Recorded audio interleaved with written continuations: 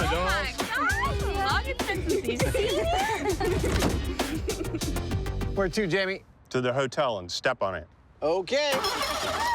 Jamie says step on it. I say time to break out the drifting moves. Because apparently drifting is not just slicker, it's quicker.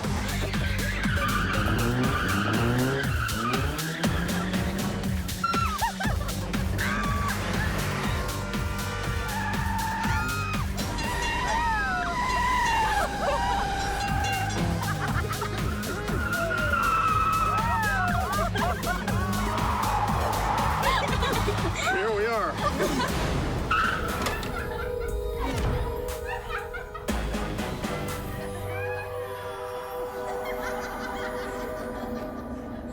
That was quick, but sloppy. You could use some lessons. Okay. Hold on, I'm coming.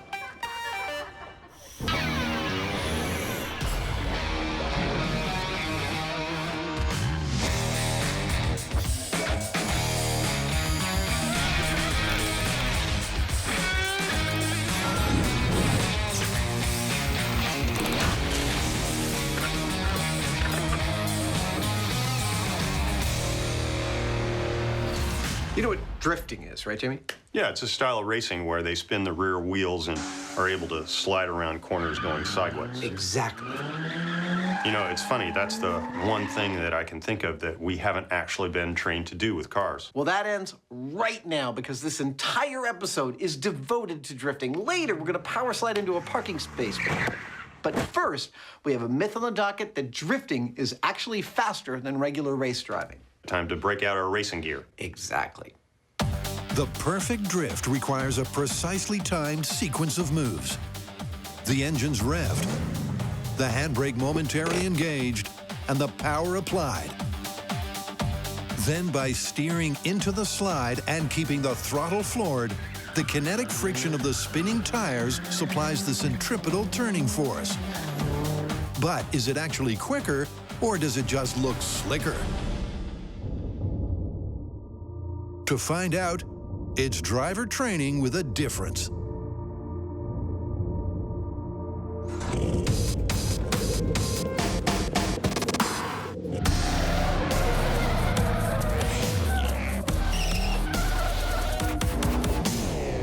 Our drifting instructor today is professional driver Conrad Gruenwald. He's been racing for 15 years, the last 10 of them in the Formula Drift series.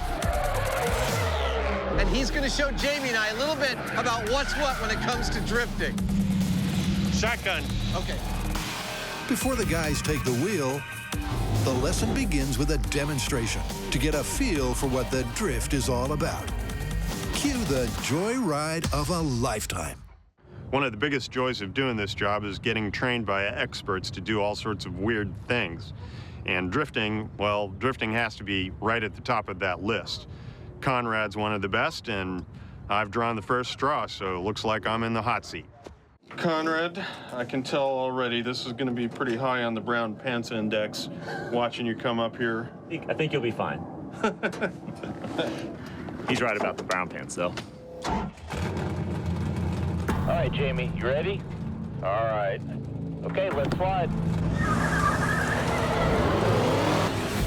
Uh-oh. Here we go.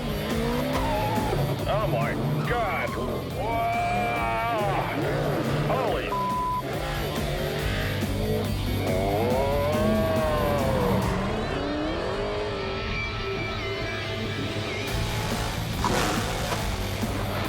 Yeah, baby.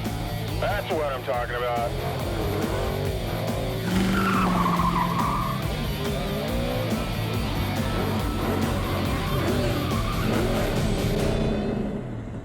That's a little taste of a drift car. What do you think? That's insane. But I do think I need some earplugs or something. What? With Jamie suitably impressed and 4 tires already totaled, it's Adam's turn to calibrate the brown pants index. All right, Adam, do the best you can to pay attention to how I move the steering wheel and what I'm doing with the gas pedal. All the movements are going to be quick but subtle, all right? All right.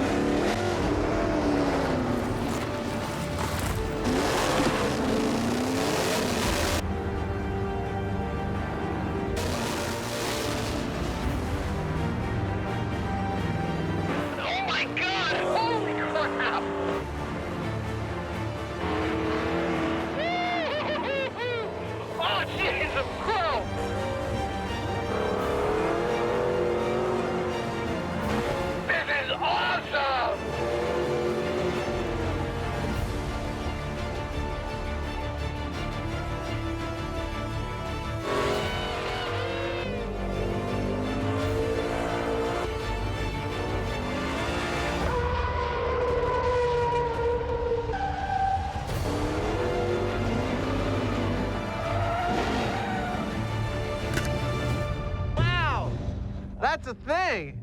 I have to admit, I didn't pay attention to anything you said to pay attention to. I was just sort of along for the ride. That was crazy. All of my driving training is about not allowing to happen what this is all about. About keeping your car from losing its tension with the road. This is about maintaining that. I absolutely can't wait to get behind the wheel. With the demo done and dusted, first up for actual hands-on instruction is the Heineman.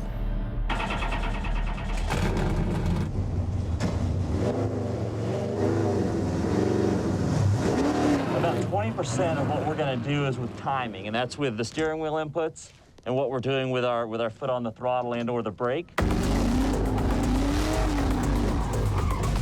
Oh, too much. The other 80% of what we're doing is really your eyesight. Steady. Way too much throttle, way too much. All right. Keep your eyes focused where you want the car to end up, not necessarily where you're going. Even with intensive tuition, Clutch, handbrake, and turn the wheel. it's an incredibly tricky technique to master. Ah, darn. Jamie's attempting to simultaneously lose traction but maintain momentum I lost it. Let's give it another try. through a full 90-degree turn. Brake, brake, brake, brake, brake. Spinning out and losing control is not ideal. A little more practice. This is intense. I think I'm starting to get the hang of it. Really? Because it doesn't look like it from over here. It looks like one of the most difficult things we've ever had to learn how to do. It's right up there. It's it kind of gets you going. It's a lot of fun. All right, keep going. But our drifting debutante eventually dials it in. And here's how. Okay, hard on the gas, that's it. But what is the technique? Stick with it. Nice, good. Basically, as you approach a turn, you drop the clutch and floor the throttle so you rev up the engine. Yeah. Nice work, Jamie. That was a really nice turn. Then when you release the clutch, there's a huge surge in power, which makes the wheel spin so fast you lose traction and the back end swings out. Hard on the gas, go. That, believe it or not, is the easy part. The hard part is holding the drift rather than wiping out. Nice job, man, nice job. That's what I'm talking about. And that needs a delicate combination of throttle, steering, and a bit of a handbrake. And what can I say? It takes practice. Back to Earth. I was in outer space. So obviously we've been working on this story for a while. We've had a lot of time to think about drifting from an intellectual standpoint, from the physics of it. But in a few minutes, I'm about to get behind the wheel and try to understand the physicality of it. And that switch off from the intellectual to the physical, it's one of my favorite things in the whole world. It's one of the best single parts of this job. I'm very excited right now. With Jamie looking like a pro, it's finally time for Adam to take a turn behind the wheel. Or is it? Well, things have changed. It has started to rain, and the rain is going to cause us a real problem. The thing is that if Conrad's car is able to do what you just saw it do on dry pavement, on wet pavement, where we've lost about 50% of our traction, that 900 horsepower behaves more like 2,000 horsepower, and it's going to be hard to control it. But that doesn't mean we're totally done drifting. No, no, no. The plan all along was for Conrad to give Jamie and I lessons in drifting in his car, and then to help us transfer that knowledge to a car we can do more myth-bustery things. We've always planned to bring our own car in, and now it's just time to bring it up a little bit earlier. All right. Oh, that was inauspicious.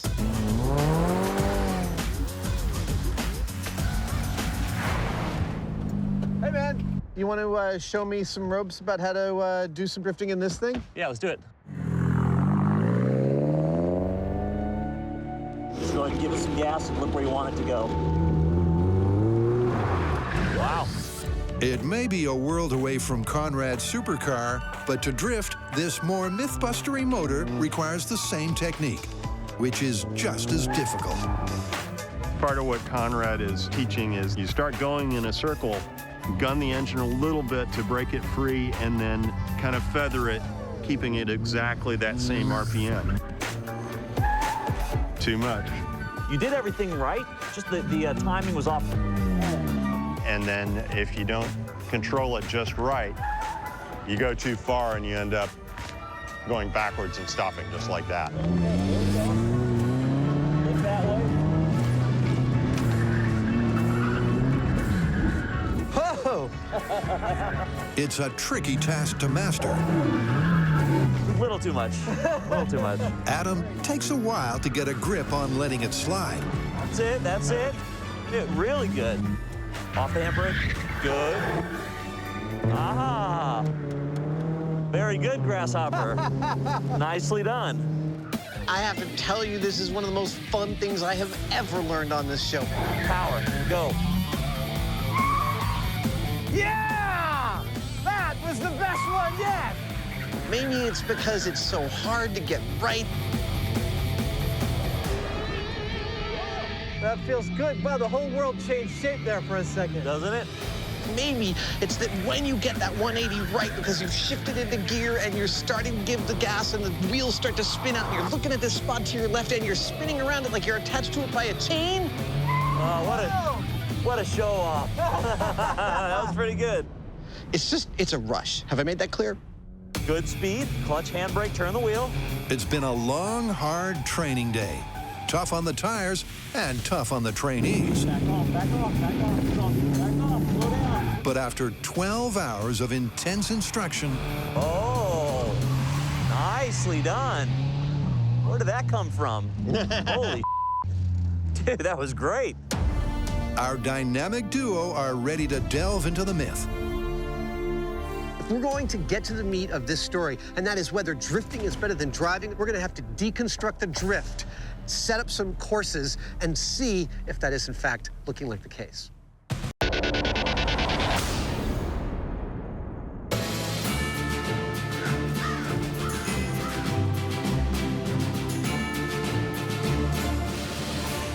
Welcome to the dry part of our episode. Now, Jamie and I have gotten educated in the rudiments of drifting. Yeah, nice work, Jamie. But now it's time to bump that up a level and do some actual testing. So we have abandoned the runways of Alameda, California, and come to California's Central Valley to this beautiful dry runway. That's it. This is a former NASA testing station. But for right now, let's just call this Adam and Jamie's MythBusters drift testing facility. How does that sound? Over the years, we've ended up using runways quite a bit, and I gotta say I really like it when we do, because it's nice to get out of the city once in a while into the wide open spaces. Mostly, we use the one in Alameda because it's close and it's got a great view of the city across the bay. We've done more stories there than I can count. But other times we use Tracy. We've done things like dodging bullets there. We've gone up to Merced, where we've flown a plane off a conveyor belt. This one here is at Crow's Landing, and it's new for us. I think it's going to work out really well for us. It's got a really nice surface. Check it out. The view's great. Time to try some more tires. In pursuit of the myth that drifting is the fastest technique for taking a corner, the guys set up for a time trial.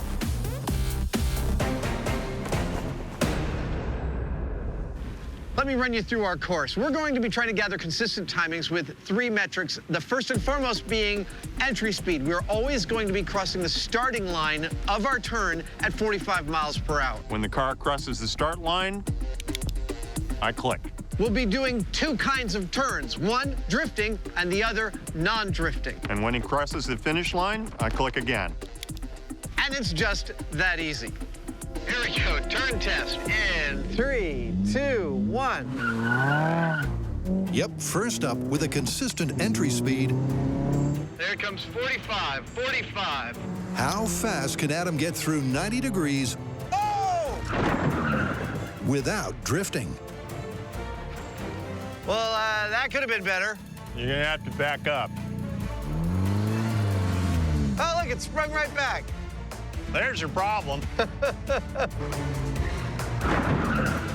that was not my best turn, but I got to dial into this. This is the first time I've driven this thing. It's going to take me a few tries just to get the comfort and feel. 45.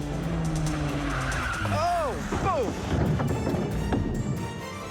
Well, there goes our car. I'm actually a little surprised. I thought Adam would ease into it until he got the right feel for that corner, but it seems like he's not. Here I come. It's an inauspicious start, Pulling to the outside. but from there on in, Yeah! Adam dials it in and nails the corner What was that? 4 seconds. in a consistent time. 4 seconds.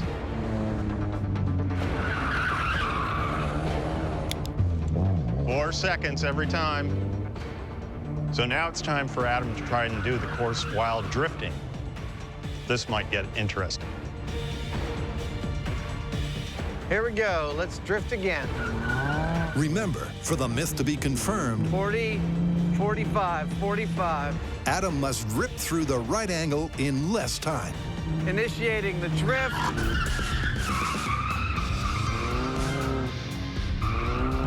Yeah! That was cool! But a PDQ power slide, it ain't.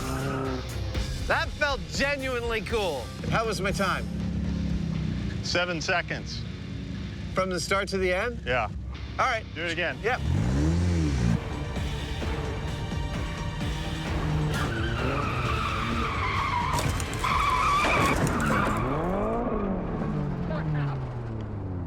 There is a lot going on in order to drift through this 90-degree turn.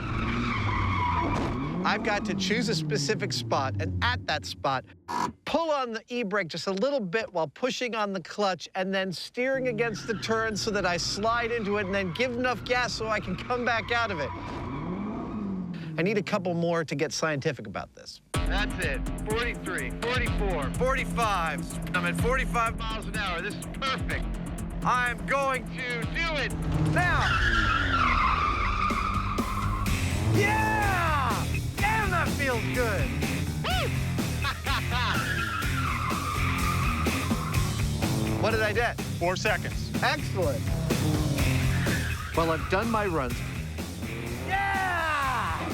Woo! And while I had some mishaps here and there, I did get 2 really nice fast times, one in drifting, one without, and they were identical. So while I know it's too early to call, the fact already seems that even though it looks cooler, it might not be looking good for drifting as a myth. So far, not so good. But the Heineman's up next. Can he beat his control time 4 seconds. Nicely done. when he tackles the turn with a perfectly timed drift? Go. He starts to turn there at the stanchion, and boom! Well, that didn't go as planned.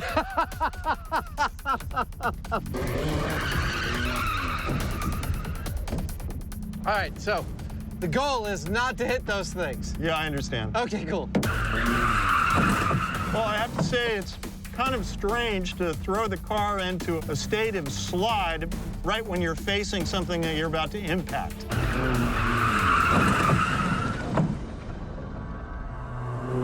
It is something that you sort of naturally don't want to do. Yeah, that's bad right there. That's bad. We have a special technique for that. It's called tape. Yeah. It's all happening so fast, it's hard to say, like, okay, turn exactly now. Frankly, I think I would take a lot of practice before I could get through this at a maximum speed.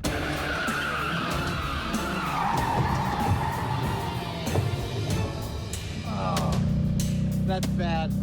The right-hand suspension arm is totally bent, like an inverted V, where the other one's totally straight. Well, maybe that's why I can't make it through those curves. Wait a minute. I think you're confusing causality and result. Didn't you hit the thing right there? Oh, no, that couldn't have been me. Couldn't have been, has to be you.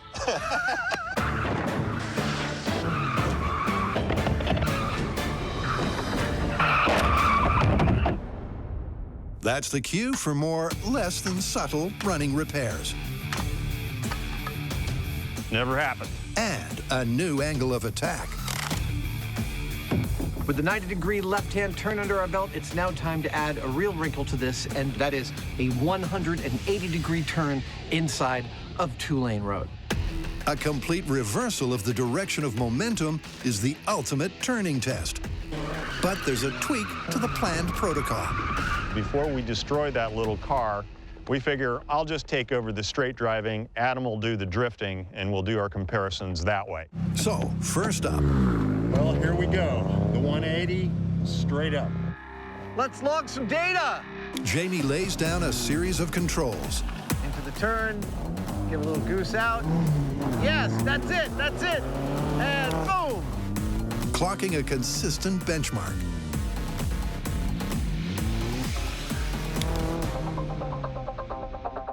Eight seconds, like clockwork. Literally, like clockwork. Well, Jamie's done his straight runs on the 180-degree turn. I'm about to try and drift the same thing. All right, here I come, drifting 180. I'm looking for one really good one. That's what I want.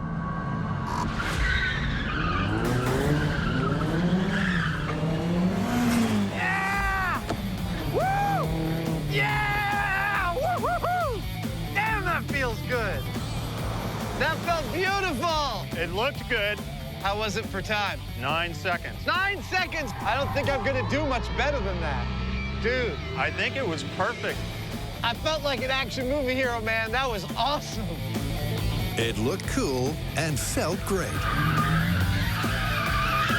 But cold, hard data doesn't lie. It appears that drifting is not faster.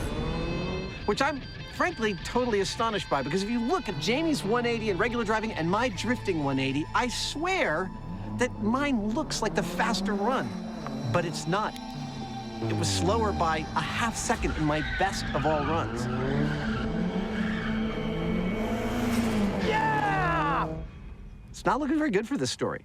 So we've run ourselves through a couple of very sharp turns, which would be about as sharp as you would ever run across in an urban environment, which is exactly where we're going next.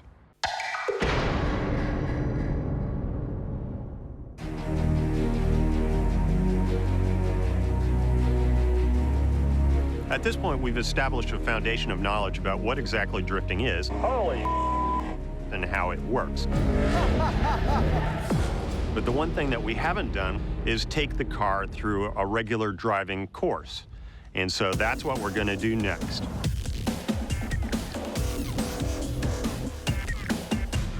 All right, let's go. Now we want to put all of our experience into a full and complete test. This is our starting line. A sort of an urban driving environment full of twists and turns, both hard and soft, easy and difficult, I love this game. and put drifting to the test against regular driving.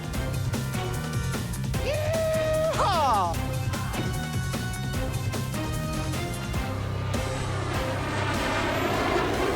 We're filming out on this runway, and we keep getting flybys from this guy here. It's kind of loud. Hello! I'm not even sure what that is. Is it like a MiG or something? Looks like it's fun to fly. This is our course that we feel provides a really good balance of twists and turns and both standard and exciting driving maneuvers to make this test fun, but also experimentally valid. Now there's nothing to do but to drive. Jamie's up first. I don't know how to make that work.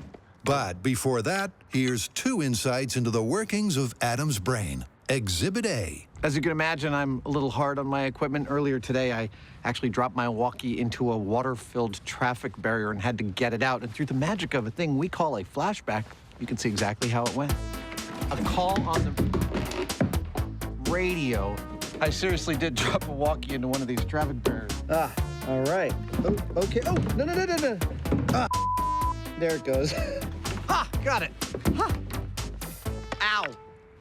Luckily, when it's your show, no one yells at you. They'll yell at someone else.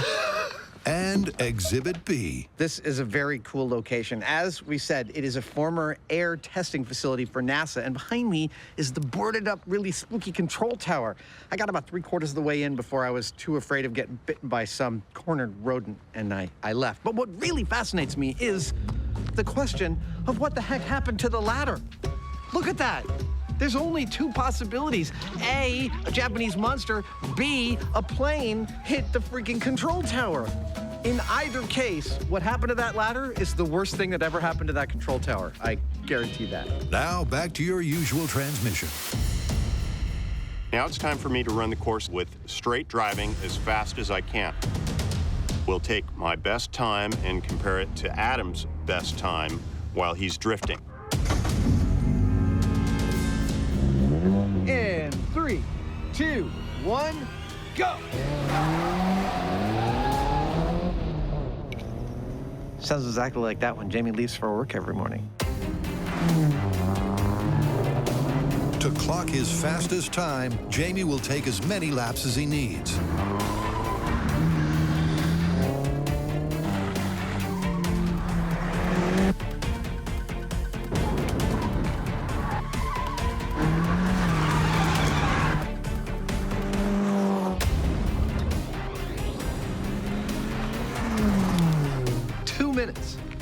Go!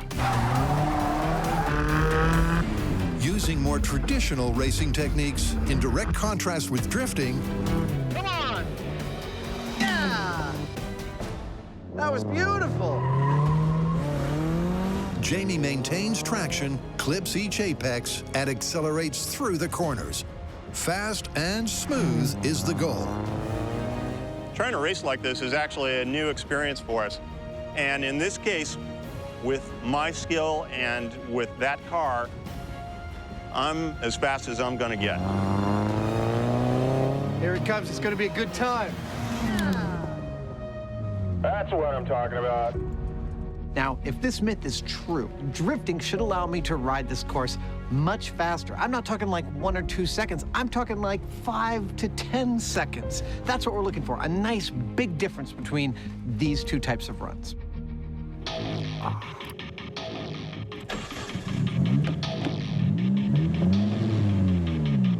3, 2, 1, go. Unlike Jamie, Adam is all about the drift. As he hits each corner, he flicks out his rear end and powers through the slide. Or not. He did a 360. That's not good. Not unless you want to do a 360. See, that's the thing. You start to slide, you lose traction.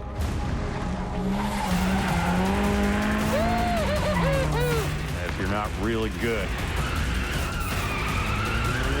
you lose control. Crap!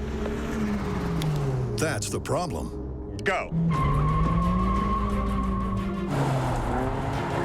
Despite dialing in the drifting,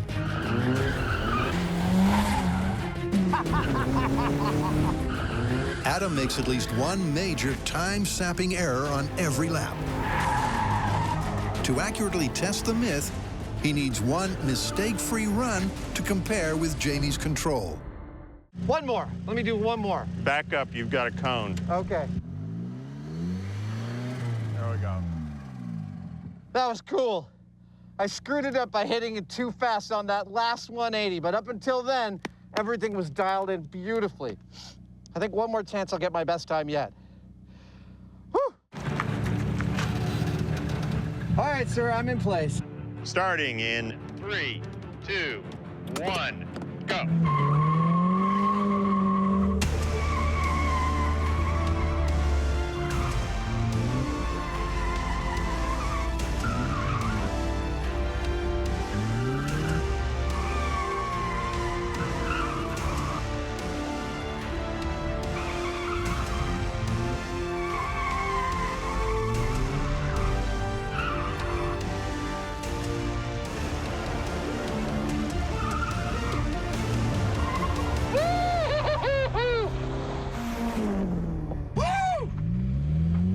bet that was good.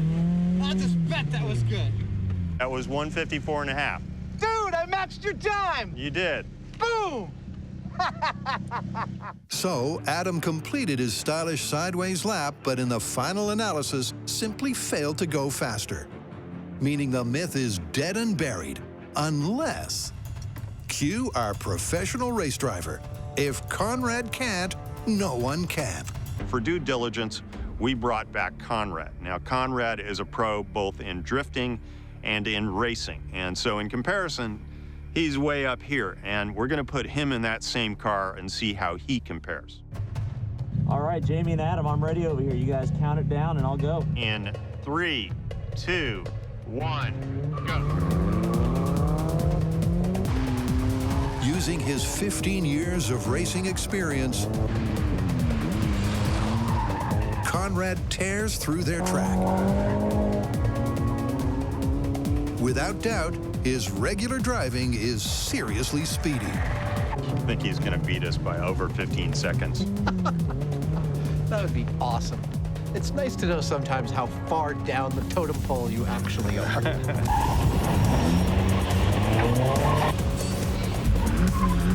As he comes home in 1:47.2. Over 7 seconds faster than Jamie. The question is, can he trim more time off when drifting?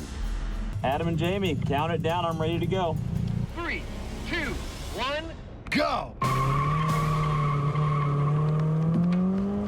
That sound just makes me so happy.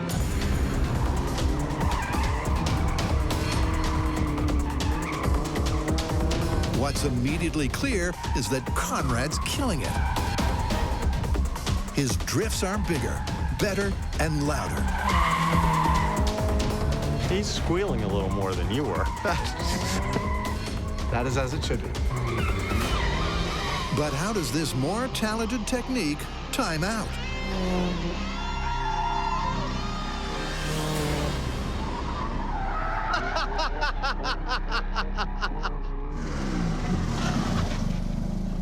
How do we do? 2 minutes flat. So you think that's about as fast a drifting run as you could do? I think that's about it. I don't know if I can push any harder than that. That was a pretty sideways run. Dude, that's the result. That's beautiful. Yeah. Thanks, All right, Conrad. thanks, guys. Appreciate it. Thanks. Conrad couldn't have completed a classier lap than that. And he was 6 seconds slower than the straight driving control. It's a conclusive result. But there's an anomaly. Right about now, you're probably wondering why my best drifting time was actually faster than Conrad's. And simply put, it's because Conrad is a better drifter. He spent more of his time with his tail end swinging out, moving sideways into the turns the way you're supposed to when you're properly drifting. And strangely, that meant that I went faster. All right, it's time to call it. Where do we stand on the myth that drifting provides a significant speed advantage over race driving? Well, it didn't look good in the beginning, and it doesn't look good now. I'd say it's busted. I think it's handily, cleanly, in every way busted. Like our car. How much further we gotta go? Just up till there. Till the commercial break. Yes, there we go. Oh, here comes the commercial break.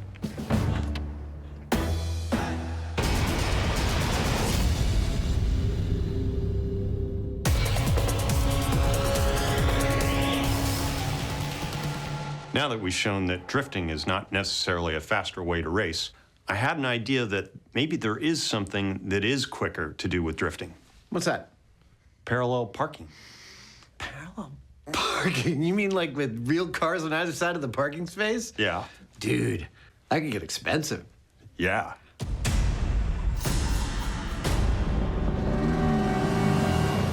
Now, no clear investigation of the slipping and sliding and racing and speeding would be replete without an investigation of parallel parking. The bane of everybody's driver's test. You gotta pull up alongside the car and turn the wheel according to some formula your mom told you. No, no, no. The action movie hero has a totally different way of parallel parking. They drive at speed towards the parking space, slam on the brakes, and power slide perfectly right into the space they want. Now, Jamie has been practicing out on the open tarmac. That was really cool. and he feels like he's got it dialed in? Yeah. Yeah! There we go. So we've got a little parking space right here, and he's gonna put his practice to the test and see if it works. All right. Here we go. So I don't know how this is supposed to be done, but what I'm doing is getting up to the right speed, throwing the wheel over, pulling the handbrake. Oh, so close! Breaking free of the rear wheels with that handbrake, That was better. but then stopping with the foot brake at exactly the right time. Oh, there's no room for error on this thing. Rush hour. You want this space before anyone else steals it. It's gonna be yours. You're gonna take it. You're gonna own it. Own it. Here it comes.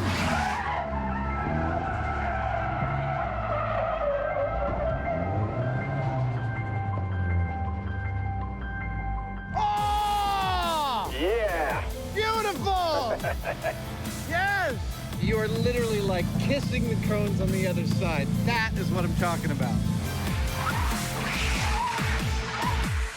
I'd say the evidence is pretty clear that this car was not parked in a normal fashion. You can tell by the linear black marks on the pavement that the driver must have brought this in at speed and hit the rear brakes, swinging the rear end of the car exactly into position against the curb, if you catch my drift. That's a great start, and it's seemingly as simple as the movies would suggest. But at 90 degrees, they're only halfway there. Here we go. 3, 2, 1. And he's off. Hollywood would have us believe the full 180 is just as easy.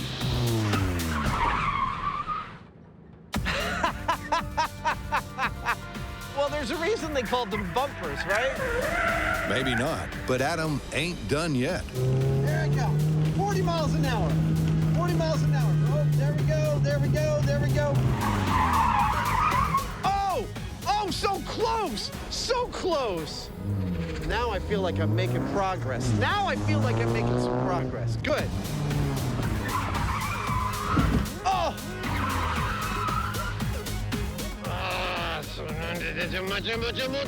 Come on! How do we make this work?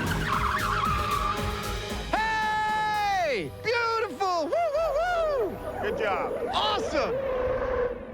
Give me some. Awesome! Woo!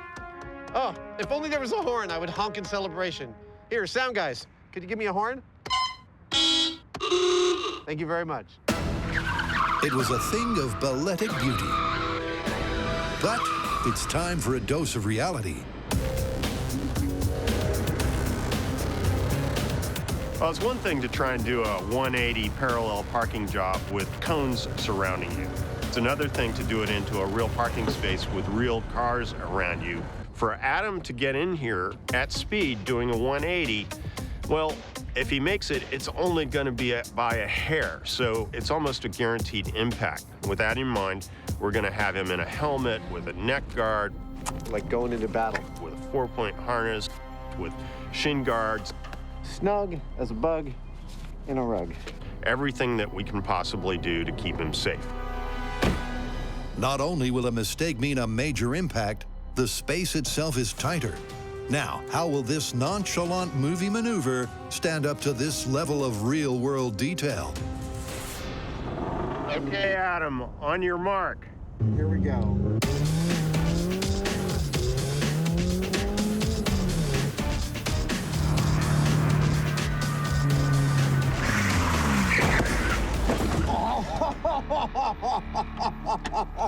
I'm fine. So close. Rats.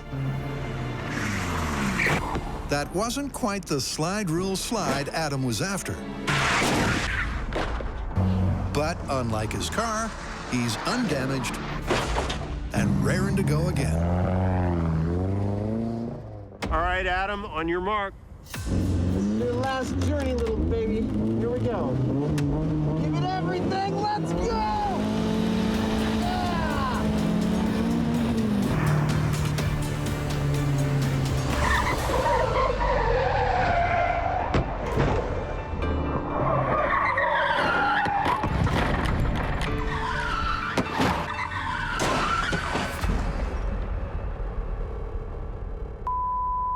I kept seeing the cars, and I was not steering towards them as like a natural survival mechanism. Because really, you don't want to steer into cars. So I thought on this run, I just got to ignore the cars. Ignore that the cars are there. And I totally succeeded at that part. Well, that's a good thing. You got a little more of the car in the slot. I'd say you're up to about 50%. I can't park this car, dude. Yeah, it's tight. I don't blame you. This movie-inspired parking procedure was purportedly a pushover. In fact, it's more like an accident waiting to happen.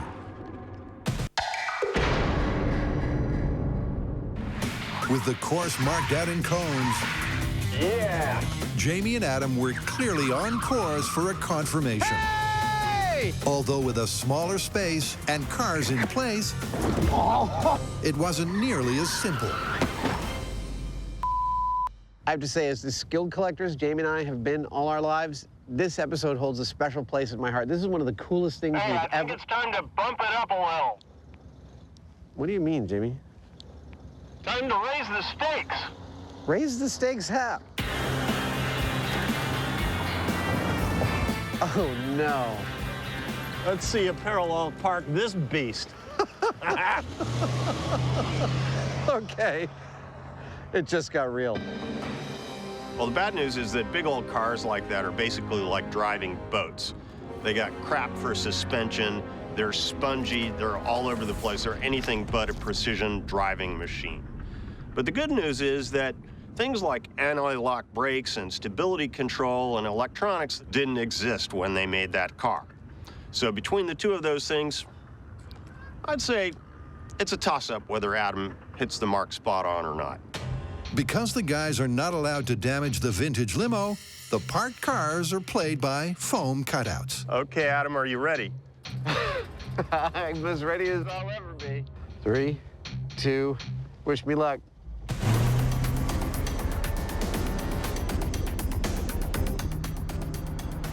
Oh, he's going too fast.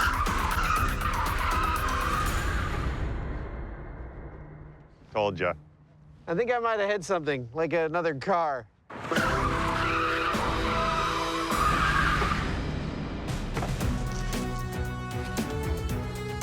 Good as new. Time for take 2.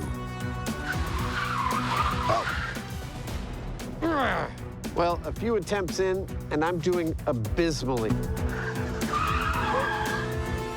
That was me trying to remember everything and forgetting everything simultaneously. It's just terrible what I'm doing. I'm not 180ing at all. Ah, what a piece of that was. I just hope the limo lasts long enough for me to get this right. Too fast.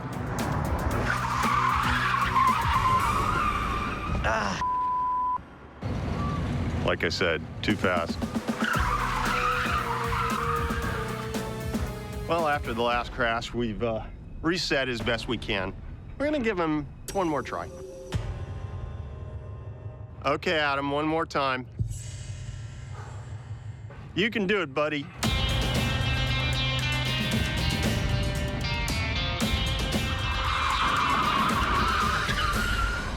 That was terrible. That was terrible.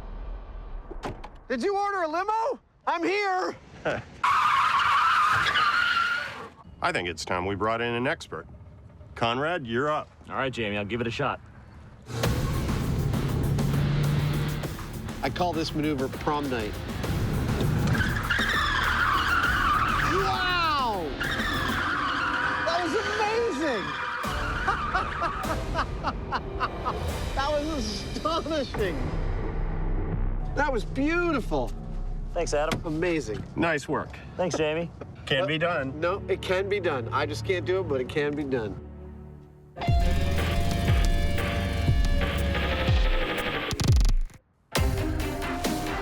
And so concludes the MythBusters crash course in street racing.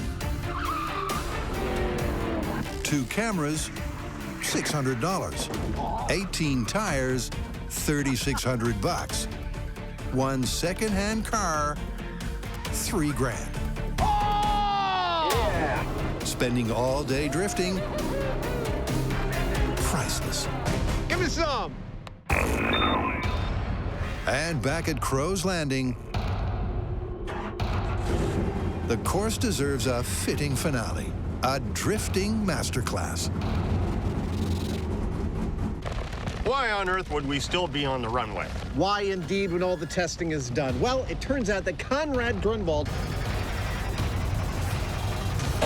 liked the testing course that we built so much, he's going to pay us the high compliment of drifting through our testing course in his own race car. For your viewing pleasure, ladies and gentlemen, Conrad Gruenwald.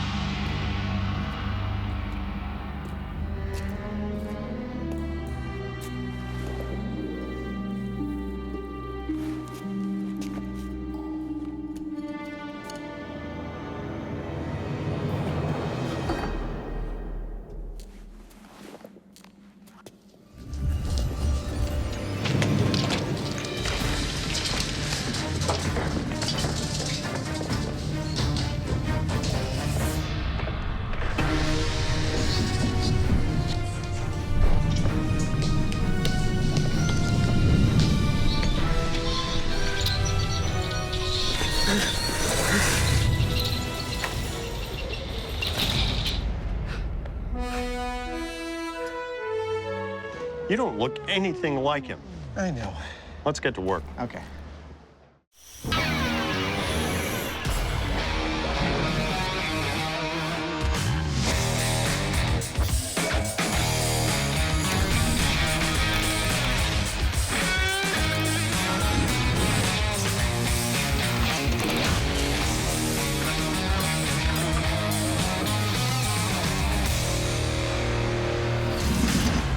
Why are you dressed like my old archaeology professor? No, I'm dressed as Indiana Jones. That's him, Dr. Jones from Indiana. Anyway, what's the story? Okay, the story is there's also a movie called Raiders of the Lost Ark starring a guy named Indiana Jones, and we're going to tackle some myths from that movie. First and foremost, his famous sidearm, the whip. We're going to look at some of the science of Indy's whip and some of the remarkable things he does with it. But the opening sequence of Raiders is where we're beginning. Indy is escaping from a South American temple that is attempting to kill him with all manner of booby traps, including our first test, a floor filled with pressure pads that shoots poison darts at Indy. Well, sounds like fun. Let's get into it. Okay. In the exhilarating opening scene from the iconic 80s adventure story, there's a question to be answered. By simply running for it, would Indy really have escaped unharmed? And as a massive fan of the franchise, Adam's in his element.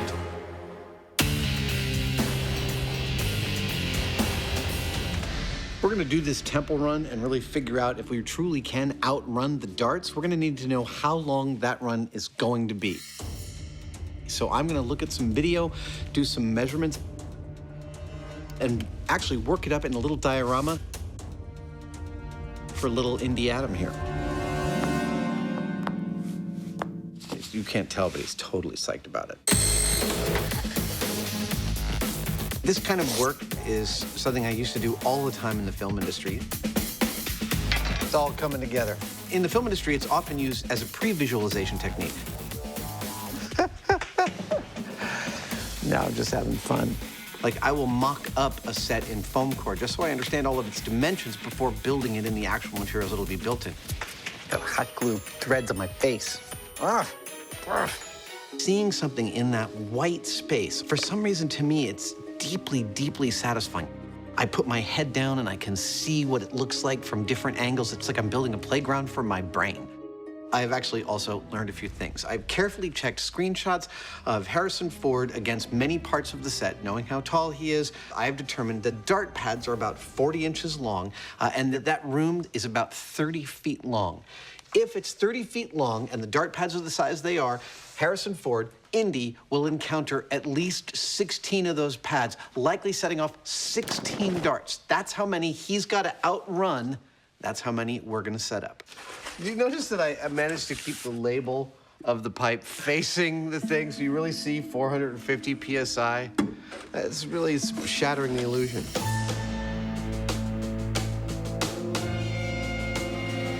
In the temple run, Indy gets shot at by Mayan poison darts, but because these are potentially lethal, I'm going to do the same thing using paintballs.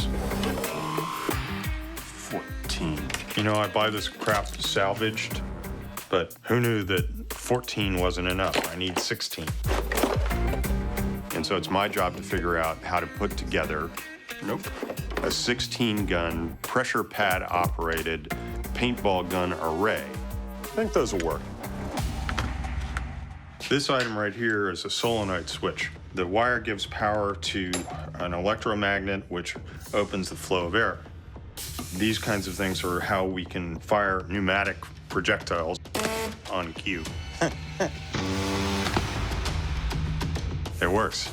I love it when I've got all the parts I need to put together something like this. The sequence is going to go like a barrel connected to a pipe nipple, a solenoid, and that will screw into one big long tube, and that'll be our air feed. And so it's just going to be like a little assembly line of, barrel, barrel, barrel, barrel, and out comes the paintball and shoots us. With the first of the 16 air-powered guns attached to its solenoid trigger, Sounds kind of like a seal. Adam arrives to up the pressure. Dude, they arrived. Oh, cool. That is our pressure pad switch activation. Well, let's check it out. Point it that way. Pointing? Yeah. 3, 2, 1. Oh! That couldn't have worked any better. Inside this pad is an electrical switch such that when you step on it, it completes a circuit like so. Now that opens the flow of air, and out comes the paintball, and we get shot when we step on the pad. That is beautiful. There we go. Awesome. That's how each gun will be triggered. The next step is to combine them into a single coordinated air-powered system. This white tube is the air supply for our paintball gauntlet, which we'll be installing in the temple. Now, each one of these guns will be wired to its own pressure pad. 3, 2. Whoa! Beautiful. Which, as we run along, will be setting off these guns one after the other while we possibly are screaming in pain. That is going to hurt. Well, let's pack it up, put it on the truck, and take it out to the location. Okay. before they pack up their Temple Run gun, while the team gets busy prefabricating a fake man temple, Adam and Jamie get cracking on another iconic Indian quarry. Well, good luck there, buddy. So whips. Exactly. Indy's whip is like almost mythological. He does all sorts of incredible stuff, including one I think we should test, when he disarms an opponent with a gun using only the whip. So would the whip be accurate enough, and would it hit the hand hard enough to knock the gun out of it or something? Exactly. And I think the other thing we should look at is the opening sequence when he loops the whip around a log and swings across a chasm. Is that really possible? Yeah, I wonder whether the whip would actually have enough grip. And then if it did, how are you going to get it off? I think we need to deeply look into the science of whips. Whoosh. If we're going to put whips through their paces in this episode, we're going to need, wait a minute, whips. Whip making is something I taught myself about 17 years ago. I built the whip I'd always wanted from Raiders of the Lost Ark, and to start this episode, I'm going to build the first whip. This is kangaroo hide. Don't let anyone tell you any different. This is the strongest leather in the world. Whip making is an art for which Adam clearly has a passion. Now, astonishingly, this right here is everything required to make a 8-foot leather bullwhip. Animal fat. But before I start, I actually need to prep the laces. I need to treat them with a leather dressing that softens them and allows me to stretch them to bring them out to their natural state. Then I'm going to braid them. I'm going to do a 4-plate braid, that is using 4 laces, and this will comprise the inner and smallest core of the whip. This will be the center. Now you're starting to see where this is going. That is called the belly. The first belly, the interior belly of the whip. I'm going to cover this belly with a bolster, which is effectively a long triangle of leather. That bolster will then get another belly laid over it, because the Indiana Jones whips are what are called 2-belly whips. The braided core and leather bolster is doubled up to form the second belly. And in the middle of this meticulous process, Adam couldn't be happier. In case you haven't guessed already, I loves me the bullwhips. I started out inspired by Raiders. I'm done with the second belly, and I quickly learned that I love 2 distinct things about the practice. These will be the 12 laces that make the actual outer coating of the whip. One was that I love the practice itself, the craft of whip making. The meticulous, repetitive stretching, checking, cutting, lacing. It is deeply meditative. Hold on, I gotta drink my own urine. I'm kidding, I wasn't drinking my own urine. I was drinking someone else's. The second thing I love about it is the form and function coming together magnificently. I mean, you've got this beautiful form of a smooth leather object that is tapered from one end to the other. Dude, it's looking so good. And then that tapering turns out not just to be lovely and compelling, but in fact crucial for delivering the energy from your hand out to the tip of the whip with the maximum amount of strength. That is really cool. I am really pleased with how this is looking. For the finishing touches, Adam decorates the handle, and then to make the whip actually crack, attaches 2 thin strips called the fall and the cracker. But will all that work pay off with a working whip? All right. Whew, this is very exciting. Oh, it sounds good. Yeah!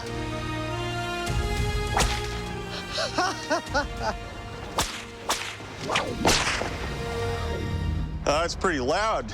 Can you hit anything with it? You know, I've never actually tried. Why don't I set something up? Let's do it. Indiana Jones nonchalantly and surgically disarmed his armed foe. Come on. Adam, however, can't seem to take out a few cans. Not exactly precision shooting. Until he gets real close and the laws of probability weigh in.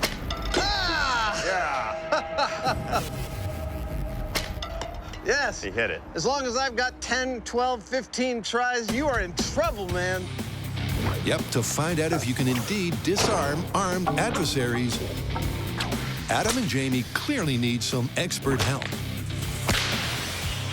And a spectacular change of scene to set up for some Temple Run fun. Totally gonna get shot.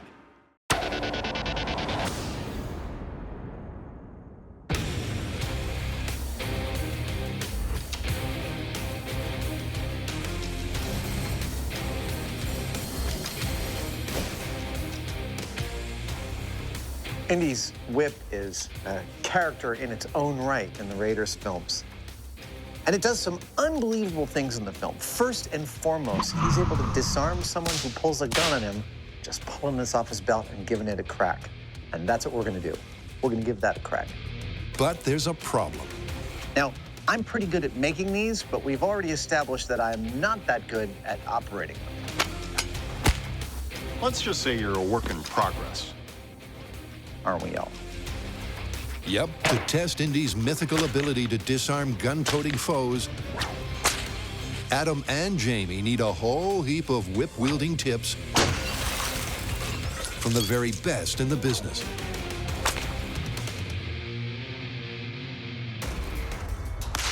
The science of the whip is the acceleration of kinetic energy. All energy added to the whip is multiplied.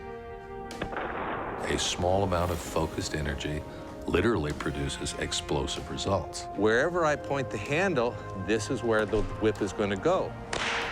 So I'm literally aiming with my whole body instead of this kind of, I sure hope this works. That's pretty much the school I'm in. Weight on the back foot, weight on the front foot.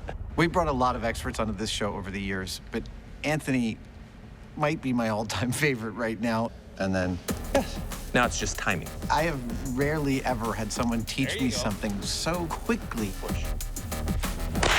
And I got results I really didn't think were gonna happen within such a short period of time. Open your hand, straighten your arm, close your hand. Hey, Perfect. that totally worked. This is awesome. This is a far more precise tool than I thought it was. Bend. We've gotten a lot of the basics of whip handling from Anthony, Excellent. but now it's time to see if we can't use the whip to grab a gun out of somebody's hand. But it's important to note that we never actually see how Indy disarms the bad guy.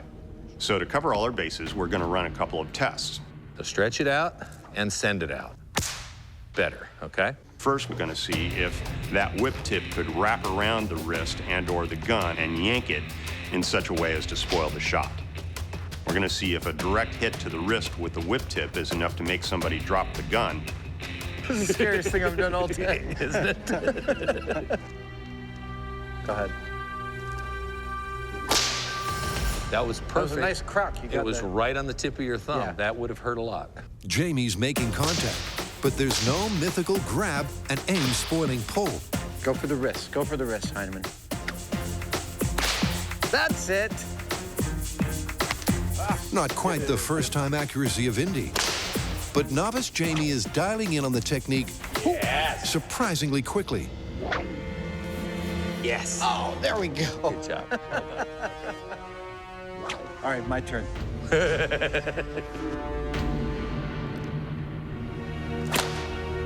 Did I get you? Yeah. Adam missed his target a couple of times and connected with me instead. But he was actually able to wrap the tip of the whip around my hand to where he would be interfering with my aiming of that gun. Yeah. And that was actually pretty effective. The grab and tug is clearly plausible. But what about the second option? The hit to the hand. Would that force you to drop the gun? Well, Jamie, with the short straw drawn, adds extra protection and prepares to face the whip-cracking might of the Whipmaster. Ow.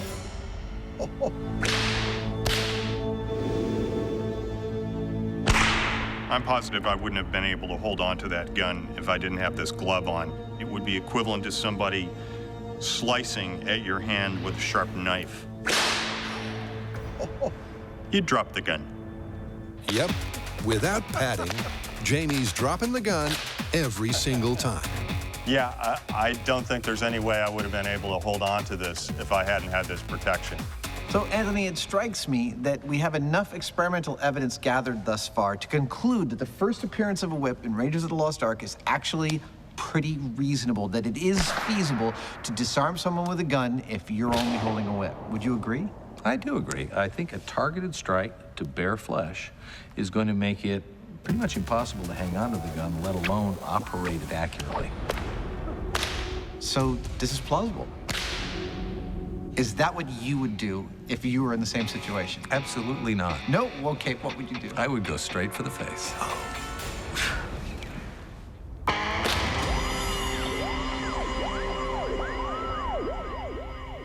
With the gun whip myth all tied up, it's time to set the scene for the temple run. Not many people realize, but the Mayans built their temples just like this. Yeah. And Adam's having a whole heap of fun. Look, I know that some of the lengths we're going to seem a little bit over the top. Now, I'm thinking right about this level. Yeah, upper torso. Yeah. We could have just set up 16 paintball guns on like a wooden rack in about an hour and a half. But honestly, we couldn't. We're special effects guys. This is what we did for a living for decades. Looks pretty good. I know it looks like crap, but it's fun. It would offend our sensibilities not to make it look period and timely to the actual film we're replicating. Of course, any decent temple's got its share of deities and gods, so we've got ours. It would offend my sensibilities. Frankly, I think Jamie thinks this whole experiment is an excuse for me to dress up, which it might be. While Adam completes the scene setting,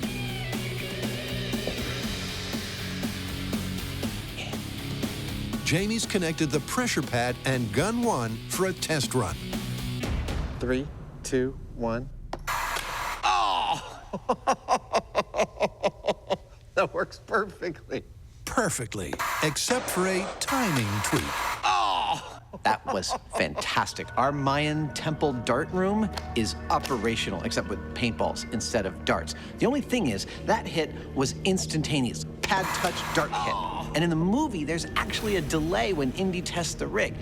My question is, how much of a time delay is there between the time that torch pushes the pad and the time the dart hits the torch? That's 1 second. That's gonna be our delay.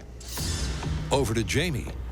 It's tricky, but by inserting a timer between the pressure pad trigger and the air-powered paintball gun, he can delay the firing by the required 1 second. And with the guns not loaded, he steps up to test the timing.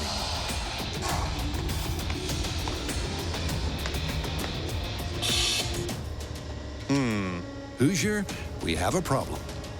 That's, not quite what we had in mind. If you wondered exactly how Adam and Jamie got the ball rolling on this Indiana Jones junket, wonder no more. Believe it or not, this is actually going to be our spherical temple run stone. Jamie's gonna love this. Rise! Rise! This is just as much fun as I was hoping it would be. This inflatable sphere will form the basis of their boulder. I don't think I'm getting ahead of it. I'm gonna pass out. And so far, it rocks.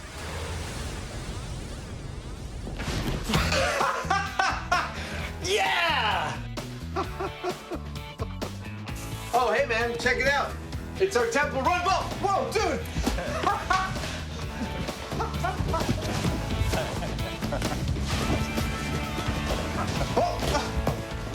You all right? I could seriously mess with you in this. You sure about that? Dude, does this make a perfect temple run sphere or what? Yeah, this is great. All right, now, how do I get out? This is perfect. It's our temple run ball. But it doesn't look like anything anyone in a movie would be frightened of. so we're gonna have to scenic this puppy up. That's sort of mimicking my birth. And luckily enough, Jamie and I did that for decades before we had this job. So we've got our big clear plastic ball, but to make it look like a boulder, we had the idea that we'll take this 2-part foam and mix it together and slather it all over the surface. If we do it kind of sloppy, but in the right way, it might just look like a big stone thing, which is what we want. So here we go.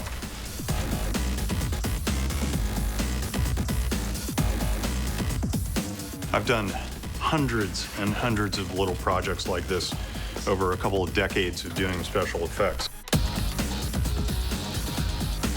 I think it's gonna work great. And it's actually kind of a joy to just get back into that world for a little bit while doing this. Pretty soon, this is gonna be solid. When I first started doing this work, it was in New York City at a model shop there, and the guy that ran the shop would see us doing our work and he'd say, "F it up. You gotta f it up so it looks natural." See these little stripes here? That's the kind of stuff that I'm looking for. And that just means, you know, I haven't thoroughly mixed it. I've kind of f it up. By cutting corners on mixing the foam, Jamie's artwork has become more authentic. And 3 hours of satisfaction later, this Rolling Stone is ready to rumble. That looks fantastic. Thank you. Wow. That looks like a piece of stone.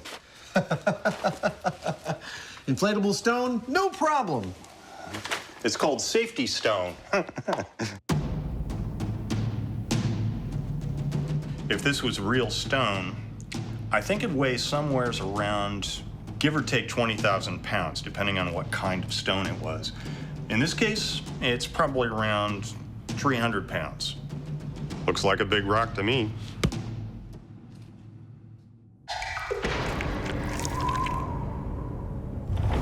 As soon as this episode got rolling, That's great. it was clear the MythBusters One. idolize all things indie.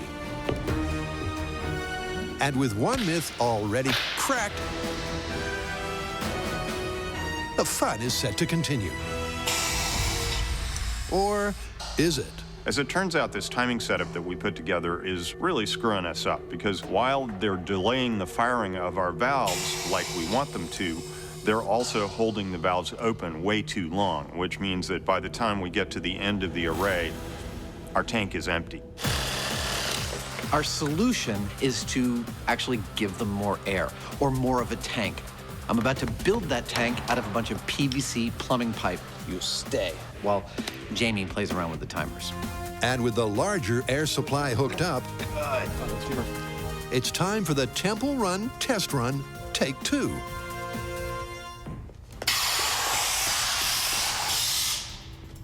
That was good. Yeah. That's exactly what we wanted. Yep. With the rig successfully firing on the big cylinder, the set dressing is complete, the gun's armed for action, 16 barrels, 16 paintballs. There we go.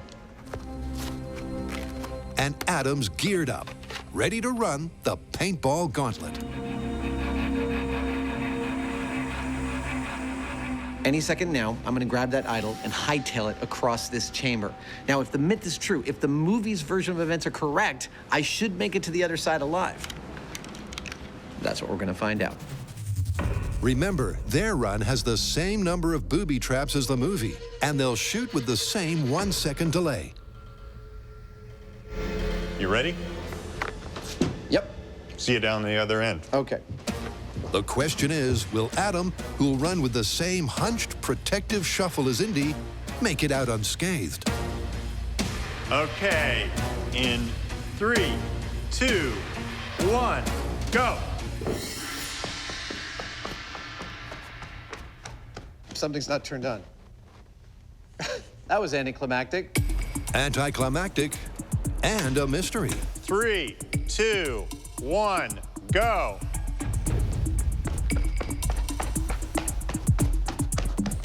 Still not working. Maybe even a Mayan mystery. Well, I think it's clear what's going on here. It's this guy. MythBusters is clearly suffering the idol's curse. The circuit's not collapsing the way it should. The curse may not be real, but ours are. This rig is kicking our butts. Hold on, I gotta take all my off if we're gonna really solve this. Some rolled sleeves and brainstorming later. We're only gonna pressurize it to like, what, 70? Yeah, I mean, we could try that. And they think they may have it sorted. We have figured out the problem. It's a simple little dumb problem. We just got a couple of leads misplaced, and we should be up and running, literally running, in a minute. A minute and a test fire later. Oh, yeah. With vigor. The curse of the crossed wires is lifted, All right. and the temple run is ready to rock. 3, 2, 1, go.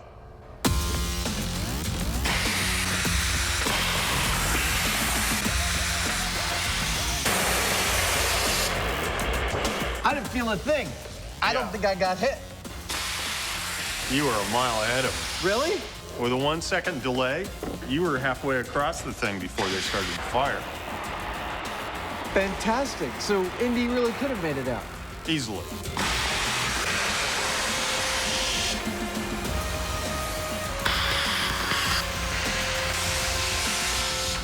We had all the parameters we needed from the setup of the temple in the film, and we applied them to our set and discovered that Indy would indeed have made it out alive with his idol, wouldn't he?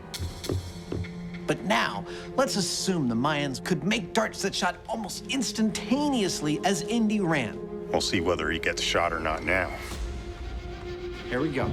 And frankly, I pretty much expect to get shot at this point. Totally gonna get shot.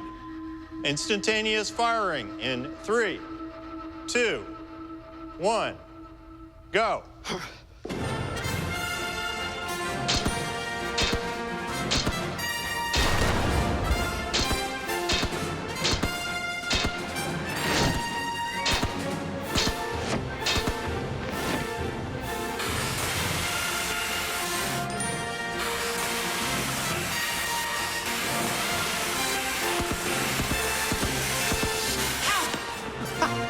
I totally got hit.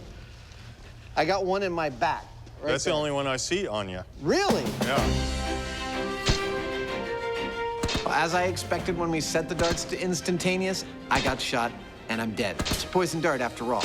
What I didn't expect is that I only got shot once. So as far as I'm concerned, if you ever find yourself looting a piece of precious Mayan gold from a temple while you're probably gonna die, I say run for your life.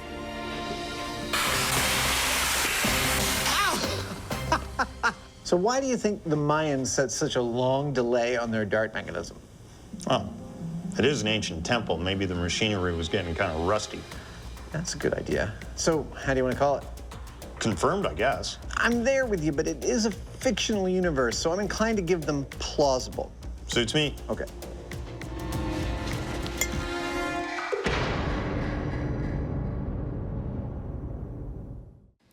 At this point, I think it's worth pausing to discuss a little bit about how whips work and why their structure is intrinsic to how they work. Now, I'm sure everybody has had the experience of being at one end of a rope and giving it a flick and watching a bump travel down the length of the rope. That bump is a wave. When you flick the rope, you are actually propagating a wave, and a whip works in exactly the same way. Give the handle a flick, and a wave travels down the length of the whip. But a rope is uniform in its thickness all the way down, and a whip is tapered, thick at the handle, thin at the end.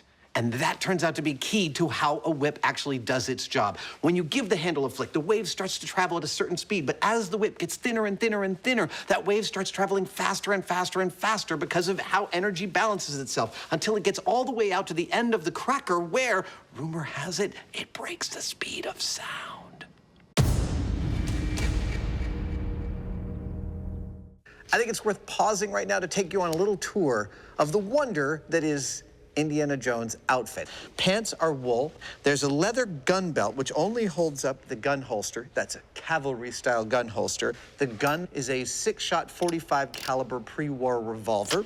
The whip, as we've already learned in this episode, is a 2-belly, 2-bolster, 12-plate overlay kangaroo hide whip between 8 and 10 feet long. Moving on up, Indy wears a satchel. That satchel is, in fact, a World War II gas mask bag. Fun little fact, this bag did not exist at the very moment in time the movie Raiders of the Lost Ark was supposed to have happened. Ha! Film. And then on top of all that goes the leather jacket. Finally, the hat, made of fine beaver felt. The maker of this hat actually makes them for the Indiana Jones films. You cannot get any more accurate than this. This is one of my regular daily wear-around hats. There you go. Happy Halloween. So all episode, we've been learning the mechanics and the operation of whips, and we've actually gotten pretty good at it. Yeah. But before we continue, we think that we'd be remiss if we didn't address the idea that a whip is supposed to break the speed of sound. Is this really true? Is there enough of the kinetic energy transfer from the handle out to the end? That's what we are about to test. All right. Using our high-speed camera and all of the stagecraft we've learned in 10 years of doing this show, we're gonna try and prove that the end of the whip breaks the speed of sound. 3, 2, 1. Because the tip of the whip is moving so fast and over such a large area, it makes it really difficult to see where and when it's making the crack.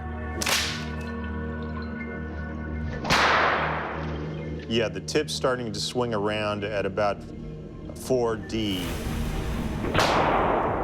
So with that in mind, we've created this background with a grid on it. Yeah, right about there, a little bit below it, so we can hopefully zoom in on it with the high-speed camera. Oh, spank, right on the same mark. But with the camera recording at the 6,000 frames per second required to measure the speed of sound, zooming in and capturing the exact moment of the crack is a very tricky task. Okay, are you ready? Yeah. Okay, here we go.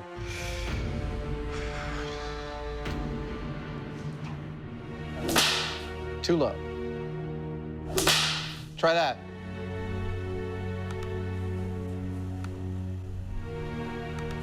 In terms of time, this is like looking for a needle in a haystack. There's a lot of increments when you're looking at 6,000 frames per second to find the exact instant that that passes through the frame. Yep, not only does Adam have to get a clean crack That was too low. and pull off the unlikely feat of hitting the exact same mark, the guys then have to find those 4 or 5 frames of action. So the signal you're watching me on right now is transmitting 29.9 something frames per second. Hello. I'm aiming at the same spot every single time. Our high-speed camera is catching almost 2 seconds of footage at 6,000 frames per second. That's gonna be too high. It is, it's a little bit of a hunt and peck.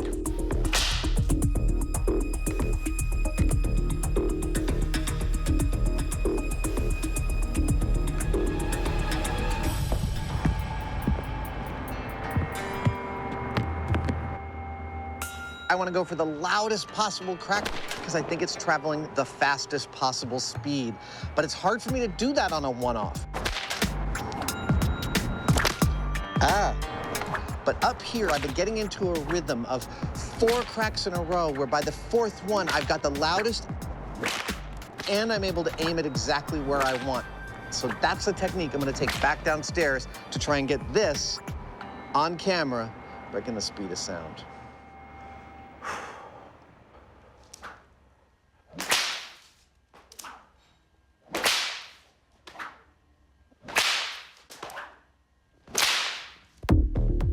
Try that.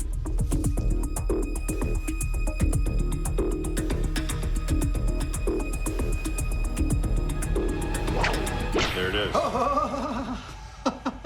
Finally, in glorious 6,000 frames per second high speed, Now, how fast is it going right here? That's 5 frames to travel 12 inches.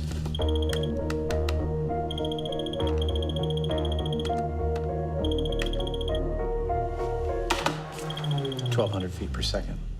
That beats the speed of sound. That is awesome! We caught the speed of sound being broken by these little fuzzies. That is so cool.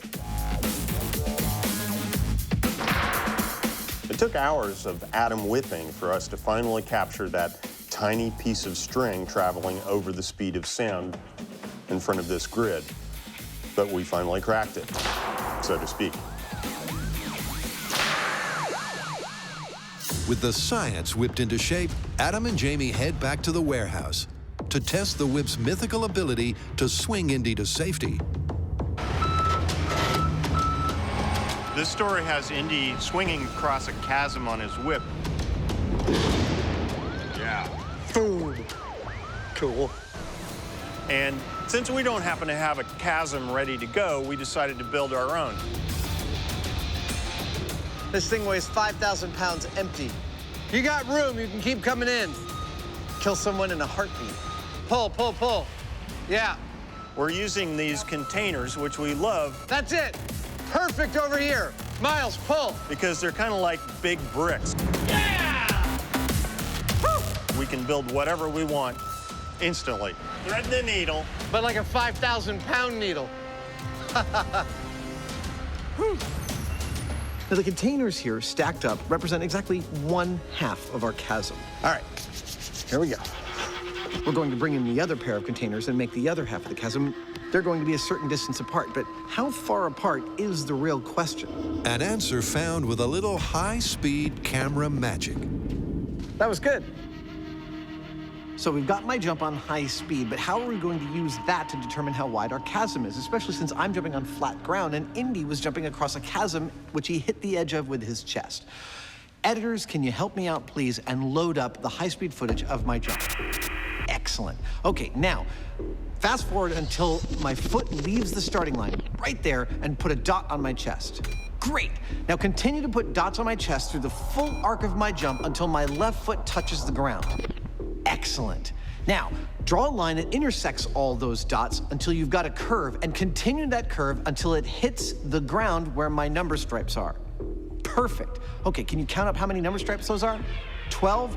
Beautiful. That is the distance of our chasm, 12 feet. With the exact distance marked off, the far side of the chasm is dropped into position. Nice! Some protective padding put in place. That's a long way to fall. The key structural component brought up. This is our branch. Some more safety measures manhandled. Indy never fought a beast like this. This is like a Doctor Who villain. Yeah, that's it! Before the movie-accurate scene is set Good luck there, buddy. I'm going to stand back here. for Adam's date with whip-swinging destiny.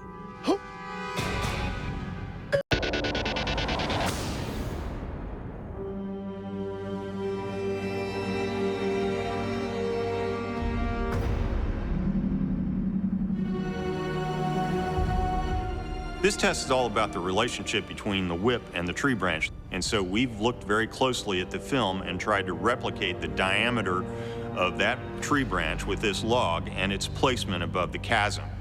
Now, the next thing that we've got to do is take our whip and throw it across the tree branch and see whether it creates a knot that's strong enough to hold a person. Here we go. Because if it ain't, I've waited my whole life for this moment. they're falling to their death. But before Adam tests the strength of the swing, Oh, hey. Okay. Wasn't bad. That was not bad. he has to actually secure the whip on the log. This test goes down in history as one of my all-time favorites. But it did not start out looking that rosy. First, just trying to wrap the whip around the log. I was not getting enough surface area, not getting enough friction. I want to feel that solid bite. the leather on the log. What I really needed was a kind of a knot. Actually, the technical term is a half hitch. Oh, that looks so promising. You had a crossover. I did. I need a second crossover. But that tested my whip-wielding skills to the absolute limit. Dude, That's not bad. I think I got a hitch. Oh, man. Well, good luck there, buddy. I'm going to stand back here. With the whip grip seemingly secure, this is it. This is terrible. Actually, I'm genuinely scared. Was Indy's mythical swing to freedom feasible or a fictional fancy?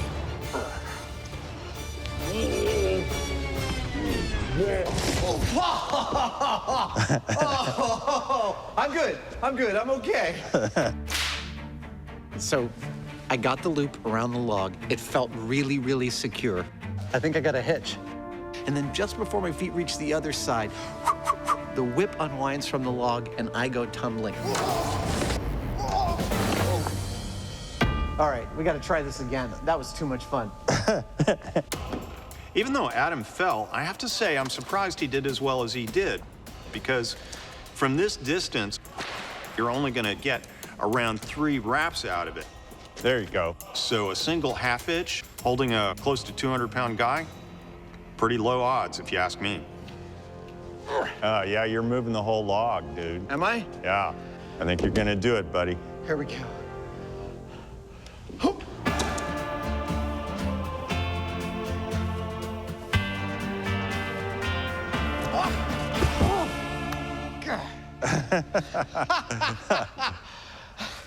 I thought that was gonna be mine! Once again, the whip and potentially the myth unravels at the last second. But as Edison almost said, myth-bustering is 1% inspiration and 99% repeatedly throwing yourself into a chasm for science. Oh, dude. Well, no guts, no glory. No guts, no glory. 3, 2, 1. You're gonna make it. Oh. Oh, drat! Oh! 3 times so far, I have attempted to lasso our log with my whip and swing across this chasm, and 3 times, just as glory seemed within my grasp, the whip slipped and I fell to my death. But for due diligence, we are going to cover our log with some bark-like friction material and give it another go. This sandpaper or our pseudo bark may not seem like that much, but it may not actually take that much to allow the whip to bite. Without this, it can just slide. It's almost like it's lubricated. With this, it'll just give it a little bit of tooth so that those coils can actually cinch onto the log. All right. One more time? Go for it. Okay, here we go. So what difference will this small real-world detail make? A first-time grip, and it's looking good. But Adam's been burned before. As many times as I've done this, it's still scary. All right.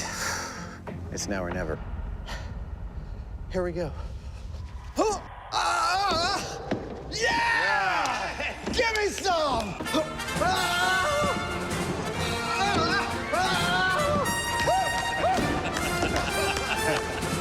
You could say Adam's happy with the result.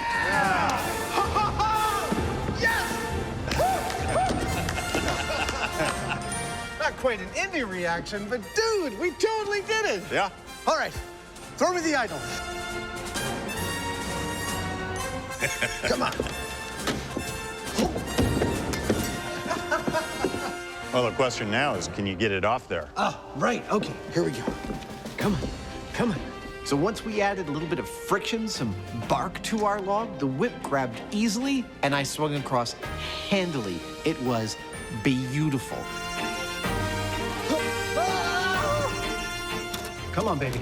Come on, this is the final thing. Indy's whip grabs when you want and lets go when you want. Come on, guys, come on. Now, I still don't think the whip has the kind of magical properties that Indy uses it as an extension of his hands. How does this work? There we go.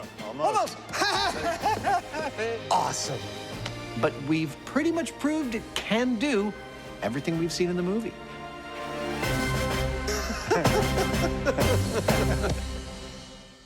With that, this archaeological adventure romps to a conclusion. And Indy's iconic status is quote. Dr. Jones was not doomed in the temple. Indy really could have made it out. Easily. And when it comes to a tight spot, You're gonna make it! his trusty weapon I think you're gonna do it, buddy. is all it's cracked up to be. Yeah!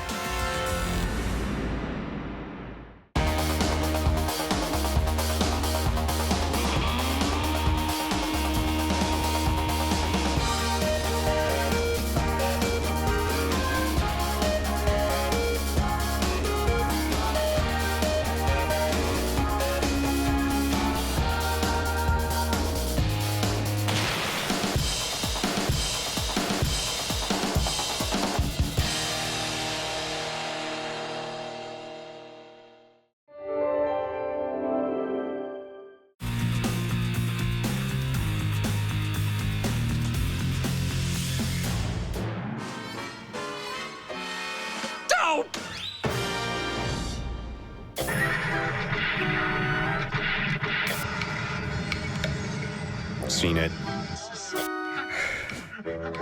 Definitely no.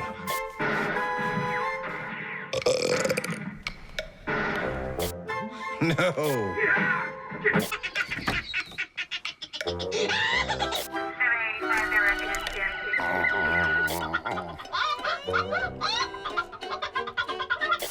No. Nope. Boring. So many channels, nothing's on. Welcome to MythCrackers.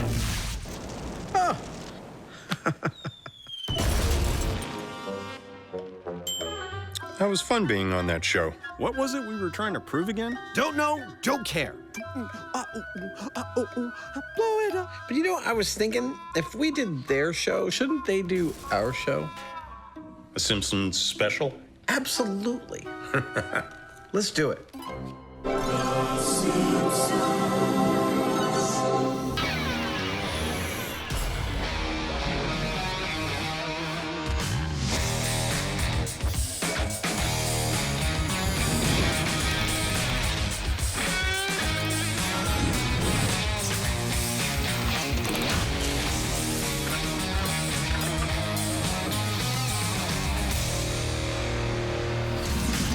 Hi. Hey, Who's this? it's Al Jean. Okay. Hi, Al. Pleased to meet you. Jamie, it's Al Jean, I'm sorry. the executive producer and the showrunner of the best animated series ever and the longest running scripted show on television, The Simpsons. Oh, The Simpsons. Welcome, Al. You were thinking South Park. So, are we going to be animating? No, look, their writing staff is packed with science and math geeks, right? 110%. And they try and hold to the laws of physics, right? Yeah. Conservation of mass, it's the law. Ish. We're gonna do a couple stories from The Simpsons. Like what? Okay, we've got one where Bart throws a lit cherry bomb into the sewer system of his school and turns all of the toilets in the school into geysers. One of my favorite episodes, The Crepes of Wrath. Okay, that works. What else? We have another one where Homer protects his house from a 5,000-pound wrecking ball by putting his body between the wrecking ball and the house. So, cartoon physics in the real world. That's Jamie excited. He's excited to get out of this room. Yeah, probably.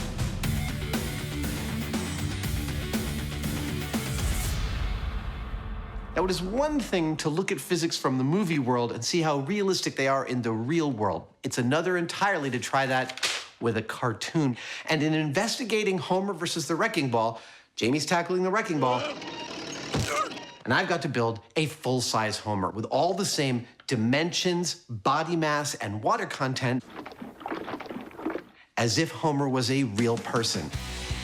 Yep, to determine the kinetic energy implications of Homer's heroic intervention, the size and mass of the key animated elements have to be accurately translated from Springfield to the real world.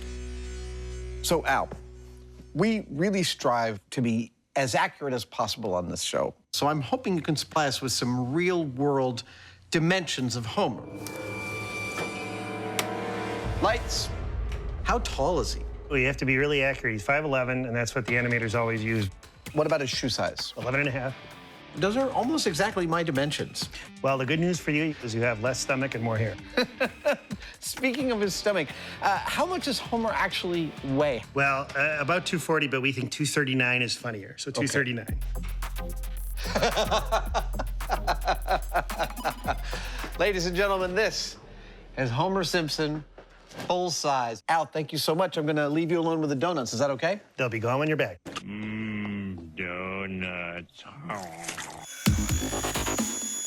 Armed with Homer's exact specs, Adam commences the construction of an animated American icon.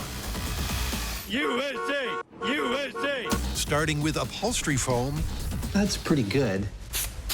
Adam utilizes a method with familiar, family-friendly results. This technique that I'm using of gluing an open cell urethane foam to itself is referred to as additive foam building. Because instead of like casting and mold making in flexible foam, I'm physically building the parts that I need out of sheet foam. What you might not know, this is how all your Muppets were made. Yep. Same technique. There we go. Do I look like Homer at all? Hi.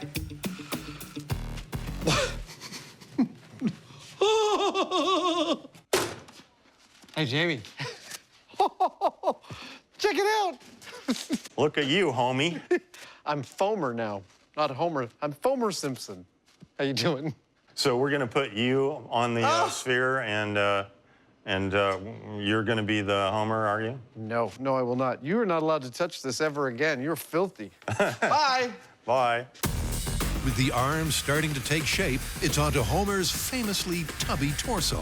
This kind of work, it brings me right back to the sense memory of being the mid-90s working in commercial special effects. It was just like this. Super short timelines, tight budgets, and when we needed something carved out of foam, we didn't have time to find someone who was an expert in foam carving. We just had to figure that stuff out for ourselves, job by job, piece by piece. It's been 20 years and I'm still doing the same thing. 1, 2, 3, 4, and 5. Doesn't look like much, but that's going to be Homer soon.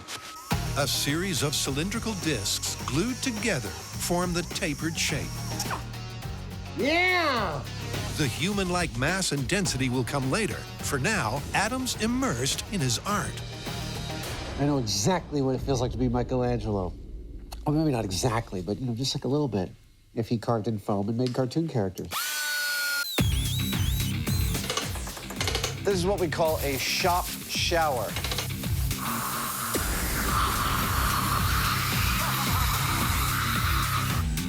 Next, the arms are attached to shoulder joints. And the legs are measured, cut, and positioned on the posterior. That's it, ladies and gentlemen. And with those foam pieces of the puzzle in place, All right, I'm pretty happy with that. That's looking a lot like Homer. Adam heads out for help with Homer's head. This is the center of what used to be Industrial Light and Magic. Now, behind that blue door is legendary machinist Merrick Cheney, who built armatures for the stop-motion films Nightmare Before Christmas and a million other movies, and he's going to help us get Homer's head screwed on right. So, Merrick, how's this going to work? So we've taken your model of Homer's head. I've converted it into a machinable file, and I've cut it up into like 8 chunks. That is cool. And they all fit together kind of like a 3-dimensional puzzle. And that 8-piece puzzle will form a central cavity, a negative space mold of Homer's ironically large cranium. So there you go. That is mold block number 1, comprising the bottom left side of Homer's face, the front part. That's number 1 of 8. While Adam waits for all 8, the Heineman has been concocting an ingenious plan. In the cartoon, Homer appears to be on a wrecking ball that's about as tall as he is. And because it's so much larger than a real-world wrecking ball, I've got to make my own. And that's not exactly an easy task. But I've got an idea. Easy as pie. The task at hand is to build a custom wrecking ball the same dimensions as the one in the clip, but weighing in at a realistic 5,000 pounds. So you're starting to get the picture? It's a unique manufacturing assignment the Heinemann is tackling in his own unique way. There are a lot of different ways of making a big, heavy ball, but the quickest and easiest way I know of to do it would be with steel-reinforced concrete. Now, to do that, you need a mold, and I've come up with an idea of creating what amounts to a hemispherical-shaped auger that I can chuck onto the back of some earth-moving equipment and dig 2 hemispherical holes right in the ground. It looks like it might sort of just make it. We pour our concrete in there around a steel armature, let it cure, put them together, and you got a ball. One big-ass heavy ball. Yep, to make 2 hemispherical molds. It's working! For the 2 halves of the concrete wrecking ball, That's what I'm talking about. Jamie's designed and constructed a one-of-a-kind tool. This is working great.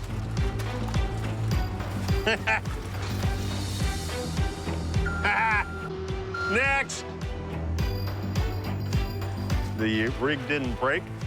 It's made a nice symmetrical half sphere. It's clearly solid enough to have concrete poured in it. It's perfect, which is what's going to happen pretty much next. Oh, look at that. The steel armature, made back at the shop, will provide structure for the concrete half shells. And you could say the Heinemann is happy. This is working exactly like I had in mind. Normally, if you want to make a big sphere like this, you'd start off with a big chunk of foam, you'd carve it into a sphere. Our little hose are perfect. You'd put fiberglass over it, and then you'd make another mold of the interior cavity, and it'd take several people pretty much all week long just to accomplish this. Instead of doing that, we just dug a hole. I'm just saying. With the concrete shaped and edged with matching seams, phase 1 of Jamie's big ball is complete.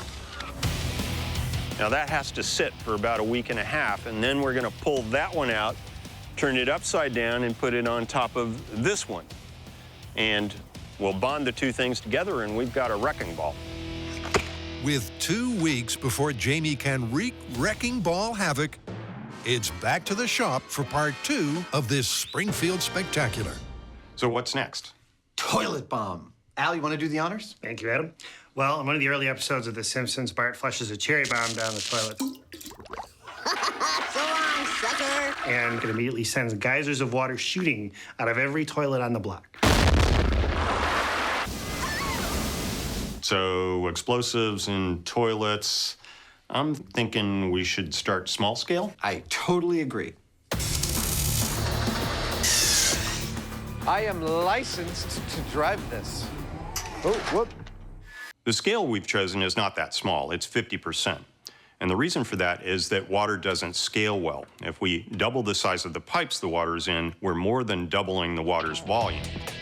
And the physical behavior of the water also changes a lot more. So that's why we're limiting our scale reduction to 50%. I have to stick the tongue out, otherwise it doesn't work. The myth is that an explosion will travel through a plumbing system, causing multiple geysers out of the toilets. That's the bowl, and that's where the magic happens. And to test that, we're gonna do 3 things. Number 1, I'm gonna make 3 transparent working toilets so we can really see what happened when things go boom. Number 2, I'm gonna connect them with an accurate waste disposal system. 2 more like that, I think we're good to go. And finally, we're going to be introducing a cherry bomb-like explosion into that system, and, well, then we're gonna see what we see. Recreating Springfield Elementary's plumbing system sounds elementary. Melting my brain. But it's anything but. Wow. I'm trying to work out how to do this, and because I'm molding it, effectively I have to think upside down and backwards. So the negative space here, you see, I'm going to fill with a stone plaster. so that when the stone plaster sets, I'll pull out all the bead foam and I'll be left with a toilet negative, the front to which I will mount a piece of acrylic. Excellent. So that we can see what's happening in the toilet. It's gonna be freaking awesome. And after the plaster is set, the negative space molds are removed. Okay, one. To reveal the balls. Number two. Number two, get it? Because never mind.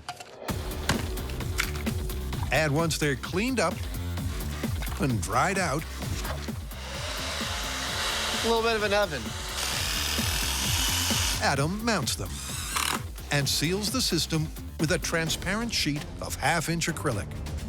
I get excited about a good experimental rig. There we go. She is a freestanding toilet sculpture. I think it's time to flush a toilet. So long, sucker. I want to watch one of these work right now. Now, right here, this is where the important part of the functionality of a toilet is about to happen. We think of toilets as like there's water and it's water all the way down, but it's not. Toilet systems are mostly air, and here's how it works. If you put more liquid in the system than it can handle, it just spills over here. Now, if I flush this toilet by putting more water in, check out what happens. That works just like a toilet. But that's only half the story. Now that the toilets are finished and actually working, it's time to plumb them into a system. Excellent. Okay. See, the toilets in Bart's school would have all been connected to a central set of pipes. That's what I'm about to build in scale. So here we go, go. You're supposed to cut. The plumbing beneath the bowls is crucial. Good. To accurately model the pressure wave effects of Bart's bomb, it has to be set up just like a 3-stall school sewage system. Complete with 2 crucial effluent outflows, the system has multiple exits for the blast. And with that, this Simpsons special Game of Thrones Fire in the bowl! Explosion in 3. is ready for blast-off. Go.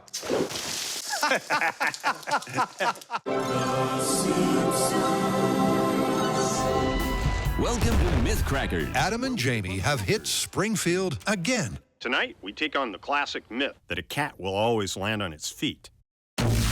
But this time, instead of experimenting as animated characters, What was it we were trying to prove again? Don't know, don't care. they're animatedly experimenting. And with a transparent trio of toilets ready to blow, they want to know if Bart's bomb could have really gushed multiple geysers.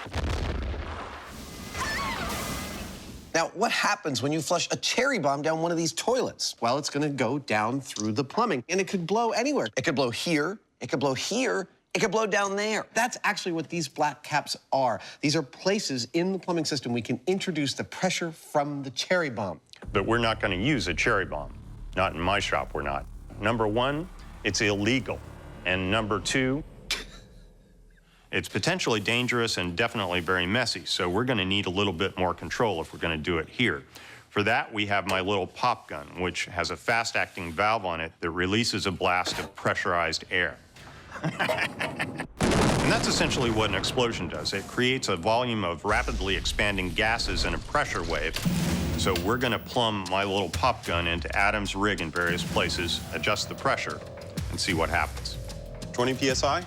Yeah, that's a big fat dump of pressure. Nice. Let me know when you're ready. All right, I'm gonna count it down. Cherry bomb, half-scale toilet experiment, position number 1, explosion in 3, 2, 1, go.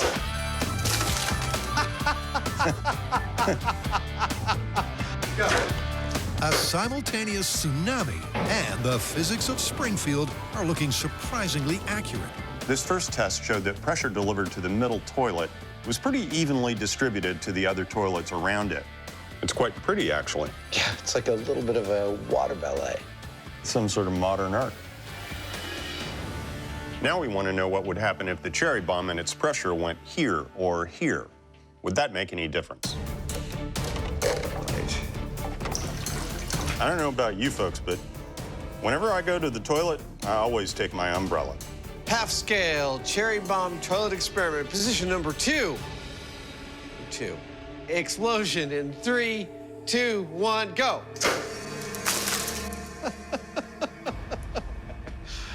That's very satisfying. Another successful concurrent eruption. Position number 3, go. One that's replicated regardless of where the explosion originates. Which kind of makes sense because there's resistance in each of these toilets. And so with multiple inlets, that resistance is going to tend to equalize the pressure. Yeah. The pressure spread is plausible, but Adam has an issue with volume.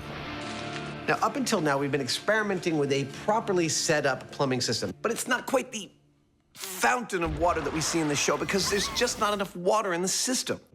But what if there is a clog in the system? Here we go. The clog could have water backed up in that system, and the cherry bomb could go in that, and then it's pushing water. What do you think? That's about got it. All right. What happens to that water? Does it come out of the toilets? I kind of think so, but we're gonna try it just to make sure. All right, this is a fully clogged toilet system. 3, 2, 1, go!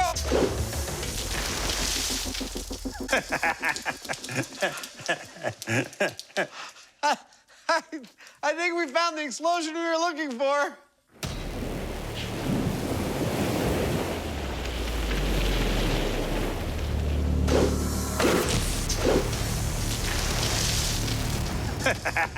Well, aside from being pretty to look at, our half-scale system has demonstrated exactly what we were hoping, and that is the Simpsons-like fountain water shooting out of the toilet behavior from a cherry bomb thrown into the system. So, I think we're gonna go full scale. I think we're gonna detonate our cherry bomb back behind some clogged up water. The question we have when we go to full scale, will the cherry bomb actually generate the pressure we need? We don't know. That's why we're gonna do it. Excuse me. Sorry. While the crew completes the cleanup, the epic odyssey of Homer's heroic intervention continues. Because Jamie's big ball has hardened. And his distinctly unconventional plan has paid off. The dirt infilling technique seemed to work pretty well. I feel like I just planted a big potato. It's created a more or less hemispherical inside, which is exactly what the plan was. So it looks, it's looking pretty good. Next, he makes the two halves a whole and seals the deal with a super strong sealant. This is a specially formulated epoxy for anchoring things in concrete. So my plan worked exactly as I had in mind, and we've got a nice spherical shape.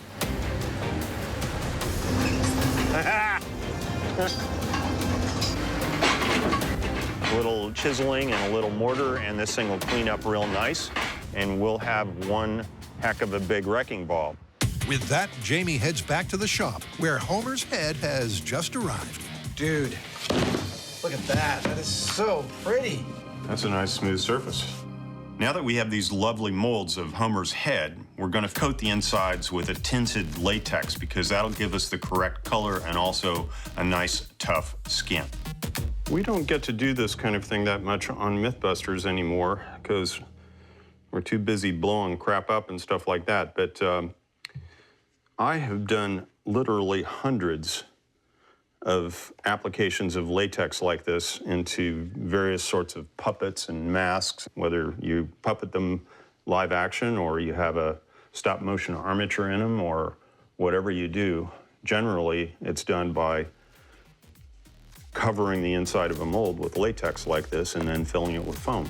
Once the latex skin is dried, Jamie fills Homer's head with a 2-part pouring foam. Now this stuff expands about 4 to 1, and it's a little hard to estimate Homer's head volume. All I can see is that it's much larger than mine. As hard as that is to believe. You want to help me pull this thing apart?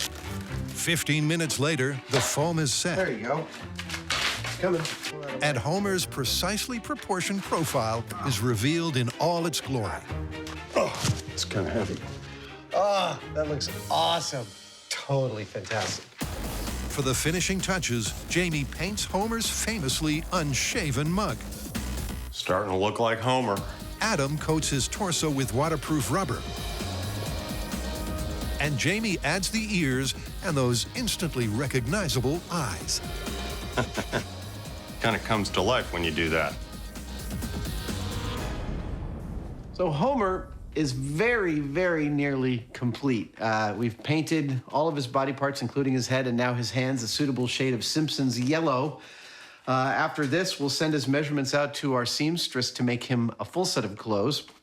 Then it's time to take him out to the location and abuse him.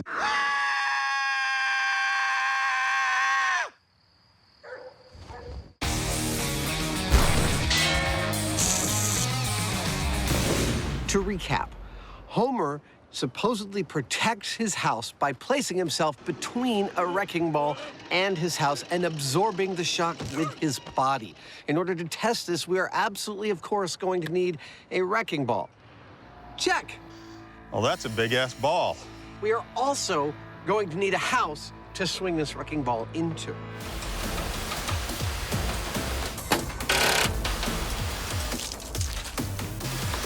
So we decided to build our own. Actually, we built two. We're always painting some before we destroy it. There's a very good reason, because what we want to find out is whether Homer would have made any difference to the wrecking ball's effect on his house. All right, let's go. Therefore, that's our control house. We're going to swing just a straight old wrecking ball into it. It's only when we get to this one that we're going to strap Homer to that wrecking ball and find out if the amount of destruction is actually different, i.e., less on this one. Now, it's a home worth protecting. Yeah, perfect. In the demolition industry, wrecking balls are kind of iconic. Jamie wire brushes his balls every morning. But we've come to find out that they don't actually use them that much anymore. Now it looks like it's all business. And when you think about it, it's sort of understandable. There we go. Because you get thousands of pounds of weight swinging on the end of a cable, it's not exactly a precision instrument. You're right on the money. 5,000 pounds is perfect. Not only that, it's hard on the equipment that swings it. So we've found that whenever we need a wrecking ball, we make our own. With their accurately sized and weighted homemade Homer wrecker ready to swing into action. Woohoo! I love having the right hardware. It's simply a question of lifting it. I'll hold it up in case it falls. Awesome. Pulling it back and letting it go, right? Ray, how do you feel about it? You like it? Wrong. If it goes out too far, it's going to want to bring the crane over. You understand? Right. So that's an interesting question. If we pull it back too far and it swings far out, it's going to pull the crane over. Probably the big question is, how far do we pull it back? To answer that, I can go 40-foot radius. Okay. So let's talk this through. That's 40. the guys look into the limits of the crane's live load capacity. Let's say the ball hangs here and the crane is here in relation to the house. Discuss the physics involved. Force equals mass times acceleration. So once that ball starts to move, it wants to keep going.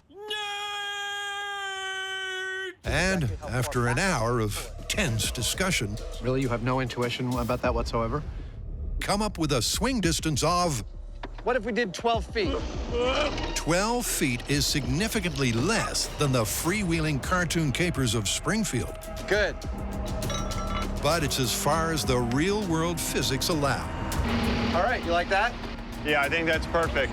And with those parameters in place, the guys set up for the control. Extending now. You may be wondering why we're not pulling our wrecking ball back quite as far as you see them do in The Simpsons. About 4 feet away. Well, cranes aren't designed to swing heavy weights around like tether balls. If they did that in a heartbeat, they could tip the whole crane right over. Stop. Stop. Are you happy with that?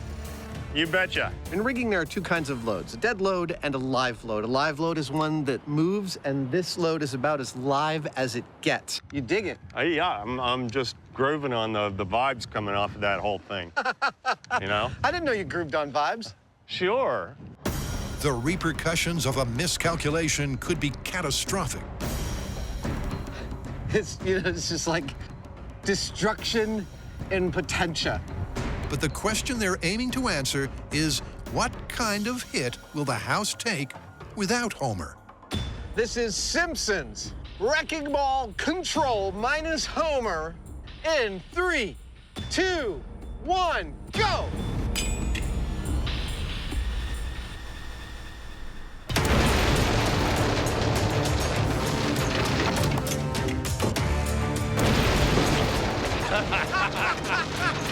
Yeah!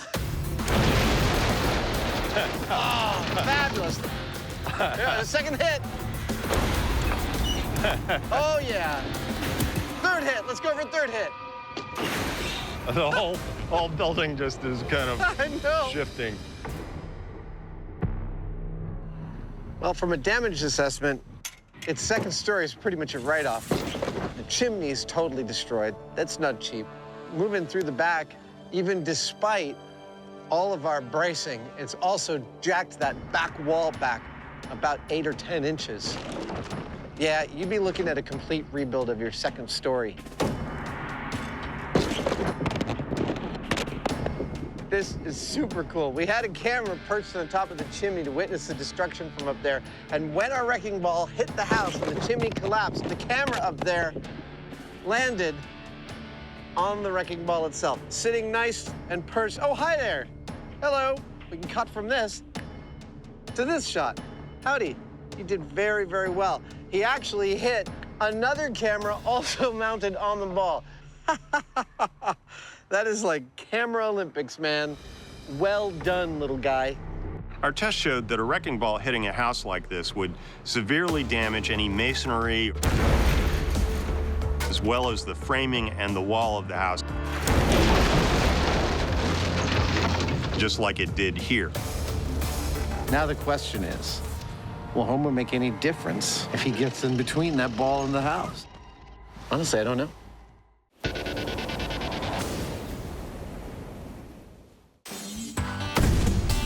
The MythBusters and Toilet Tall Tales go way back. All right, that's significant. And to continue this Game of Thrones, they're taking on Springfield's prankster-in-chief. To find out if Bart's Bellagio-esque fountain will translate from the success in small scale to full scale, the Mythcrackers hit the bomb range. After having played with miniature toilets to our heart's content, go! We're going to assemble 3 real toilets on a platform 7 feet off the ground with a real full-scale plumbing system. Ready to get started and build this thing? Can you give me a minute? Sure. So that we can cherry bomb it all day long. And believe me, we will.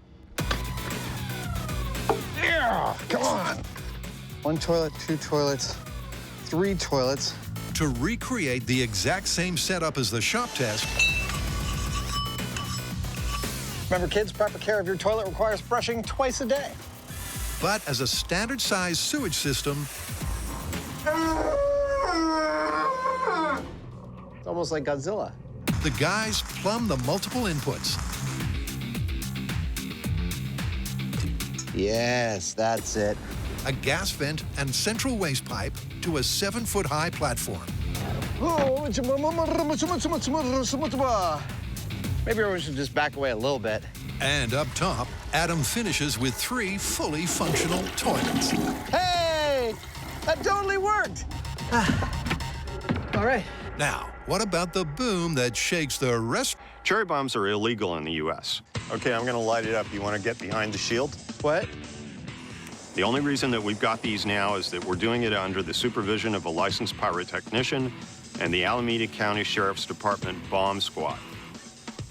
Come on, cherry bomb. So if you do find yourself in possession of one, don't even think about setting it off. Cute but deadly. It's really dangerous. Here it comes. Nice! Oh, look, the casing's on fire. It's an added bonus.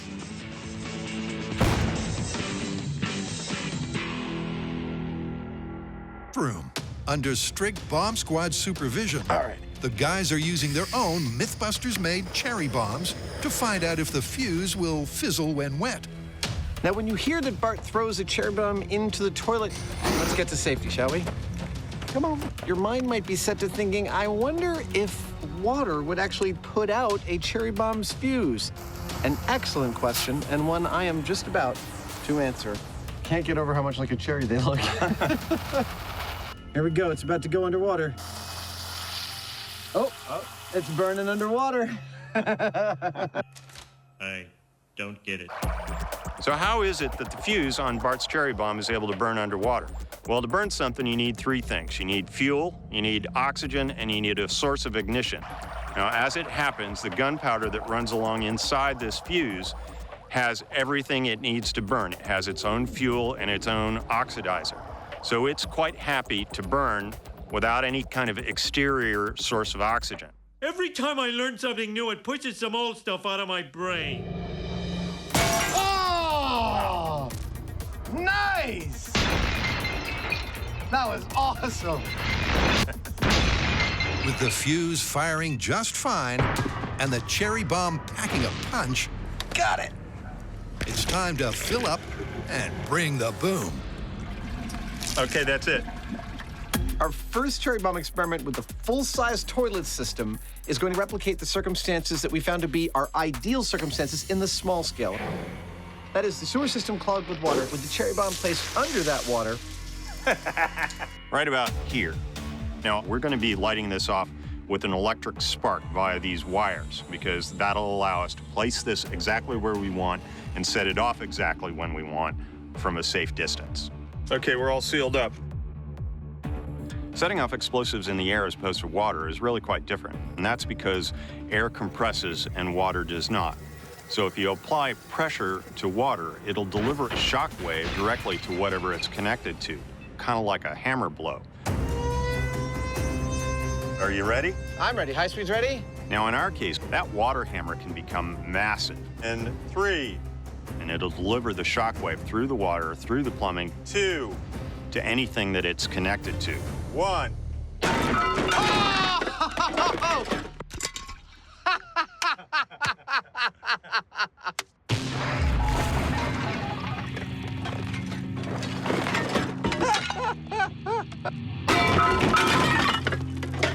That was catastrophic.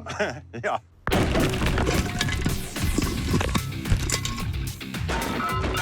Yep, Jamie's hammer theory nailed it. In contrast to the shop test's Simpsons-like water fountain. Oh, yes. Hey, this camera's still rolling here. When faced with the same firepower as a real cherry bomb, It is a freaking horror show up here. the standard full-size lavatory fixtures were forced free of their moorings, leaving the porcelain and possibly the myth busted.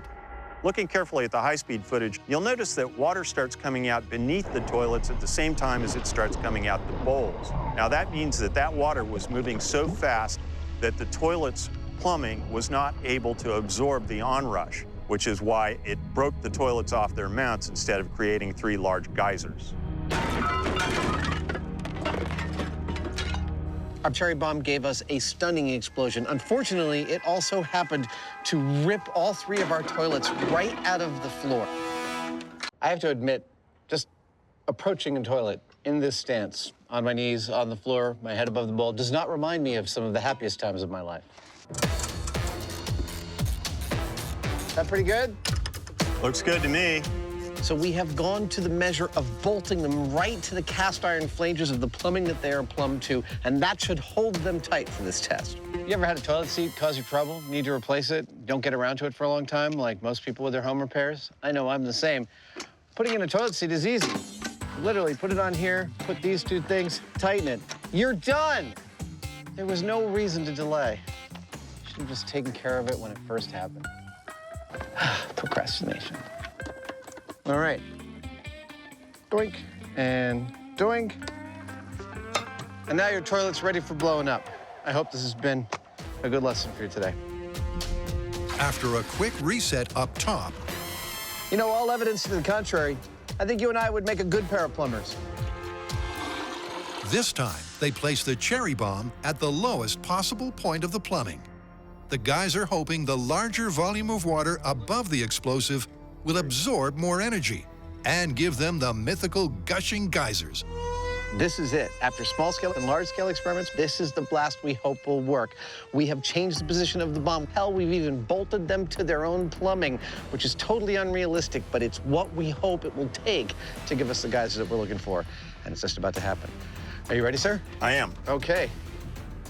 5, 4, 3, 2, 1, go!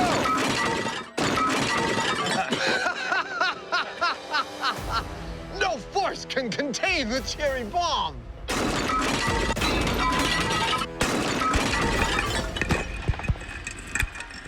What are you gonna do?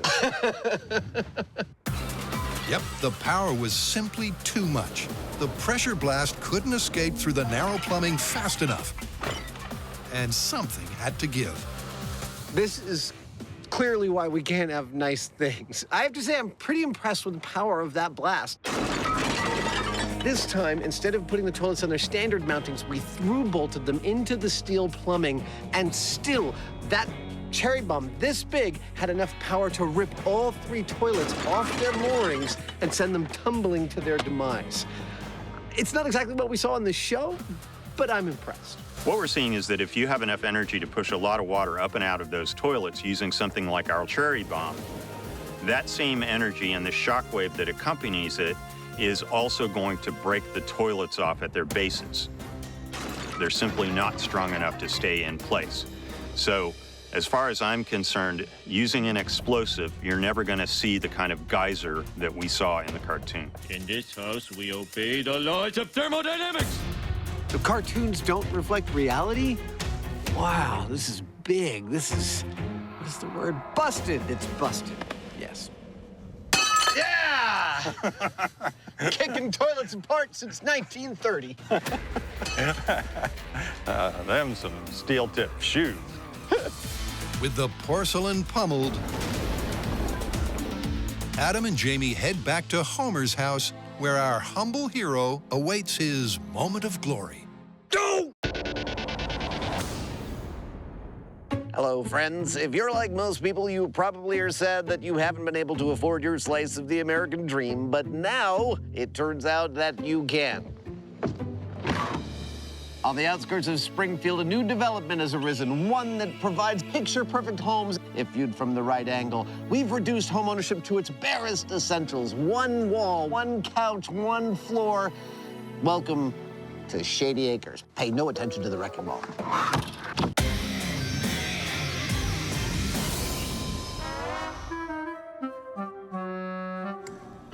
Jamie and Adam are chasing a cartoon conundrum. Oh, that's his home. The Homer Wrecker. Can our hero's leap of faith dissipate the force of this impact? Yeah! You know, it didn't move very fast, but it had quite a kick to it, didn't it? I mean, that's Newton's second law right there. Now, we're going to leave all this damage intact as it is. Ah, couldn't be better. And go ahead and do the test with Homer on the wrecking ball with the identical house. Now that is a proper cartoon wrecking ball. And if it shows damage anything like this, we will know that Homer's efforts would have been for naught. And ta-da! Allow me to introduce you to the completed, ready-to-be-tested with hero of this episode, Mr. Homer J. Simpson. Ladies and gentlemen, let's give a round of applause. Our accurately sized and dressed Homer is attached to the ball exactly as per the clip. That's it. First arm is on. Okay. With a final, crucial component. Since part of this is what happens with Homer's body mass on the ball, we need to give him some body mass other than just foam. We're doing that by adding water. The average density of a human body is within a couple of percentage points of water. Perfect. So a water-filled Homer is an almost perfect energy absorption analog for a real person of that size and shape. Oh, Homer is substantial. Our cartoon character is coming to life. The question is, with a real-life mass of 239 pounds, can he save his house? I think we're good to go up. All right. It's happening.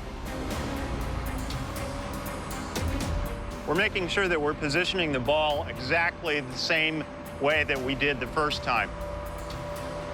We'll let it settle, so the physics should all be the same, except for Homer. Does it look like his ass is dead center? He couldn't be more perfectly on the horizon of the lines of force between the ball and his house. Look at the potential energy. As per the control, the velocity on impact may only be a pedestrian 6 miles an hour. What are we doing? But with 5,000 pounds of ball, Who's paying for this? This is awesome. there's a lot of energy to dissipate. Say goodbye, Homer. Can our hefty hero really absorb that impact? All right, here we go. Homer versus the wrecking ball. The final experiment. 3, 2, 1. Here he goes. Yeah. Oh! That's a result that I never would have bet on. He's clearly made a big difference. Yeah, I mean, look at this house, and look at that one. Wow. I'm just saying. Homer's ass is quite impressive, actually.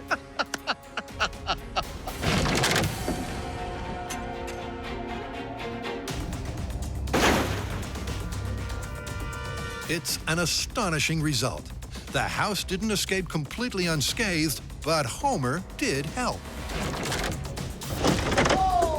He did crack the chimney. It almost fell, but the fact is that it didn't, and that's a result. Yeah. Well, there you have it. Identical houses, identical swing on the wrecking ball, but not identical results. Look at that house versus that house. Homer, it would seem, had quite the impact, so to speak. Well, astonishingly, it turns out Homer did in fact make a difference by placing himself between the wrecking ball and his house. He clearly made a heroic effort, and it had a heroic outcome. Those cartoonists don't get enough credit for proper engineering. I am too smart. I am too smart. S-M-R-T. I mean S-M-A-R-R-T. All right, Al, I got some good news and some bad news. I'm gonna start with the bad news, which is the toilet bomb. Unfortunately, all we got was total toilet destruction. It's busted. Well, you forget that the school is near a nuclear plant run by idiots. It's funny because it's true. And there could be a nuclear explosion at any moment, which means that the toilets are ultra super reinforced, not busted. I see where you're headed with that. And the good news? The good news is Homer Wrecker. We are totally amazed by these results, but the fact is that Homer made a difference. By placing his body between the wrecking ball and his house, he was successfully able to keep it from being damaged. So you're saying the show is 100% scientifically accurate? Sure. Thank you, gentlemen.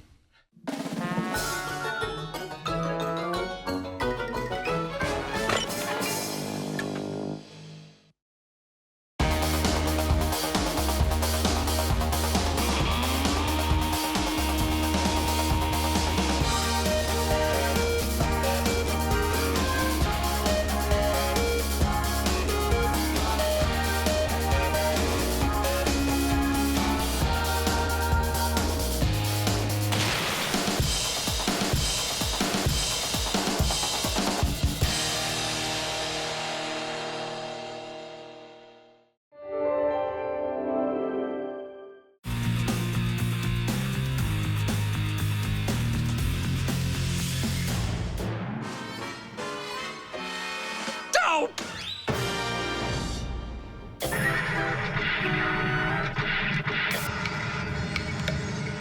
Seen it? Definitely no.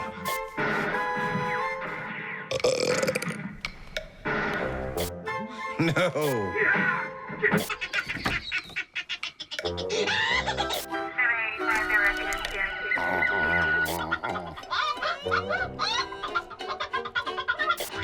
No. Nope. Boring. So many channels, nothing's on. Welcome to Myth Cracker. Oh.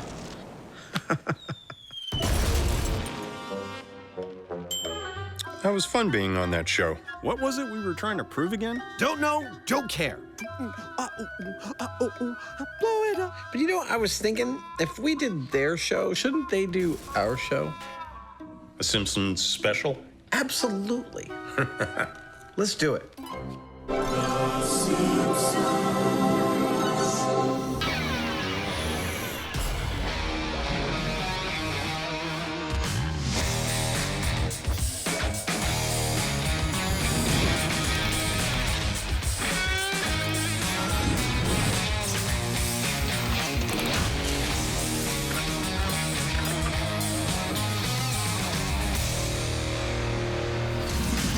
Hi. Hey, Who's this?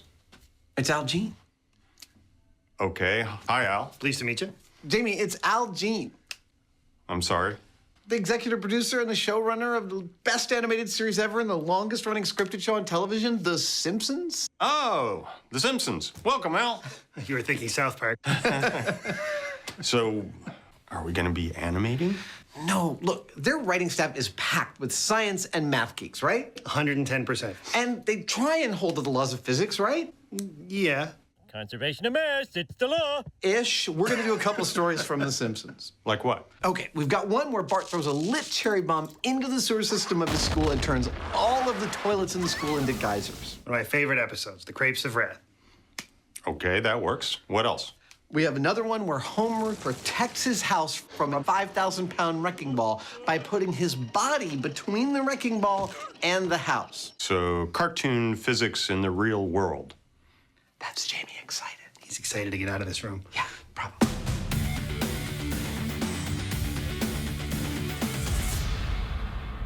Now, it is one thing to look at physics from the movie world and see how realistic they are in the real world. It's another entirely to try that with a cartoon. And in investigating Homer versus the wrecking ball, Jamie's tackling the wrecking ball, and I've got to build a full-size Homer with all the same dimensions, body mass, and water content as if Homer was a real person. Yep, to determine the kinetic energy implications of Homer's heroic intervention, the size and mass of the key animated elements have to be accurately translated from Springfield to the real world. So, Al, we really strive to be as accurate as possible on this show. So I'm hoping you can supply us with some real-world dimensions of Homer. Lights. How tall is he? Well, you have to be really accurate. He's 5'11", and that's what the animators always use. What about his shoe size? 11.5. Those are almost exactly my dimensions. Well, the good news for you is you have less stomach and more hair. Speaking of his stomach, how much does Homer actually weigh? Well, about 240, but we think 239 is funnier, so 239. Ladies and gentlemen, this is Homer Simpson, full size. Al, thank you so much. I'm gonna leave you alone with the donuts. Is that okay? They'll be gone when you're back. Donuts. Armed with Homer's exact specs, Adam commences the construction of an animated American icon. USA! USA! Starting with upholstery foam, That's pretty good. Adam utilizes a method with familiar, family-friendly results. This technique that I'm using of gluing an open cell urethane foam to itself is referred to as additive foam building. Because instead of like casting and mold making in flexible foam, I'm physically building the parts that I need out of sheet foam. What you might not know This is how all your Muppets were made. Yep. Same technique. There we go. Do I look like Homer at all? Hi.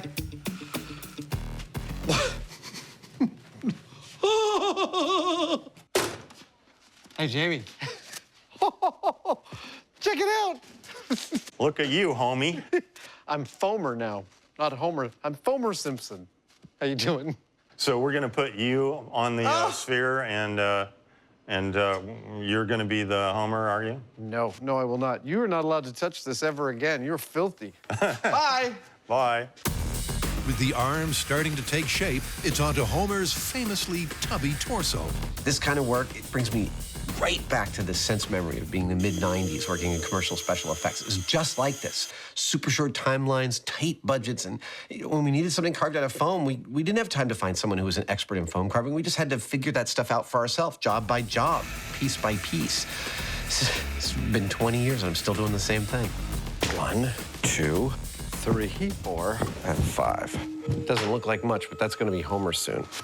A series of cylindrical discs glued together form the tapered shape. Yeah! The human-like mass and density will come later. For now, Adam's immersed in his art. I know exactly what it feels like to be Michelangelo. Well, maybe not exactly, but, just like a little bit. If he carved in foam and made cartoon characters. This is what we call a shop shower.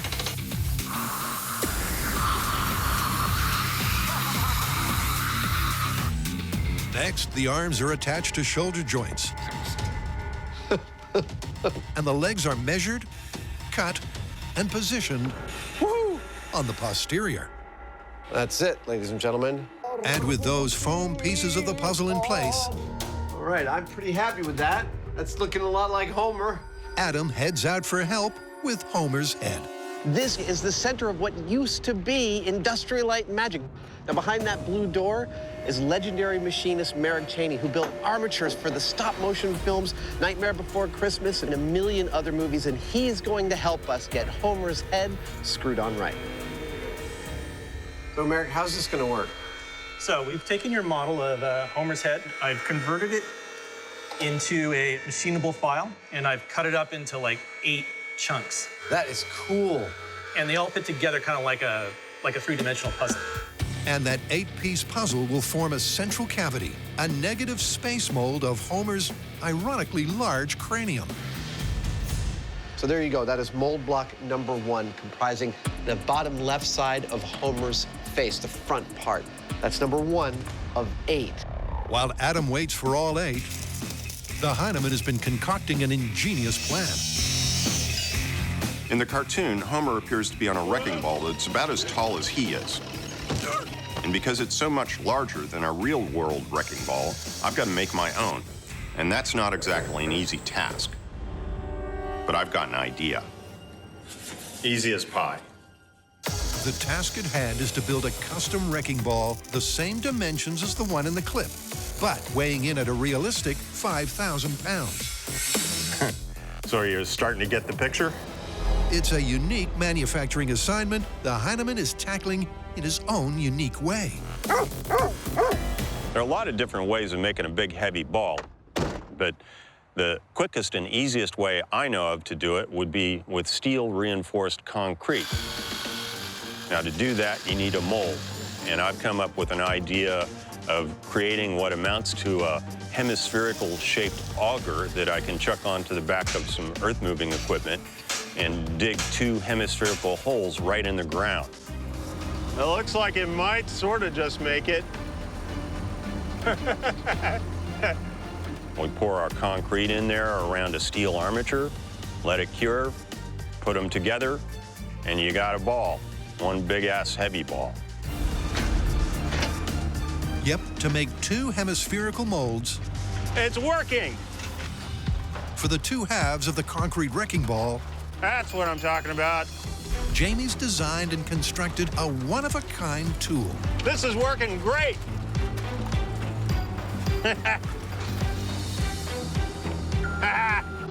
Next! The rig didn't break? It's made of nice, symmetrical half sphere. It's clearly solid enough to have concrete poured in it. It's perfect, which is what's going to happen pretty much next.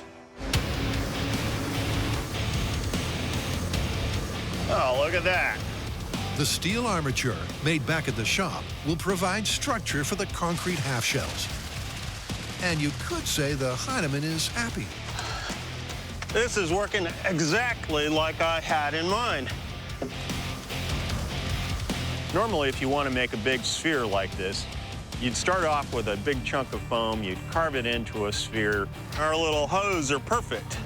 You'd put fiberglass over it, and then you'd make another mold of the interior cavity, and it'd take several people pretty much all week long just to accomplish this. Instead of doing that, we just dug a hole. I'm just saying. With the concrete shaped and edged with matching seams, phase 1 of Jamie's big ball is complete. Now that has to sit for about a week and a half, and then we're gonna pull that one out, turn it upside down, and put it on top of this one. And we'll bond the two things together, and we've got a wrecking ball. With 2 weeks before Jamie can wreak wrecking ball havoc, it's back to the shop for part 2 of this Springfield spectacular. So what's next? Toilet bomb. Al, you want to do the honors? Thank you, Adam. Well, in one of the early episodes of The Simpsons, Bart flushes a cherry bomb down the toilet. So long, sucker. And it immediately sends geysers of water shooting out of every toilet on the block. So explosives in toilets. I'm thinking we should start small scale. I totally agree. I am licensed to drive this. Oh, whoop. The scale we've chosen is not that small. It's 50%. And the reason for that is that water doesn't scale well. If we double the size of the pipes the water's in, we're more than doubling the water's volume. And the physical behavior of the water also changes a lot more. So that's why we're limiting our scale reduction to 50%. I have to stick the tongue out, otherwise it doesn't work. The myth is that an explosion will travel through a plumbing system, causing multiple geysers out of the toilets. That's the bowl, and that's where the magic happens. And to test that, we're gonna do 3 things. Number 1, I'm gonna make 3 transparent working toilets so we can really see what happened when things go boom. Number 2, I'm gonna connect them with an accurate waste disposal system. 2 more like that, I think we're good to go. And finally, we're going to be introducing a cherry bomb-like explosion into that system, and, well, then we're gonna see what we see. Recreating Springfield Elementary's plumbing system sounds elementary. Melting my brain. But it's anything but. Wow. I'm trying to work out how to do this, and because I'm molding it, effectively I have to think upside down and backwards. So the negative space here, you see, I'm going to fill with a stone plaster. So that when the stone plaster sets, I'll pull out all the bead foam, and I'll be left with a toilet negative, the front to which I will mount a piece of acrylic. Excellent. So that we can see what's happening in the toilet. It's gonna be freaking awesome. And after the plaster is set, the negative space molds are removed. Okay, 1. To reveal the balls. Number 2. Number 2, get it? Because never mind. And once they're cleaned up and dried out, A little bit of an oven. Adam mounts them and seals the system with a transparent sheet of 1/2-inch acrylic. I get excited about a good experimental rig. There we go.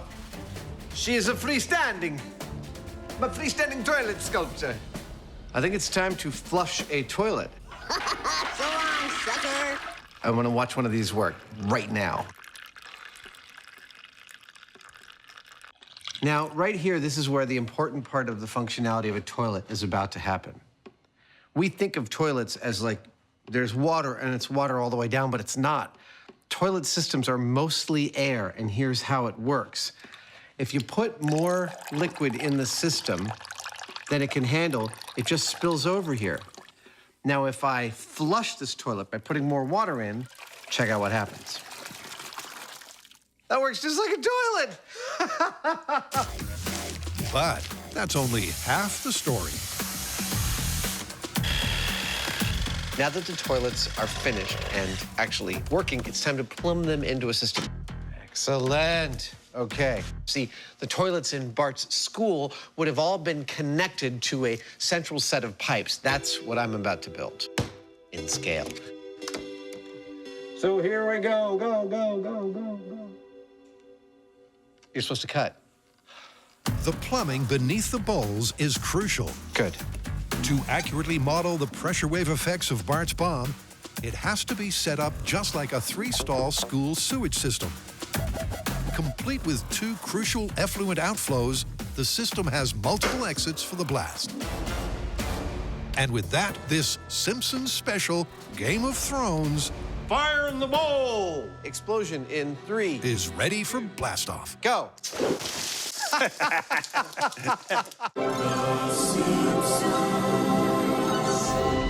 Welcome to Mythcrackers. Adam and Jamie have hit Springfield again. Tonight, we take on the classic myth that a cat will always land on its feet. But this time, instead of experimenting as animated characters, What was it we were trying to prove again? Don't know, don't care. they're animatedly experimenting. And with a transparent trio of toilets ready to blow, they want to know if Bart's bomb could have really gushed multiple geysers. Now, what happens when you flush a cherry bomb down one of these toilets? Well, it's going to go down through the plumbing, and it could blow anywhere. It could blow here, it could blow here, it could blow down there. That's actually what these black caps are. These are places in the plumbing system we can introduce the pressure from the cherry bomb. But we're not going to use a cherry bomb. Not in my shop, we're not. Number 1, it's illegal. And number 2, it's potentially dangerous and definitely very messy, so we're going to need a little bit more control if we're going to do it here. For that, we have my little pop gun, which has a fast-acting valve on it that releases a blast of pressurized air. And that's essentially what an explosion does. It creates a volume of rapidly expanding gases in a pressure wave. So we're going to plumb my little pop gun into Adam's rig in various places, adjust the pressure, and see what happens. 20 PSI? Yeah, that's a big fat dump of pressure. Nice. Let me know when you're ready. All right, I'm going to count it down. Cherry bomb, half-scale toilet experiment, position number 1, explosion in 3, 2, 1, go.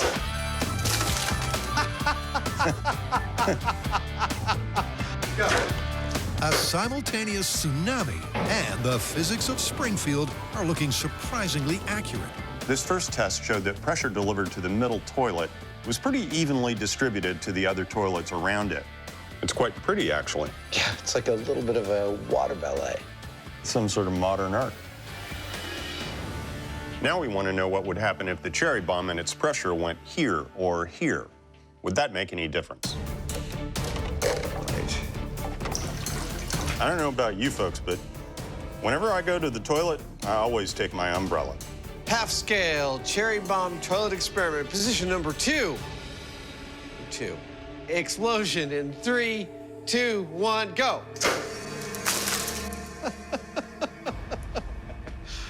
That's very satisfying. Another successful concurrent eruption. Position number 3, go. One that's replicated regardless of where the explosion originates. Which kind of makes sense because there's resistance in each of these toilets. And so with multiple inlets, that resistance is going to tend to equalize the pressure. Yeah. The pressure spread is plausible, but Adam has an issue with volume.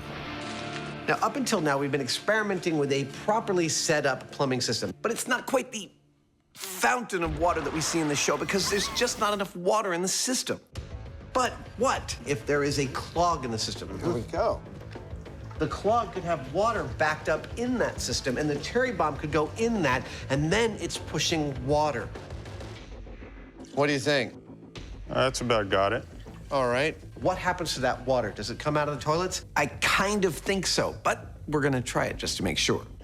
All right, this is a fully clogged toilet system. 3, 2, 1, go! I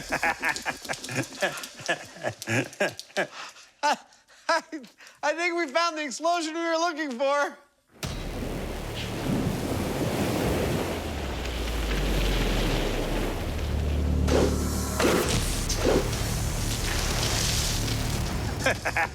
Well, aside from being pretty to look at, our half-scale system has demonstrated exactly what we were hoping, and that is the Simpsons-like fountain water shooting out of the toilet behavior from a cherry bomb thrown into the system. So I think we're gonna go full scale. I think we're gonna detonate our cherry bomb back behind some clogged up water. The question we have when we go to full scale, will the cherry bomb actually generate the pressure we need? We don't know. That's why we're gonna do it. Excuse me. Sorry. While the crew completes the cleanup, the epic odyssey of Homer's heroic intervention continues. Because Jamie's big ball has hardened. And his distinctly unconventional plan has paid off. The dirt infilling technique seemed to work pretty well. I feel like I just planted a big potato. It's created a more or less hemispherical inside, which is exactly what the plan was. So it looks, it's looking pretty good. Next, he makes the two halves a hull and seals the deal with a super strong sealant. This is a specially formulated epoxy for anchoring things in concrete. So my plan worked exactly as I had in mind, and we've got a nice spherical shape.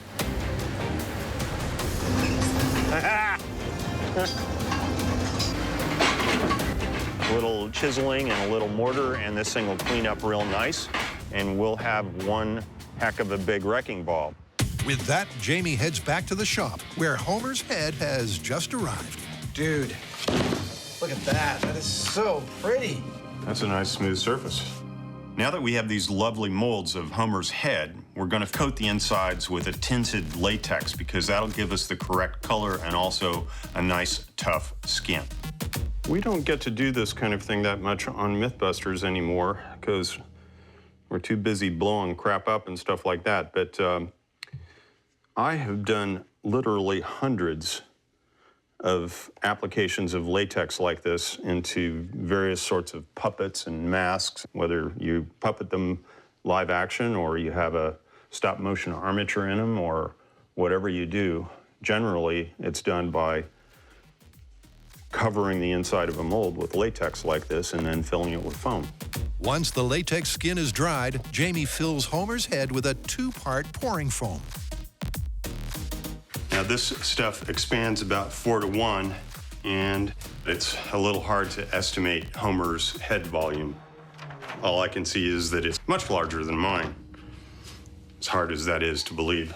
You want to help me pull this thing apart? 15 minutes later, the foam is set. There you go. It's coming. And Homer's precisely proportioned profile is revealed in all its glory. Oh, it's kind of heavy. Oh, that looks awesome. Totally fantastic. For the finishing touches, Jamie paints Homer's famously unshaven mug. Starting to look like Homer. Adam coats his torso with waterproof rubber. And Jamie adds the ears and those instantly recognizable eyes. Kind of comes to life when you do that. So Homer is very, very nearly complete. We've painted all of his body parts, including his head and now his hands, a suitable shade of Simpsons yellow. After this, we'll send his measurements out to our seamstress to make him a full set of clothes. Then it's time to take him out to the location and abuse him.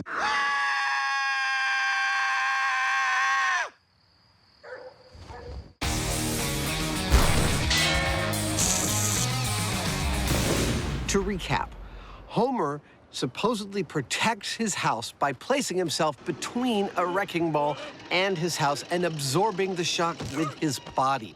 In order to test this, we are absolutely, of course, going to need a wrecking ball. Check. Well, that's a big-ass ball. We are also going to need a house to swing this wrecking ball into.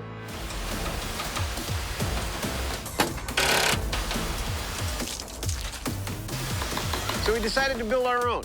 Actually, we built two. We're always painting some before we destroy it. There's a very good reason, because what we want to find out is whether Homer would have made any difference to the wrecking ball's effect on his house. All right, let's go. Therefore, that's our control house. We're going to swing just a straight old wrecking ball into it. It's only when we get to this one that we're going to strap Homer to that wrecking ball and find out if the amount of destruction is actually different, i.e., less on this one. Now, it's a home worth protecting. Yeah, perfect. In the demolition industry, wrecking balls are kind of iconic. Jamie wire brushes his balls every morning. But we've come to find out that they don't actually use them that much anymore. Now it looks like it's all business. And when you think about it, it's sort of understandable. There we go. Because you get thousands of pounds of weight swinging on the end of a cable. It's not exactly a precision instrument. You're right on the money. 5,000 pounds is perfect. Not only that, it's hard on the equipment that swings it. So we've found that whenever we need a wrecking ball, we make our own. With their accurately sized and weighted homemade Homer wrecker ready to swing into action, Woohoo! Love having the right hardware. It's simply a question of lifting it, I'll hold it up in case it falls. Awesome. pulling it back, and letting it go, right? Ray, how do you feel about it? You like it? Wrong. If it goes out too far, it's going to want to bring the crane over. You understand? Right. So that's an interesting question. If we pull it back too far and it swings far out, it's going to pull the crane over. Probably the big question is, how far do we pull it back? To answer that, I can go 40-foot radius. Okay. So let's talk this through. That's 40. the guys look into the limits of the crane's live load capacity. Let's say the ball hangs here and the crane is here in relation to the house. Discuss the physics involved. Force equals mass times acceleration. So once that ball starts to move, it wants to keep going. And after an hour of tense discussion... Really, you have no intuition about that whatsoever? Come up with a swing distance of... What if we did 12 feet? 12 feet is significantly less than the freewheeling cartoon capers of Springfield. Good. But it's as far as the real-world physics allow. All right, you like that? Yeah, I think that's perfect. And with those parameters in place, the guys set up for the control. Extending now. You may be wondering why we're not pulling our wrecking ball back quite as far as you see them do in The Simpsons. About 4 feet away. Well, cranes aren't designed to swing heavy weights around like tether balls. If they did that in a heartbeat, they could tip the whole crane right over. Stop. Stop. Are you happy with that? You betcha. In rigging, there are two kinds of loads, a dead load and a live load. A live load is one that moves, and this load is about as live as it gets. You dig it? Yeah, I'm just grooving on the vibes coming off of that whole thing. You know? I didn't know you grooved on vibes. Sure. The repercussions of a miscalculation could be catastrophic. It's just like destruction in potentia. But the question they're aiming to answer is, what kind of hit will the house take without Homer? This is Simpsons. Wrecking ball control minus Homer in 3, 2, 1, go!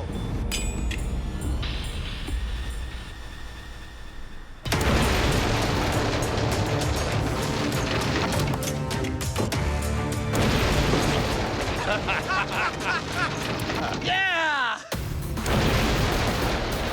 Oh, fabulous.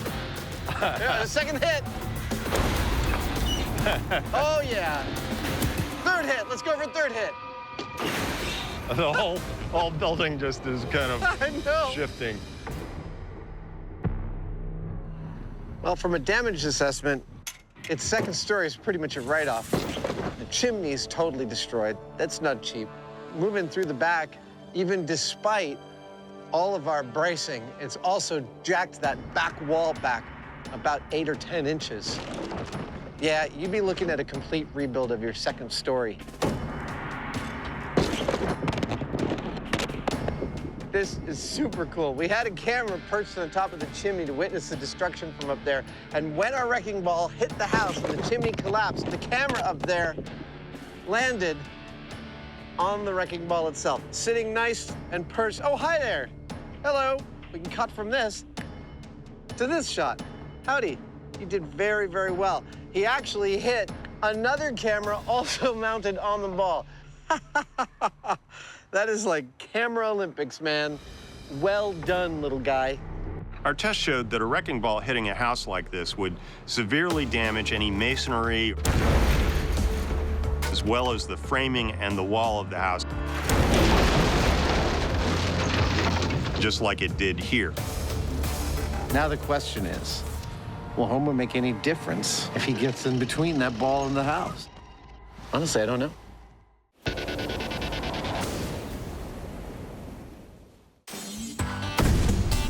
The MythBusters and Toilet Tall Tales go way back.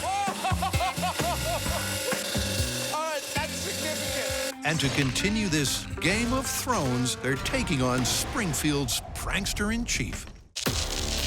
To find out if Bart's Bellagio-esque fountain will translate from the success in small scale to full scale, the Mythcrackers hit the bomb range. After having played with miniature toilets to our heart's content, go! We're going to assemble 3 real toilets on a platform 7 feet off the ground with a real full-scale plumbing system. Ready to get started and build this thing? Can you give me a minute? Sure. So that we can cherry bomb it all day long. And believe me, we will. Yeah, come on. 1 toilet, 2 toilets, 3 toilets.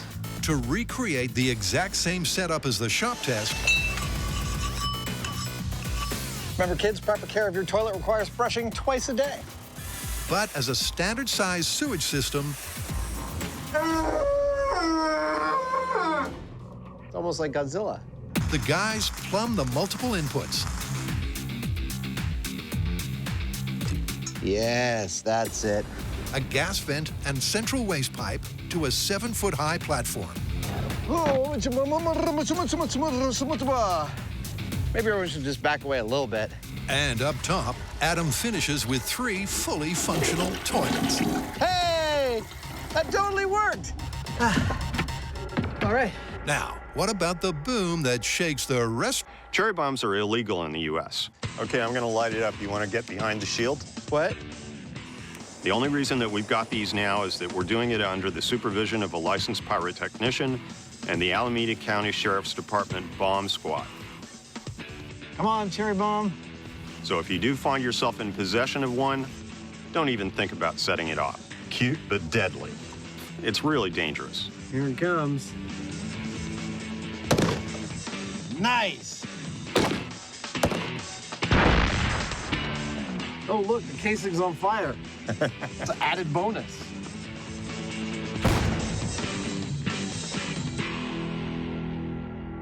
Room. Under strict bomb squad supervision. All right. The guys are using their own MythBusters-made cherry bombs to find out if the fuse will fizzle when wet. Now, when you hear that Bart throws a cherry bomb into the toilet, let's get to safety, shall we? Come on. Your mind might be set to thinking, I wonder if water would actually put out a cherry bomb's fuse. An excellent question, and one I am just about to answer.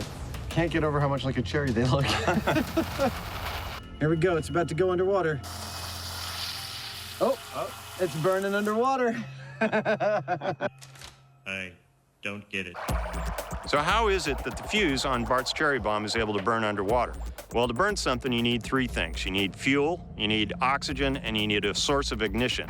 Now, as it happens, the gunpowder that runs along inside this fuse has everything it needs to burn. It has its own fuel and its own oxidizer. So it's quite happy to burn without any kind of exterior source of oxygen. Every time I learn something new, it pushes some old stuff out of my brain. Oh! Nice! That was awesome.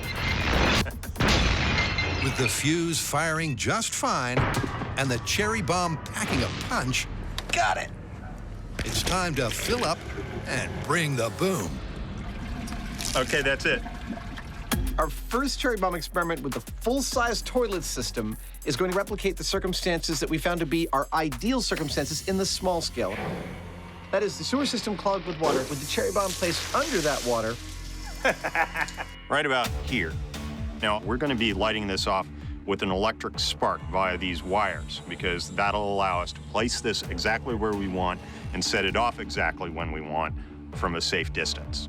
Okay, we're all sealed up.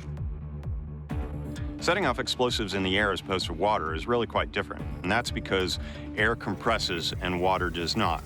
So if you apply pressure to water, it'll deliver a shock wave directly to whatever it's connected to, kind of like a hammer blow.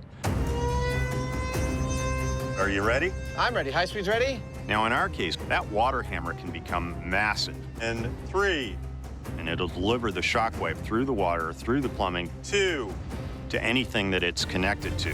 1.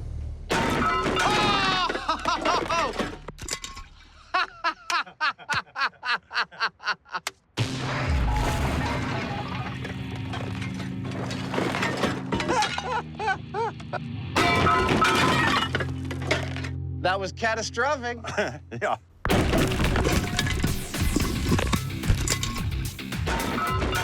Yep, Jamie's hammer theory nailed it. In contrast to the shop test's Simpsons-like water fountain. Oh, yes. Hey, this camera's still rolling here. When faced with the same firepower as a real cherry bomb, It is a freaking horror show up here. the standard full-size lavatory fixtures were forced free of their moorings, leaving the porcelain and possibly the myth busted. Looking carefully at the high-speed footage, you'll notice that water starts coming out beneath the toilets at the same time as it starts coming out the bowls. Now, that means that that water was moving so fast that the toilet's plumbing was not able to absorb the onrush, which is why it broke the toilets off their mounts instead of creating 3 large geysers. Our cherry bomb gave us a stunning explosion. Unfortunately, it also happened to rip all 3 of our toilets right out of the floor.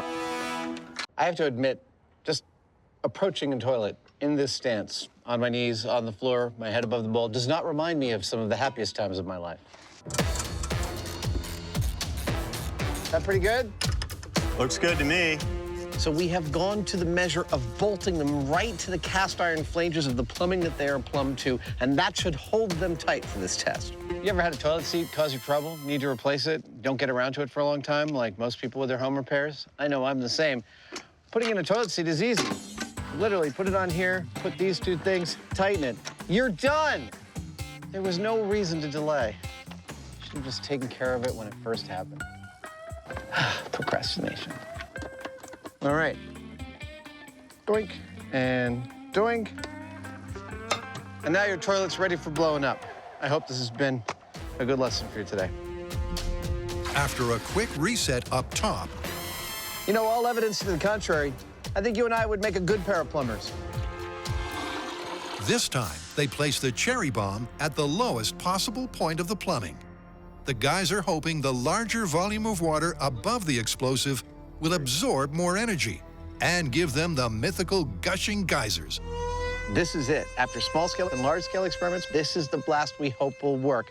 We have changed the position of the bomb. Hell, we've even bolted them to their own plumbing, which is totally unrealistic, but it's what we hope it will take to give us the geysers that we're looking for. And it's just about to happen. Are you ready, sir? I am. Okay. 5, 4, 3, 2, 1,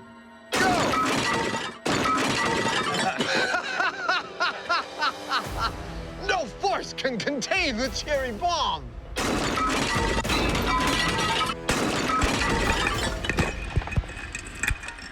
What are you gonna do? Yep, the power was simply too much. The pressure blast couldn't escape through the narrow plumbing fast enough. And something had to give. This is clearly why we can't have nice things. I have to say, I'm pretty impressed with the power of that blast. This time, instead of putting the toilets on their standard mountings, we through-bolted them into the steel plumbing, and still, that cherry bomb this big had enough power to rip all 3 toilets off their moorings and send them tumbling to their demise. It's not exactly what we saw on the show, but I'm impressed. What we're seeing is that if you have enough energy to push a lot of water up and out of those toilets using something like our cherry bomb, that same energy and the shock wave that accompanies it is also going to break the toilets off at their bases. They're simply not strong enough to stay in place. So, as far as I'm concerned, using an explosive, you're never going to see the kind of geyser that we saw in the cartoon. In this house, we obey the laws of thermodynamics. The cartoons don't reflect reality? Wow, this is big. This is, what is the word? Busted. It's busted, yes. Yeah! Kicking toilets apart since 1930. Them some steel-tipped shoes.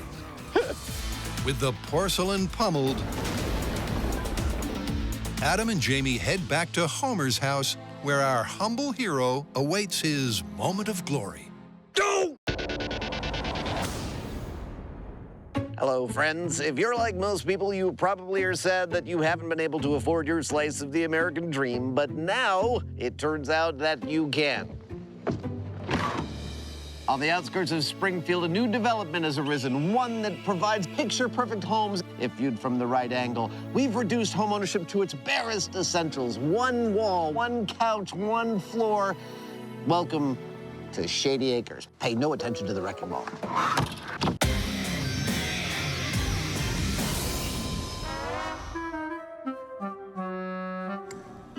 Jamie and Adam are chasing a cartoon conundrum. Oh, that's his home. The Homer Wrecker. Can our hero's leap of faith dissipate the force of this impact? Yeah! You know, it didn't move very fast, but it had quite a kick to it, didn't it? I mean, that's Newton's second law right there.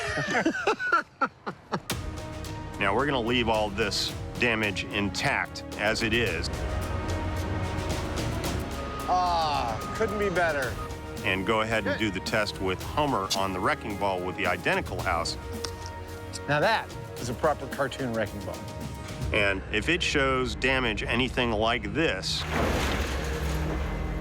we will know that Homer's efforts would have been for naught.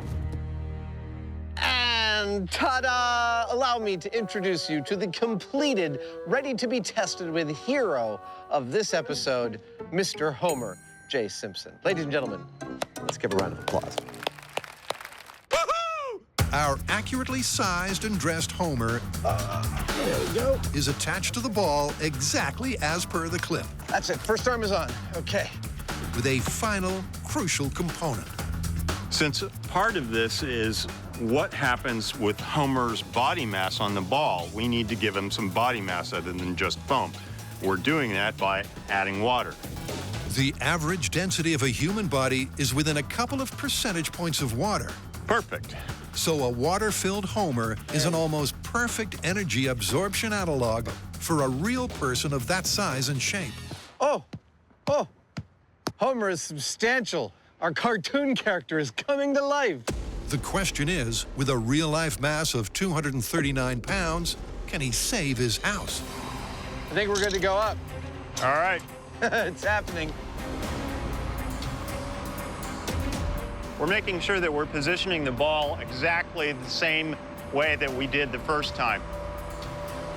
We'll let it settle, so the physics should all be the same, except for Homer. Does it look like his ass is dead center? He couldn't be more perfectly on the horizon of the lines of force between the ball and his house. Look at the potential energy. As per the control, the velocity on impact may only be a pedestrian 6 miles an hour. What are we doing? But with 5,000 pounds of ball, Who's paying for this? This is awesome. there's a lot of energy to dissipate. Say goodbye, Homer. Can our hefty hero really absorb that impact? All right, here we go. Homer versus the wrecking ball. The final experiment. 3, 2, 1. Here he goes! Yeah. Oh! Oh! That's a result that I never would have bet on. He's clearly made a big difference. Yeah, I mean, look at this house, and then look at that one. Wow. I'm just saying. Homer's ass is quite impressive, actually.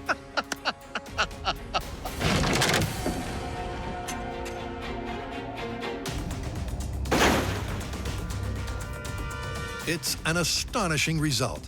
The house didn't escape completely unscathed, but Homer did help. He did crack the chimney. It almost fell, but the fact is that it didn't, and that's a result. Yeah. Well, there you have it. Identical houses, identical swing on the wrecking ball, but not identical results. Look at that house versus that house. Homer, it would seem, had quite the impact, so to speak. Well, astonishingly, it turns out Homer did in fact make a difference by placing himself between the wrecking ball and his house. He clearly made a heroic effort, and it had a heroic outcome.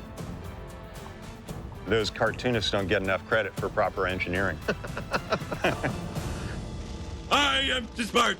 I am too smart. S-M-R-T. I mean S-M-A-R-T. All right, Al, I got some good news and some bad news. I'm going to start with the bad news, which is the toilet bomb. Unfortunately, all we got was total toilet destruction. It's busted.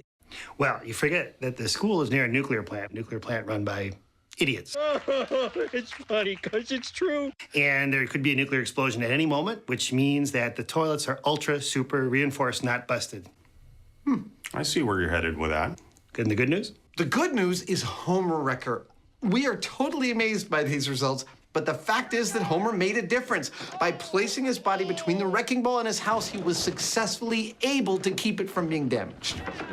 So you're saying the show is 100% scientifically accurate? Sure. Thank you, gentlemen.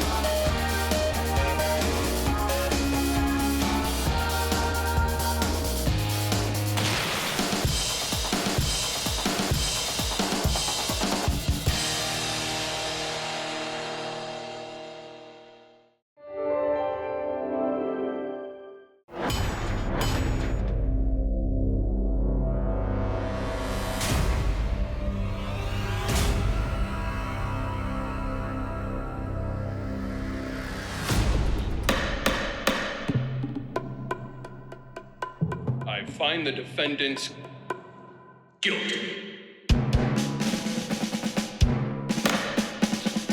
In 2002, a crack science duo was sent to prison for a crime they didn't commit. These men promptly escaped from a maximum security stockade to the San Francisco underground. Today, masked with their new identities, they survive as soldiers of science. If you have a problem, if no one else can help, and if you can find them, maybe you can hire the MythBusters. Ha ha! You ready for the A-Team special? I was born ready, fool. Outstanding.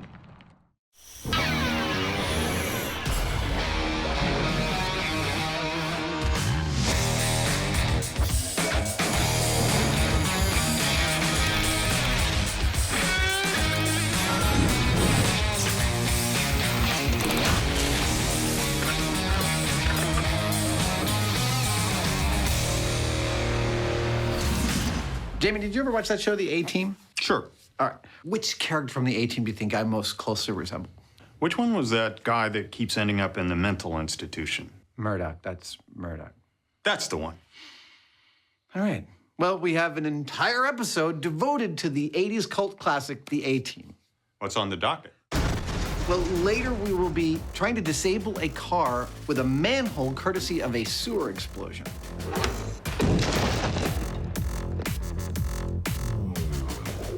But first up, we have what is really a classic A-Team trope. See, in almost every episode, the guys are stranded somewhere and they have to build a weapon with only the materials they have at their disposal, right? Right. Okay, so in this one, the A-Team is stranded in a lumber yard. The bad guys are on their way back, and the A-Team builds a cannon out of a log that shoots 2x4s with a controlled propane explosion to defeat the bad guys. Sounds dubious. Well, I think we should test it out. If it doesn't work, maybe you and I could do better. Maybe. So. Don't touch me. Okay. So, shall we gather all the materials we saw in the clip? Are you gonna keep that thing in your mouth the whole time? As long as I can stand it. All right. So, solenoids. It looks almost exactly the same. In the show, the A-Team guys built their wood cannon in a general-purpose shop that was attached to a lumber yard. Now, they had a log, and they drilled a hole down the middle of it to make a cannon barrel. Beautiful. They're using half 2x4s as ammo, and we did see a tank of propane, so that appears to be the propellant. That's what we've got to work with, so we're gonna use that equipment to build our wood cannon. Awesome. Having cross-referenced the clip, the guys collate all of the A-Team's cannon components. Ammo for bad guys. Before Adam rolls out the barrel, literally. There I am. Now, in the clip, they drill the hole in the log using a drill bit like this called an auger bit. It's gonna take a while. But frankly, we could not find one in the size that we needed. We're using a different kind of drill bit called a Forster bit. One of my single favorite drill bits of all time. Adam uses the Forstner. I feel like the villain in some kind of movie. But even so, it's a tough task. I know. It seems strange to me, too, to keep having to sharpen this bit when all I'm doing is drilling into wood. But the fact is that the molecules that make up wood are incredibly dulling to metal blades. You gotta sharpen it all the time. In fact, it takes 40 minutes of hard labor before Adam's barrel is fully bored. There we go. Now that's a hole. So next, it's over to Jamie, who inserts a hose to fill the barrel with propane. Look at that, perfect fit. Before prepping the cannon's ignition system. So how are we gonna ignite the propane in our cannon? Well, the easiest way is with a spark. And the easiest way for us to get one of those is just to plug a couple of wires into the wall socket. But that's only gonna make a small spark, and we need a big one for reliable ignition of the propane. And for that, we're gonna use our favorite device for generating large sparks, and that's the neon transformer. And there it is. And once wired in, their cannon is the perfect copycat. It's got a 40-inch long log barrel, propane as fuel, a sparking ignition system, and planks as projectiles. Plus, the whole thing's mounted on a forklift, just like the A-Team. But the question is, will it work? All right. Loading the device. There we go. Okay. Device is loaded. For test 1, 1,000, 2, 1,000, 3, 1,000. they're giving it some gas. 5 seconds worth of propane. Ignition in. 3, 2, 1, go. Nothing. Nothing. Give it another 5 seconds. Put a cigar in just makes everything you say sound a little more authoritative. Get those trucks out of there. Move those people over there. I'll put those oranges in my summer house. Stuff like that. 3, 2, 1. Nothing. Nothing? Well, that's weird. I would expect at least something. Figuring the sparker may have failed, Adam goes in for a closer look. Okay, sparking now. Oh!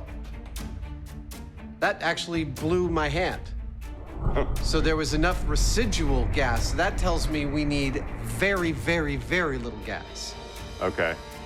All right, we started up by adding way, way, way too much propane to this. Now, you might think, oh, the more propane, the better, but it's not that way. Propane isn't flammable in and of itself. It's flammable when it's mixed with air or oxygen. And you have to get the correct mix or stoichiometry in order to get that ignition or that pop that's actually gonna send this out towards the bad guys. So for test 2, the guys used just 1 second of gas. And 3, 2, 1, fire. Hey! That was a pop. It was. Ammo did not move even the tiniest bit, not even remotely. Well, there was fire in the hole, but so far, a viable weapon this ain't. I gotta say, it's not looking so good.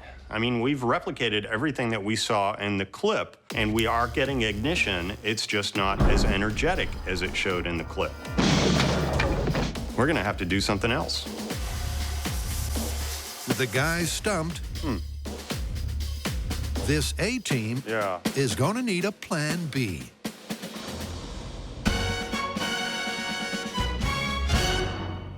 So forklift fire is all about improvised weaponry taking out the bad guys, but the A-team were also very adept at making their escape, and that is the next thing we're gonna tackle. Go on. Well, in one of my favorite escapes, they take a bundle of dynamite and put it in a sewer just under a manhole cover. Then they wait until the bad guy's driving over that manhole cover, they detonate the dynamite, boom, the manhole cover takes the car completely out. So the car is a write-off, but the dudes inside are okay. Exactly, no one ever gets hurt by the A-team. Well, explosive escapes. I like it.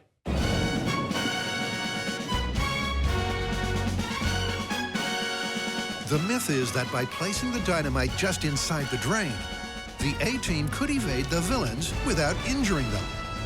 But is that really possible? That's perfect. So there's a plan, right? Of course there's a plan. For some reason, urban areas don't like it when you use explosives in their sewers. So, in lieu of that, we've come to our favorite place in California where we can blow large things up and even dig holes in the ground, Ione, California. Thanks to its remote location, Ione is the perfect place for some manhole mayhem. But the digging will come later. Now, obviously, since the A-team placed their sticks of dynamite inside a sewer, we are going to do the exact same thing. Perfect. Nice ride. But it raises the question, why would they go to the trouble? I mean, what's the difference between it on the ground and in the sewer? And this leads to the A-team's MO, which is they don't ever want to kill the bad guys. They just want to neutralize them as a threat. So in order to test whether or not their method is truly non-lethal, we're going to need a control. That is, 9 sticks of dynamite, just like the clip, placed on the ground with this car placed right on top of it. Find out what happens to the driver of the car when we blow that up. My prediction, it's not going to be pretty. So with the car from the clip, the guys are green lighting a control test. What's next? Buster. Will a dynamite detonation outside a sewer cause casualties where an internal one would not? We want to find out whether our driver would have survived this blast, and if so, whether he was injured or not and how badly. To do that, we're going to be putting sensors on his head. There we go. On his waist and near his feet. And these sensors can record events down to the microsecond, which will tell us exactly what went on. Buster may be wired in the hot seat. Just remember, little buddy, this is going to hurt you a lot more than it hurts me. But he's not the only data device. Now, another reason the A-team might have placed their explosives inside the manhole cover is to protect any innocent bystanders standing around. And that is a reasonable assumption that we would like to test, and that's what these figures are for. We've placed these 2 half-inch plywood cutouts at 15 feet and 10 feet from the blast to see how much damage they sustain in the control versus the actual experiment. And of course, on MythBusters, innocent bystander is just another term for shrapnel catcher. With the plan coming together... It's okay, little buddy. Next up is the explosive. For accuracy, we're using 9 sticks of nitroglycerin-based dynamite because that's what they used on the A-Team. Now, this is the first time we've used it because it's relatively unstable. It's shock sensitive, and that's bad. So we're going to take every precaution, and we're going to be safe.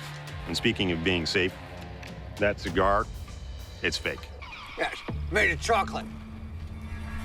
The guys are going that extra mile. Say when. To make sure that everything matches the clip. Stop. With 2 exceptions. First, the control test has no sewer. And second, also in the clip, the car is moving, and we are not doing that for 2 very good reasons. Number 1, it doesn't make any difference to the physics, but 2, and most importantly, we want to be able to compare our control blast against the blast when we dig the sewer and put the dynamite in there. And in order to compare those 2 exactly, we need the dynamite in the same spot on both blasts. And in order to guarantee that, well, we're just not moving the car. That is our plan. 9 sticks of dynamite is a pretty serious blast. Now, to put that in perspective, a hand grenade might have 1/5 of 1 stick of dynamite inside it. Now, granted, it's encased in metal, which is what causes most of the damage, but in our case, our dynamite is also actually sitting right next to a bunch of metal in the engine block. And that engine block may absorb some of the shock, but it may also turn into frag, which means that Buster might be sitting right next to the equivalent of a whole pile of grenades.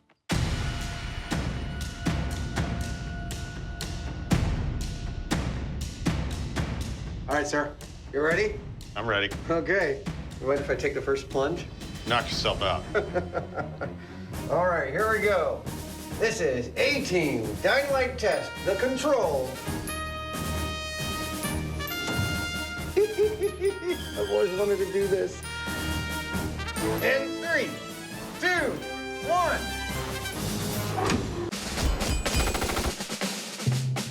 in the MythBusters A-Team special, these things taste terrible. The guys were wired up to a countdown. In 3, 2, 1. That just got cut. What happened to our countdown? We'll get right back to it, I promise. I just wanted to remind everybody that what we are testing is how lethal 9 sticks of dynamite detonated on the ground under a car are to both the driver of that car and to innocent bystanders on the street. That is our control test. Now, back to our regularly scheduled countdown. This is A-Team Dynamite Test, the control, in 3, 2, 1.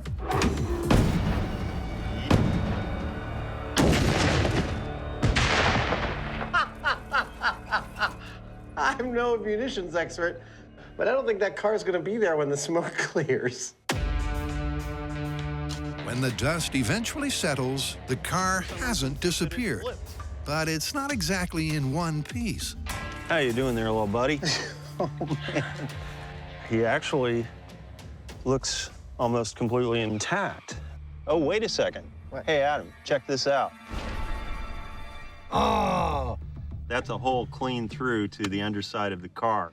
I am now going to go out on a limb and predict that Buster didn't survive that, but only the numbers will tell us for sure. It didn't look good for Buster. But what does the data say? That looks pretty bad in here, huh?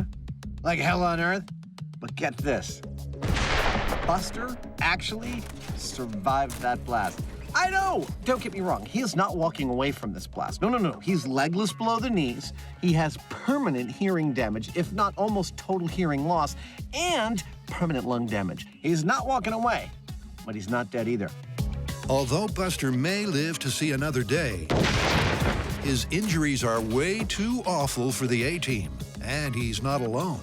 Upon careful looking again and again at this high speed, I'm noticing that the blast pressure wave, which normally would be coming upward and outward in a symmetrical bubble, is not doing that. Instead, it's starting out as 2 bubbles that are coming out underneath and to the side of the car, spreading out the energy coming off of this blast to the side. That energy to the side spells bad news for the bystanders. At this point, you might be wondering how our bystanders have been holding up, and I can tell you, our bystanders withstood a pressure wave of 90 psi, 90. That's lethal. They were dead. With death and destruction from shockwave and shrapnel, the control blast was catastrophic. But will going underground, as per the A-Team's technique, really make a difference?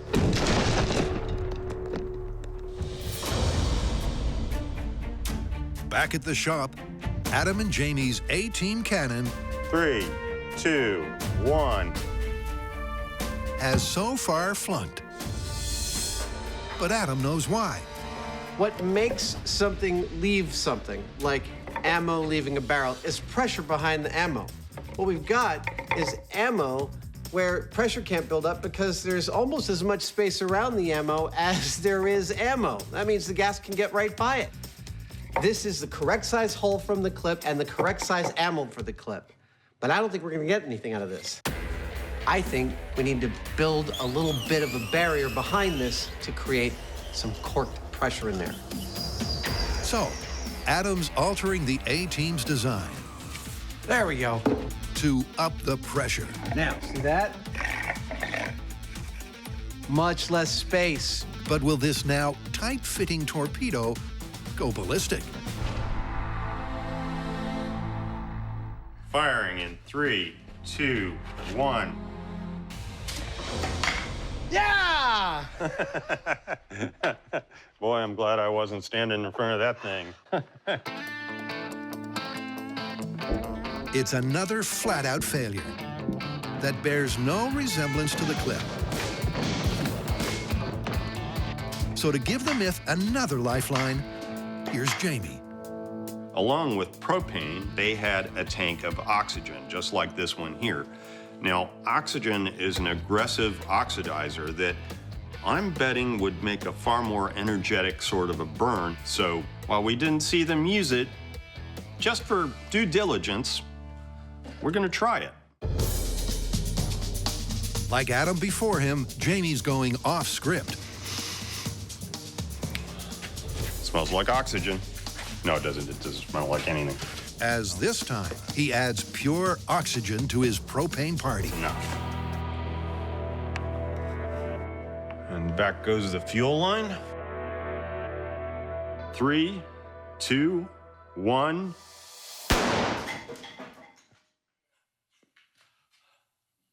Oops. Wow, well, that wasn't exactly what I had in mind. I mean, I knew the introduction of pure oxygen in there would make a more energetic reaction, but I didn't think it was gonna blow up the whole barrel. I mean, it was kind of scary. But it does make me think that if I dial back the oxygen to just the right amount, I should be able to find a sweet spot that shoots that wooden ammo out as pretty as you please. After watching the dismal results we were getting trying to use propane to shoot projectiles out of our cannon, you might be wondering why the addition of oxygen made the reaction so much more vigorous. I mean, oxygen's in the air I'm breathing right now, isn't it? Well, yes, but less than you think. Breathable air is actually 78% nitrogen and only 21% oxygen. What Jamie filled the barrel with before the addition of propane was 100% pure oxygen. Now, what do you need for the burn to happen? Propane and oxygen. And what he put in there was 5 times more pure than what is in the air. Thus, the reaction we got was much more powerful. So with some running repairs on their log, better than new, and some better late than never safety shields, there we go. That makes me feel safer. It's all systems go to find out if there is a propane and oxygen mixture that will fire their projectile but won't destroy their cannon. Okay, I'm fueling. 3, 2, 1. Hey, it moved about a foot. For each test, so going to 4 seconds. The guys are altering the relative amounts of the two gases. Firing in 3, 2, 1. We got it out! Woohoo! Give me a high five. But after some early encouragement, 3, 2, 1. It's not long before a familiar pattern emerges. This one's for the money. Firing in 3, 2, 1. That was by far the most vigorous bang yet, and our projectile didn't move at all. Indeed, after 24 concentration combinations, including a repeat of Jamie's Big Bang. 3, 2, 1. It's clear that no gas mixture has the pushing power to weaponize their wood. Our plan was good, great even. We methodically experimented with different air-fuel mixtures of propane and air, and then we added pure oxygen. We added a barrel block to the back of our projectiles. We got breached cannons, we got loud cracks, we got bangs, we got fire. Still, one thing we did not get was any projectiles leaving the barrel and traveling towards their opponents. We have scientifically busted this device completely. But here's the thing. I have to imagine that if you put Jamie and I in an abandoned lumber yard, that we would be able to come up with something that was effective. Let's call it. Yeah. Let's figure out another way to hurl wood at our opponents.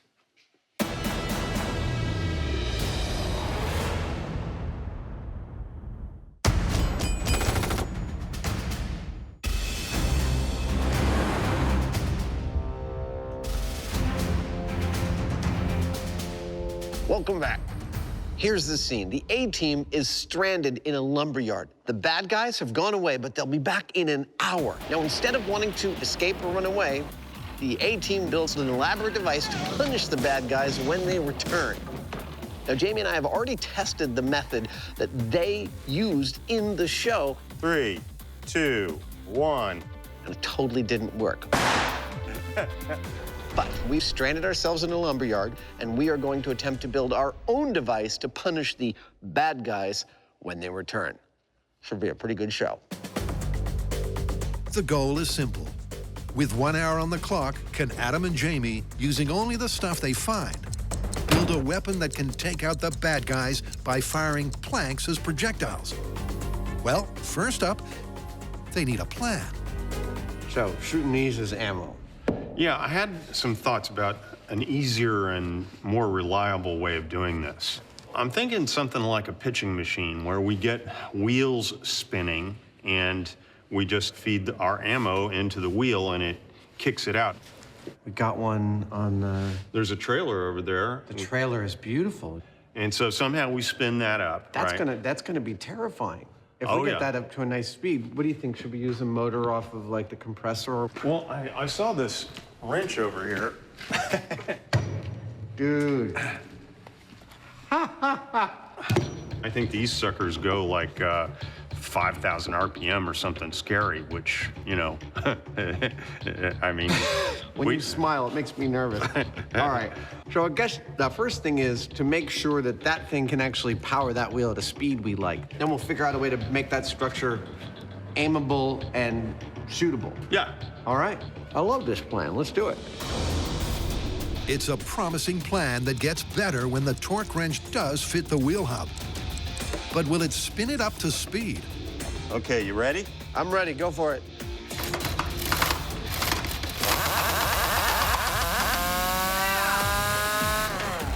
And that's just the start they were hoping for. I don't know how fast that was going, but... That seems, I'm gonna call that fast enough. Being able to spin their wheel of misfortune fast is vital to launching their lumber. But will the rest of the plan come together so smoothly? In theory, this is like a pitching machine, but remember, we're doing this with lumber. We're using various tools that were not made for this kind of thing, and there are a lot of moving parts here. That's a lot of stuff that we have to integrate if it's going to actually work smoothly, which is the whole point of this. While Jamie gets on with integrating the flywheel, all right, do it. Adam's taking aim at the ammo, where he's trying to outgun the A-team by going semi-auto. Oh, this is gonna be awesome. I absolutely love and adore working like this. Seat of the pants, on the fly, figuring stuff out with what's in front of you. The solutions you come up with are weirdly elegant when those conditions arise. Yeah, baby. Wanna know how this works? The wheel sits right about here, spinning very crazy fast in that direction. This ammo box sits right about here. When Jamie pulls the trigger, that's this lever, it feeds a piece of wood out. until that piece of wood contacts the spinning wheel. The moment it does, the wheel grabs that piece of wood and hurls it at one of our bad guys. Then Jamie pulls this back. You see all the ammo drops down, and he's ready for another one. Bang! I think we could fire like 15 shots in maybe 5 or 6 seconds with this thing. Rat-tat-tat-tat-tat-tat. Like Adam Hannibal Savage, Howling Mad Heineman is also making progress. There we go. He's aligned the wheel with the torque wrench and added some safety shielding. Angular momentum is enough at certain speeds to actually make this tire explode. That's why I built this structure this way, so as I'm behind it, firing it, I'll be protected by stuff in the event this actually takes off. This is gonna work killer. I hope so. With the bad guys less than 20 minutes away, there's no rest for the wicked. After building the firing mechanism, the next task for me is to build the aiming mechanism. And this is non-trivial because it's quite easy just to take a spinning disc and feed a piece of wood into it. It's another thing entirely to be able to aim that both side to side and up and down. That's great.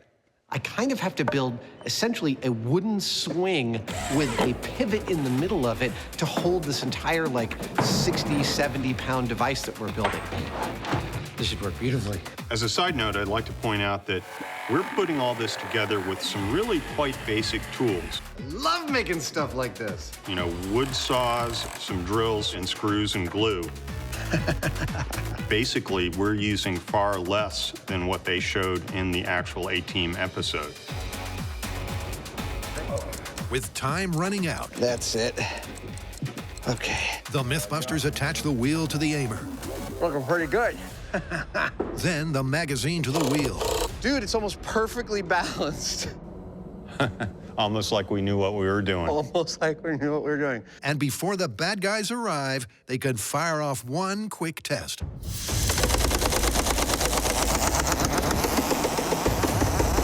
It's terrifying to stand here. Firing! 3, 2, 1!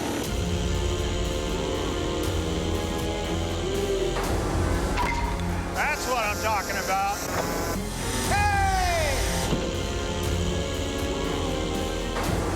I hit the camera! That is awesome. Our machine is working beautifully. It's a wonder to behold. It is terrifying to be behind. When it starts out, the wheel is slightly unbalanced. It's kind of like, and it settles in. And then you pull the lever, and bang, the piece of wood shoots out like 60 feet. I hit a camera. It was beautiful. 3, 2, 1! Shooting at over 50 miles an hour. That is awesome. Their forklift firer is the real deal. But next, the ultimate test. Will it take down the bad guys before it's too late?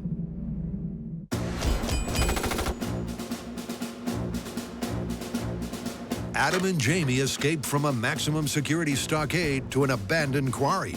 This is perfect. Where their above-ground control caused carnage.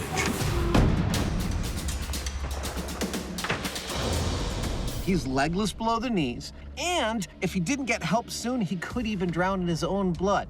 All that's left for us to do now is to dig a sewer and try it again. Yep, to put the A-Team's MO to the test. Next, the guys need a city sewer. Nothing like digging a good trench. To see if the same blast, but just barely underground, will be injury-free for all. Next, we put trench plates across here. Yeah, you're spot on. And we'll completely cover this except for where our manhole is gonna be. And boom, you got a sewer. Believe it or not, this is actually the first time that we've ever used a trench plate for a trench. This kind of operation, it looks like fun, and it is also incredibly dangerous. Any one of these plates could shift just a ½ inch and take off one of Jamie's fingers without even noticing. Tilt up. That's it. And it is this kind of operation that the two of us excel at in working with each other. Because in order to do it safely, you not only have to move carefully, but it's best if the two people doing its thoughts are identical. Like a well-oiled machine. And frankly, when Jamie and I are doing something like this, our brains are running on totally parallel tracks, and it's a sheer pleasure to do it. It looks beautiful. Yeah. Fabulous. I love it when a plan comes together. Oh, shut up. With the trench plates in place, the guys next man up their manhole. Hello! And after a quick sewer survey... Yeah. It looks great down here, man. Like a real sewer. And it's nice and cool. We should have lunch down there. That's a fabulous idea. The great backfill can begin. And that right there, that's a man in his element. As Jamie buries most, but not all, of their sewer system. At this point in the episode, you've probably entertained a few thoughts. Among them, things like, wow, Jamie's pretty good with the excavator. I wonder if he had help. But among your comments might be, why are you guys leaving one whole end of your sewer system open? And it involves replicating the circumstances of the myth. See, we're testing an explosion of dynamite in a sewer system. Keyword, system. Sewers are part of a long set of catacombs running underneath the city. There's a lot of places for the expanding gases of the explosion to go, and that is why we're leaving ours open. With one end open, one end closed, and the top soon to be sealed shut. Do it. Their drain in a day is done. That just leaves the rest of the experiment, starting with driver and car. Who drives with their legs crossed? Only Buster. Next come the all-important PCB sensors. We're using these sensors to determine whether or not Buster lives or dies in these explosive tests, but it's worth talking a little bit about how they work because it's pretty cool. Inside this sensor is a type of crystal called piezo. When you flex it or press on it, it generates a tiny amount of electricity that is very consistent. You can expose it to a blast pressure wave. It will generate a little amount of electricity that we can equate to the amount of pressure it received. That directly tells us whether or not Buster could live or die. Excuse me, Buster. Pardon me, excuse me. Thank you, pardon me, pardon me. Oh, thank you, sir. Oh, thanks for the ride. I'll call you when it's time to pick me up. After that comes the dynamite, positioned millimeters below the manhole at the very uppermost point of their drain. So this is exactly what we see them do in the clip. 9 sticks of dynamite off to the side a bit with the manhole cover on top of it. All right, here we go. 3, 2, 1. The final piece of the puzzle is to position the car exactly as it was in the control test. Keep coming, and a little more. Perfect. All that leaves is a prediction. Now, my impression is that the sewer is going to allow some of the blast pressure to escape down into that cavity. But then on the other hand, we have that manhole cover, which is most likely going to turn into fragments because it's cast iron and that's brittle. And that may well hold on to the energy somewhat and direct it upward into the car. Where that puts Buster, it's anybody's guess. That's what we're going to find out. Everything is pretty much in place. I'm standing on top of a sewer we built this afternoon. Underneath this manhole cover are 9 sticks of dynamite. Inside this 3,750-pound classic American car, we've got one crash test dummy who, if he had a brain, would be nervous. Luckily, all he's got for brains are some sensors that'll tell us whether he lives or dies. Over here, we have some innocent bystanders ready to catch some shrapnel and yield some data of their own. 600 feet over that way, a bunch of MythBusters about to have a very fine afternoon. All of this is geared to set up precisely the circumstances we see in the episode of the A-Team that we're replicating. All geared to find out whether or not that dude lives through this explosion. Now, excuse me, I got some stuff to blow up.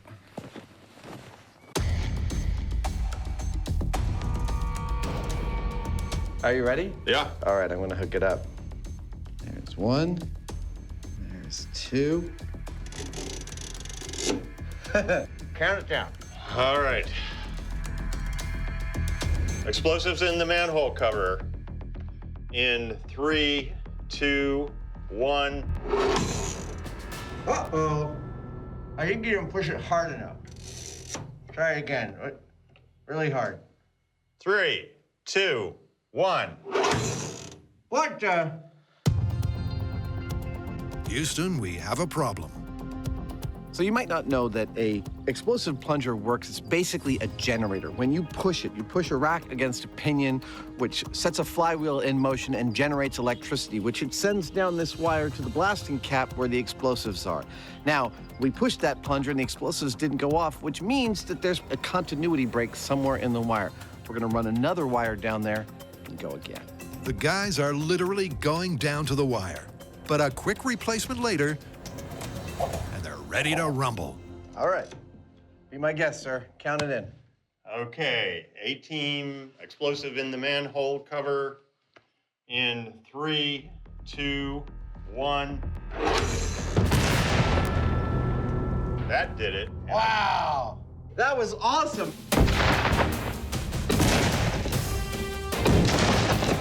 When the dust settles this time, it's clear that the car hasn't been torn apart.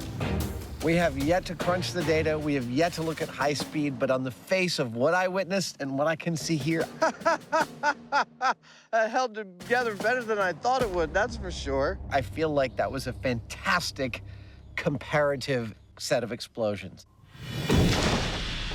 Second explosion, the dynamite in the sewer, just as we saw in the A-team, dented the oil pan of this car, but did not break through. It looks like it didn't actually penetrate, though. Wow. My prediction, post-explosion, pre-data crunch, is that our dude is totally fine. But we gotta check all that stuff out first. Yep, while initial impressions are good, it's all down to the data. I've analyzed the data from the sewer-based explosion, and it's pretty interesting because the prior blast exposed Buster to 26 psi. This time, with the sewer, he only experienced 9 psi. That's less than half. And that means that as opposed to ending up in the hospital with some serious injuries, this time he would have walked away. A little unhappy and with some bruises, but he would have walked away. So Buster's only bruised. How about the bystanders? Last time, a lethal 90 psi. This time, 11 psi. That's right! Isn't that cool? Not only is the blast survivable for the guy inside the car, it's also for the bystanders by the side of the road. I'm no doctor, but you might want to have that shoulder looked at. It's kind of weird. it's an astounding result. Simply by placing the dynamite millimeters below their manhole, the shockwave takes out the car and the car alone. This is really cool. 95% of the time, what you see in movies and television has no bearing on actual physics. So it is very funny to me to delve into a cheesy 1980s action show that I totally grew up on and find that their physics are sound. That is, putting dynamite inside a manhole is a fine way of making a non-lethal explosion that will take out a car. So how do you want to call this one?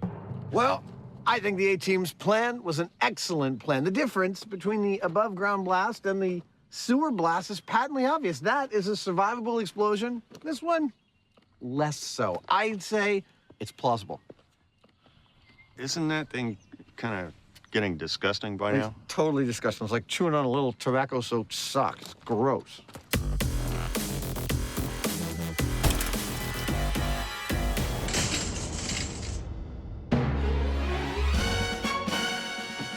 All right, let's get out of here. Where to, Colonel? Back to the lumber yard.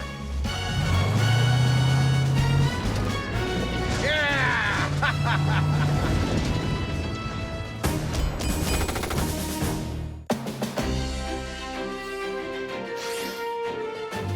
In an abandoned lumber yard, it's time to play ball.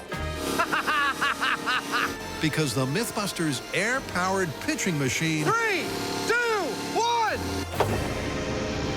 is firing on all cylinders.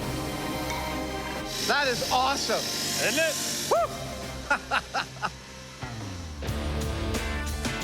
Well, our cannon is ready, and by our best estimates, this thing ought to fire these chunks of wood at something between 50 and 75 miles per hour. That is significant and dangerous. And I want to point out that this is a purely improvised build by B and Jamie. So all of this design was here on site. A sheer pleasure. This is a classic MythBusters build. Like the A-Team, the guys improvise their weapon in just 1 hour. But will it be able to hurt the henchmen? Last one. Locked and loaded. Time to find out. What exactly are we testing? Well, in the clip, the guys spend about 1 minute and 10 seconds firing their wood weapon at the bad guys to drive them off. Hit it! Yep. Let's do it. For us, given that we've busted the tree cannon approach entirely, we intend to test out our own firing mechanism, both in terms of accuracy, quickness to fire, and the time it takes to take out the bad guys. Outside the double doors, there are 7 bad guys, each ready to pop up just where they did in the A-Team scene. It's showtime. But can Jamie take them down in just 70 seconds? It's a perfect start. As Jamie takes out pop-ups 1 and 2 with shots straight to the head. And from there, well, let's roll an A-Team montage.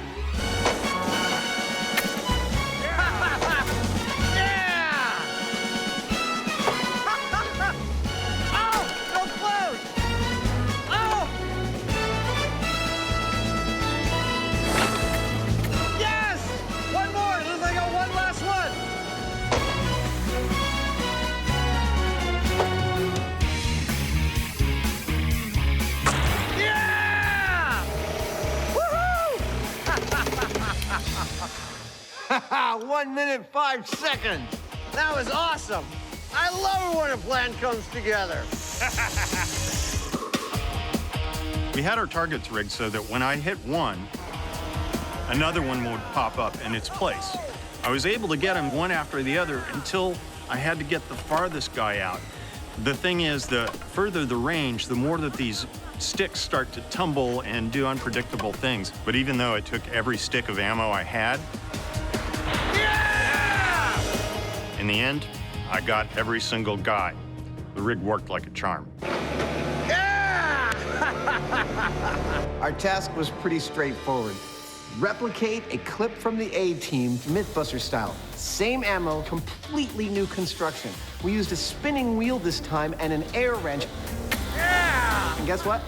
It worked magnificently. It worked exactly like we saw in the clip. It was awesome.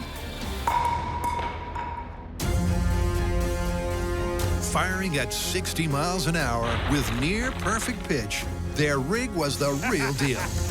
And having scratch-built it in under an hour using junk lying around the lumberyard, I might say that the MythBusters have out-A-teamed the A-Team. Hey, A-Team, if you need our help again, you know where to find us.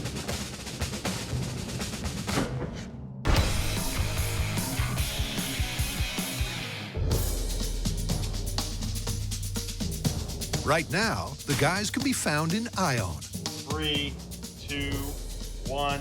where their sewer salvo was a blast. A blast that vindicated the A-Team's MO. He would have walked away. Nice! That is awesome. You want to see the high speed? Yeah. But while the guys have called their conclusion based solely on survivability, the clip also had the car flipping up and over. And with no flip in tests 1 or 2, they're now upping the ante. And here's how. The first thing we've got to do to get that car to flip is to bring a little more pressure into the game. So to do that, we're sealing off the sewer. The second thing we're going to do to try and guarantee a flip is move the position of the car relative to the explosion. Now, in the first 2 explosions, we copied exactly what we saw in the show, and that is explosion happening pretty much dead center of the car underneath the engine. This time, we're going to move it over here to the left, try and get it to flip that way. That's the theory, anyway. That's the theory. And here's the test subject. You know, every time Adam and I go someplace, people ask us, where's Buster? But if you get to know him, he's kind of a jerk. Plus, he's heavy. That's why we don't mind blowing him up. Oh, he's so heavy. Sorry about that. Come on, Buster. Watch your head. There we go. With Buster not quite strapped in, No seatbelt. No, I think Oh, well. he'll be all right without it. Okay. the car is moved into prime position. Keep coming. That's it, right there. If anything will flip this car that well. Then it's go time. Fire in the hole! Love doing that. All right, here we go. Ah, that is so cool.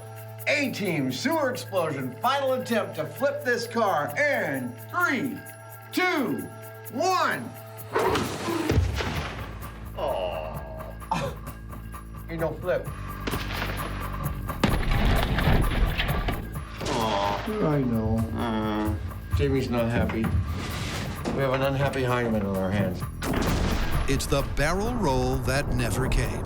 While the car did leap higher than ever, it didn't flip as per the clip. But as the A-Team would never say, failure is always an option. 3 setups, 3 blasts, 3 cars destroyed, 1 very tired crash test dummy, and the results are pretty darn definitive. The A-Team's plan of putting 9 sticks of dynamite inside a manhole cover in order to disable a car without killing its occupant is totally plausible, completely sound. In fact, the only thing that they got wrong in the episode, and this is shocking, is that 9 sticks of dynamite will not flip this car. But everything else is possible. It's like validating the media of my childhood. How awesome is that? I pity this fool.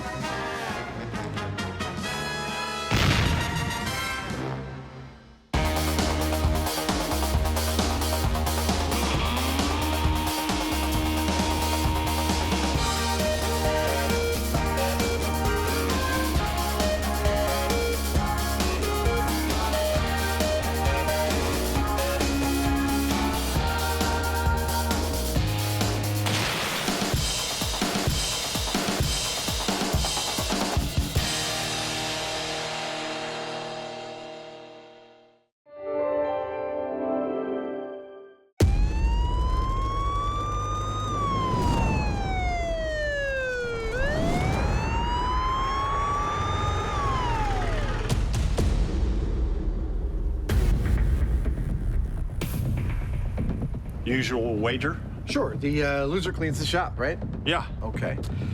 Count it in, I'm ready. 3, 2, 1. Hey, wait a second. There we go. Hello? Hi, Mom. Ah! No, not you, not you. Don't, hold on. Mom, it's not really the best time for me to talk.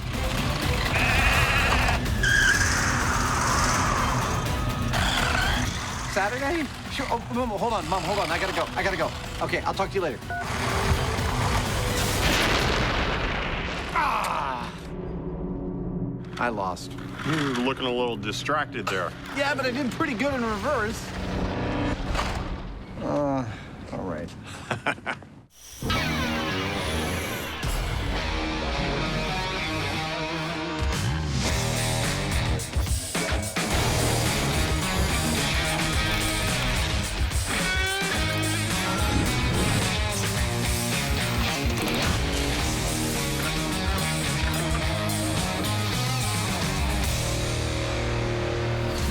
All right, sir, time to get your racing gloves on. We have an entire episode that puts the word dangerous into the phrase dangerous driving. Like what? Well, we've got a Hollywood car chase story to tackle that driving at high speed through traffic, evading your enemies in reverse is easy. But first up, we have a story all about the dangers of driving while talking on your cell phone. Well, there's a law against that, at least as far as holding it in your hand. Exactly, but what is the solution for someone who wants to talk on their phone? Hands-free? Hello? Yep, but there's a myth that there is no improvement in safety talking hands-free versus holding on to your phone, that they both distract you just as much, and I think we should test that. Absolutely. Talking on a handheld phone leaves a driver both mentally and physically compromised. Going hands-free does eliminate half the problem. But with the other half still there, some say that it's just as dangerous.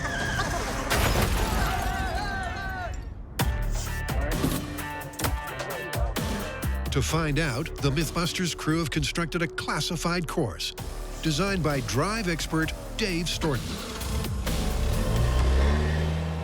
So the first section here is a slalom, so that's going to test their steering ability while talking on the phone.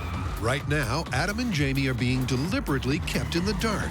Coming out of the slalom, they'll immediately have to get on the brakes for our low-speed exercise called the offset lane. Because any pre-existing knowledge of the route could discredit their data. Once through that, we head over to what's called a T-box. Instead, all they know is that they must stick to the speed limits and not clip any cones if they're to achieve a perfect score. Right.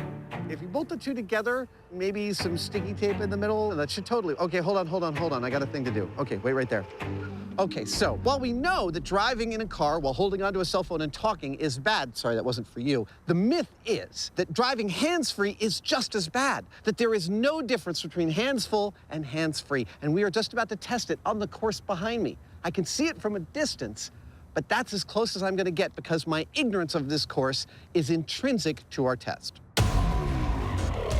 Like Adam, Jamie's also going that extra mile to make sure their science is sound. Adam's going to run this test twice. First with the phone held in his hand, and then secondly, hands-free. Then I'm also going to run the test twice, but I'm going to do it in the inverse order. The idea here is that we're going to be able to remove any bias as far as learning and getting better every time we do the test. Indeed. And while Adam warms up in the test car... Breaker, we got a 555 and an MTV. I'll take care of it. Jamie sits down in mission control. All right, I've got my questions, I've got my phone. We'll see what we can do to mess with Adam's world. Hello, sir. Hello. With Dave riding shotgun to mark Adam's moves, it's time to hold the phone.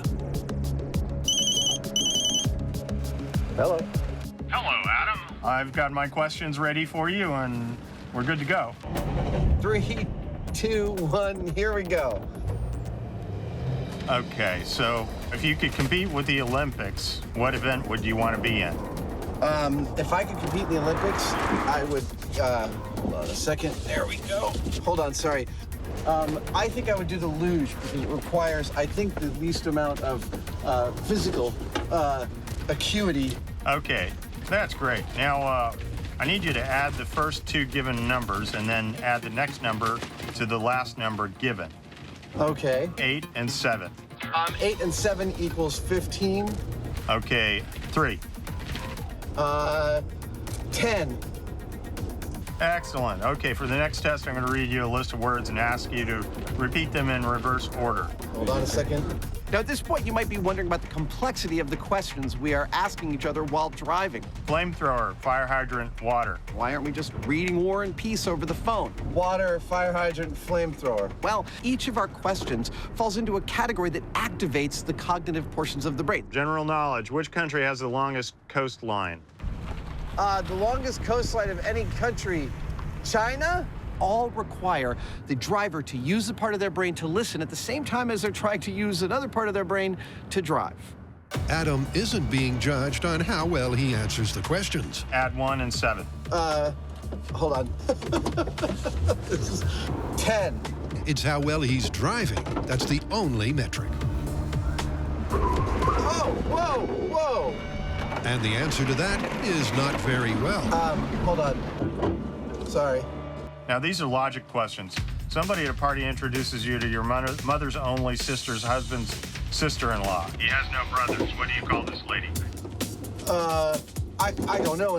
I can't. Can you repeat the question? The combination of one hand on the wheel and a brain that's multitasking into meltdown means that by the end of the test, Adam's flunked with flying colors. Jamie, I'm done. That was awful. That was absolutely horrendous. My goodness. I'm a menace. It's clear that I'm a menace on the road. Adam got the majority of the questions right, but it was clear that he was struggling with them a lot more than he would have if he wasn't driving. Okay, add 1 and 7. He was pausing a lot. Hold on. He had to have the question repeated. Sorry, Jamie, what was your question? And in general, you could just hear that he was having to multitask. He was having to deal with things that were happening to him while he was driving. Whoa, whoa, whoa! So he was kind of alternating from one set of problems to the other. Hold on. Sorry. He wasn't able to really do both seamlessly. Well, let's reset and see whether you're still a menace on the next one. All right. Okay. Well, I've completed my first test, and talking on the phone was absolutely awful. And then the car stopped working. So we are actually going to transfer all of the cameras and microphones from inside this car to one of our production vehicles, and I'm going to run the test a second time hands-free. I mean, we still consider my first test valid, just have to do the second one in a different car. So while the team pushes on, what else is on the docket? So driving in reverse. Paint me a picture. Well, look, our hero, let's say, is driving down a one-way street. He thinks he's home free, but blocking his path is a villain in a car. He's got nowhere to go, so using the only avenue open to him, the hero throws the car into reverse and backs up, bobbing and weaving through traffic at high speed to eventually evade his chaser. And you want to know if this is possible. I totally do. We've been trained to drive in a lot of different ways over the years, but backwards isn't one of them, and it involves a lot of different skills, not only driving ability and spatial awareness, but also really proprioception. Yeah, let's get to driving. Okay.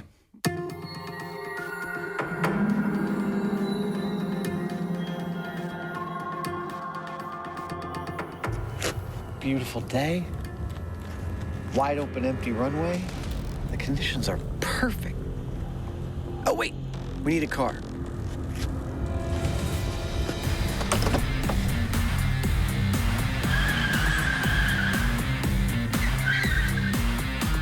You ordered a car? Indeed I did, sir. Perfect timing. Now, the movies are packed with people who can drive well, but they would lead you to believe that you could drive forward or reverse however you choose. We're constantly seeing our movie heroes racing away from the bad guys, avoiding obstacles and driving all over the place with the rear end of the car facing the direction that they are actually going. But before trying out any twists or turns, And that's a quarter mile. the guys first want to know if cars can even reverse Hollywood fast in real life. And for that, they're hitting the straightaway. We've set up a course that's measured, and we're going to test out these cars, see how fast they go in forward, and compare that to how fast they go in reverse. All right, Mr. Hanneman, are you ready? I'm good to go. All right, commence quarter-mile test in 3, 2, 1, go. Here it comes. 80 miles per hour. It's a good start for their converted cab. But how will that speed compare when it's back to front? Most cars you're ever going to run into have only one reverse gear, which means that the top speed of your car in reverse is ultimately limited by the reverse gearing and the speed at which the engine is turning over. Now, will our car be able to go as fast as they seem to go in the movies? That is just what we're about to find out. Okay, commence backwards quarter mile in 3, 2, 1, go. Jamie's off, but from the get-go, it's clear that he's less fast and furious and more driving Miss Daisy. But that's because he's using this run to get his eye in. 31 miles per hour. I think he can do better. I think he's got more. Yep, it's test 2, where the rubber will meet the road. Okay, Adam, I'm in place and ready to go in reverse. As Jamie this time plans to put the pedal to the metal. All right, Mr. Heineman, in 3, 2, 1, go.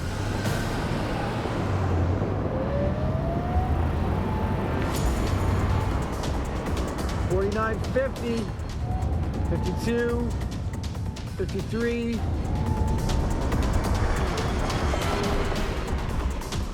54 miles per hour. Now that's more like it. Reaching freeway speeds is more than a match for a Hollywood hero. But it's not all good news. Because Adam wants his turn. Okay, Adam, in 3, 2, 1, go. 29. It's coming up fast. 45. Whoa! That's what I was talking about. And correct a little too much, you're gonna lose it. Yeah, you started to lose it at about 50. Yeah, man, it was like bump, bump, bump, bump, bump, bump, bump, correction, overcorrection, undercorrection, overcorrection. Yeah. I'll give it one more shot, but I'm not sure I'm gonna get much faster than that. Okay. Adam resets for his final run. There we go. And it really is now or never. In 3, 2, 1, go. Here we go. But will he be able to better Jamie's best? 30.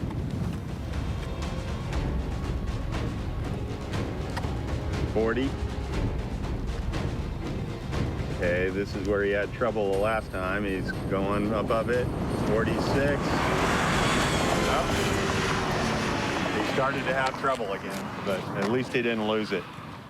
I don't think that was going as fast as I'd like to, but that's where I'm calling it. You got up to about 47 miles an hour. Yeah, 47.50. Past that, I feel like I'm just right. Yeah. Just gonna toss it right away. Yeah. And you're not going to go much faster anyway, because the car won't.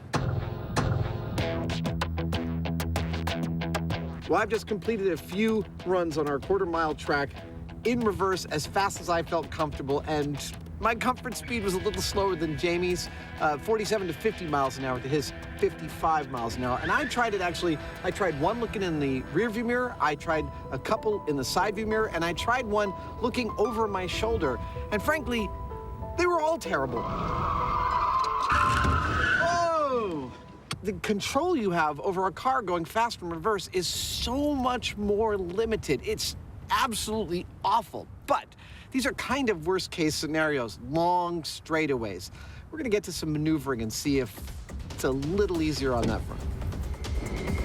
The trick with driving at a high speed in reverse was to not do very much, just kind of hold still and try and keep the car in a straight line. But unfortunately, we're not going to have that option now, because now we've got to drive through a slalom in reverse, and that's all about steering. That's going to be really hard.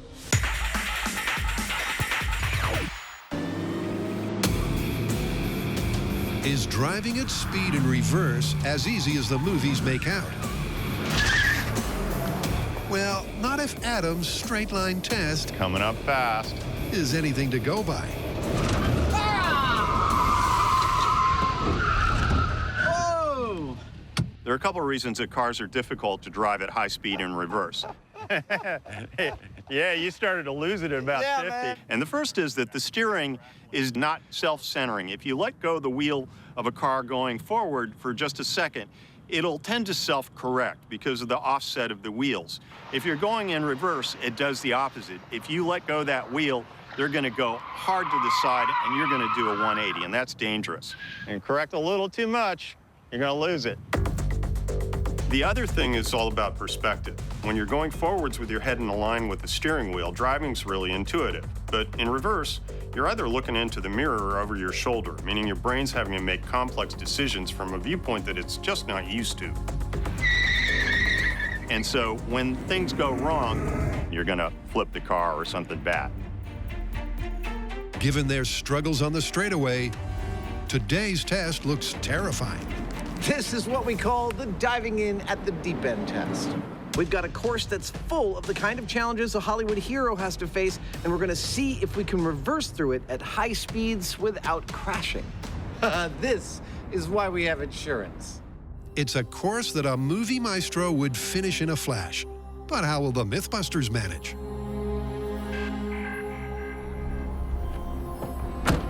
All right, first run in 3, 2, 1, go.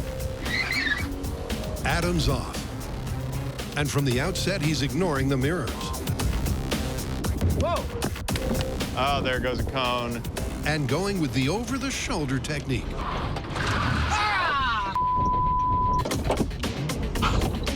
But it's hardly paying dividends. Because not only does poor steering cripple his cone count,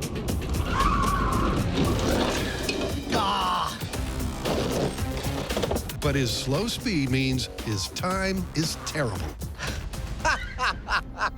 How did I do? 1 minute, 7 seconds. 1 minute, 7 seconds? I'll tell you what that does.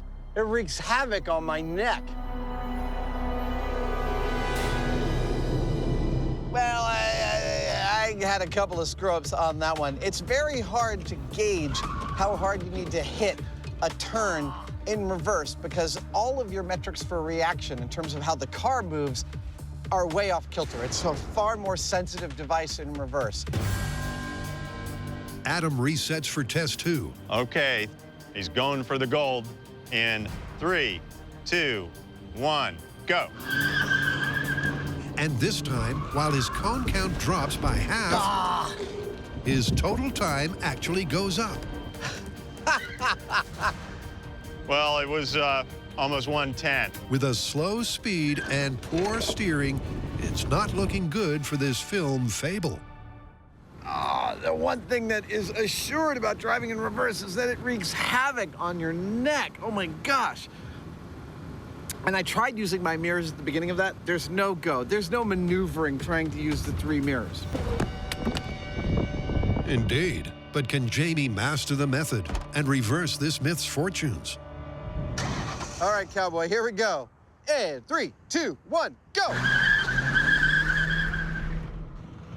I love that this is our job. Unlike Adam, Jamie's using the mirrors and the over-the-shoulder system. But it's not a winning combination. Because his crash course is even worse than Adam's. But eventually he crawls to the finish line in a sluggish 72 seconds.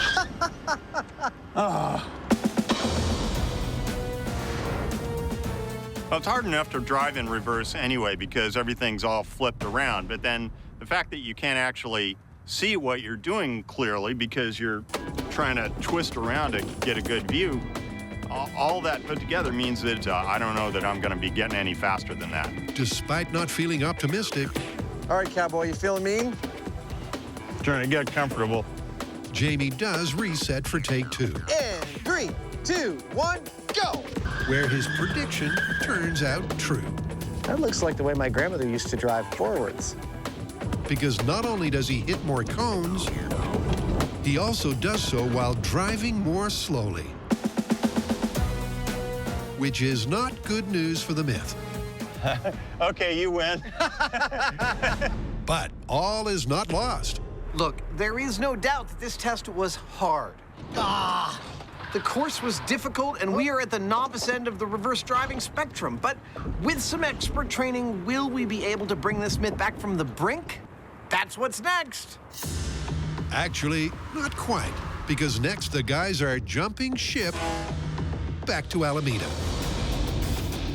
To find out if hands-free is as distracting as holding the phone, hello, Jamie. Adam started with a hands-full control. Oh, whoa, whoa. That went so badly, his car refused to continue. Okay. So it's out with the old. All right, Dave, let's do it. And in with the new. But will going hands-free really be just as bad? Here we go. Why, hello, this is Adam. Well, hello there, Adam. Should I start driving? Yes. Okay. Go ahead. Like last time, Adam must complete the course while answering questions both easy. Okay, on which continent is the Sahara Desert? The Sahara Desert is on the African continent. And hard. If Buster walks halfway around a circle and then turns around and walks halfway back, is he now back where he started? Yes, he is. No, he's halfway back. Okay. But despite the obvious burden on his brain, his driving has got better. And although a clipped cone sees him marked down... Sorry, I just hit something. His final score has improved. But was it due to the phone? Well, I've completed my hands-free run of our driving course, and I did it a lot better. But here's the thing. I found taking the questions from Jamie just as distracting as I did the first time. I feel like my better performance on the second test could be chalked up to just understanding the course a little bit better. But that's why Jamie's gonna start hands-free and then go to hands-full. If that is an effect, we should cancel it out by changing the order that we do the test in. That's the theory, anyway. Want to see what you can do with it? I'm gonna suck, I can tell you already. Not only will Jamie increase their sample size, but by going hands-free first, Jamie and I almost never actually speak on the phone, so this actually has a bit of novelty to me. the guys are trying to eliminate any course learning bias. This is Jamie. Ah, good afternoon, Jamie. It's Adam. Go ahead and start driving, and I'm going to start asking you some questions. Adam starts with a simple icebreaker. All right. Hey, Jamie, if you could wake up tomorrow and gain any single quality or ability, what would it be and why? I could fly. Why? But even that proves too much for Jamie. Well, because then I could go, what was the question again? Why would you like to fly? Well, because that would, it would save a lot of gasoline, actually. And, you know, I could, oh, look at that. I bumped over a whole bunch of things. With no improvement over the rest of the course, I'd like you to add the numbers 4 and 7. Let's see, 4 and 7,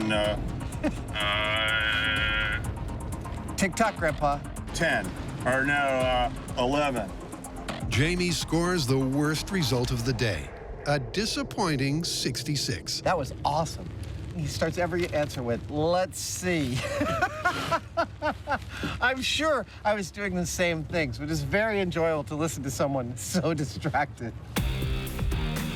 A quick reset later, and they're set for the 4th and final run. Hello. All right, start your driving. Jamie, hands full. I'm going to read you a list of words and ask you to repeat them in a reverse order. Crash, burn, demolish. Demolish, burn, crash. EMT, ambulance, doctor. There's quite a narrative implied by these. Doctor, ambulance, EMT. Yes. Despite having only one hand on the wheel and swapping the phone mid-drive, Jamie scores 72. A fail by some distance, but an improvement nonetheless. So what does this mean for the myth? Okay, now, for this myth to be true, Jamie's hands-free score had to match his hands-full score, and so did mine, but that didn't quite happen. Graphics, help me out. You can see that I drove better hands-free, while Jamie drove better hands-full. But that data also shows that we both improved on our second runs because we had experience of the course. Now, if we remove that bias by averaging Jamie's and my data, what do we get? Beautiful, near identical scores for each of the two techniques. But we are not done yet for two particular reasons. One, our course isn't very real world. For starters, there's no traffic. Second, and perhaps more importantly, is Jamie's and my driving abilities. We have both received tons of training over the years in lots of different driving techniques. We are quite far from your average Joes, and that is what we need next.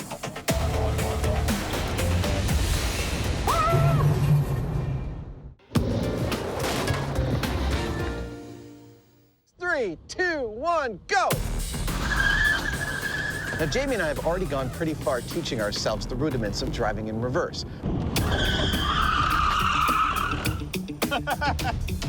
But if we're gonna get really good at this, we're gonna need to get trained by an expert. Luckily, we have an expert in reverse tactical driving right here. Hello, sir. Hello. Brian Fraser is a trainer at the Emergency Vehicle Operations course here in California. Now, we've used him repeatedly over past years whenever we've had to learn how to deal with a particularly difficult driving situation. And driving at speed in reverse certainly qualifies. All right, Brian, where do we start? We're gonna put barrel here, 2 barrels here, one on each side of the car. All right. Brian's first job is to ignore the current course. Right there is good. Good ending point. This is why we can't have nice things. and set up something way more straightforward. All right, that's the course. Now what do we do? Drive it. Okay, let's go. Because the technique he's going to teach is surprisingly simple. So I'm going to change my seating position now a little bit. I'm going to prop myself up, loosen my seatbelt, turn yourself as far as you can around, get your body almost in the center of the car. Okay. I'm going to steer the car now with one hand, but this hand will never leave the steering wheel. You're not going to let the steering wheel shift in your hand to lock.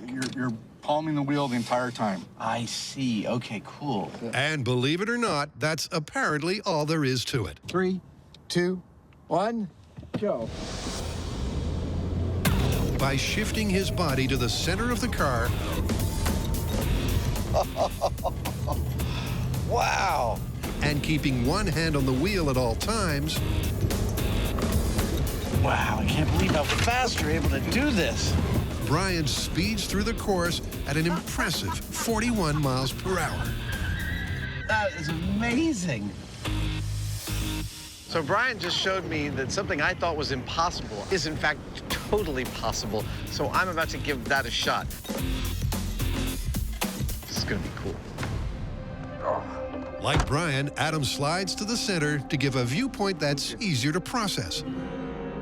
Oh, look at that. Yeah. Okay, so 3, 2, 1. And like Brian, he then nails the course. Oh, that's so cool. To check it wasn't just beginner's luck, he tries again and goes even faster. Awesome. I gotta say, this is amazing. When we got here this morning, I thought Adam was going to be training for 4, 5, maybe 6 hours. But it's not been like that at all. Instead, in just 20 minutes, he's gone from being pretty average to being pretty great. And it seems to be all down to the central head position, which seems to be letting Adam's brain process the direction to turn much more accurately. So we're going to put him back on our original course to see how he does now.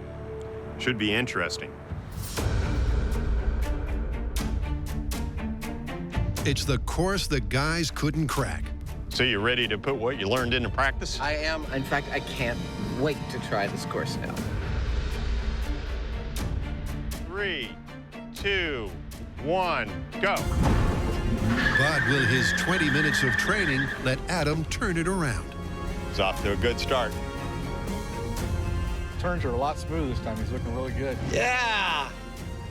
Well, yeah, he's moving pretty quick. Coming in good. Yeah!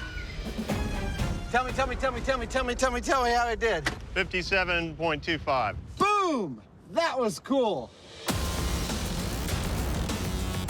It's close to an astounding result. With just 2 minor modifications, yeah, Adam's bettered his best by over 15%. Well, Brian's training brought real improvement to my reverse driving. Yeah! And it really came down to 2 things. What he showed me was to move your whole body to the center of the car so that your eyes are in the center of the car. It makes it much easier to judge the turns from a center position rather than a biased position.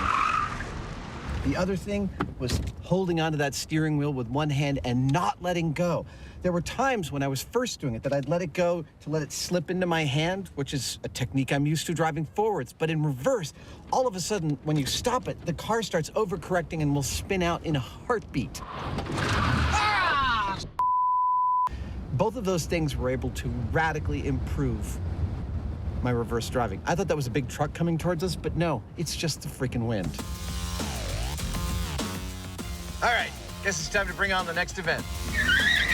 And what that means is it's time for some real-life movie mayhem. But first, hold the phone.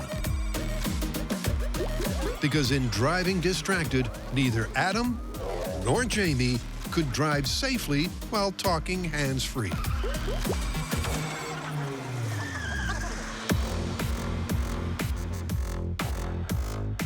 But now, in a location way more sophisticated, It's locked. it's time to up the ante. Jamie and I have realized we need much more controlled, scientific, and realistic conditions, which is why we've come here to enlist the help of the experts at the Stanford University Automotive Innovation Facility. When we asked for their help in getting more realistic, they showed us a virtual world. Come here. This is their state-of-the-art driving simulator. It is awesome. From the front seat of this car, you are completely immersed in a world controlled and designed by a computer, into which we can add all sorts of traffic, pedestrians, obstacles, and surprises for all of our test subjects. That's right, many, many test subjects, while we get to the bottom of this myth. It's a multi-million-dollar machine. All right, then. Going for a drive in the simulator. Which Jamie can't resist turning up to 11. Okay, here we go. I want to go the other way. Whoa, this is crazy.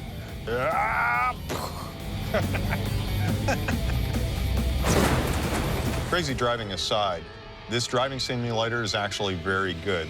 Yeah, let's get out. The way the screen wraps around, the visuals are convincing enough that you have to remind yourself that this isn't a real driving scenario. He's doing like 95. Interesting. We'll see how he likes this. In fact, it's so good that I was starting to get a little car sick.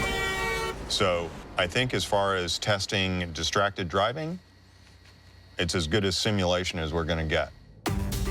As well as the freeway, there's also a detailed cityscape.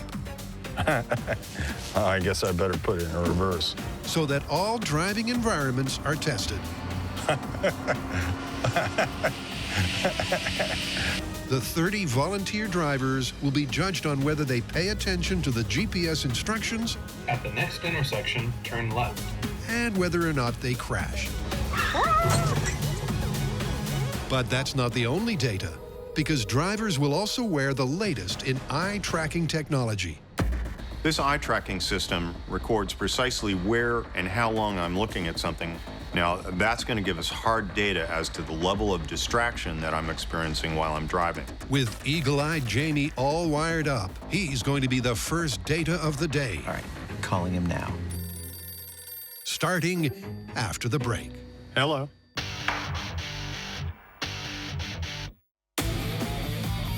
Using a phone on the road is bad news. But is going hands-free just as foolish? To find out, the MythBusters have a simulator that's second to none. I love this thing. All right, calling him now. And a Heineman that's got his hands full. Hello. Good morning, Mr. Heineman. Are you ready to start this test? I'm ready. Okay, Kick the car into drive, start driving, and I'll start asking you some questions. The questions are similar to those posed before. Did you play a musical instrument as a child, Jamie? I had a tuba in the bathroom right next to the toilet that I would play when I was, doing number 2 or something. But what's interesting is that on the freeway, speed underwater camera. Jamie's driving. Hold on, somebody just pulled in front of me. And answers, camera underwater speed, are surprisingly solid. In fact, it's only when he hits the streets, 12 and 7, that he starts to waver. Okay, let's see, 19. With so many distractions, it's no surprise when Jamie takes a turn for the worse. At the next intersection, turn left. Jamie, you have taken a wrong turn. And that means that the test is over. You have failed. Okay. With no rest for the wicked, Jamie immediately moves on to the hands-free test. Hello. What is the longest running race in the Olympic Games called? The longest running race in the Olympic game is called a marathon. A marathon? Marathon. You mean marathon? Yeah. Okay. Once again, Jamie's focused on the freeway, but struggles in the city as his brain tries to process the traffic and the conversation. The Earth is located in what galaxy? The You know, I don't know the answer to that question. Like last time, At the next intersection, turn left. Jamie doesn't crash, but he does ignore the GPS. Oh, I'm sorry, I screwed this up. Meaning he's failed again. Well, the long and the short of it is that Jamie has done this test twice in our virtual environment, once holding the phone, once hands-free, and he has failed both times. It's looking pretty good for this myth, but we are not leaving it here. No. We're going to funnel a whole bunch of volunteers through this testing procedure to get some real numbers to back up our potential conclusion. And speaking of volunteers... And there they are. This lovely group of people is, in fact, our first set of volunteer test subjects. Soon we're going to have them talking on cell phones and driving potentially dangerously, luckily through a virtual world. The volunteers will drive the same set course as Jamie and will wear the same sleek headset. Perhaps the coolest piece of technology we're adding to our methodology is this. It's called an eye tracker, and it can see and log everywhere our test subjects are actually looking during the test. And it turns out that when you're driving and you are seeing things that may affect your driving, you rest upon them with your eyes. That's called fixating. These will allow us to directly compare the fixation abilities of our test subjects holding onto a cell phone versus driving hands-free. First of the 30 volunteers is Tiffany, who will be driving hands full. The first thing I want to know is what musical instrument you played as a child. None. On the freeway, her driving is solid. Logic questions. And her answers are perfect. Name 4 days that start with the letter T. Today, tomorrow, Tuesday, and Thursday. Excellent. But moments after hitting the city... How much dirt is... Oh. We just ran down a cyclist. This test is over. Next up is Michael. Hello. And hands-free, he's fine on the freeway. What is something you have at home that you should throw away, but you can't? Oh, my old computer. I still have one that got built in like 95. But deadly downtown. Which country has the... I believe that might be the end of our test there, Michael. Where did that come from? Thank you very much, sir. When the next 4 volunteers also crash and burn, it's looking good for the myth. Stop the car and please, license and registration, ma'am. And although driver 7 does make it through the course intact...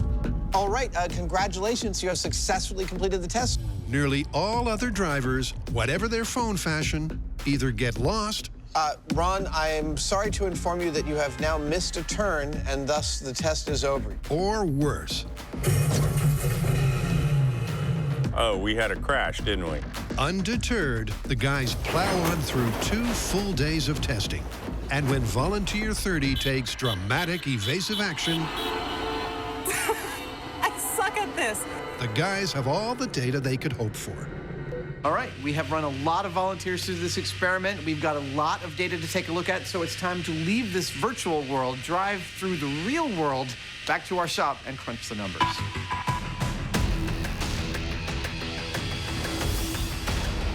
No way, they said that? That is hilarious. Hold on just a second, what? We were waiting for the results on distracted driving. Okay, I gotta call you back.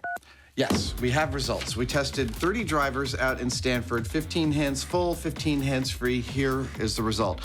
Hands full, 1 passed, 5 failed by driving the wrong way, 9 failed by crashing. Hands free, 1 passed, 6 failed by getting lost, and 8 failed by crashing. What's that mean statistically? Statistically, it means no difference. And what about eye tracking? The eye tracker was very interesting. Across all 30 drivers, the amount of time they spent looking at something other than the road was identical between hands-free and hands-full. Well, there you have it. Don't use your cell phone while you're driving. Yeah, I'm done. Okay, so where do you want to meet for lunch? Absolutely.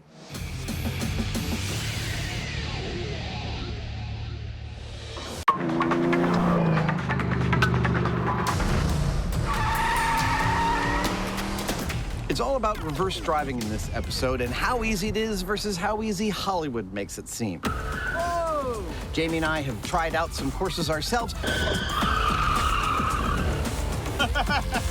We've been trained by a cop who's an expert in driving in reverse. Here we go. 3, 2. Reverse. There we go. Thank you. So now it's time for me to take all the skills I've thus far learned and put them to a real test.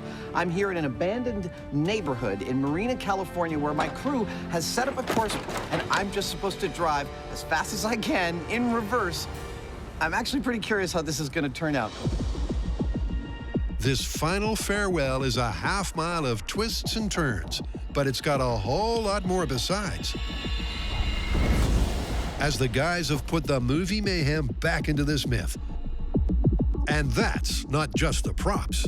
We're going to put a little pressure on Adam because I'm going to be in a cop car on his ass the whole way, with the sole exception that when he sees me and takes off, I'm going to be outside my car. So he's going to have just a little bit of a head start. Adam's goal, like the classic Hollywood hero, is to make it to the finish line before those pesky police. That is a cop. That's bad. But with reverse gear his only option, will he escape to victory? Here we go. Bye, cop. The chase is on. Here we go. Getting the heck out of here. And by the time Jamie's got going, Adam's already out of sight. Make a right-hand turn here. Don't let go of that wheel. By shifting to the central position, he's able to navigate with skill. Whoa! Flaming car! Dude! Oh, man! Post-apocalypse! At least when he wants to. I want those boxes! Come on! Yeah! But while his steering is supreme, I don't know where he is. I hope he's not close. his speed, while fast, is no match for Jamie. Oh, fruit stand! I'm not gonna miss the fruit stand.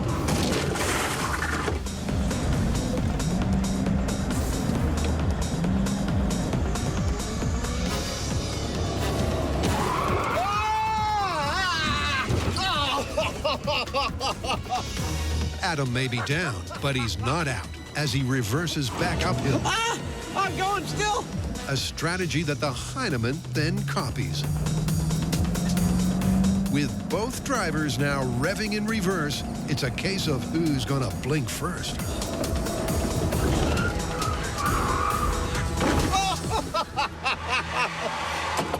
Oh, yet another in a long line of things that we should just set up for the public and charge money for.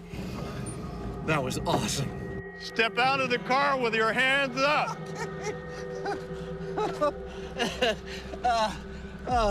That was so much fun. Oh my God. That was the best thing ever. Well, that went pretty much as good as I could have imagined. First off, the course was amazing, full of all sorts of really interesting obstacles, from fruit stands to dudes fixing their cars to, come on, a flaming car. I also was able to go through it really fast. I mean, fast enough where I almost lost control of the car on a couple of the straightaways. Like, it started fishtailing, but because of Brian's training, I was able to bring the car back under control. Ho-ho! Almost lost a little control there. Then, I actually spun out and Jamie hit me, but again, in reverse, I bolted back up the hill and Jamie chased me, and it was all going pretty good. But I was going too fast on the accelerator, and I spun out. He jammed into my front wheel, and I could not move. Test over. I must say I'm surprised how fast you actually can go in reverse. Adam was really pretty hard to catch. He was going along, you know, within the limits of what you can do on this road, and I couldn't do that much faster. I did catch him because he spun out, and I was able to almost corner him, except that he was able to take off in the opposite direction that I had come in. So at that point, I didn't have any choice but to actually take off in reverse after him, which is hilarious because that was not at all what we planned, but it turned out that I ended up catching him in reverse. So that ought to tell you something about how fast you can drive in reverse and what you can do with it. So how you want to call it?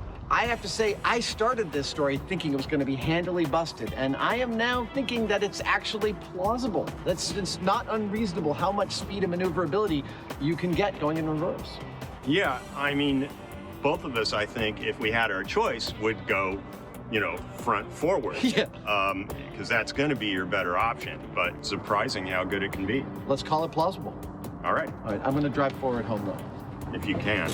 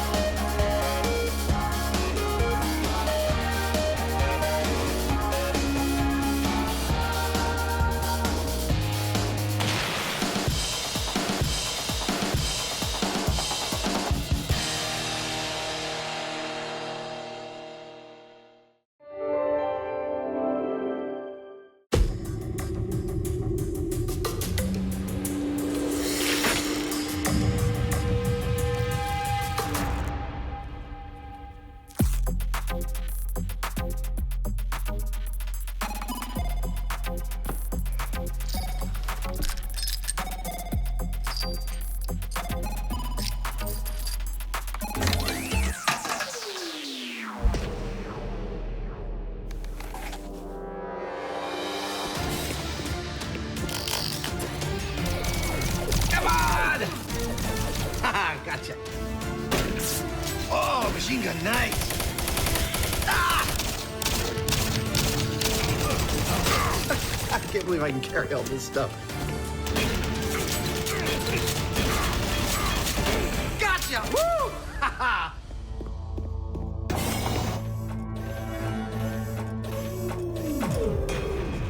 What?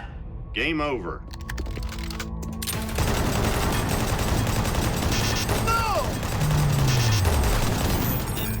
Welcome to the MythBusters video game special.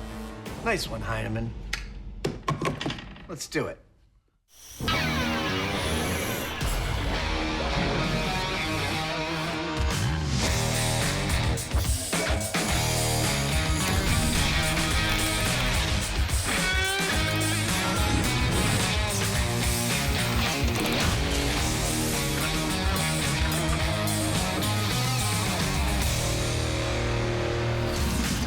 So we're doing a whole episode on video games. Yes, we are. Well, given that there are thousands of them out there, isn't that a pretty broad topic for us? Well, you're absolutely right. The video game industry is not only massive, it is incredibly diverse. However, we've boiled it down to a couple of games that I think are pretty representative and also pretty cool. Go on. Well, later we'll be tackling Fruit Ninja to see if you can slice through real fruit as easily as you can slice through digital fruit. But first up is a myth from a little game called Doom.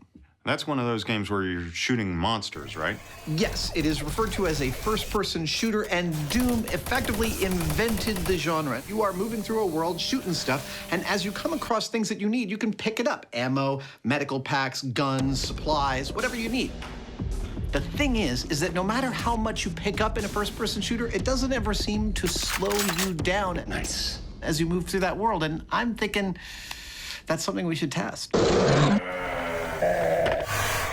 Well, if we're going to test it, we're going to have to make a real-world version of a Doom level, right? Exactly. Doesn't that sound cool? First-person shooters include some of the most popular titles in video game history. But is it really possible to pack so much heat and still function effectively? Or is this a myth that's doomed?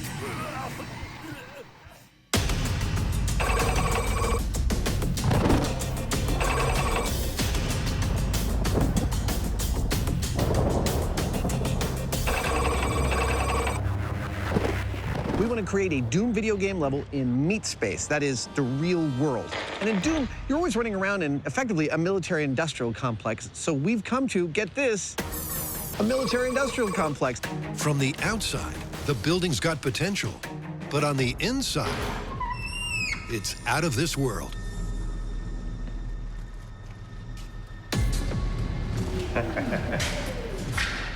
This is gonna be perfect. This place is amazing. Nice. The building that we found is absolutely perfect in every way for conducting this experiment. You think we need a Geiger counter in here? It's a military facility, which means there's reinforced concrete. The doctor will be right with you. Oh my gosh. It's abandoned, which means the paint is peeling everywhere and there's signs and evidence of human habitation, but clearly long since departed. It's a perfect blank canvas for us to build this real-world Doom level. When you play a first-person shooter game, you're supposed to pick up weapons, ammo, medkits, and carry it with you. Now, the myth is that having all that stuff on you does not in any way negatively affect your ability to succeed. But would it? Well, that's what we're testing. And to make sure that testing is accurate, It's like making a big bed. it's vital that their real-world course matches the virtual world, Ready? both in terms of the spatial dimensions This is going to be the sliding door where we start from. and the number and placement of monsters and munitions. Dude, I think this is perfect. Oh, yeah. And to ensure that, Adams turned to the top. Our real-world Doom level is shaping up quite nicely, but we wanted to get a better idea of how it measured up to the real thing, or the fake thing, the video game Doom. Right. So we're bringing in Tim Willits, a 20-year veteran at id Software. He's developed thousands and thousands of levels. He's going to take a look at ours and tell us how we're doing. I think this space is really cool. I mean, it has all the elements of a Doom map. It's got scary textures, right angles. It's got this great cheesy lighting. You know, I could show you this space in a Doom level. Totally. Virtual for the... That's awesome, yes. Let's do it. Okay. All right, Tim, this is the map. This is what we're watching ourselves walk around in. Yeah. Yes, this is our Doom editor. This is the top-down view, which is much like a CAD program. Okay. This is our render view, which is a preview. And then here is where we pick our textures or our wallpaper. And I can have a 3D space that is rendered in real time. This is our space? Yes, we're here. This is that elevator. Oh, this is the elevator we're standing right in front of. Yes. Dude, that's like windows on either side and everything. This is so cool. See, this is the hallway that we walked through. Here's the red lights. Dude. This is where you and I had the conversation. Yes. Wow. Thanks to his expertise in the virtual world, I can also show you the demons that you may want to use. This guy's on fire. Tim helped certify their course as correct. It's got the right look, the right size, and crucially, the right amount of monsters, medikits, and munitions. This is the arsenal we will have at our disposal. Everything from handguns, shotguns, to machine guns. All of them shooting darts and paintballs. All of them weighted correctly to their real-world counterparts. Now, the first time we run this level, every time we pick up a weapon, we're gonna be putting one down. But the second time, we gotta hold on to all of it. That means by the time we finish the second level, we'll have everything on these tables strapped to our bodies. In theory, if we make it. I seriously don't know. So to find out if you can really carry your own arsenal and still function, we're going to start out here at these Doom-accurate double doors. Once you're inside, you find your first weapon, and that's a handgun. You pick it up, and you start hunting the bad guys. Next, you find weapon 2, and that's a machine gun. And that's pretty much how it works. Go room to room, picking up Doom-type weapons and taking down the enemy. Over the entire course, there are 15 things to collect and 10 bad guys to eliminate, just like there'd be in the virtual game. But can you actually carry it all? This is going to be fun. Now all that needs to happen... Dude, that looks so awesome. I would put this on my house if I could. ...are the finishing touches to the arena. and it's game on.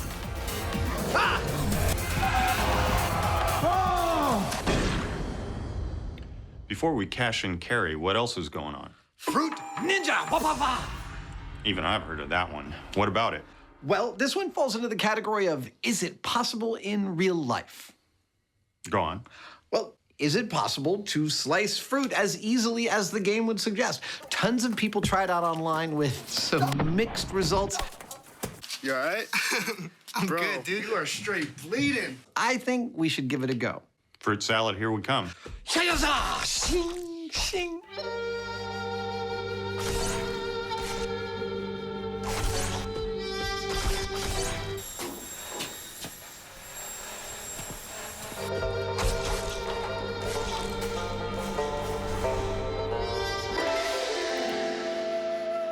Let's play.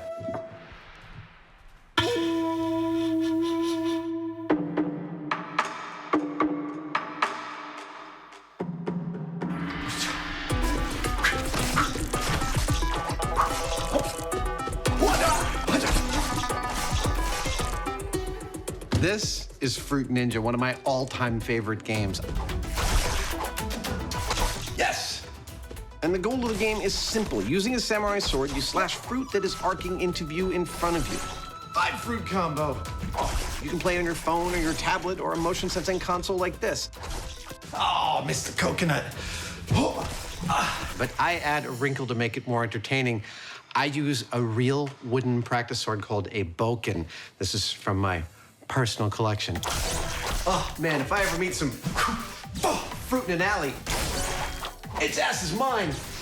But is slicing fruit with a lethally sharp sword as easy in real life as it is in this game? But how to test just that? Well, Adam begins by establishing a virtual world benchmark over 3 60-second time trials. I hope someone sees this and puts me in a samurai movie. And Jamie, standing well clear, gets his geek on. While Adam is slashing the air around him like a crazed maniac. I'm more interested in the motion detection technology because it's pretty cool. Inside the console, there's a combination of cameras, infrared projectors, and depth sensors that work together to turn your physical movements into digital consequences. They basically map your moving body and the space around you at a rate of 30 times per second. The integrated software then turns that constantly evolving information into a virtual avatar, which in this case has deadly consequences for fruit. Yeah. See what I mean?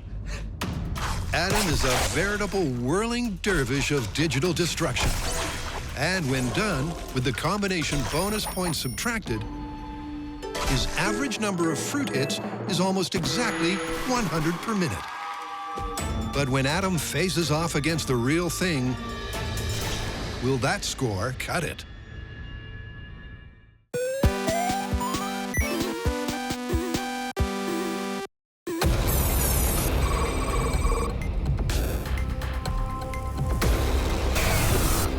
This is so awesome. Right outside these doors, Jamie and I have constructed a real-world simulacrum of a level of the video game Doom.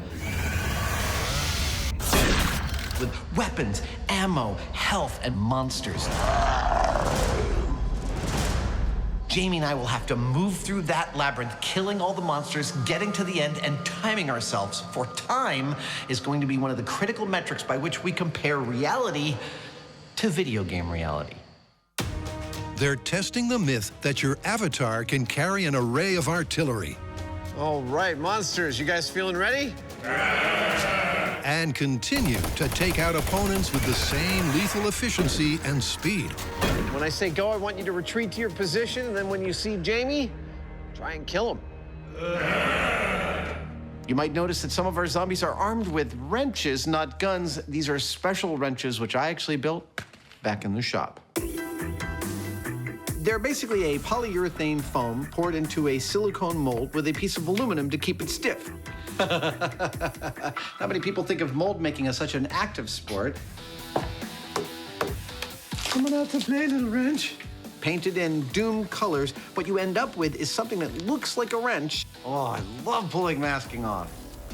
It's like Christmas, but it's totally safe when you hit someone in the head with it. Whenever you see someone swinging a wrench in a movie, it's probably one of these so that when they hit someone in the face, they don't actually hurt them. Isn't that cool? Will any of our monsters get to use their wrenches on Jamie? That's the next question. Well, it's time to find out, because right now, it's Jamie's control. For this first test, every time I see a new weapon, I put the one I'm carrying down, pick up that weapon, and proceed. Now, I have no idea where my enemies are. That says it's going to be tricky.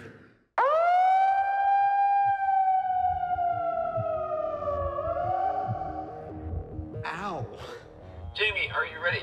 I'm good to go.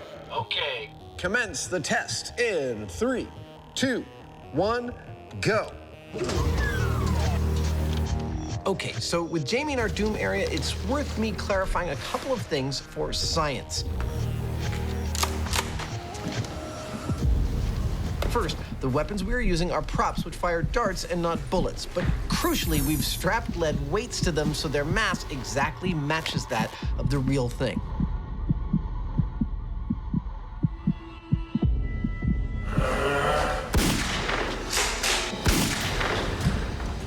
Second, this is our control test. Every time Jamie picks up a new weapon, he'll put down the one that he had already been using.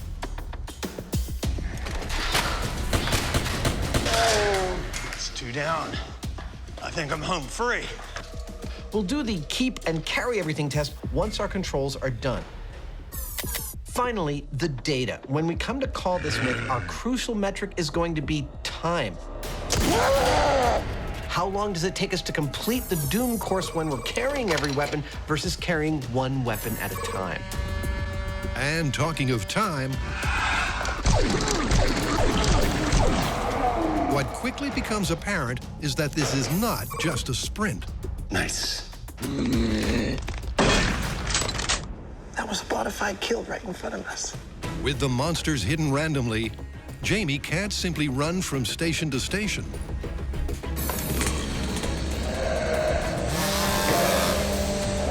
To stay alive, he has to take a more considered and tactical approach. Meaning the extra gear in Test 2 may not slow him down as much as expected.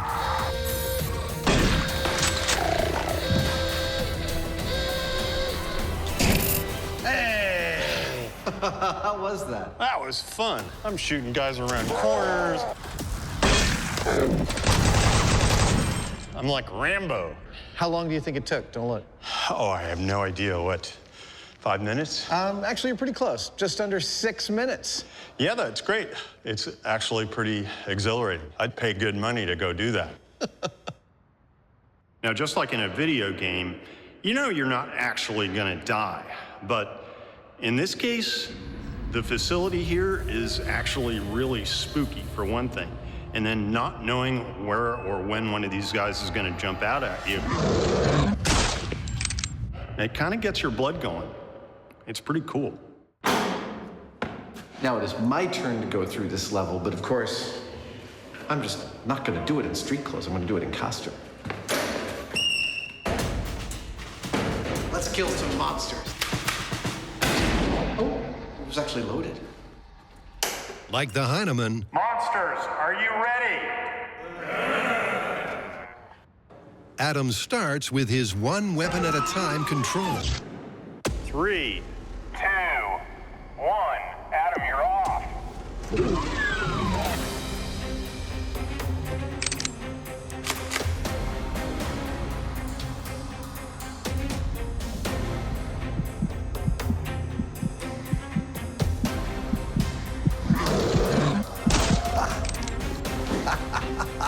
You know, you spend a lot of time talking through stories like this, setting them up and making sure the science is spot on.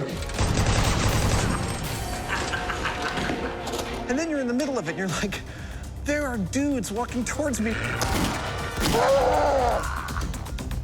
And I've got to shoot them. What could be more fun than that?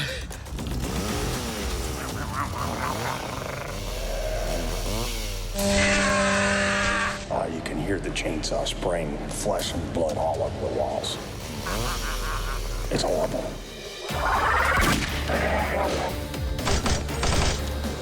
Yes!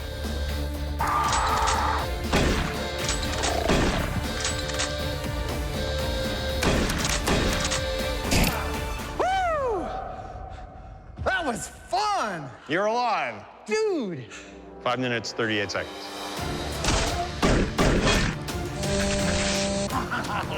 Whew, that was not only freaking insane, but we actually, I think, got some interesting results. First of all, Jamie and I completed the course in just shy of 6 minutes, which is frankly longer than I thought it would take. I was shocked, however, that there is so much tactical gameplay involved that we both took it slow and steady. Now, of course, later when we're doing the pick up and hold on to everything test, it's going to be harder, but I'm not convinced it's going to take longer. Again, because of the tactical play.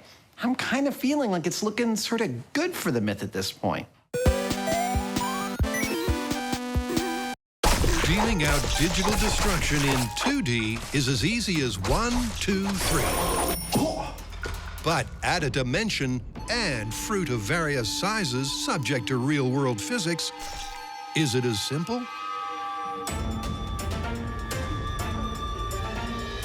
To find out, the MythBusters abandon M5 for an abandoned warehouse. This is a sparring program. Actually, this is just an open space in which we've constructed our version of the Fruit Ninja video game. Note the plastic on the floor, which we will use to contain our fruit carnage, and the small tower on top of which will be our Fruit Ninja, so that we can safely throw up fruit from underneath without being decapitated. Now, one of the key aspects of the virtual game, Fruit Ninja, is that the fruit is reaching the top of its arc right in front of you. So we want real fruit to reach the top of its arc, so we need people who are really good at throwing. You know who's really good at throwing? Jugglers. Our jugglers today come courtesy of San Francisco's own Circus Center. They are all experts at the art of non-lethal objects flying through the air. Their names in order are Erica, Nicholas, and Audrey. In the virtual game, the fruit is pitched to perfection. As it rises, gravity pulls it down and decreases its vertical velocity to 0 at the apex. And to match the game, that has to happen at exactly the right height in front of Adam. So, high, catch. Hey! Let's throw some fruit. All right. This is how this is going to work. We've got our basket full of fruit. We've got our jugglers to throw the fruit up in the air. All we need is our ninja up there to slice it. I'm totally ready. Let's do this. This is gonna be great. When it comes to wielding weapons of sword-like proportions, he's no novice. Ow. I've got a headache. So do I. But Adam has some concerns when it comes to his katana's capabilities. I'm not that worried about the blade of my sword making it through most of the fruit. I am, however, worried about this guy. I'm not even sure the blade can make it through a coconut, but it's such a central part of Fruit Ninja. I kind of want to try ahead of time just to see.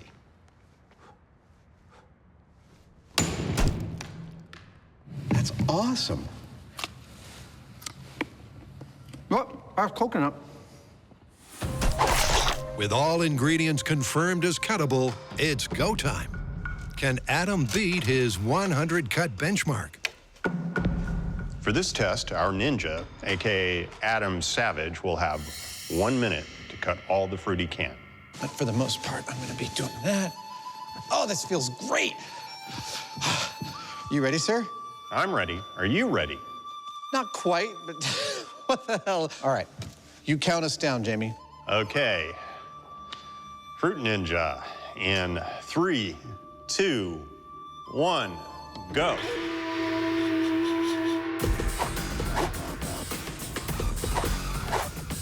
Right from the get-go, it's clear that compared to the game, Adam, a trained swordsman, is having more difficulty making contact. Oh my gosh, I'm missing everything. The fruit seems to be moving much faster than the virtual equivalent. Yes! Oh! But once he gets his range, he starts to make an impact on the scoreboard. Yes! Pineapple! Tomato! Oh, yeah. 30 seconds. 30 seconds already? This is too much fun. Too close to me. Oh. Quick! Oh, a whole thing of bananas. 3, 2, 1. Oh! Woo! That was perhaps more fun than should be allowed. I think my scoring was pretty poor on that. You got a few pieces of fruit. I cut a piece of a few pieces. Yes! It is such a crazy experience standing on top of this elaborate platform with the 3 jugglers. Oh, yeah. Hurling fruit into my sphere of influence, only to try and catch it with the edge of my sword. And the satisfaction when my blade actually does catch the fruit, cleaves it in two. It's so much more satisfying than actually playing the game Pineapple on a screen. I mean, it doesn't even compare. With the test complete, the chopped fruit is collected and counted. Ah, look at that. Perfectly in half. To reveal a disappointing score of 30. I am literally eating the fruit of my labor. So our ninja, AKA Adam, sliced 30 of the 100 or so pieces of fruit, which is way lower than he got on the virtual game. But in his defense, the jugglers were off on 2 fronts. More fruit, more fruit. First, they didn't throw fruit at a fast enough rate, meaning getting a really good score was impossible. And second, they threw some fruit so close to him that it was too difficult to cut. Too close to me. Oh. So they're resetting a little further back to make it easier for him to hit the perfect apex, right in Adam's zone. But will it be enough to triple his score? I have my doubts.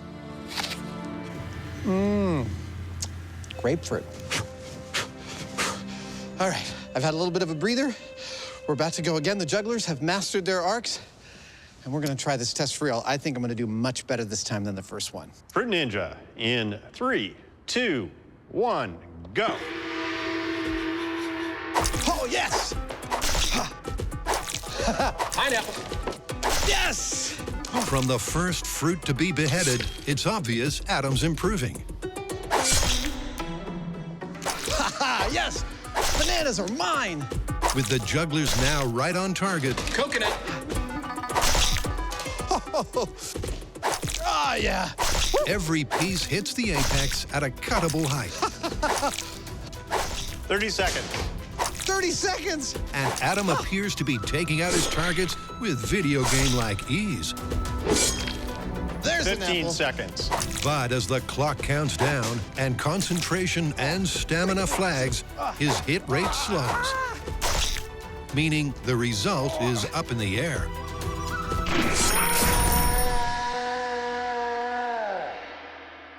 Whew. That is cool. So I'm noticing 3 things that are quite different between virtual Fruit Ninja and real-life Fruit Ninja, our version. First and foremost is that it's harder than I thought to hit fruit flying through the air.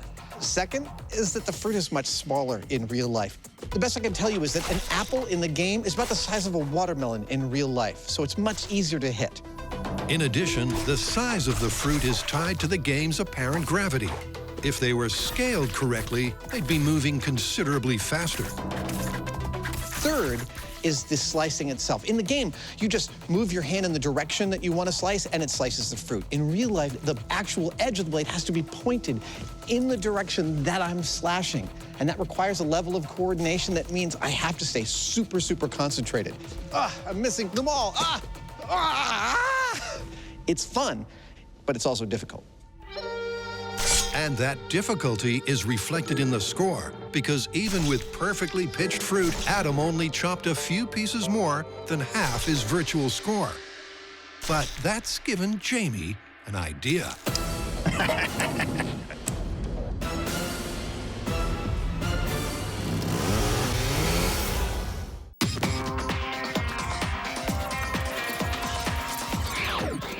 With an annual turnover of $100 billion. Game over. What? Video games are massively popular, and first-person shooters pride themselves on their intense realism. But exactly how real are they? It's time to find out. With the control under our belt, it's now time for Jamie and I to run our Doom level again. This time, though, instead of putting down weapons when we find a new one, we are keeping everything. Got ammo. The question is, will it take us radically longer? Will we die? Frankly, we don't know. What we do know is that there's a lot to lug. Along with 2 ammo boxes and 3 medical kits, there's 9 Doom-approved weapons, which, when combined, have a total payload of 80 pounds. Will that be more than a match for the MythBusters? Well, first up, it's Jamie, whose control run took 5:53. Oh, that's awful. Jamie, are you ready? I'm set. Starting the test. In 3, 2, 1, go. Like last time, Jamie immediately encounters a backpack, equipment sling, and handgun. Where are you? But unlike last time,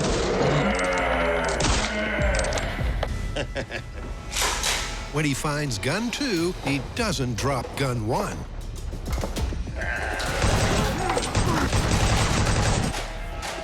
Don't mess with me. I wonder if he's going to carry the ammo in his backpack. Knowing Jamie, he might connect up all the slings on the weapons and just drag them behind him. So you might be thinking that carrying 80 pounds of gear would definitely slow you down. But I want to point out there's 2 wrinkles to this story.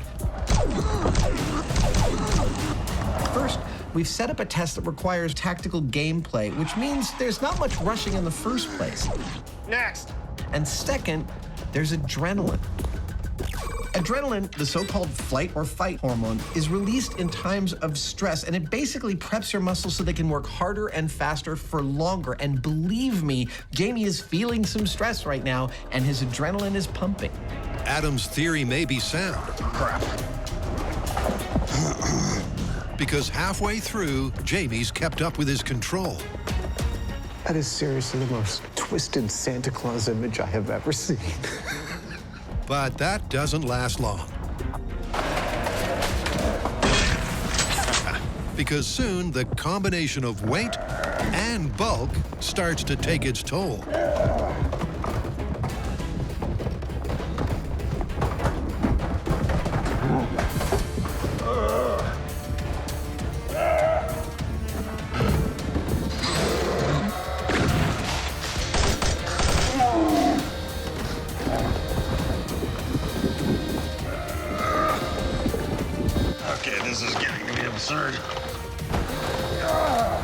He gets in such a tangle that the final ammo box gets kicked to completion to reveal a duration that's double.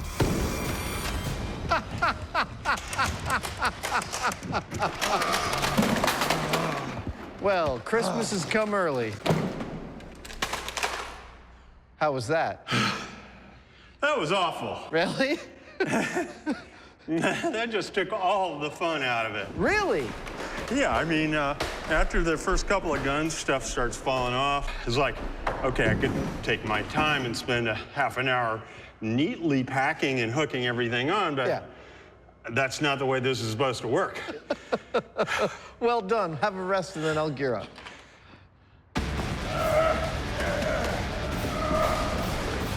I got good news and I got bad news. The good news is Jamie made it through the level alive and gathered all the weapons. The bad news, it took him more than twice as long as his first run to make it through. That's pretty definitive that the video reality is not equivalent to reality.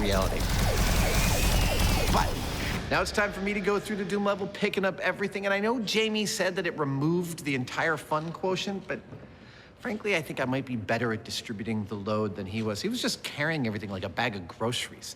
Can't wait. Here we go. Ow.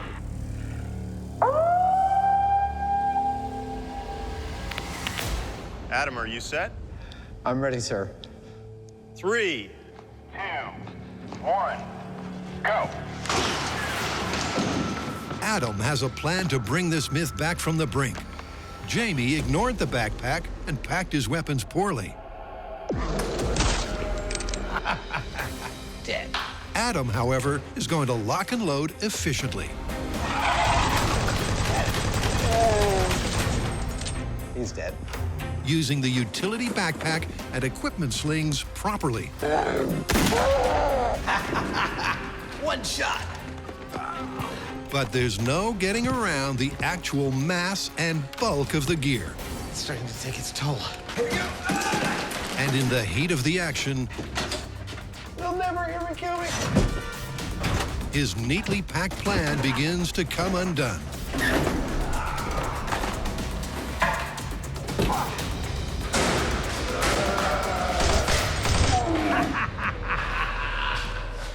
Oh, crap, another ammo case. This has killed me. As he slows to a painful-to-watch crawl.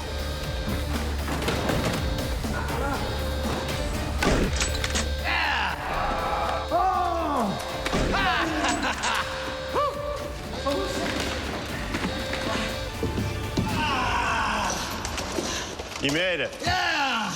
That was a freaking nightmare. Isn't that awful? Oh, I was doing okay until about halfway through. And then...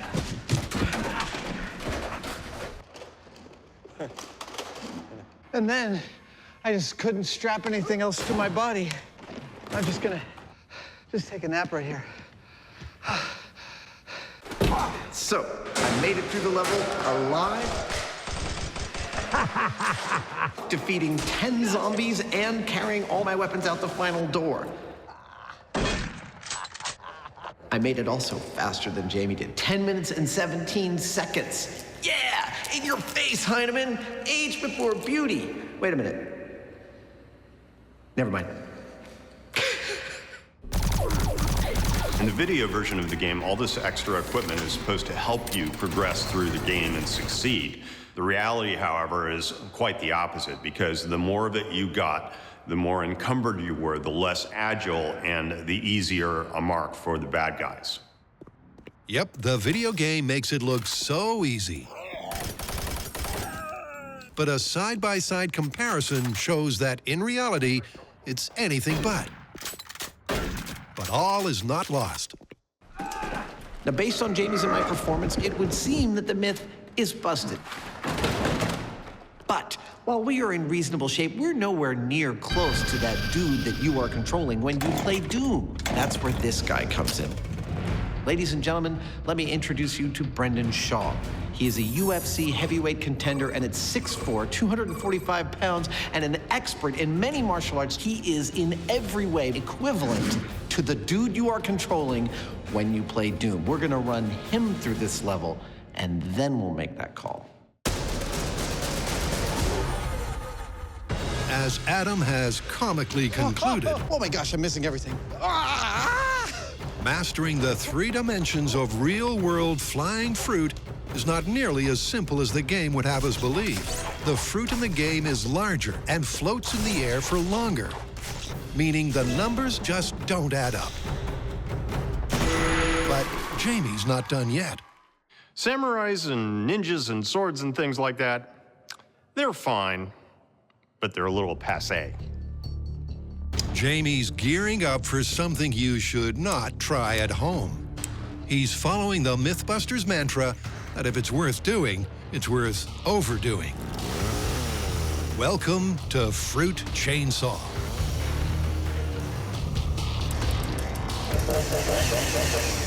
Nowadays, we use chainsaws. Oh, yeah!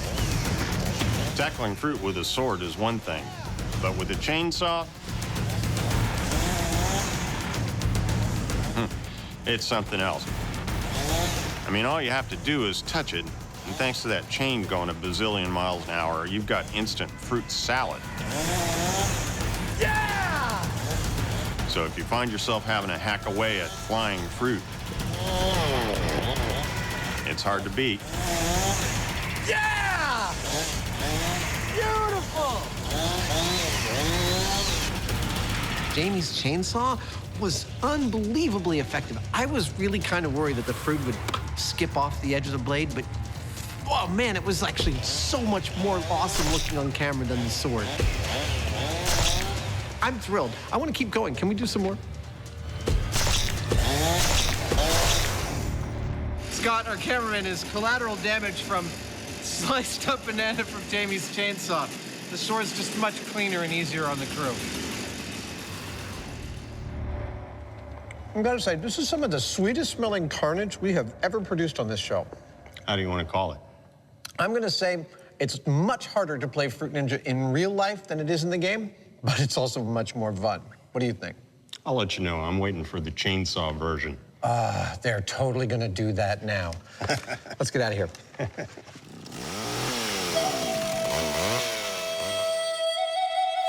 It may be game over for the false physics of Fruit Ninja, but coming up, the denizens of the Doom Dungeon. Brendan, are you ready? Let's do this. Face a more accurate avatar. Oh, right in the face. Cue our real-life video game superhero. Right in the moneymaker. We're going to pause for a second in our slicing and dicing, because if you don't mind, there's something I'd like to cover. Sure. When do you think the first computer games were played? They had digital computing around the time of the Second World War. Yeah, didn't you work with the British codebreakers on that? And shortly after that, they had to be starting to play games with them. In fact, you're totally correct. The first computer games came about in the 1950s, just after the advent of the first computers on machines that could handle about 200 computations per second. Video games as we know it really blew up in the 70s after games like Pong, and kids today play at a completely different level on machines that manage a mind-boggling 2 trillion with a T operations per second. So basically, you're talking about 20 million times what the Apollo mission had to get to the moon. The Eagle has landed. Exactly. Just to make life hell for some digital fruit. Yes, isn't that awesome? Technology, man. Back to our regularly scheduled programming.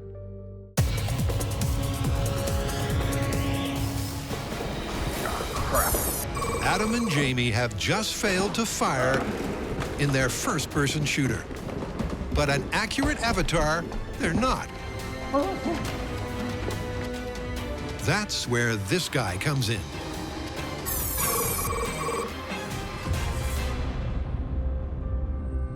This is the moment of truth.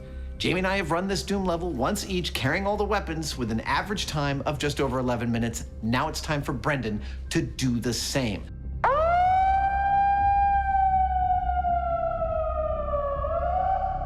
Brendan, are you ready? Yes, sir. I'm ready. Let's do this. 3, 2, 1, go! Like Adam and Jamie, Brendan starts with the one weapon at a time test. Let's do this. Which he tears up. Yeah! Boom! Right in the face. Got him. Boom!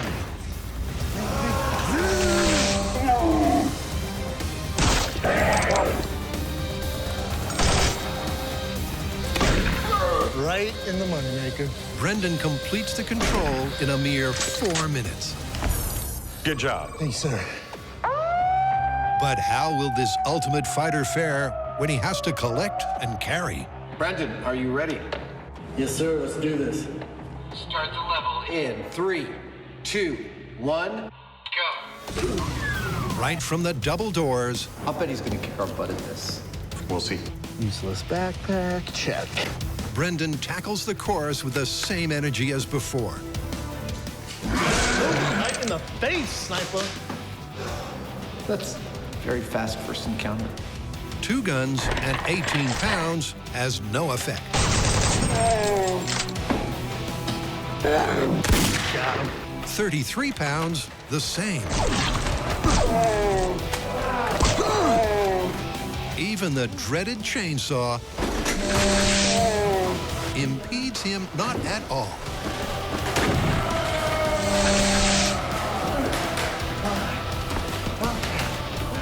And while he's groaning like there's no tomorrow, I'm not sure whether that's the bad guys or Brendan. It's almost as much fun to listen to as being part of the actual level. he's so fast that before the guys know it, Yes, sir. Dude! Yeah. That was magnificent. Man. You know what? I forgot to use the backpack. I just carried all this stuff.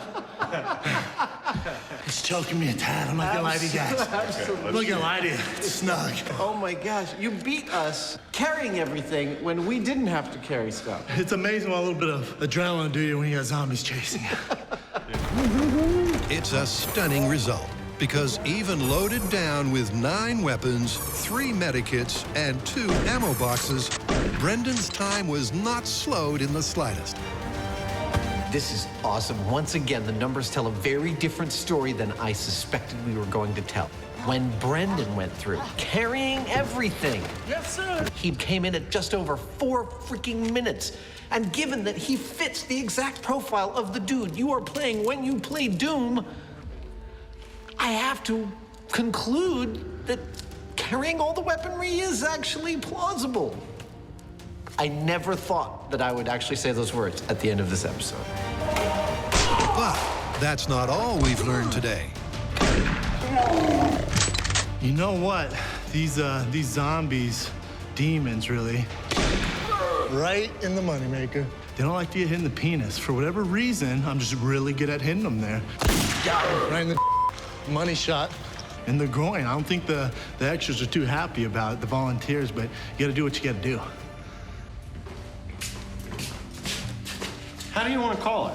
You know, it's funny because we got most of the way through this set of tests with me being convinced this was going to be busted all the way down the line, and then after Brendan's run, gotta say, I think it's plausible. I think you're right. Let's get back to the real world. Okay.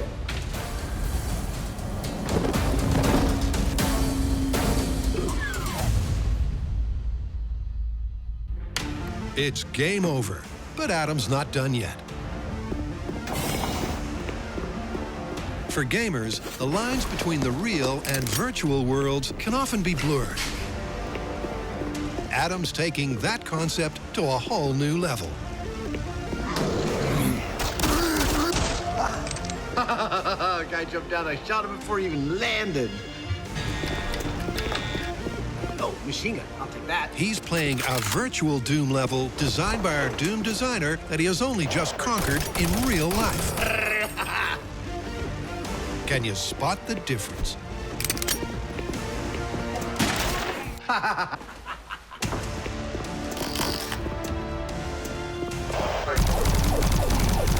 Yes!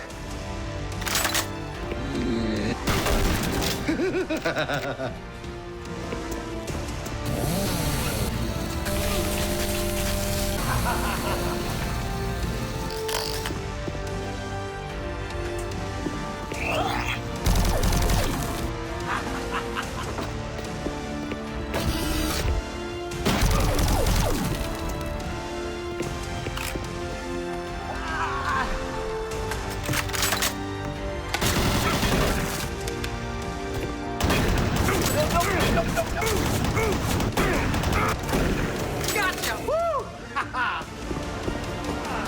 Woo! That was fun!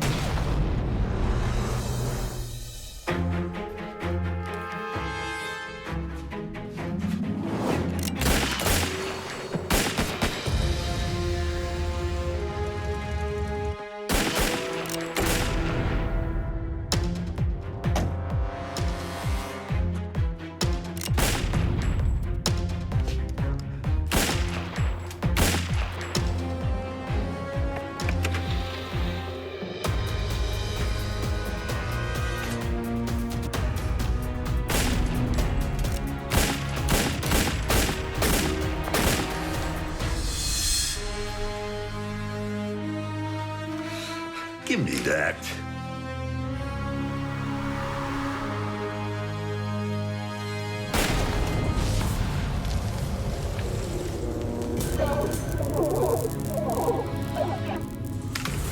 Amateur.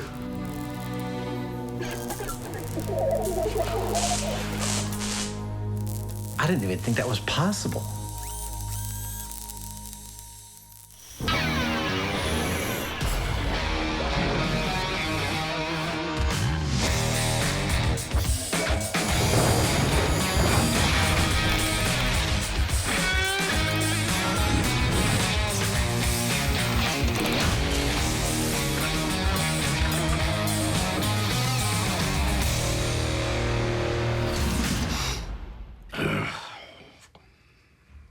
Why is he here?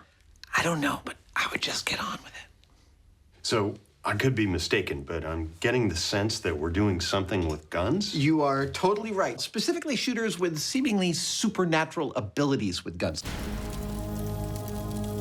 Later on, we've got a story about a guy who fires bullets that he holds in his hand while he holds his hand in a fire.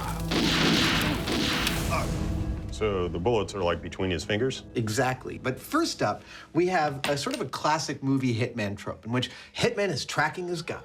His guy goes behind a wall, but it turns out to be no barrier for the hitman. He knows where he is, tracks him, shoots through the wall, and right through his prey. So we want to find out whether or not a bullet would go through a wall easily, and whether you can actually track somebody behind the wall without seeing them. Exactly. I've been wanting to do this story for so long. It is going to be awesome. Now,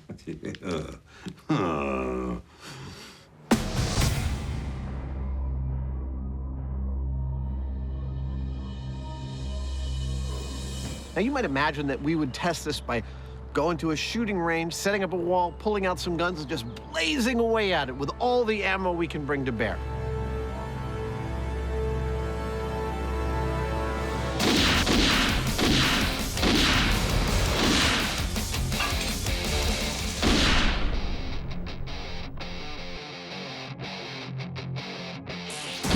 But we need to get scientific. We need to look at a wide range of walls and figure out just how bulletproof, on average, they actually are. We need to go back to the shop and get scientific about this. That's too bad. I was having fun. Yep.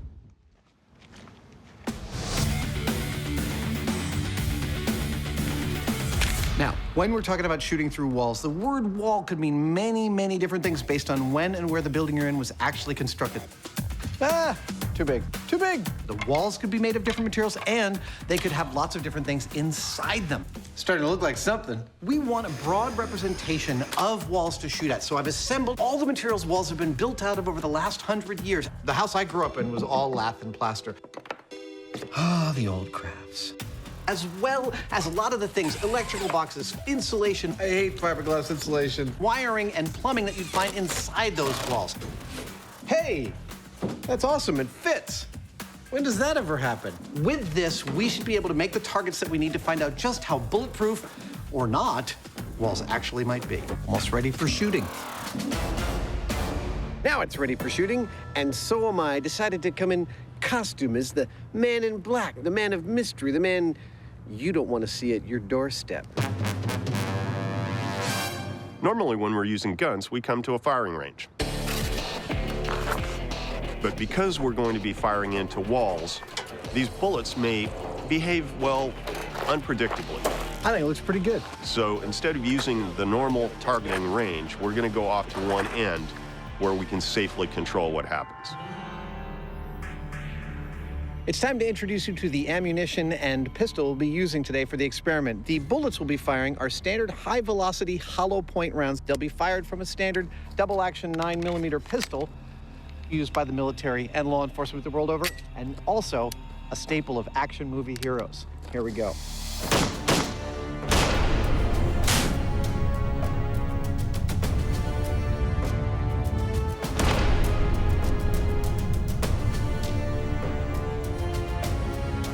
And you know that's true because you heard it from the hitman. Did I pull that off? The panel we'll be shooting into is composed of the kinds of things that you would find in a standard wall, from sheetrock to a solid wood stud, sheet metal stud, sections with plumbing fixtures, and lastly, an electrical box. Now, we'll be firing bullets out of this 9mm pistol into those sections. I guess that ought to do it. Of course, for safety, we'll be triggering this from behind the blast shields. Now, we don't just want to shoot at walls, we also want to witness what happens when the bullet and the wall meet. Thus, we've set our high-speed camera perched carefully above, looking down through the inside of the wall. We've also chosen an extremely high frame rate of 17,000 frames per second. That's one of the highest frame rates we've ever used on the show. All will be known by this rig.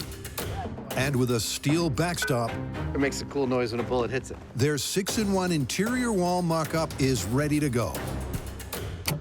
Will any of them halt a Hollywood hitman?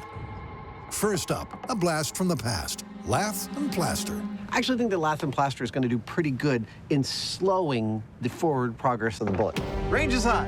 Whether it stops completely, I can't say. Count it down. But I do think it's going to provide a nice barrier. Okay, 9mm into lath and plaster in 3, 2, 1.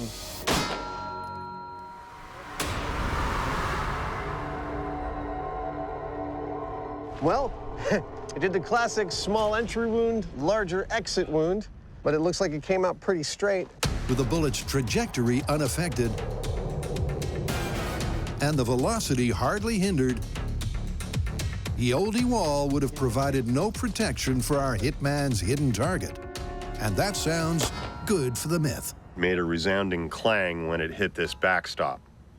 I guess that means that you would probably get penetrated by that bullet. Up next. All right, let's slide this puppy down. Will this more modern, eco-friendly fortification fare any better? This test is against 2 layers of drywall. Range is hot, with about 3.5 inches of fiberglass insulation between them. Nice. Right through the square, heard the ding of the steel. Couldn't have gone better. More good news for the myth. 2 targets taken down, and no sign the bullet has been significantly slowed or in any way altered. I love that sound. A result replicated when the sheet metal and wooden studs are also found to be duds. But now, it gets interesting. Next up is the first time our bullet's going to encounter an actual object inside the wall, and that is copper plumbing. We're gonna hit it right there. And this is the reason for all of our safety shields. The bullet could spatter in a lot of different directions when it hits this. Firing in 3, 2, 1. Oh, that looks like a perfect hit. A perfect hit through and through. With the bullet's trajectory and speed only marginally affected, the myth that a hitman can hit his hidden target is still looking good. But what about the toughest target yet? A steel junction box. Oh!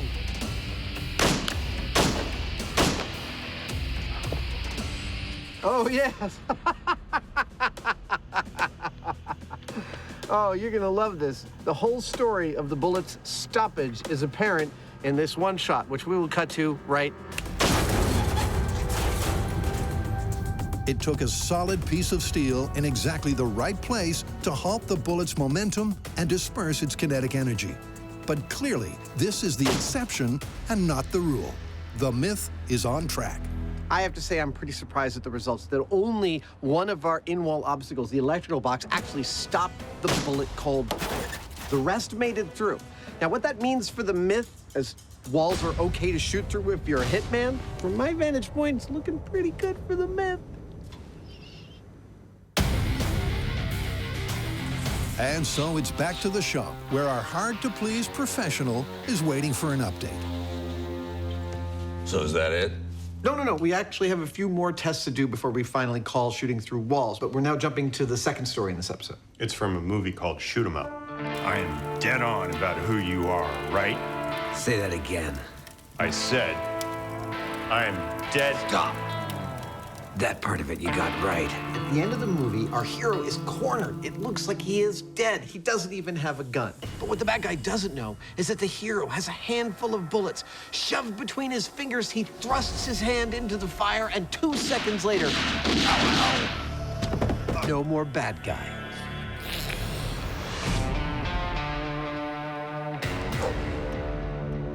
What was that?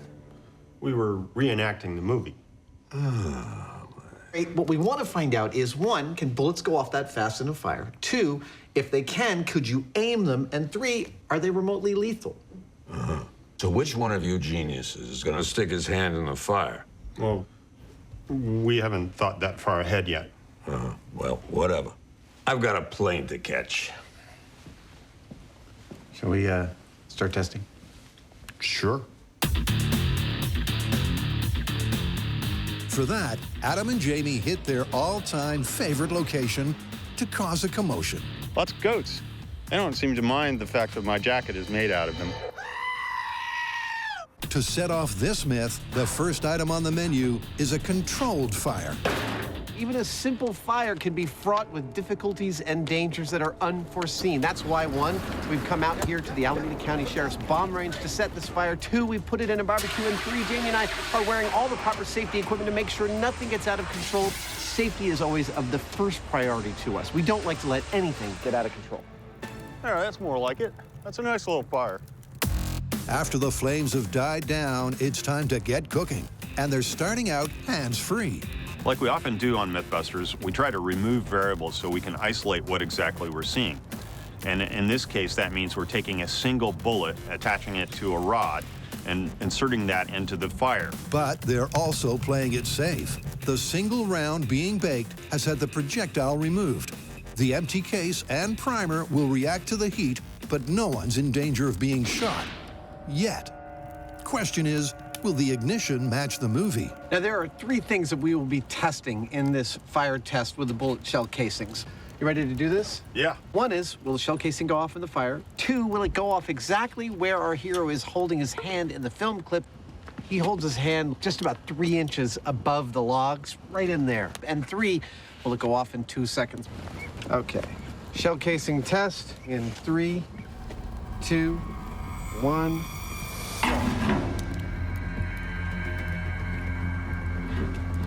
That's longer than 2 seconds.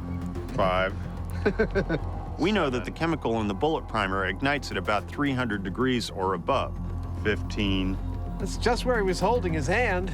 But the thing is, it's surrounded by metal, and that metal is insulating it from the 1500 degree plus heat in the fire. 20. Jeez, crow. 25. It's right in the fire. Now, eventually the metal does heat up, and it gets that primer to its 300 degree plus. There it goes. And it goes off. 43 seconds. 43 seconds. That's a lot. It did go off, but it took its sweet time. Time our Hollywood hero would not have had. But Adam and Jamie aren't giving up. Up next, it's go big, but not at home.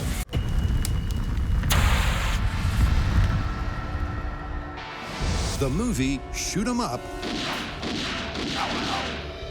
looks like it's being shot down. Well, the results of our movie parameter test are in, and the 2-second time is totally out. 43 seconds. But the fire gets a lot hotter inside among the hot coals. I think we should do another test to find out if there's any place in this fire where we can get the bullet to go off in 2 seconds. And frankly, I predict we totally will.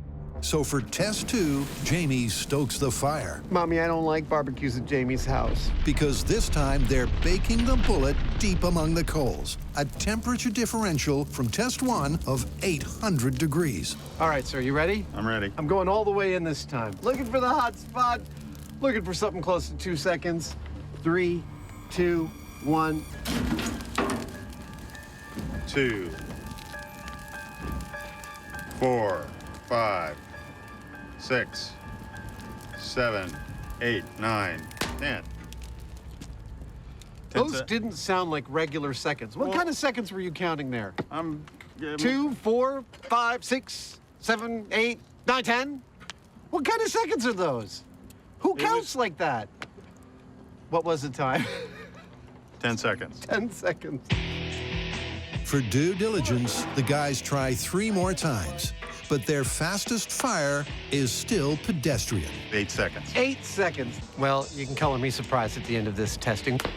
We exposed our bullet to every part of this fire that we could imagine and couldn't get it to detonate in any less than 8 seconds.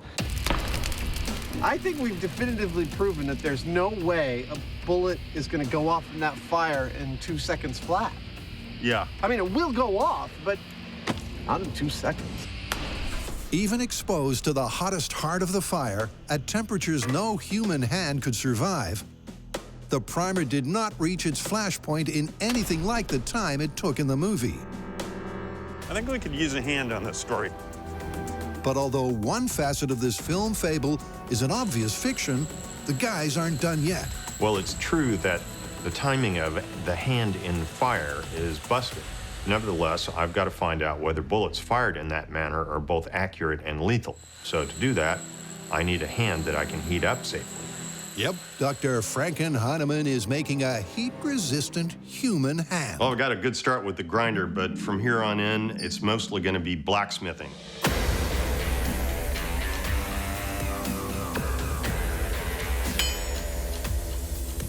One of the joys of doing this kind of work is first there was nothing, and then there was something. That something being an adjustable, articulated hand able to realistically grip bullets between each finger. Detailed and disturbing work the doctor clearly enjoys. I've left a texture that is not unlike the wrinkles in my finger, and where it kind of smooths out all over the knuckle, I've done that with a blob of weld. It's all very fast and crude, but it gives it a strangely organic look for it being all metal. For added accuracy, it fits like a, you know what. A leather glove that grips like skin is heat molded onto the metal skeleton. And to gauge human-like strength, position number 1, between the thumb and index finger. Adam sets a calibration benchmark with his own grip. 8.1 pounds. This force gauge here holds what's called a peak value. That is the most amount of weight that it took since you last pressed 0. Now, I will put the bullet on this string on the force gauge and hold it between 2 fingers as hard as I can until it lets go. Ah! Ow, ow. And then I read that value, enter it into this chart. With the data handed over, Jamie mechanically matches Adam's grip strength to his metal digits. A couple of minor adjustments, and I think we should be all set. And this myth is all set to go off. It's perfect. But first, there's some unfinished business for our wall-shooting hitmen. Now that we've determined exactly how porous walls are and that bullets will most likely make it through them, it's time to deal with what's on the other side. So, you are the good guy, the camera, you're people watching TV, and you're looking at a wall, and there's a bad guy behind. Where is he? Oh, there he is. Now, that bad guy is gonna move behind the wall, and you've got to shoot him. How are you gonna do that? We figured there's 2 methods that you could use. One is you could watch him run behind and make an assumption that he's going to maintain his speed, bang, and try and shoot him. Or you could listen for the sound of his footsteps and use your natural powers of triangulation to make an assumption about where he is and shoot there. I'm not sure if either one of those is gonna work, but in either case, it's gonna require a rig with a motorized dude on it. The dude. How you doing, dude? Isn't a very handsome dude. Something kind of like this. Walk, walk, walk. So, bullets can penetrate an interior wall. But is hitting your target as easy as Hollywood would have us believe? That is so weird. To find out, the team is testing 2 mythical methods. First up, target tracking. Here's how this test is going to work. Our target, that's me, will always start every test by moving from a visible position to an obscured position. The operator will be able to control the position of the target with this joystick, and he'll be able to see what he's doing through this monitor. The shooter must use trajectory, tracking, and their intuition to surmise where the target might be behind the wall and attempt to shoot them through the wall. Beautiful. Okay. There are 2 restrictions in this test. One is shooter can't start shooting until the target's past that yellow and black line. All the action happens on that side. And only 1 bullet at a time. This first test is going to be pretty basic. I'm going to be moving the target at what amounts to walking speed continuously. Jamie, you ready to start this? I am. Gun is loaded. Safety is off. Range is hot. All right, count me down, sir. 3, 2, 1.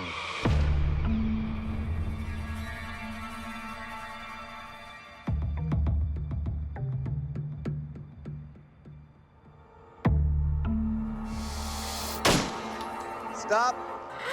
Let's see if I hit him. I'm gonna go inspect. Well, it turns out with velocity tracking of an obscure target,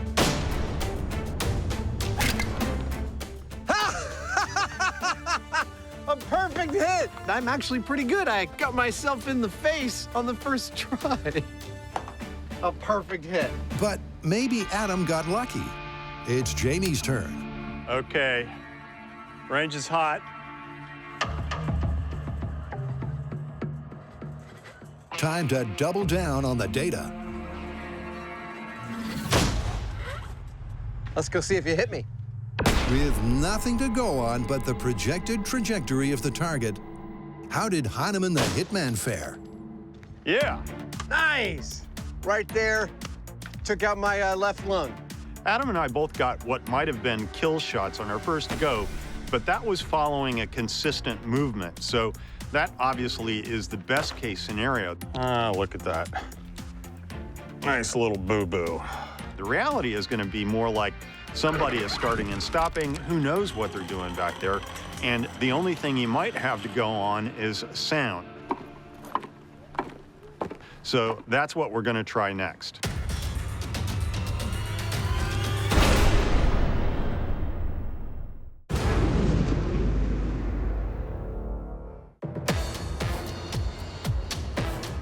The Hitman. Give me that. The ultimate Hollywood anti-hero.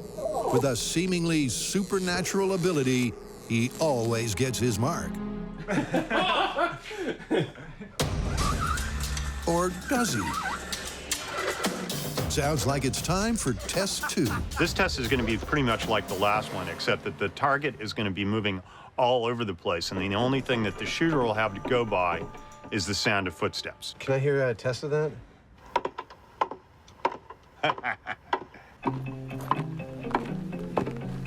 With the fake footstep audio coming from a speaker attached to the target,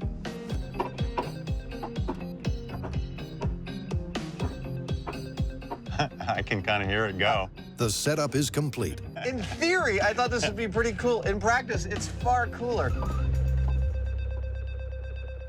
What do you think, 1 shot this time, or how about 3 shots? Yeah, let's up the ante. Okay, cool. All right, so you ready?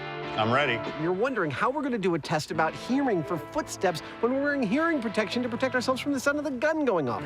Excellent. Sounds loud and clear. These earmuffs I use are military grade, and they have a really cool feature. Actual microphones that play sound into the muff so I can hear stuff in the world until a gunshot happens, and then they cut out to protect me from the loud sounds. Also, it's 2 separate sound chips, one on the right, one on the left.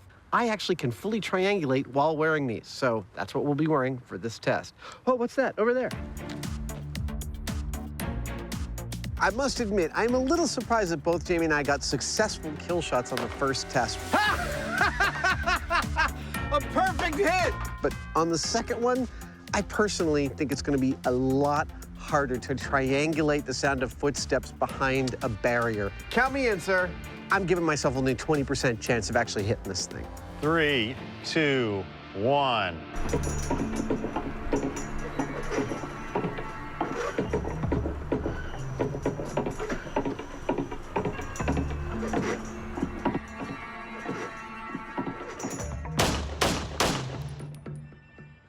Let's see if I hit him. Adam acoustically and intuitively tuned in to his target's tread and took him out. Oh, looks like you got him. No way. Oh, no, I'm sorry. Or not. No, that was there before. That was from that? this, yes. Oh, Adam missed. you survived this time, savage. And you'll notice that he clustered 3 of his shots in one small area. I'm not so sure that's the best approach. If I were doing this, which I'm about to, I'm ready.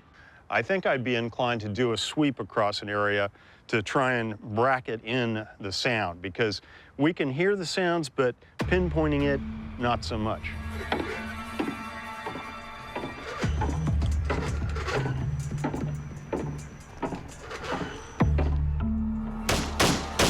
Despite the benefit of being able to adapt his tactics, You missed him. Yeah. Entirely. Jamie missed as well.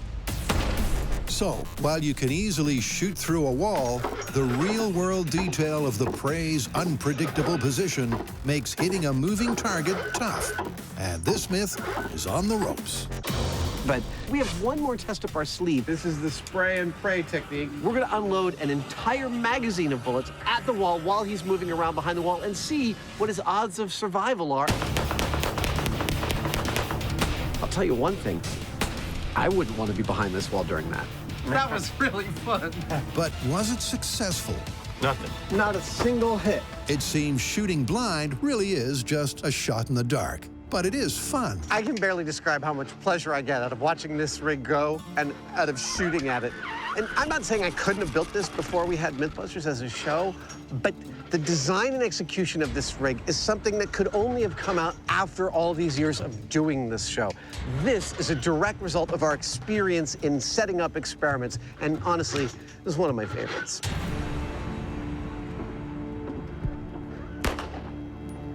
Up next is the Heinemann.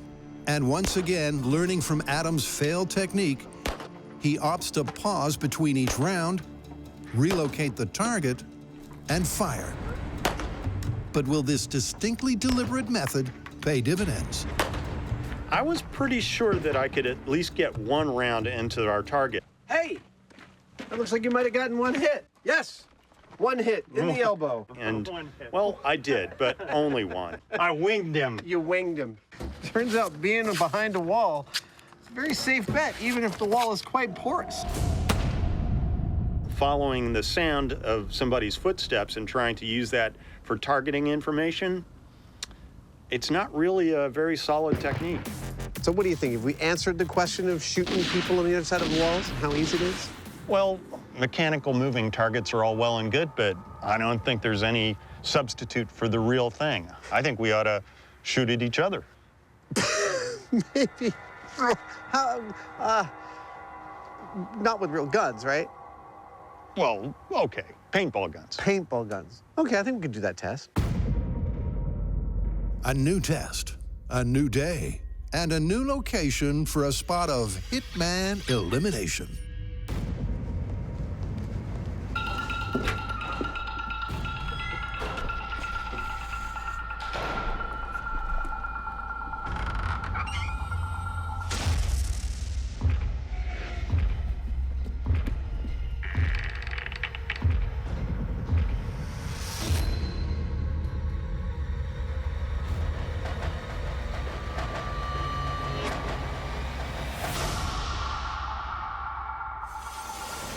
Morning. Morning. Shall we get to work? Yeah, let's do it. We have brought you to an abandoned machine shop in Mare Island, California to put all the disparate elements of this story back together for a nice, violent, fun-filled, family-friendly finale. Jamie, you want to tell the audience where we stand? We've shown that a pistol round fired through an interior wall can potentially be lethal to somebody on the other side. And we've also shown that somebody moving at a consistent speed behind that wall can be fairly easily tracked and hit. Ah, look at that. Nice little boo-boo. But the minute they start to move inconsistently, the chances of being hit drop dramatically. Nothing. Not a single hit. So it's time we ramp things up and use live human targets that are moving, namely Adam and I. That's right. It's you and me, Heinemann. Suit up. Am I out? Aw, crap. For this gunfight head-to-head, so freaking cool. Adam and Jamie are putting the human back into the experimental equation. This last test is a classic cat and mouse. We're building a Hitman fantasy camp. Jamie and I are going to stalk each other through a labyrinth, created of walls, making hallways, rooms, doorways, the whole kit and caboodle. Excuse me. We must try and win this stalking contest by shooting each other through one or more of the walls of our labyrinth. Our walls are made of paper. Our weapons, paintball guns. With help from their origami army. Go ahead, Willie, pivot around. And an artistic finishing touch or two. Lovely. The 8-room Assassin's Arena is ready for the showdown. But it won't be a free-for-all. These are the rules. First, there's no time limit. The winner is the first one to shoot the other through a wall. We each only have one 8-round clip, so every shot counts. Finally, during the test, we are not allowed to travel beyond the boundaries of the experimental space. So that we can hear each other, the piece de resistance is some special footwear, tap shoes. Seriously? Absolutely.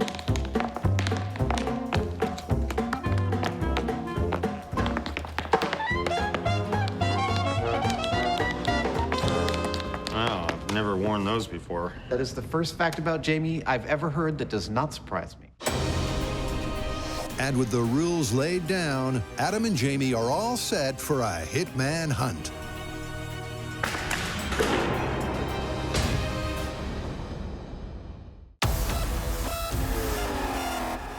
To test Hollywood's idea of a handheld shoot-'em-up, the MythBusters need bullets, a helping hand, it's perfect, and dry experimental conditions. Doesn't rain all week, and then when we go out to shoot, it's raining. So let me introduce you to a little bit of how MythBusters conducts a shoot in the pouring rain. And we've actually set up 400 square feet of tent city here in the middle of our muddy field. Right there is our high-speed camera op. That's an expensive laptop and our $100,000 high-speed camera. The important cables are running up through the rafters. There is where Jamie and I will be standing behind the blast chamber shields. That's our experimental setup. Hopefully, it's dry enough to actually get this experiment off. So if you hold bullets in a fire, they're going to take a lot longer than 2 seconds to go off. 10 seconds. 10 seconds. But at this point, we haven't established what exactly they'll do when they do go off.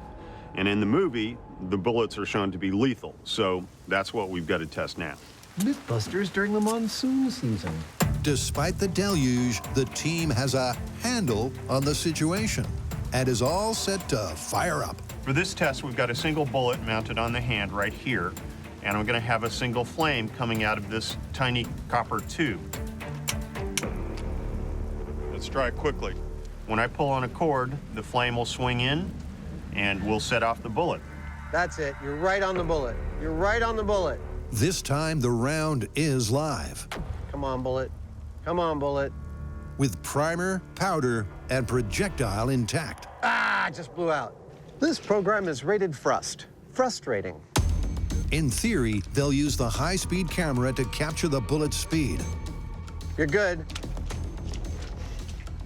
Still lit, still lit. Oh, it just blew out. In practice, that's not happening. Just goes to show, best laid plans of mice and men are often screwed up by the rain. The wind and damp conditions are raining on their bullet-firing parade. Come on. We brought heat to the party. It's time for you to do your part. Oh, come on! That's amazing. It's right on the cap. I know. Come on, bullet. We're now up to like the 3-minute mark. Yeah, it's starting to burn the glove. So it turns out our tiny little flame wasn't concentrated enough. The torch head we're going to use this time is called a pencil torch, and that means that it literally has a point on it that's similar to a pencil point. Jamie, you're good to light it. And I'm going to aim that right at the cap, and I think that'll get us where we need to go. There it is.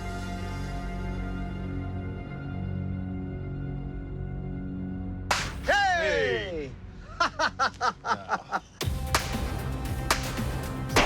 That worked a lot better. That was like within 10 seconds. That's what I wanted. Excellent.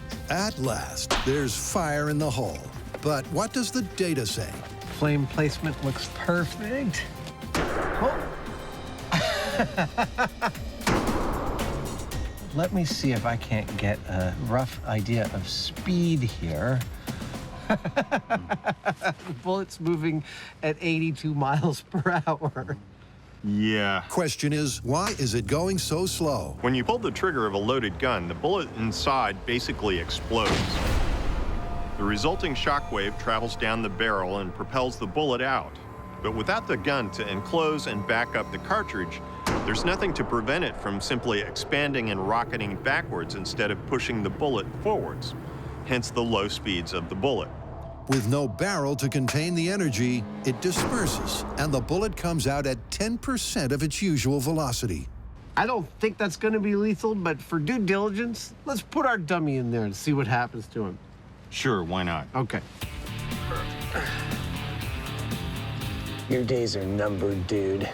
So, will a handheld bullet accurately hit a target with lethal impact? Awesome. We are close. Our villain is about to meet the business end of justice. This test with a flesh-accurate ballistics gel dummy is going to find out. Okay, coming in. That's it. It's on. I can hear it going. Hey, there it went. I don't know if it hit him. The early signs for accuracy are not good. Well, I don't see any bullet holes. I don't see any bullet holes, nor do I see any bullets. This is a job for the high-speed camera. Bang. Oh, it went way down. Boink. Is it bounced off? Actually, it looks like it's still there. Apparently, the camera never lies. It looked like it hit him. It looked like it hit him right in the middle of the chest. But maybe it has. I don't see what looks like any kind of break. I'm confused. I'm gonna look at high speed one more time. Yeah. It actually hits him right there. Spoink. And that is literally right here. Well, this is a mystery. This is right about where it looks like it hits, right? Well, see any reason why I shouldn't excavate? I don't see any reason why you shouldn't excavate. High speed says bullet entered the dude. We should cut him open and find a bullet. Let's see. Okay, there it is. Whoa, no way! Embedded in his chest. Amazing! It's a satisfying and surprising result. But with such shallow penetration, it wouldn't have been lethal, merely painful. I have to admit, I am totally astonished. This bullet, which I thought was gonna bounce off him like a rubber ball, ended up embedded an inch into his chest. If only our hero could hold his burning, fleshy hand in a fire until it melted and kept that pressure on, well, he might have just injured the villain. That is awesome. All right, let's count down the components of this story. Bullets going off in a fire in 2 seconds or less? Busted. Okay, what about the lethality or danger of those bullets after that? Well, that is where it starts to get a little interesting. But no, it's still busted. It's still totally busted. Dude, what are you doing? I think I have an idea how to make all of these bullets go off. No way, serious? Yeah, you might want to clear out. Okay, I'll turn this guy to be your target. There you go. I'll get behind the blast chamber shield. Okay. Awesome. I'm not sure what Jamie's doing, but he's got some cockamamie plan for getting all 4 of those bullets to go off at once. I really hope it works. Don't feel like we're done until we've replicated the exact thing we saw in the movie. Last thing.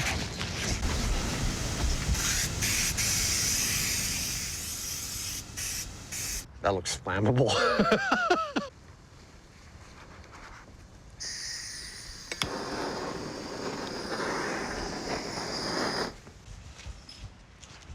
Okay, here we go. Count it in. 3, 2, 1, go. There it is. Dude, that looks like it's working a treat. I want to hear 4 bullets go off. It may be a new way to sizzle the slugs. Oh, there goes the glove. But it soon turns into the same old story. Seriously, I can't believe it's not going off. I mean, yes, bullets can go off if you put them in fire, but this whole thing about having somebody put their hand in a fire, and, I mean, come on. Oh, there goes one. That was one. And now the hand just went, the hand's just extinguished itself. Well, the hand burned exactly the way I wanted it to. It stayed alight in a very aggressive flame for several minutes. Unfortunately, only one of the bullets went off after quite a while, which says a lot about what happened in the movie. I mean, if it didn't do it here, with all of that fire for so long, I don't see how it could have done it the way that they showed it. That's one myth done and busted. But still to come, a head-to-head hitman showdown.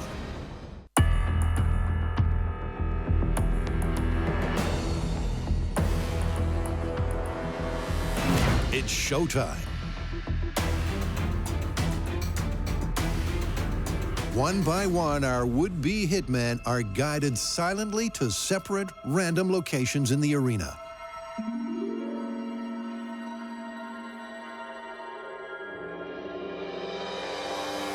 Can a Hollywood hitman, gentlemen, really locate and liquidate a wall-hidden target? Are you ready? With supernatural-like acoustic ability and intuition. In 3, 2, 1, go. It's a stalk to the death to find out.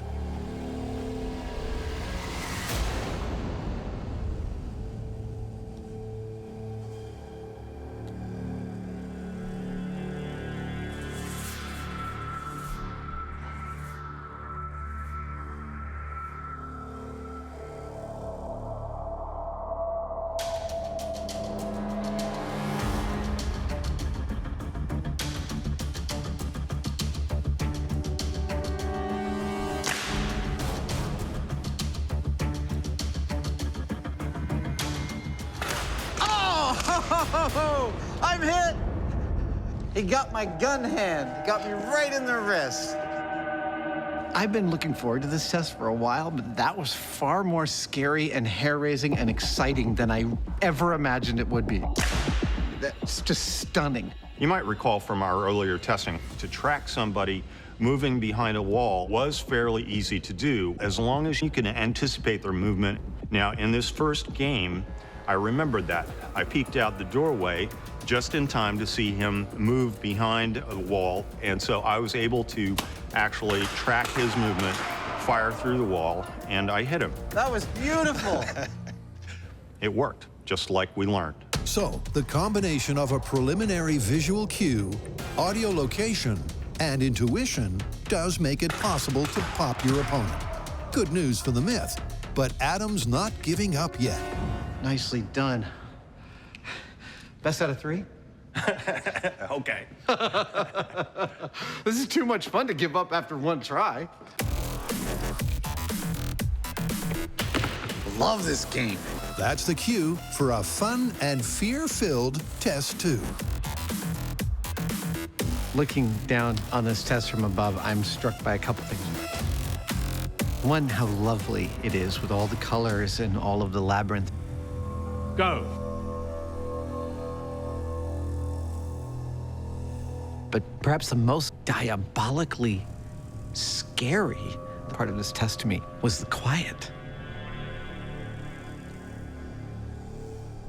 I open my eyes. I don't see Jamie. I hear little creaks, but that doesn't necessarily help because you're waiting somebody else out. You know that they want to kill you. And even though this is for play, it doesn't make it any less of an adrenaline rush to know that someone's got your number and they're looking for you and you are looking for them. It is really, really thrilling in a way that few tests that we have done on this show really deliver.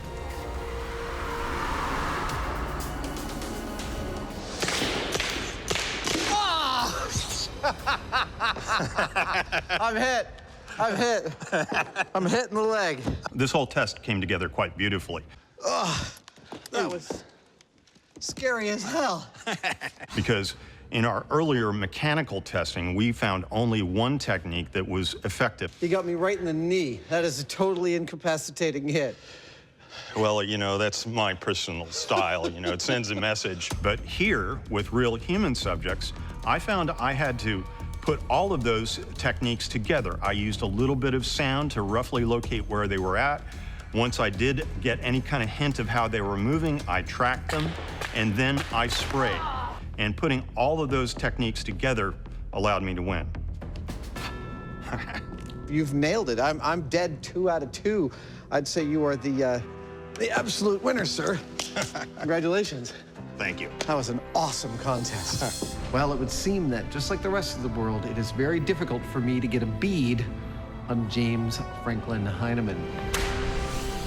He seems to be a fan of shooting people in the joints. Maybe that's from when he used to be a loan shark. I don't know. But I couldn't hit him once. How do you want to call it? I gotta say, I'm surprised, but I think the hitmen are onto something. Shooting through walls has far more efficacy than I began this myth believing. Yeah, I agree. Interior walls don't offer much protection, do they? No, they're far more porous than anyone thought. Let's get out of here. You coming? Sure. Oh, yeah.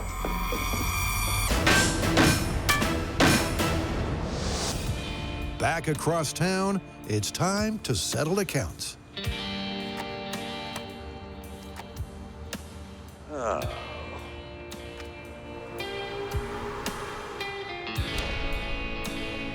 You're going? Shooting through walls confirmed. Shoot 'em up? Busted. See you on the next bounce, boys. I don't trust that guy. Neither do I. Let's get inside.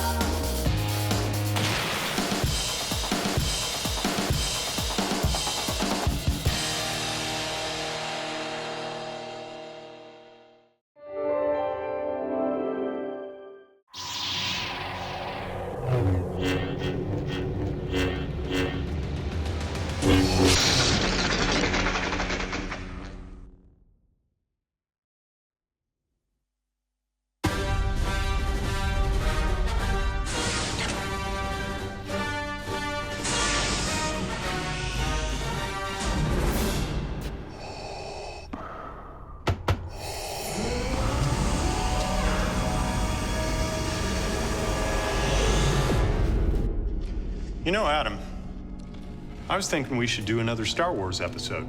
Seriously, I mean, it's a fictional universe. I'm just not sure how much material there is to test. I find your lack of faith upsetting. I mean, disturbing. Okay, well, are you gonna be in here all day? Because we could get started doing some other stuff. Nah, you go ahead. I like it in here. It's private.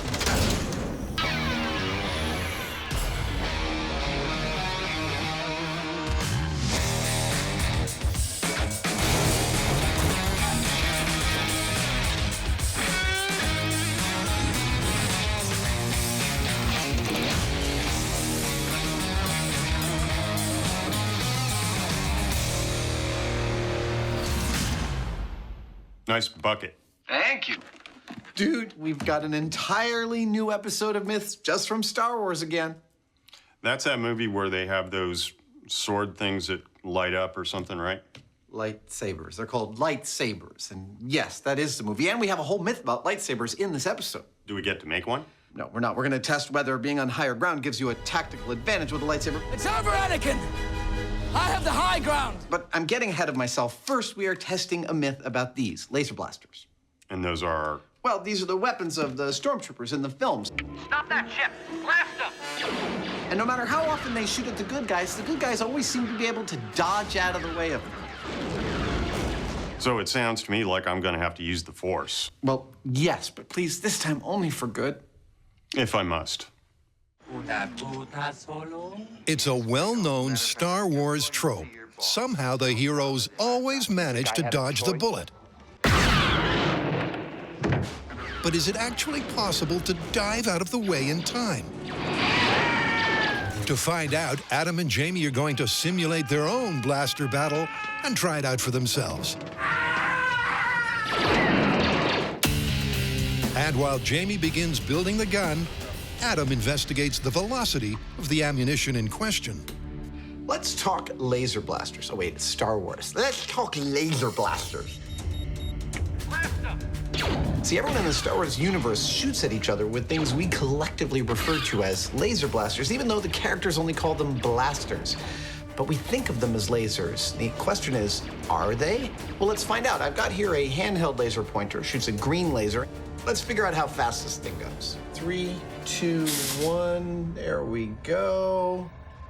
All right. Yep, 186,000 miles per second. I'm kidding. I'm not measuring light with this. This is actually a force gauge. Get it? Force gauge.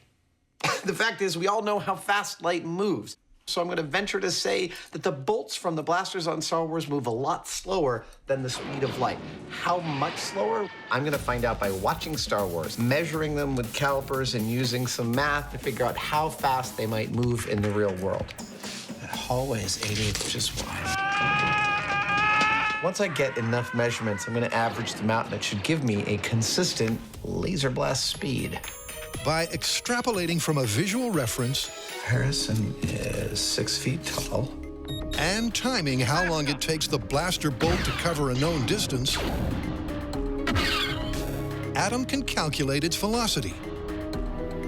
And before you can say laborious arithmetic, 7 frames. Adam has calculated an average from across all 6 movies. I've got a speed of between 130 and 135 miles per hour at a distance of about 40 feet. So that's what Jamie's gun will replicate. 130 miles an hour at 40 feet. We're going to be replicating the performance of the blasters we see in the movie, and to do that, we're going to be using this pneumatic launcher by plumbing compressed air into the back of it. Every time you pull on the trigger down here, it fires a round, and then these pistons push forward and advance another round into position, ready to fire. Ow! That's what I'm talking about. Now, we can put anything that we want inside these tubes. So I'm going to be experimenting to find out what we can fit in there that accurately replicates the performance of what we see in the movie and hopefully doesn't hurt us at the same time. In theory, by altering the air pressure powering his gun, it looks like that's about 350 PSI. Jamie will be able to match the movie specs with his non-lethal ammo. Firing in 3, 2, 1. But in practice, there's a speed problem. This only said it was 26 miles per hour. Right? Measuring problem. Didn't quite get a reading. 1. And accuracy problem. And they're going off to the side. Here we have all the problems. Our first laser blasts don't fly straight, and we can't get a reading on how fast they're going, so there's still some problem solving to do. We may end up going with a totally different solution. We don't know at this point. So while the team locates the drawing board, Darth Heineman and Jedi Savage go head-to-head in a lightsaber duel to tackle the myth of higher ground.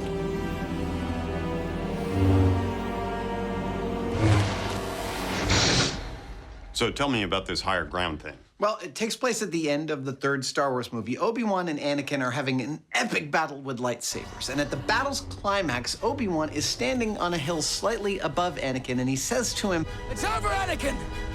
I have the high ground!" Well, from a military perspective, it makes sense, but as far as one-on-one, I'm not so sure. What happens in the movie? Right after he says that, Obi-Wan proceeds to chop off a bunch of Anakin's limbs. So the myth is that if you have higher ground, it's guaranteed you'll win. Exactly. Ready to do some sword fighting? Sure. Anakin versus Obi-Wan, a pivotal moment in the Star Wars canon. An epic battle that results in the birth of Darth Vader. But is topography really the deciding factor?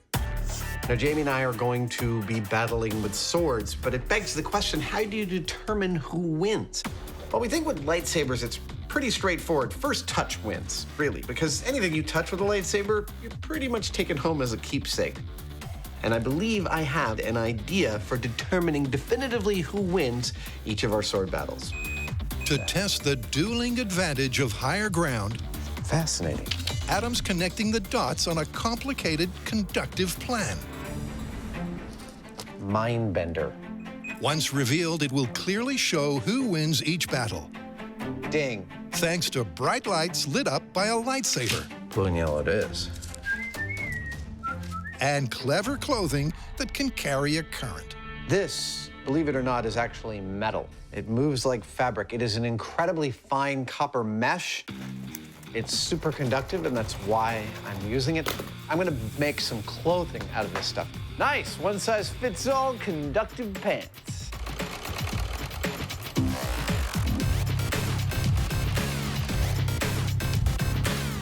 These are looking cool. It's amazing how supple this stuff is. It's just beautiful. We're gonna have to see if it's a Faraday cage. Well, I figure my cell phone's gonna stop working the moment I put it on, right?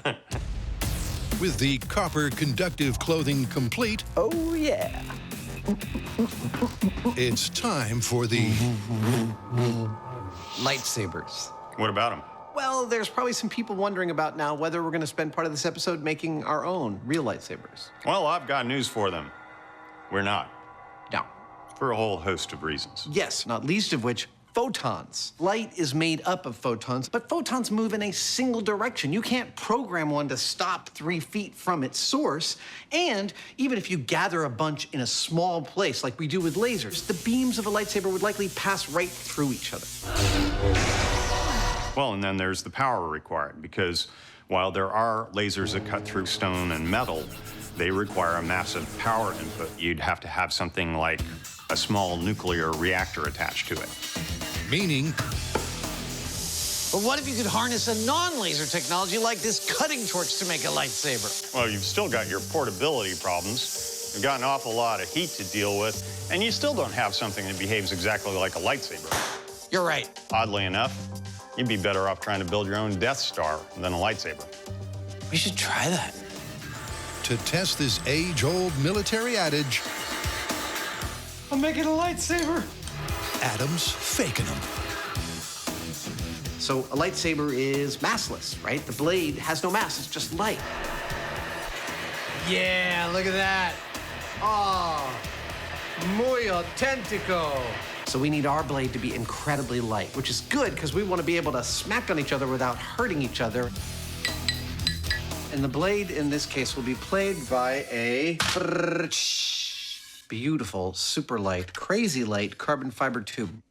Oh, that's cool. It feels like there's almost nothing there. The final stage is a layer of foam pipe insulation, over which goes a sheath of conductive copper mesh. This is reminding me of something. Time to put the padding on the saber. Oh, good, good, good. That's exactly what I wanted. Adam's finally ready to reveal his plan. There's your Jedi weapon. What I've got here is some conductive suits with conductive swords, so that as Jamie and I sword fight, it's not bad. Give me a whack.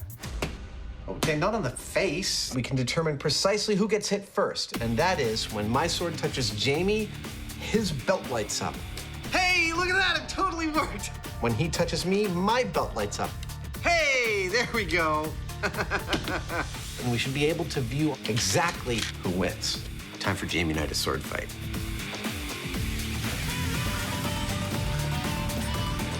And the fighting is going to start here, but I think maybe it ought to be a little more sci-fi. Jamie and I are going to begin with a control, that is fighting each other on flat ground. Looks good to me. We're gonna put a pair of X's on this platform where we start. And when a bell sounds, can you give me a bell sounds, editors? No. No. That's it. When we hear the bell, we start fighting. Whoever touches first wins, and you know because the other guy's lit up. Reset, go back to 0, and try again. Oh, it's like putting on a straitjacket. There we go.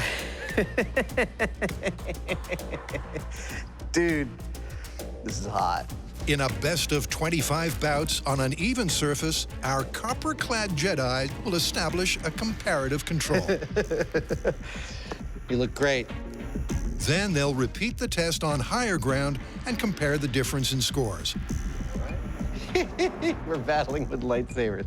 We've ended up working with quite a variety of weapons on this show, and with things like guns and knives, we've even become somewhat proficient. But when it comes to things like swords, not so much. Adam and I are pretty much a blank slate. With the rig ready, when I touch you, you light up. Nice. Our tabula rasas are ready to roll. Excellent. I think we're ready to do some sword fighting. Yeah. Okay, count us into a ding.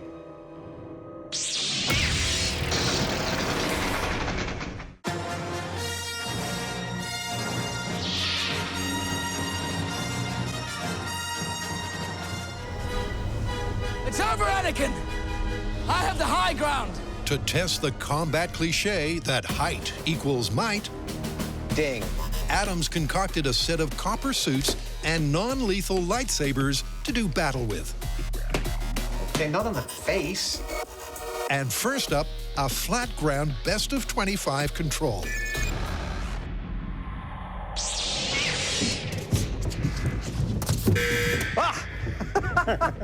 That's one. After they establish their relative abilities on the scoreboard,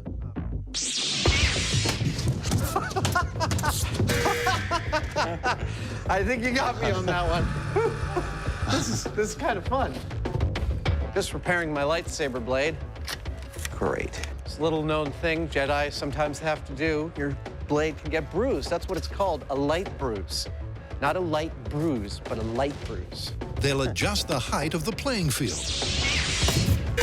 Ha! Got your knee. And find out if higher ground really is the ultimate advantage in a deadly duel.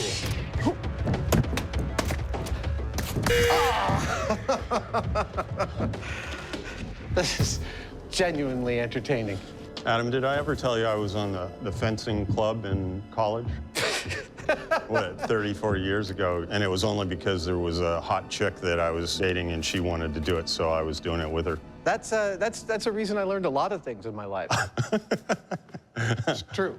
On guard. All right. Yep, with no prospective mates to impress. Technique, strategy, and composure are conspicuous by their absence. Right in the heart. Our neophyte fighters are simply frantically flailing their way through each bout.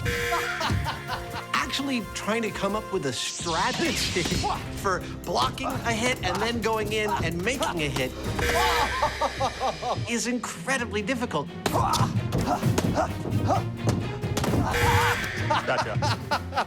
There's a lot going on, including a guy with a blade trying to kill you while you're trying to think. If there's one thing we've learned from our experience with working with weapons on this show, it's that it's not like it is in the movies where you can hack away with a sword or unload a machine gun and nobody gets hurt. The reality is that people get hurt instantly. All we have to do is a few spars and then we've got a hit. And in the case of something like a lightsaber, just a light touch can mean that you've been cut completely in half. So it's a serious thing. As the match comes to its increasingly desperate... I'm going right for the direct approach. ...and competitive conclusion... Oh, really? Really? That's how it is. The score indicates that with no topographical advantage, this was the perfect baseline. Jamie and I have completed 25 trials on even ground. That's a good shin hit right there. And experimentally, the results are kind of awesome. We are totally evenly matched. I had 13 wins to Jamie's 12. That means it's time now to go to higher ground. We're going to do another 25 trials. It's heads. I'm higher ground. Okay. Now that one of us is going to be fighting from higher ground, there we go. I would note that in the movie, Obi-Wan tells Anakin that... It's over, Anakin! I have the high ground! Now that means that when Adam and I start to fight, we're not talking about like one winning by a few points or the other. That seems great. If this idea is true, the person on higher ground has to totally dominate that battle.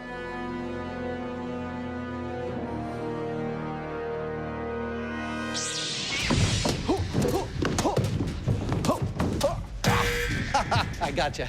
This is very interesting. When we were on level ground, Jamie and I were very toe-to-toe in terms of attack and defense. It's over, Jamie. I've got the higher ground. But now that I'm on the higher ground, I'm definitely noticing Jamie is much more on the defensive, and I am able to take the lead in attack. I got you, Sleep.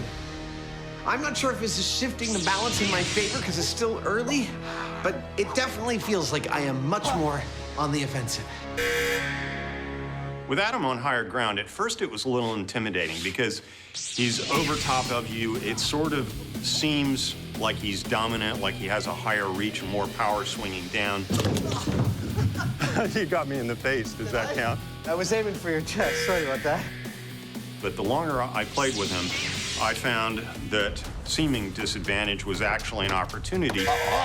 Oh, you got me in the foot. I don't know how to counter that. Namely that if I cleared his blade with a powerful sideways swipe and then swung in towards his ankles, which are now exposed. I see your strategy.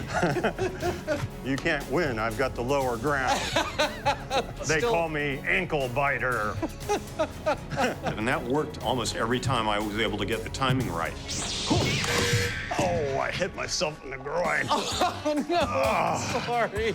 I'm gonna need a minute. I think I did it with the butt of my lightsaber. Let's take a minute for Mr. Heineman to walk it off. I know, you guys are loving this. Isn't this great TV? You know, when I was a teenager practicing juggling, one of the juggling things is to take a pair of juggling pins and practice this spinning technique, which actually used to be an Olympic event. And I was about 16 when I was getting really good at it, and I tried to move. I smacked myself right in the trunk with a juggling pin. I was all alone in the house. I spent like half an hour on the bathroom floor just weeping. You want a drink? You want a scotch or bourbon? No, I'm good to go. Okay.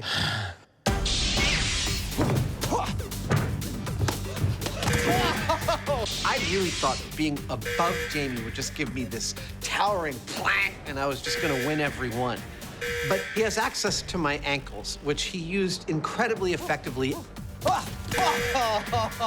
Once I get close, my legs are just done for. From my perspective, I don't think I can call the high ground an ultimate advantage at this point. Yep, despite finishing with a scoreboard advantage, Adam feels the numbers don't tell the whole story. There's two things wrong with the data we've thus far gathered. One is we're looking for a definitive advantage, not a soft advantage. Two, and most importantly, we're not sword fighters. We don't know the first thing about fighting with swords like this. We need the assistance and perhaps even some training from an expert. Yeah, that's what we need, an expert. And while the guys wait on a Jedi delivery, it's back to the workshop, where the Heineman has dumped his foam failure. And they're going off to the side. To test the myth that the Star Wars laser blaster dodge is feasible physics or a filmic fiction, Jamie has to match the movie's velocity with more accurate aerodynamic ammo. Straight ping pong ball, not very accurate. It's going about 60 miles an hour, which isn't good. But we have ping pong balls made out of foam, and when I put a skewer on them, 150 miles an hour and dead straight. That's cool. One. Bullseye. After converting his arrow-inspired prototype into a more polished version, let's see what that does. And adjusting the air pressure powering the gun. Okay, 80 PSI in 3, 2, 1.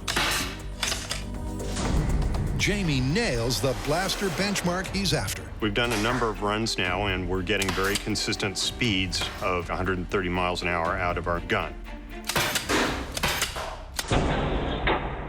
So we're right where we need to be. Yep, but without a comparison to, say, a bow and arrow, it's difficult to gauge what 130 miles per hour really means. I thought a visual chart showing the relative speeds of things might be helpful at this moment. For instance, here is a piece of tape representing the speed of the arrow, and it's a little bit shorter than the piece of tape representing our blaster because it was slower. This is the relative speed of a bullet compared to the blaster, many times faster. But we call it, all the time, we call it a laser blaster. Laser is light, so how does the speed of light compare to all of this? Well, it's a lot faster. Significantly. The line goes out the door, it goes for a while.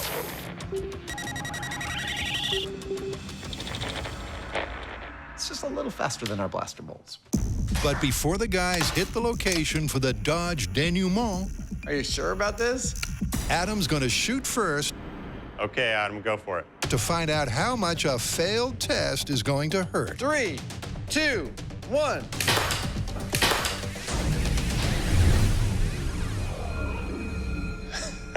How was that? Well, I tell you what, you definitely want to be wearing a cup. So it's a good ouch? It's an incentive not to want to get hit. Perfect.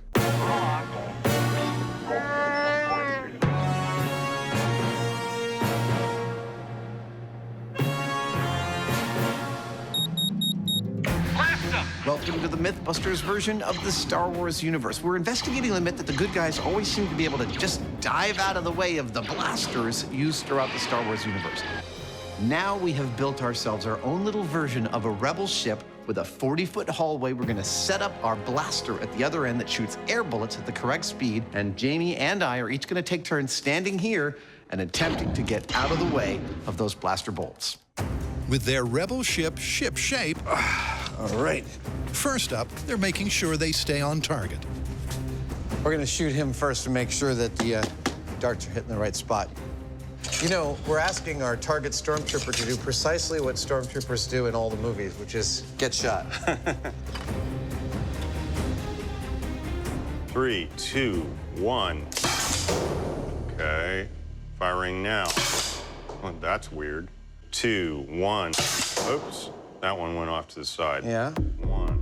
Off to both sides, high and low. The gun is firing at the correct speed. Pressure, check the pressure. Yep. Pressure's good? Yep. Firing. Now that's just crazy.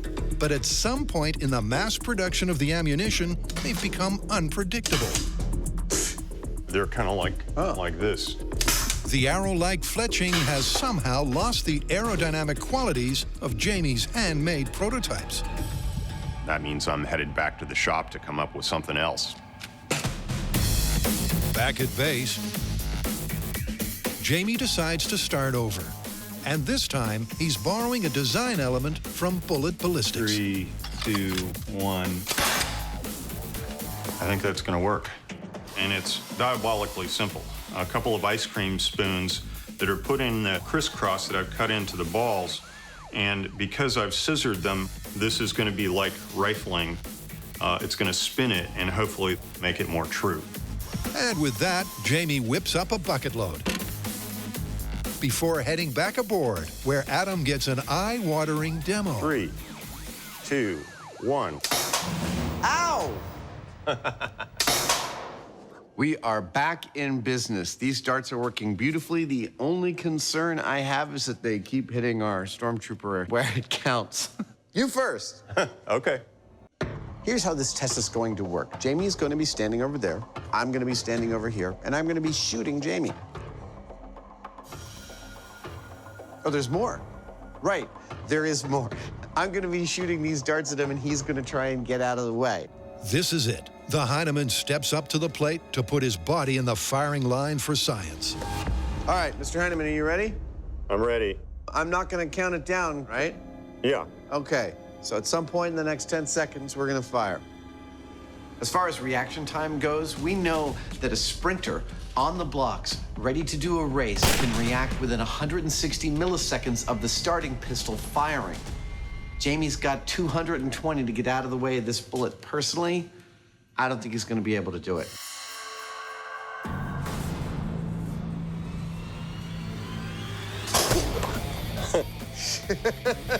A hit.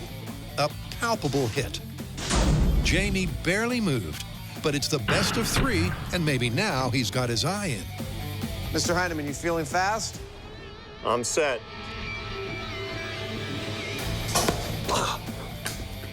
Got me. Got you. As far as I can tell, I'm just starting to move about the time I get hit. And that means that the flight time of the projectile and my reaction time are pretty close to the same. All right. At some point in the next... right in the center of your solar plexus there. Yeah. That's a 3-peat. Moving at the average speed from all 6 movies, the blaster seems unavoidable. Jamie's unable to react and take evasive action in time. All right, sir. Which means it's Adam's turn. Ah! Right in the shoulder. Whew. Ah! The adrenaline dump is intense. And once he gets an identical and conclusive result. Oh, that was no contest. 3 for 3. This myth is on the ropes. Well, there's just no getting out of the way of those things. But I'm thinking there might be a wrinkle we want to add to this that makes it more realistic. But before they test a more realistic quick draw, our junior Jedi will test the martial myth of a higher ground advantage by learning from a lightsaber master.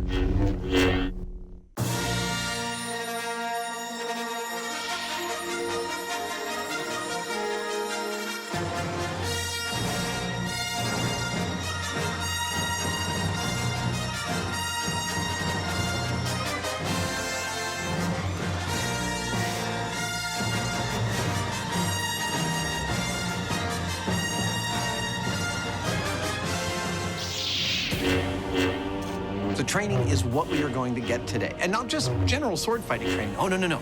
Lightsaber training. See, the stunt coordinator for the Star Wars films, Nick Gillard, has invented a true martial form for dueling with lightsabers. And what we've got here is one of his proteges, Colby Boothman, a world-class level fencer, an expert in Jedi sword style. I can come at you a million different ways. He's going to show us some of the ropes of dueling with lightsabers. Colby begins at the beginning. He covers the basics of balance and stance. So that's like a very strong kendo pose. Handling and footwork. There you go. If Adam and Jamie are to genuinely test the combat advantage of higher ground, Hold on, let me analyze that. they need to know a lot more about how to handle their weapons. Just like that. That's close. Yeah, it's very, very personal. The original trilogies were at a more traditional distance. In the prequels, Nick had brought everything in very tight. And that's part of what makes the fights so interesting in the prequels, is because they're very intense. At the same time, they're so close that you can see the reactions from the actors. And that's why they trained so long for the prequels. Hayden and Ewan trained every single day for about 8 weeks. Oh, that feels very Jedi. It feels like a very Jedi move. I recognize that move. That's cool. In episode 3, the fight is originally about 15 minutes long. Crazy. That fight, they had to open up 3 studios. It's the length of 3 football fields just in one fight. Wow. Well, we haven't been training very long, but what is already crystal clear is that up till now, Jamie and I have basically been like a couple of gorillas with baseball bats, just kind of wailing away at each other. I don't know if I make the hooting sounds. Is that very Jedi? Hopefully, by the time we're done with this, oh, I almost got him in the head. You did get me in that. Our sword fighting will do a little more justice to the beauty of the lightsaber as an actual weapon. In a testament to the teacher's ability rather than the students, several hours later, our journeyman Jedi begin to make real progress. This is very cool getting the lightsaber 101 from Colby, and we're learning that it is sort of like a dance. Hey! There we go. But if there's a word that typifies dancing, it's cooperation. Oops, sorry. And in fact, a sword fight is sort of the opposite of that. You're looking for the opening, and you're trying to close down those openings. So we're just starting to learn how to win the battle against the other. It's a lot to learn in a very short period of time. With the basics down, it's time to translate those techniques to an uneven playing field. There we go.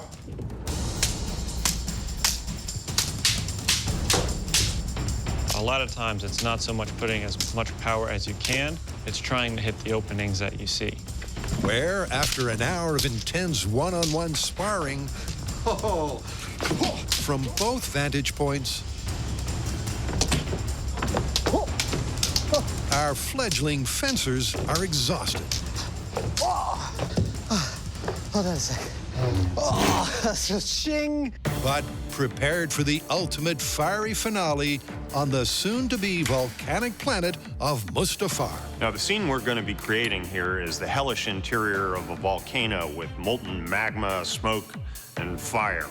This may look like a giant tie-dyed t-shirt, but actually this is our volcanic sky. That's looking pretty good. Yep, to match conditions of the iconic silver screen scene, the team is going to recreate not just the topography, but the volcanic atmosphere. Nice. This thing is our lava flow. It's made out of clear plastic so that we can get lights underneath it to make it glow like lava does. One edge is higher than the other, so when we pour the lava in, it'll flow this way. And our lava itself is going to be guar gum. It's a powder like this stuff. And when you add it to water along with a little food colorant, voila, you've got this goopy lava stuff. It's perfect. With the suitably dramatic backdrop ready to rock, Jamie gets to work accurately faking the footing. And there we go, one instant volcanic rock slope. This ramp is what we're going to be fighting on. I actually took footage of the movie and the fight scene, and I held a protractor on the screen and measured it. That's what this angle right here is. And we've also put an uneven black terrain, which pretty faithfully replicates that scene. And while the finishing touches are applied to their fake inferno, there's an unresolved reaction time test to tackle. Thus far, Jamie and I have been completely unsuccessful in dodging the bullets from our blaster. Ah! Ah! Ah! And we've constructed, I think, a pretty nice experiment. We've removed a lot of variables. I'm not going to count it down, right? Yeah. But now I'm thinking we might have removed one too many. What? I know science is all about removing variables to look at the essence of a thing. But what we've got here is almost like a sniper arrangement. Oh, but at 40 feet, I can see the stormtrooper holding the blaster. I can see him see me, and he goes, blaster! That action of the lifting of the gun, that might make all the difference. So to replicate that scenario, these stands are holding this weapon in a standard carry position, so that when I identify a potential target, all I have to do is raise the gun and fire. Let's do it. All right, Heineman, I'm feeling good about this one. Hold on just a sec. There we go, properly covered. All right, sir, I'm ready when you are. Okay.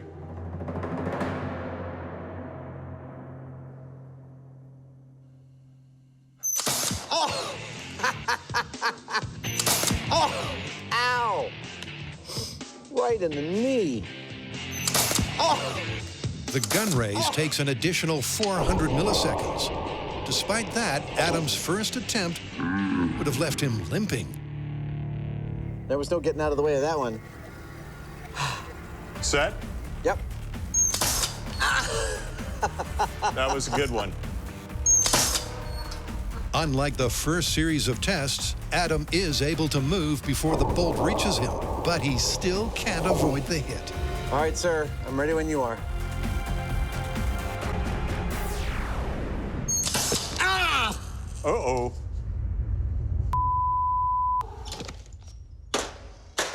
I just had to curse because that hurt really, really badly. I'm done testing. I failed 3 times. That really hurt. Ah! I'm gonna walk it off. Ah! Well, never let it be said that Jamie and I don't put our bodies on the line to test the stuff that we're doing.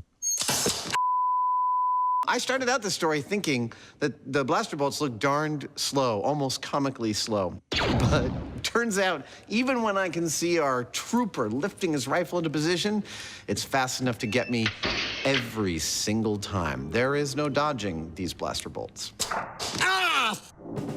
Or is there? Now, as it happens, in a prior episode, we clocked our reaction times, and mine was somewhat faster than Adam's. So before we call this one, I'm gonna have a go and see whether we get any different results. You ready, Heineman? I'm ready. Can the Hoosier do what no normal human can? 1 for 1. Jamie's fast, but there's simply not enough time to sight the incoming projectile, react, That's 2 for 2. and then move all of your body parts out of the way. I felt it on my Well, I think that's pretty definitive. You just can't dodge out of the way of these blaster bolts, and that's why in any gunfight, I recommend you shoot first. So, what have we learned today about humans' ability to dodge blaster bolts? Not gonna happen. I was totally surprised by that. Let's get out of here. Dude, it's a set. Oh, right.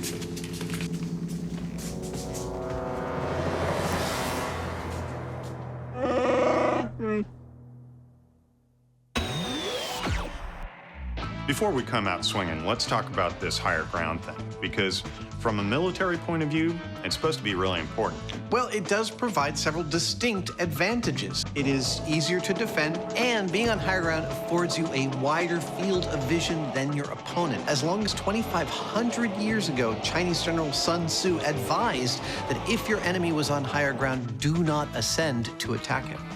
Yeah, but while higher ground may be really important if you're talking armies having to charge up or down a hill, we're just talking about 2 guys that are only a few feet away from each other, and that may be an entirely different thing. Right, well, and then there's the moralistic argument. See, when Obi-Wan says to Anakin, "It's over, I have the higher ground," he might be talking from a moral perspective as a Jedi who has rejected the dark side and he's on the right side morally.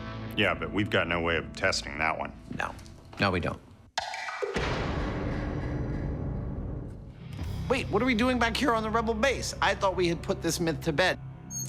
Ah!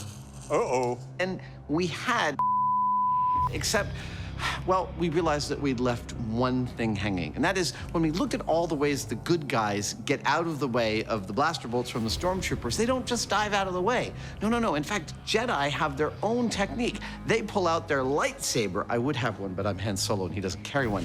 And they actually deflect the blaster bolts coming towards them with the lightsaber. Is that possible? That's what we want to test. All we need is a Jedi. Well, as luck would have it. Are you ready, Colby? Let's do it. As we know, Colby Boothman, Master Swordsman, is about as qualified as anybody to attempt to fend off blaster bolts with a sword. Colby, are you ready? Ready? The rules of this game are pretty straightforward. Colby, here we go.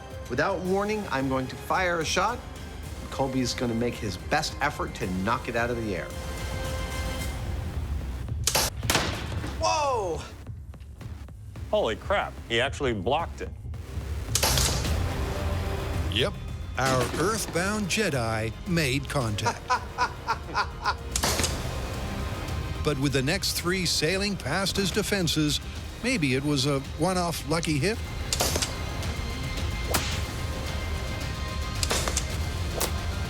Nah, it hit me.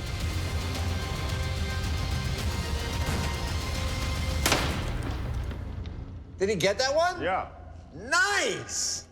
Well, it doesn't get any neater than that. Our Jedi was actually able to deflect some of our laser blasts. Now, I know we're talking about a fictional character in a fictional universe with fictional physics. I recognize all of that, but after the difficulty Jamie and I had dodging those things, I think Colby demonstrated some pretty amazing skills being able to actually stop them with his lightsaber, i.e. bamboo thing.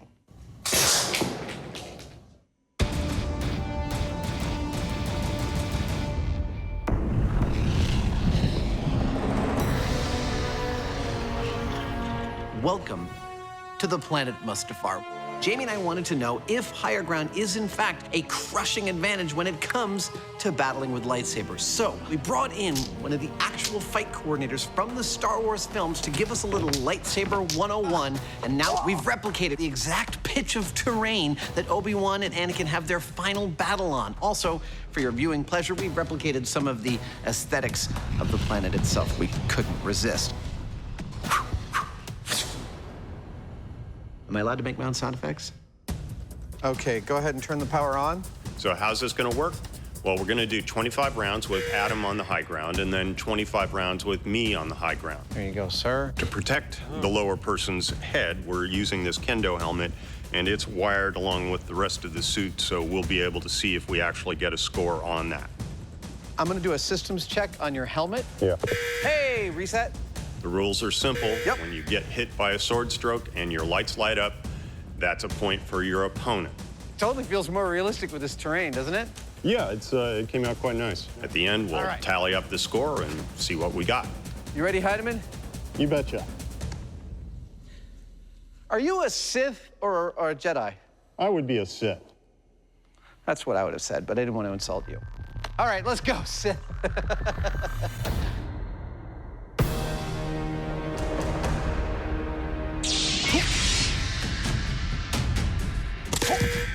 Gotcha.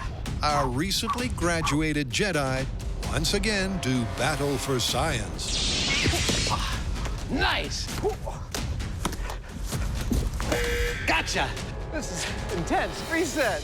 It's pretty clear that just one day of training won't make us sword experts, but it gave us some insight into ways to move the lightsaber. And it also does what all training does. It slows the process down a little bit. Reset. I feel like it's much less of a free-for-all in this test than it was when we started. Oh, gotcha. They are certainly more skilled. Reset. More clinical in their execution. Oh, dead. Reset.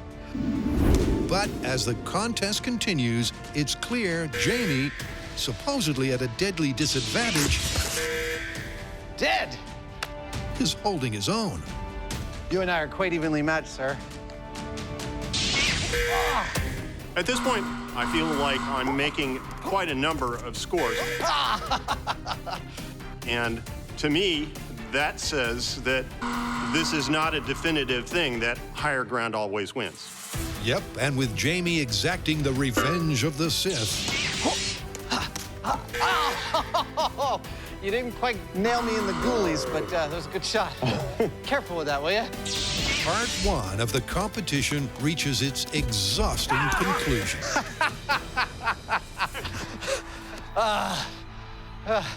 So, that's it for the 25 rounds of Jamie from the lower ground position. Now it's my turn. We're not gonna look at the score just yet, because it's not about which one of us does better. It's about whether higher ground does significantly better than lower ground. Yep. All right, Mr. Heinemann, you ready? I'm ready. Okay. But my intuition right now says higher ground is not a crushing advantage. However, when Jamie takes the high ground, he immediately racks up several quick-fire wins. And Adam's obviously off balance. Reset. Oh! Okay. But as Adam adjusts Oh, I got your foot there. and finds his footing, You got me. it once again appears to be a relatively even contest. Despite the uneven playing field, Each position seemingly offers as many scoring possibilities, equal pros and cons. And with all 50 fights done and dusted, the conclusion is clear.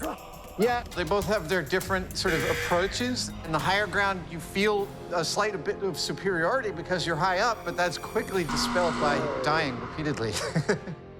So what do the numbers say? Well, the numbers tell an interesting story, though it's not the story that the movie tells. Out of 50 trials, low ground won 26 times and high ground won 24 times. Well, that's about as close to dead even as you can get without being dead even. Indeed, and that tells me that this myth is dead busted.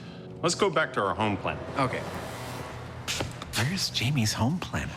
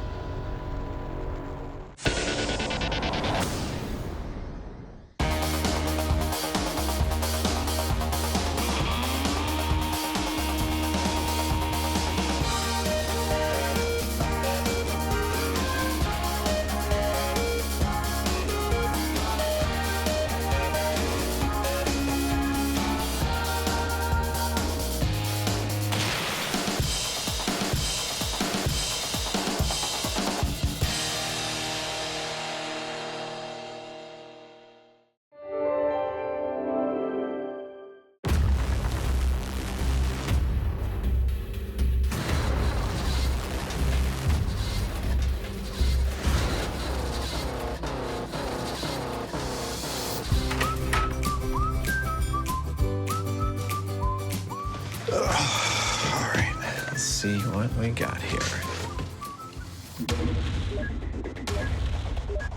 20,000 emails? Hi, this is Adam. That is a good idea. Oh, hold on just a second, can you? Hi, this is Adam. Yeah, that's a terrific idea. Oh, and can you hold on just a second? I'm getting another call. Hi, this is Adam. Okay, everybody, hold on just a second.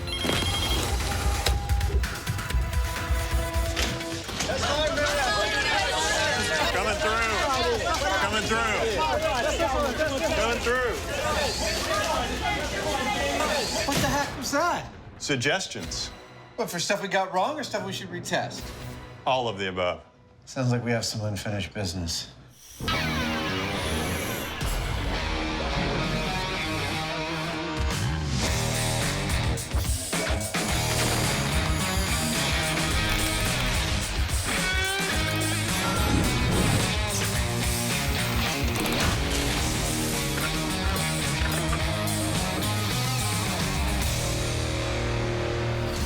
What's all this?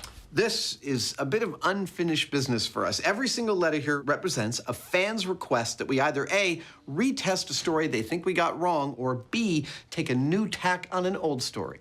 Is any of it any good? Actually, there is a bunch of really fine material in here. We've got stories about holding on to hand grenades to keep them from going off. Fans that want us to revisit some aspect of our old spy car episode, specifically involving the tire-bursting tacks. Whoa! And we've got a story about reloading automatic pistols. Can you really do it as fast as they do in the movies?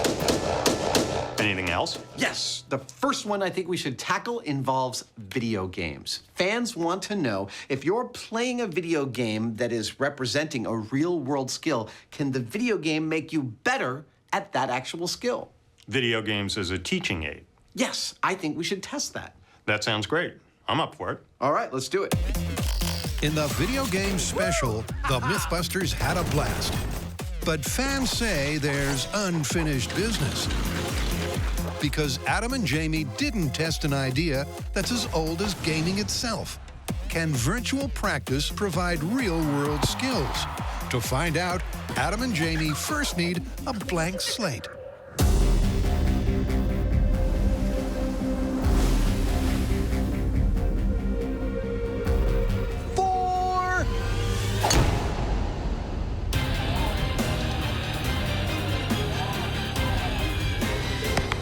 When it came time to choose a skill that video games might make us better at, we ended up choosing golf. Hop in, fancy pants. All right, let's go play golf. It turned out upon discussion that neither of us had ever played a game of golf in his entire life, either in real life or in the virtual space. Thus, golf it is, and golf is perfect. We're here at one of the most beautiful and certainly one of the most famous golf courses in the world, the legendary Pebble Beach Golf Links. The fact that Adam and I, with absolutely no knowledge of golf whatsoever, are playing our very first game here is, well, it's kind of a travesty, actually, but what are you gonna do? Well, luckily for the course, that travesty will have to wait, because first, it's time to swing for science. At this point, neither Adam nor I have played any golf at all. So the first thing we're gonna do before anything else is we're gonna take a swing here on camera. Am I supposed to whack it or putt it? In front of this high-tech golf swing analysis system. And we're gonna compare to a later analysis that we'll do after we've received training and played a game of golf. Having a good swing is one of the key skills for all golfers. There it is, in all its glory. So precisely comparing swings pre- and post-training will be one of two crucial pieces of data. That felt terrible. And with the pre-swings in the can, it's on to the second metric, comparing their before and after scores on the course. And for that, our golfing greenhorns, shall we play? Must fare to the fairway. If we're going to investigate improvement, we need a baseline to compare that improvement to. I think we're supposed to go that way. That means we need a control, and that means Jamie and I are going to play golf as the blank slate neophytes we really are. I've never played a game from scratch before. We're going to tally up those scores and then separate for some real training. Jamie's going to spend a day getting trained by a machine. I'm going to spend a day getting trained by a person. Do we have any balls? And you got those little stick things, right? After the training, we will reconvene on the golf course, play the same holes, and tally up and see just who has improved the most. Coupled with the swing analysis, the guys are pulling out all the stops. Go for it, sir. And first to tee off, it's Jamie. Who can literally only get better. What do I know about golf? Maybe you need a different club for that. Seems like it's as good as any. Well, most of my knowledge centers on the aerodynamic qualities of the dimples on a golf ball, which I seem to recall applying to a car to improve its gas mileage. That's the coolest thing ever. Beyond that, I understand there's something that you hit the ball with to make it go specific places. I don't think you're supposed to use the tee every time. And that's about it. Ooh! That was beautiful, Jamie. The par score for this 300-yard hole is 4 shots, something that the boys are already beyond. Oh! Even before Adam loses his ball. My ball ended up bouncing into there, and I've been looking, I can't find it. It's a shocking amount of energy these clubs can deliver to these balls. Oh. That's bad. I know that's the whole point, but it's sort of surprising to be on the business end of it. By hook or by crook, the guys slowly approach the green. Oh! Hey! Jamie! Uh-oh, sand pit. Uh-oh. Uh-oh. Same sand pit. And that's where the fun really begins. Oh, that's bad. Their fundamental lack of understanding of course management and swing mechanics. I'm trying to imagine all the golf aficionados just screaming at their televisions right now. Racks up their score.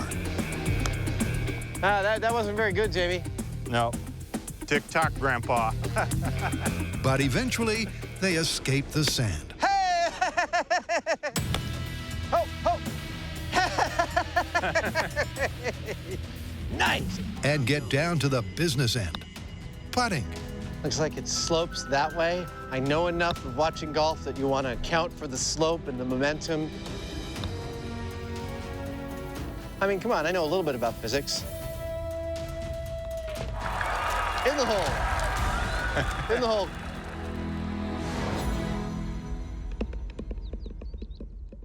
So there you have it. For the first time in my life, I was able to get a little piece of plastic several hundred yards from where I started to a hole using some carefully engineered sticks. This is a very interesting process, trying to learn a game as complicated as golf without being told anything. There we go. Not bad. It's pretty clear that Jamie and I are improving certain things. Oh, that was so close. But it's also clear that it is this mountain of knowledge that we're not even touching. Feels like sort of stabbing around in the dark with a fork, trying to kill a bear. We should have been able to do this in 4. Oh. That's a par 4.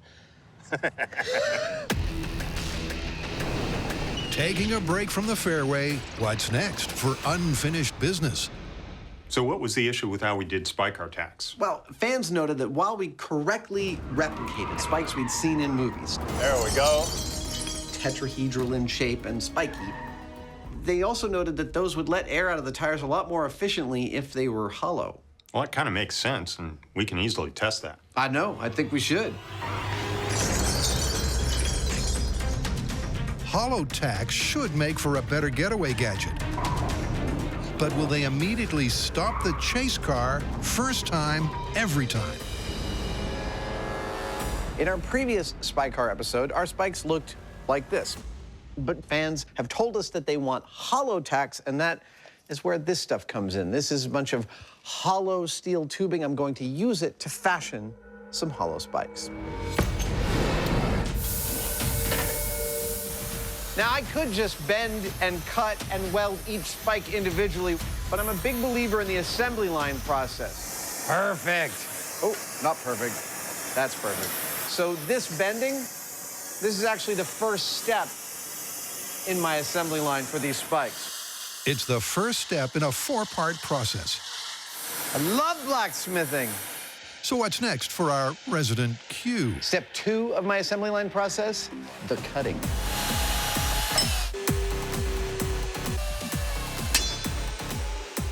So now there's 2 halves of one spike, and there you go. That's how that puppy is gonna work. Cut out a bunch of these, start to weld them together. Boom! We have our hollow spikes. With Adam cutting corners for science, it's soon onwards and upwards.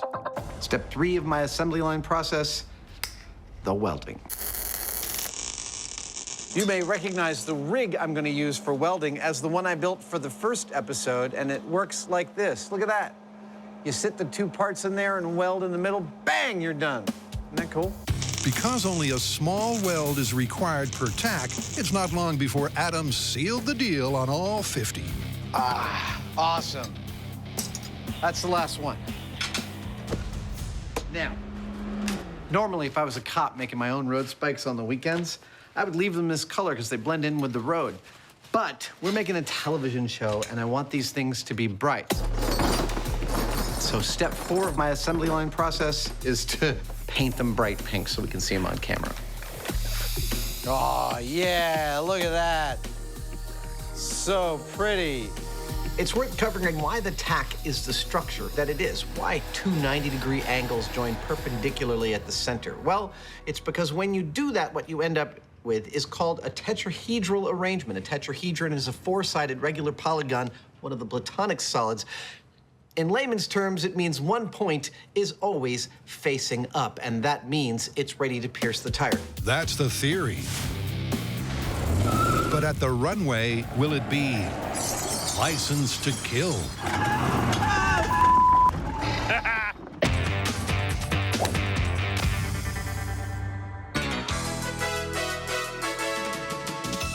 Tick-tock, Grandpa.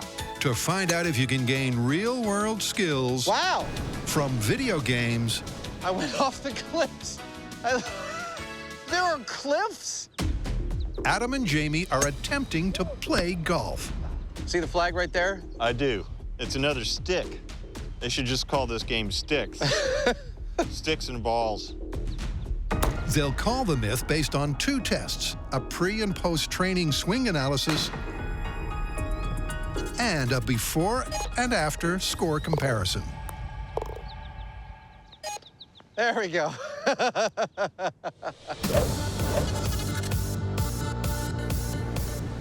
It's worth repeating right here that Jamie and I know absolutely nothing about the game of golf. Where'd it go? I think it's gone.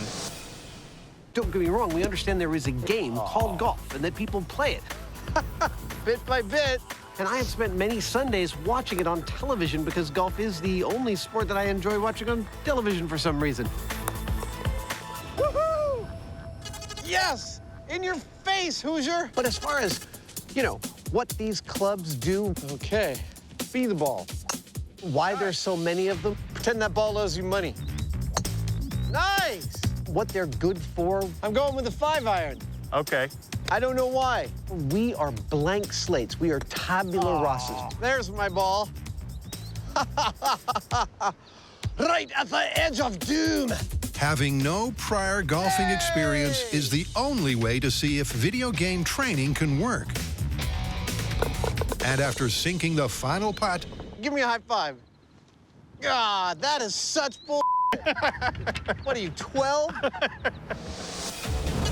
we now know the scores to beat. You beat me. Woohoo! Yes, yes, yes, yes.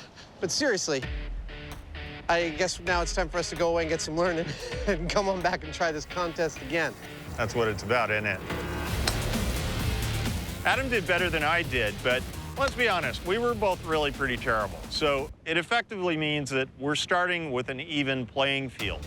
But from here on in, I'm going to be trained by a machine, and Adam's going to be trained by a person. I'm genuinely curious to see if Jamie's game improves by playing against a machine. I mean, heck, the man was born from machines. They ought to be able to speak his language.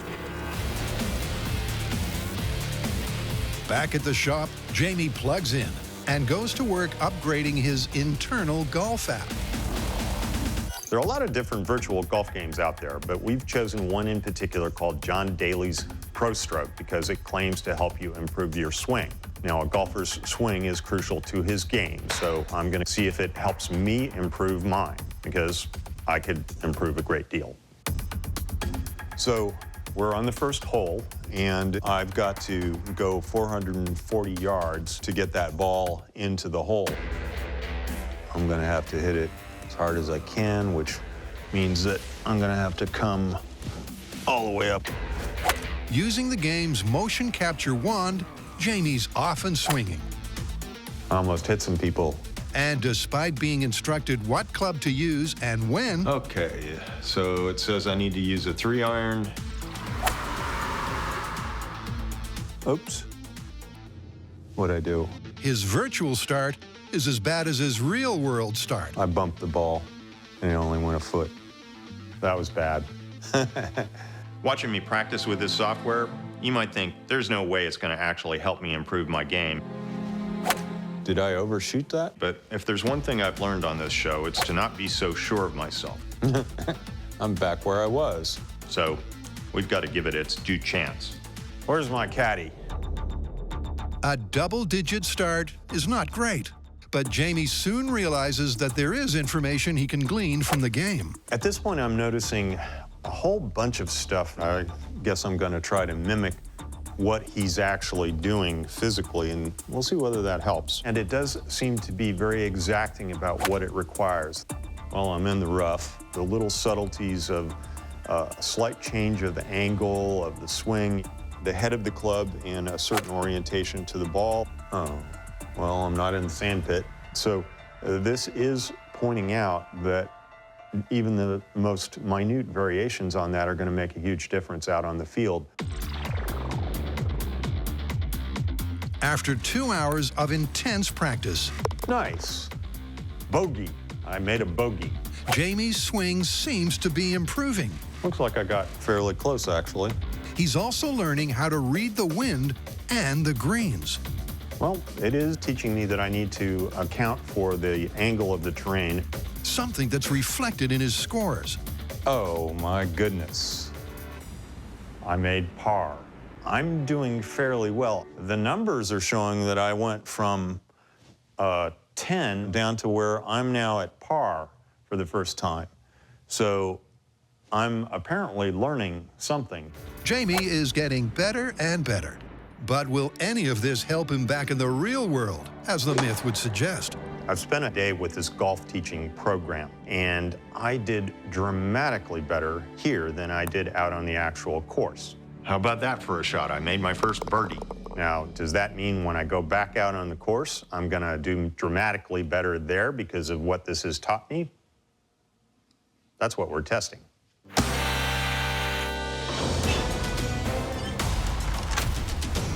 When Adam and Jamie recently took aim at grenades, there was fire in the hole. But fans have found a new detonation drama. So get a grip. Get a grip yourself. No. That is actually the name of the story that we're doing. There is a TV show called The Bridge, and on this show, a bad guy took a mother with her kids and locked them in a shed, but before he locked them inside, he handed the mom a live grenade. So that she's holding on to it, knowing that her ability to hold on to it is her only line between life and certain death. And after a couple of hours, she can barely hold on any longer. Her forearm's all cramped, and she's just about to let go when the hero shows up and saves the day. But here's the question. Is holding on to a grenade really that difficult? Well, I hope when we go to test this, we can use an inert grenade. That was the plan, yes. Well, do you mind if I put something a little extra in there, a little surprise, maybe? Something to raise the stakes? Just a little. That sounds good. Let's do it. Some more, Zada. If I'm gonna test these mitts' ability to hold on to a grenade for more than a couple of hours, I could just sit on the couch and do it while the camera rolled. That's it. But where is the televisual interest in that, I ask you? Oh, no. We are going to conduct this experiment in an experiment conducting kind of place. Good enough. A room in which I will be locked in for a couple of hours to see how well I can hold on to a grenade. There's nothing worse than painting ceilings. So when I get to hell, if there is one, they'll be like, oh, time to paint the ceiling. With Adam's flat pack pad signed, sealinged, and delivered, now that's an experimental space. It's over to Jamie, who's preparing some extra motivation. To try to replicate the pressure the woman in the clip was feeling, I think it's important that our genuine grenade not be completely inert. So I've rigged a little consequence for Adam if he lets go. Let's just say he's in for a shock. Both Jamie and Adam are trying to make sure that everything matches the clip, including... Nice outfit. Well, never let it be said I'm not willing to go the extra mile for science.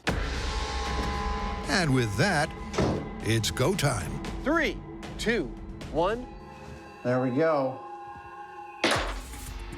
In the TV show, the woman had to hold on to the grenade for about 2 hours. So far, it doesn't feel so bad. But the thing is, there's a spring behind this that wants to flip that lever away. So over time, this could be really difficult. A lot harder than you think. 25 minutes in, and Jamie's prediction is turning out true. I have to say, I seriously thought this was going to be just a ridiculous cakewalk, but I am starting to feel a little fatigue in my hands. Well, I'm not exactly sure what Jamie set up in terms of his consequences. I have to tell you that it adds a genuine psychological aspect. Knowing that I will unleash some version of hellfire if I let go of this, it definitely makes it a little bit more accurate. Adam's basic instinct is to hang on for dear life. But will he go the distance?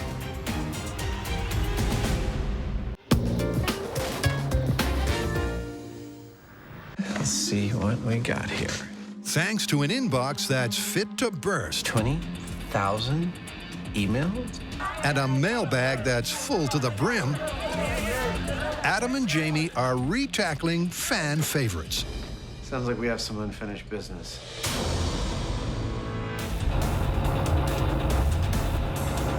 And next up, they're returning to the runway for Spy Car 2.0. Do you have to tailgate me like that?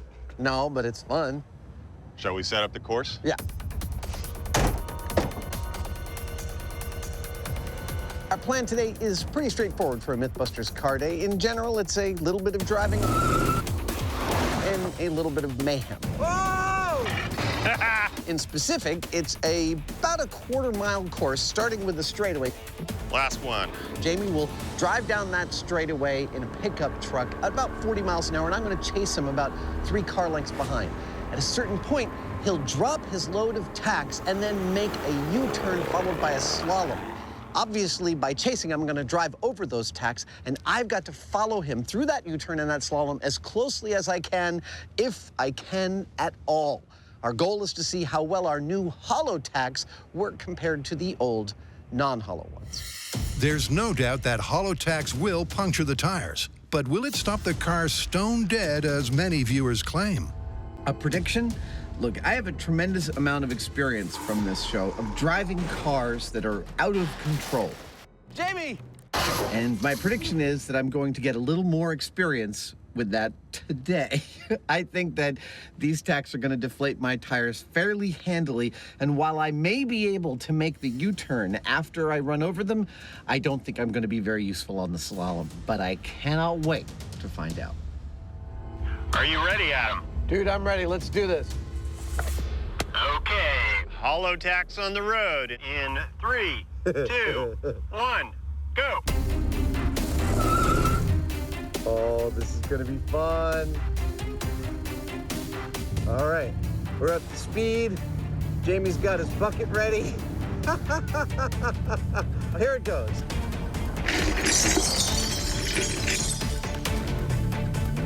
Oh, ho, ho, ho, ho. Oh yeah. Oh, I feel them in my tires. Oh, now I'm making the turn. Okay. Hey, I'm still making the turn. Yeah. Yeah, I'm still making the turn. Whoa! Whoa! Whoa!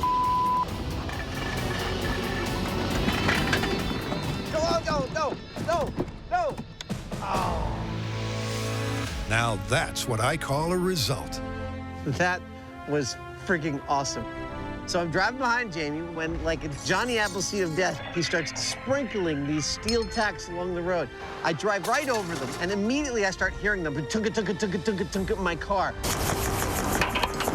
And then almost as fast, I start hearing my rims hit the ground, and the car rolled to a complete halt about 300 feet later. Oh, no! That is an effective tool for stopping cars. Yep, just 15 seconds after impact, Adam was brought to a grinding halt as all 4 tires got trashed. One of the things I noticed about this particular design is that if they stick into the tire, they form a nice tube through which air can flow and deflate the tire quite quickly. But if the tire is moving really fast, they can sling back out again, and instead of leaving a narrow hole that will close up like the solid spikes did, they're cutting a rubber plug out and taking it with them. It's pretty cool.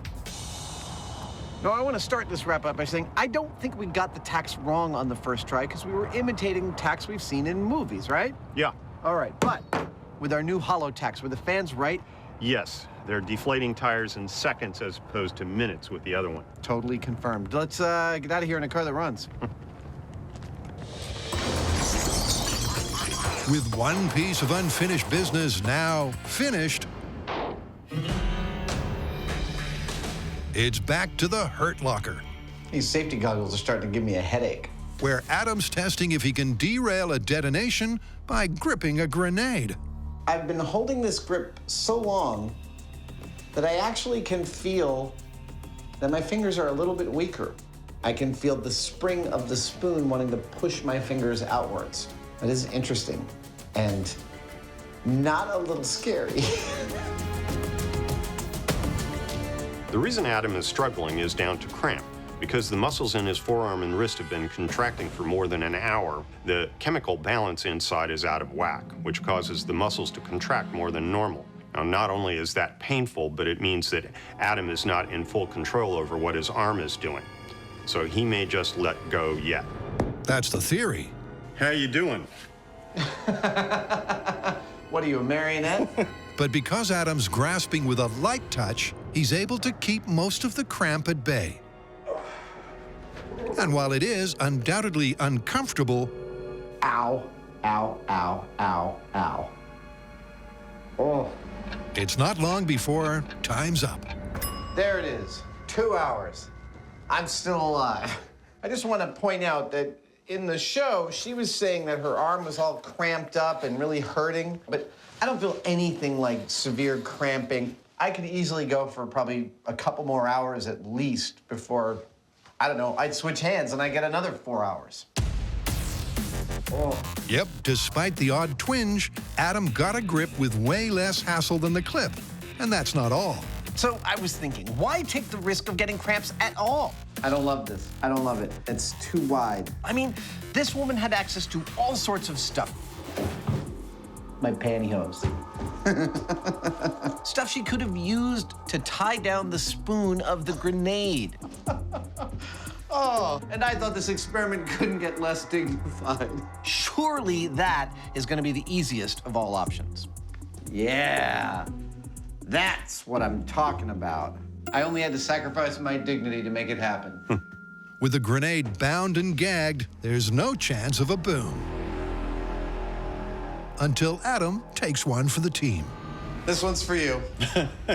I'm also kind of curious about what's going to happen. Here we go. 3, 2, 1. Oh!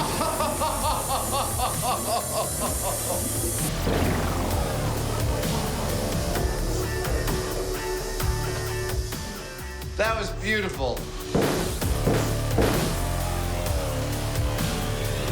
So the myth that you can't hold on to a grenade for longer than 2 hours? Totally busted. And I think in a mighty fine way. And what about being able to disable the grenade? Totally feasible. Pantyhose fit the bill. Yeah, there are probably a half a dozen different ways you could disable the thing, as long as you're not stark naked in that room. That would really suck. Let's call it.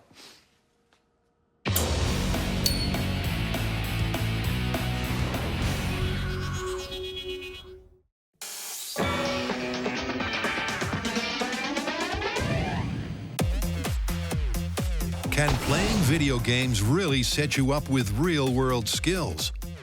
To find out, Jamie's the test subject taming the technology. Bogey. I made a bogey. While Adam can't resist competing, courtesy of more traditional training. My training today is going to happen at the legendary Pebble Beach Golf Academy. Founded in 1996, it encompasses both the latest cutting-edge technology as well as some of the United States' best golf teachers. Mine today, Laird Small, was voted PGA's Golf Teacher of the Year. So, Laird, where do we begin? Well, why don't we start with the introduction of the golf clubs and how to use them properly? We're going to see if he can't take me from 0 to hero, or if not to hero, at least to an integer slightly above 0. Now, this hinging is a huge power source. If you think about a hammer and a nail, this gives you some leverage. This is a real treat for me, and it's totally fascinating. In science, we're always talking about eliminating variables. Well, this is all about eliminating variability, increasing repeatability. So let me see if I can get you in the right posture. Everything Laird is telling me about my grip and my stance. There you go. Beautiful. And my roll and follow through. It's open. It's open, open, open, open, squaring, close, close, close, close. Is about increasing that reliability of the swing so that the ball hits are consistent. Good. Nice. See the ball just jumped right up? It sounds really straightforward, but physically it feels incredibly complicated. All right, should we go outside and hit some? Let's totally do that. Well, I understand just a couple of things so far. One, Laird is a fantastic teacher. 2, golf is about a lot more than just how you dress. Laird has run me through the grip, the stance, and the swing, and now he feels like we've done enough work in here that we can head out to the actual outdoors and drive some balls. I'm pretty sure that that's a driver.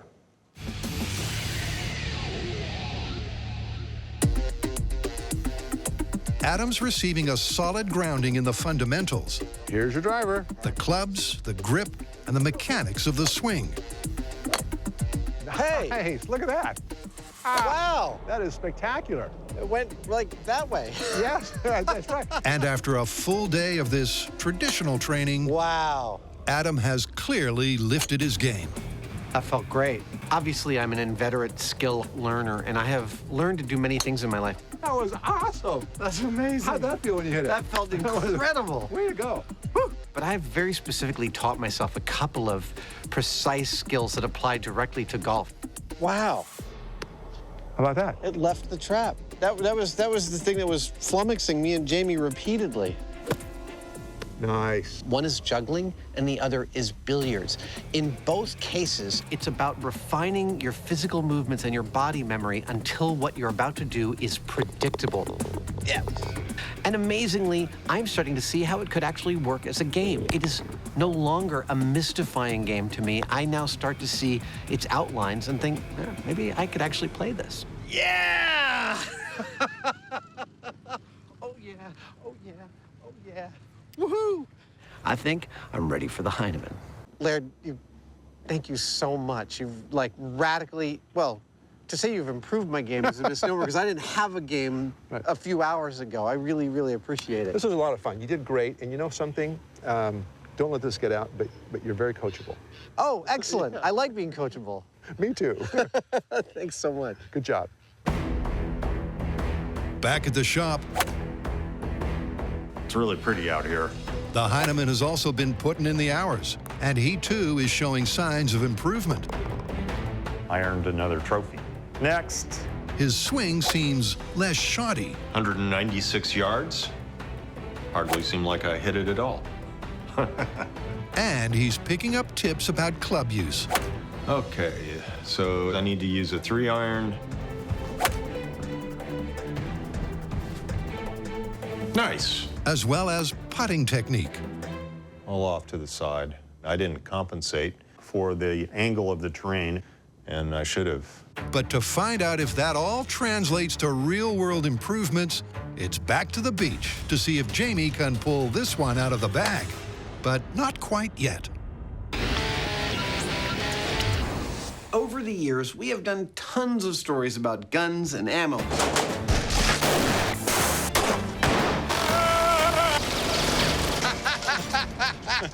Now fans want us to tackle the modern version of the quick draw. What's that exactly? Well, there's a classic trope in action movies when the hero empties his gun, he's able to reload in a ultra super fast blink and you miss it fashion. And the fans want to know if that's actually possible. And so do I. Okay, then. Let's get shooting. When it comes to being trigger happy, Adam and Jamie have history.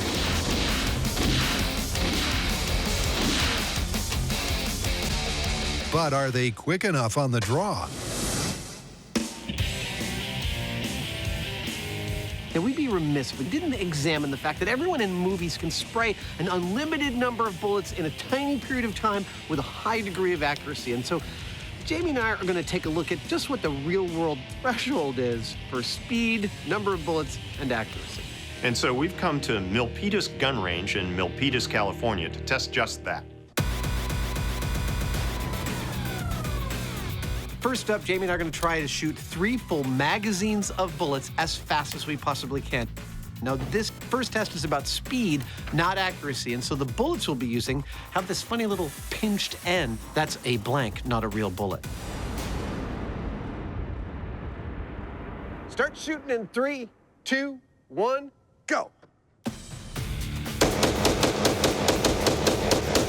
Mechanically, firing and reloading the gun is a pretty basic process. When the magazine is out, you press a button, out comes the magazine, you put another one in, and you're ready to go again. Wow. But the thing you have to remember is that there's this horrific noise and percussion. It's a really kind of disturbing, violent action that is going on here. And so trying to put that sequence really smoothly together, it's not easy. That's it. 38 seconds. You got slower towards the end there. Jamie's shoot speed was solid, but his magazine change was nothing like the slick and quick action hero. My turn. Can Adam do any better? 3, 2, 1, go.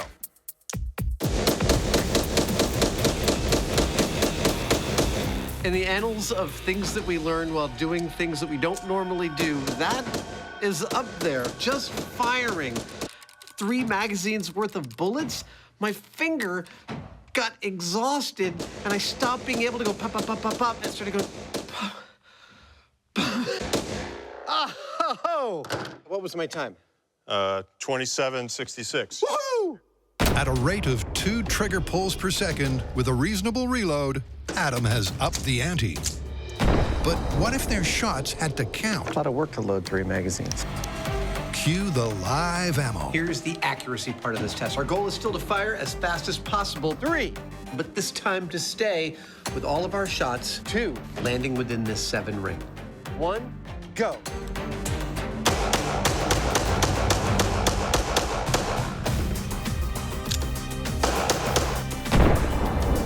Nicely done. You improved on your time the first one, 33 seconds. Marginally faster, but from reasonably close range, Jamie missed a stationary target several times.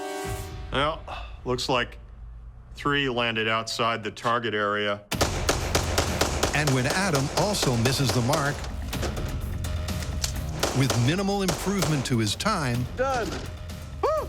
Hollywood's mythical depiction of the magazine reload is looking like film fiction.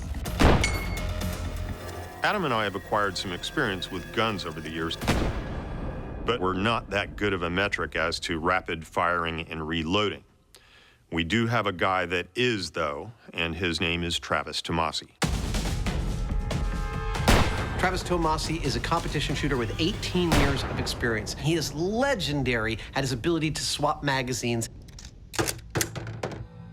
Right. That's pretty cool. Thank you, gentlemen. That's promising. But can he pull off that seemingly superhuman movie move while taking out the target? Go.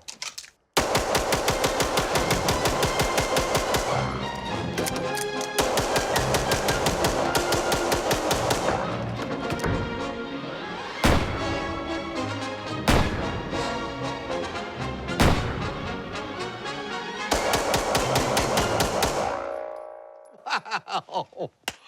Clear. That was amazing. What was his time? 17 seconds. 17 seconds. That was incredible. Watching Travis work is kind of like watching a machine gun. It's almost surreal because, I mean, he's moving so quickly that you can't really even see what he's doing. But the real test is right here. Not only was he doing it almost twice as fast as I was, he was pretty much hitting dead center on the target. You know what I like about this is for years on this show, we've been finding things that are really common in movies and demonstrating how ludicrous they are in real life. But in this case, we've done kind of the opposite. So we've actually taken something that seems ludicrous in the movies and we've bettered it in real life. That's pretty cool. Yeah, that much lead being put through a pistol in that amount of time accurately, it's unreal. Let's get out of here. Okay.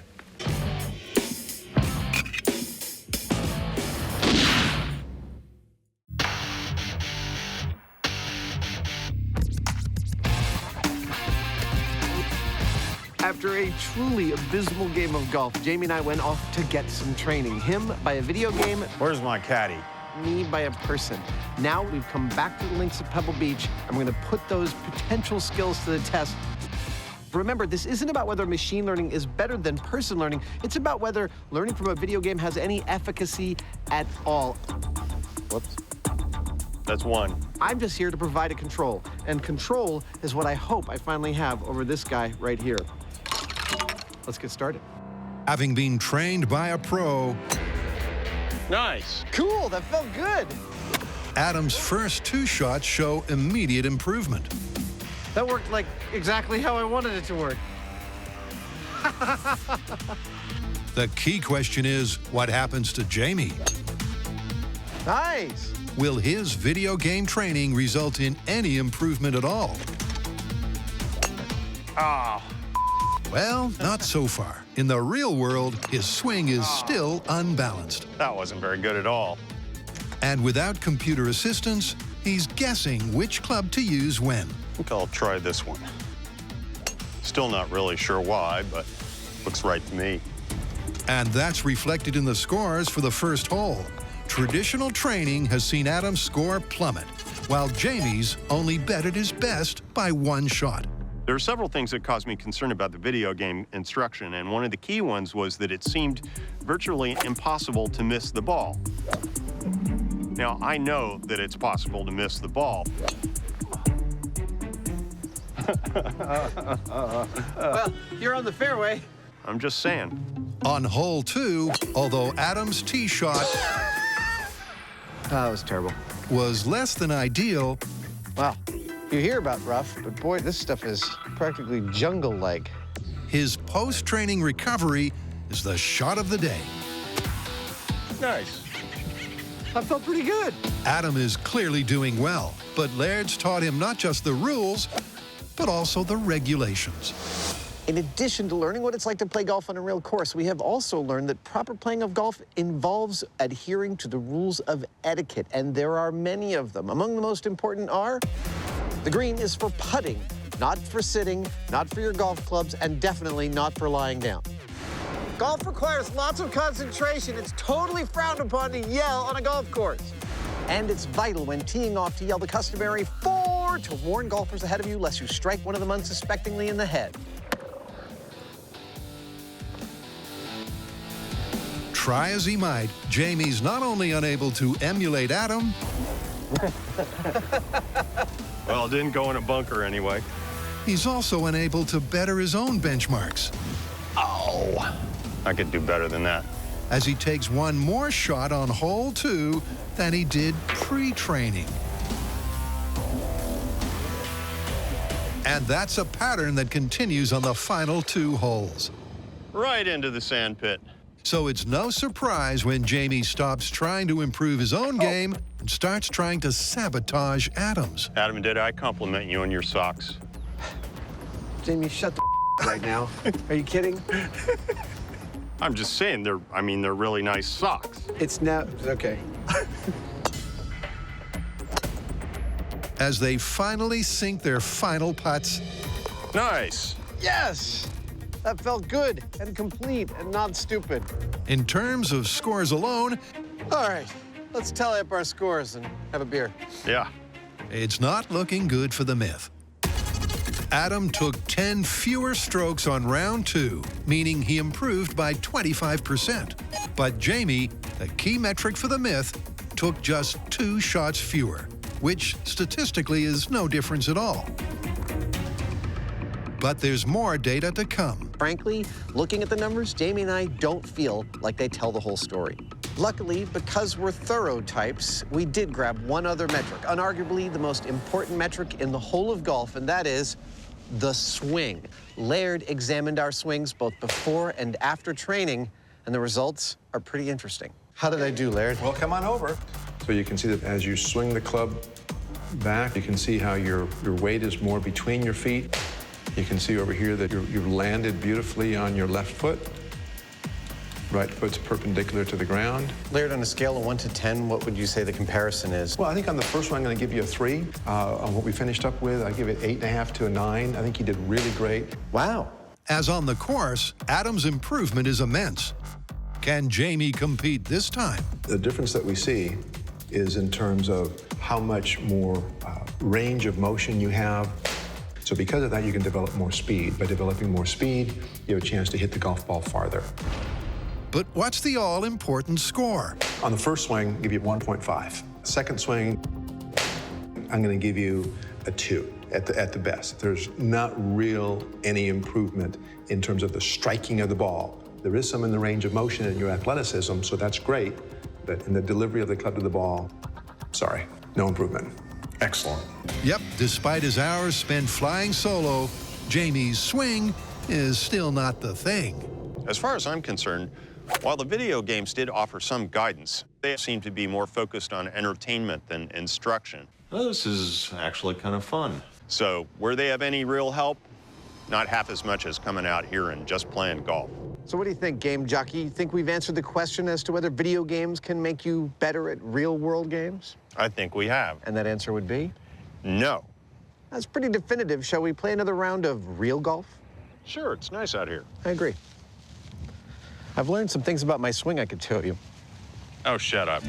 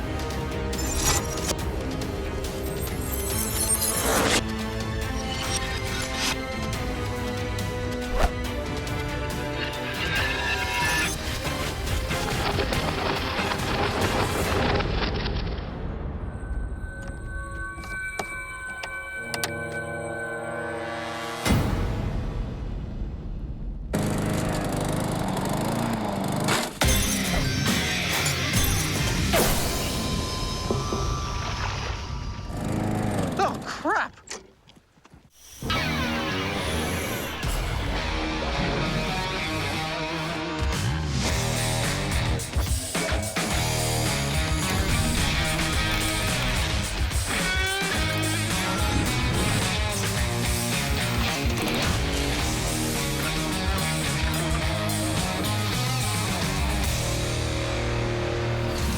All right, Jamie, you ready?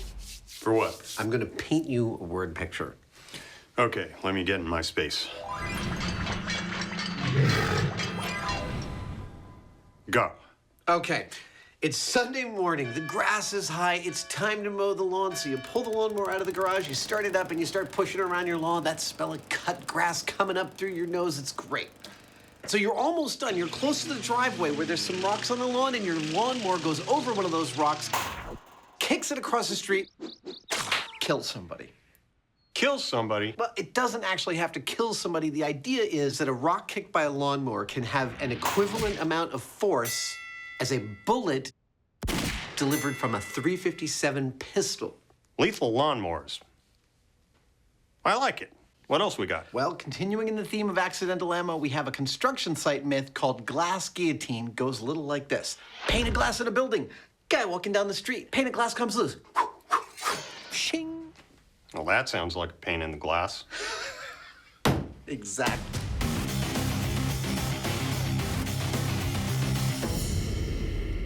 If we're going to be testing whether a rock effectively becomes a bullet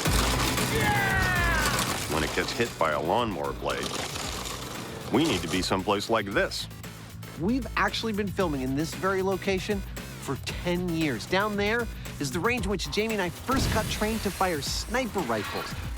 And this is where we made hands out of chicken parts. High five. And cut them to ribbons with the off-gassing from a Magnum revolver. Today, we are using one of their more remote ranges. All right, here we go. Oh! Remote, because in an episode devoted to accidental ammo. What are we doing with all this plywood? You'll find out. The MythBusters are bringing some ballistic bedlam to their soon-to-be-made backyard. What did one sheet of plywood say to the other? We're screwed. Yes, we could do this test on a real lawn, but remember, this isn't about whether lawnmowers cut grass. We know this. This is about what happens to rocks when they interact with a lawnmower. I walk to my own path.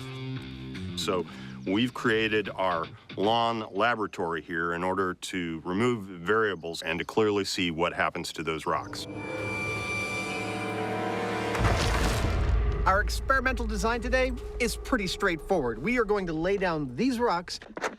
Now it's starting to sink into me what we're about to do. Turn on this gas-powered motor and run it over them. What we want to witness is what happens in the reaction between the stones and the blade of the lawnmower. This is going to be a horror show.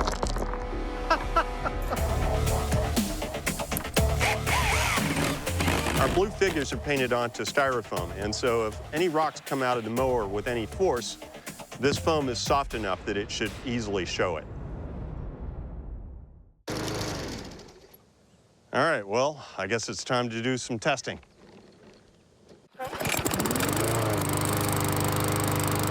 The mowers when Jamie was a kid didn't even have wheels.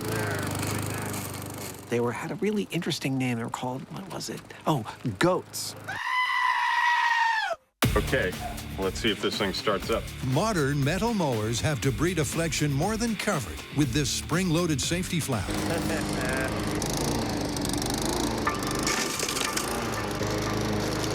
Nothing came out. We gotta pull that door. But Adam and Jamie want to know what happens in the worst-case scenario. It seems like the safety features work beautifully, but as you know on MythBusters, that's never stopped us. The first order of business, remove this little door with the word danger on it. There we go. Safety feature removed. With the mower now poorly maintained, the opening on the right-hand side means any debris propelled by the blades will hit the styrofoam targets. Adam, standing behind the mower, should be safe. What's going to happen? 3! Well, one thing's for certain. 2! Unless you're wearing hockey armor, 1! you don't want to stand in front of the opening to that mower.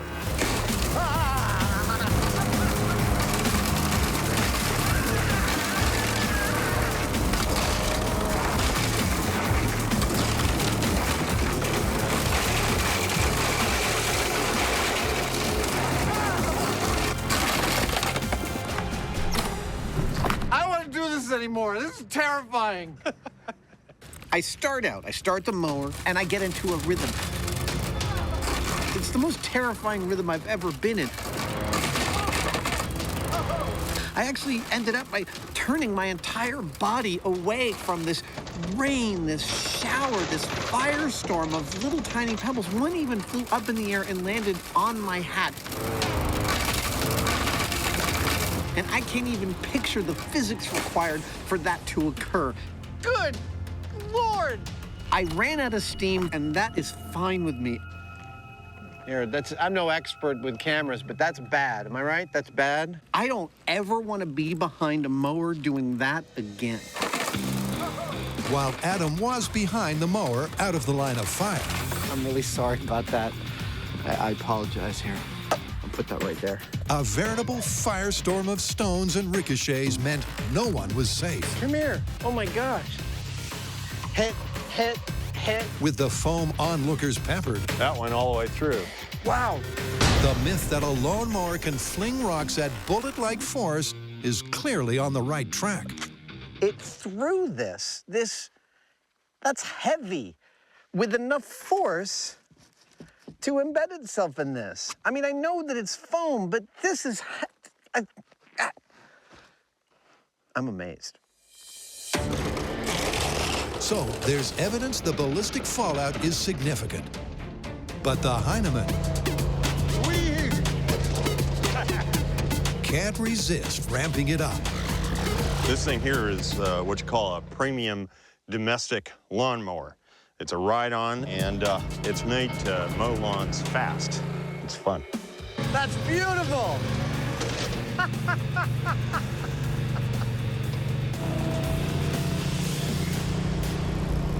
With an engine 4 times more powerful. Jamie, are you ready? I'm ready.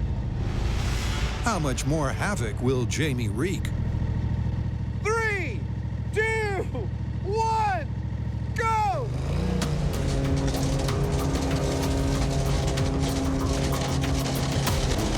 Oh, no.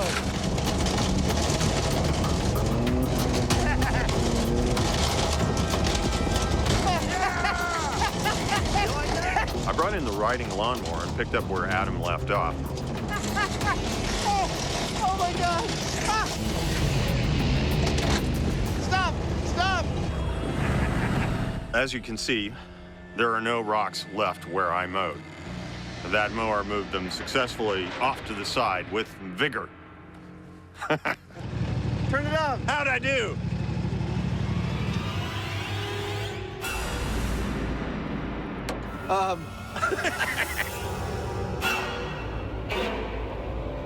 You know, I don't really care. You might want to think twice before inviting a MythBuster to mow your lawn. I'm just saying. Look, we have had fun so far, but it is important to remember that this entire story is about the interaction between a spinning lawnmower blade and a rock. How fast does it leave, and with how much energy? Now, were those rocks leaving the lawnmower at the speed of a bullet, or with the same amount of energy? That we don't yet know. I think what we've got to do is take some of this equipment back into the shop, remove even more variables, and hone in to find out if they really are kicking those rocks with the energy of a 357. The mower mayhem is set to continue. Everybody okay? But coming up next, 3, the accidental ammo Armageddon 2, 1. hits dangerous new heights. Ah!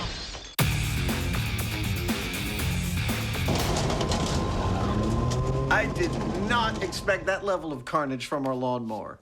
Yeah, we might be onto something with that. True, but a lot is going to rest on exactly how fast those rocks are actually going. But before we get to that, what say we crank up the gore on another story? You're talking about glass guillotine. Yes, the myth is that if a pane of glass falls out of an office building and you're unlucky enough for it to find you on the street, it will shing, cleave you right in twain. Well, I don't know about that, but whatever happens, it ain't gonna be pretty. No. For us to do our glass guillotine experiment, we need something to cut, something that ideally would be like a human. And, well, I asked for some volunteers from the shop crew, but nobody stepped up. So I'm going to have to make my own, and to do that, I'm going to melt down a clear flesh-like material and pour it into this human-sized torso mold. Yep, for anatomical accuracy, Jamie's using a creepy mix of realistic materials. See the way that tears? This is a polyethylene material, and it actually rips, just like flesh will rip. So I'm going to use this as a filler material so that when our plastic dummy gets impacted, it actually cleaves, if it's going to, like flesh. Getting a human-like texture for their torso is critical. There we go. Adding bags of blood, not so much. These bags are made for what's known as sous vide. It's a method of cooking, and it means that the plastic's able to withstand a fair amount of heat. And this will provide a container for the blood, which when we float this or hang it inside our mold, hopefully, if it gets hit with our glass guillotine, it'll bleed. With the gratuitously gory innards placed, the pouring of the now superheated gel commences. Lower down. It's funny to go back through our whole entire history of human analog production. Oh, there we go. I mean, we started off so primitively, just filling molds like this with dessert gelatin, all the way up to, you know, last year we made a human analog that would actually get hypothermia while you watch. It's all looking good. It's nice and clear. In this case, for our glass guillotine, this one bleeds. And in 12 hours when it cools, we're gonna try it out.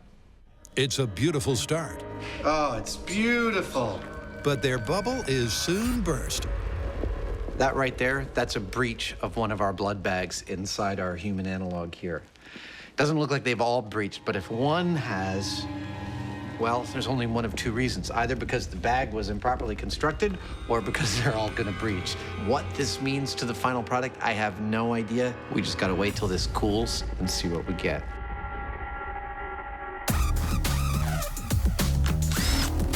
This is how Jamie was born. Ta-da! Hey! Oh, he looks a lot better than I was afraid he'd look. Yeah. Ooh. Wow. I'd say it looks pretty usable. Nice. This is the first of our castings, and frankly, we were worried that we had ruined it. But while it's not perfect, hey, sorry, it's usable, and it'll serve for one of our tests.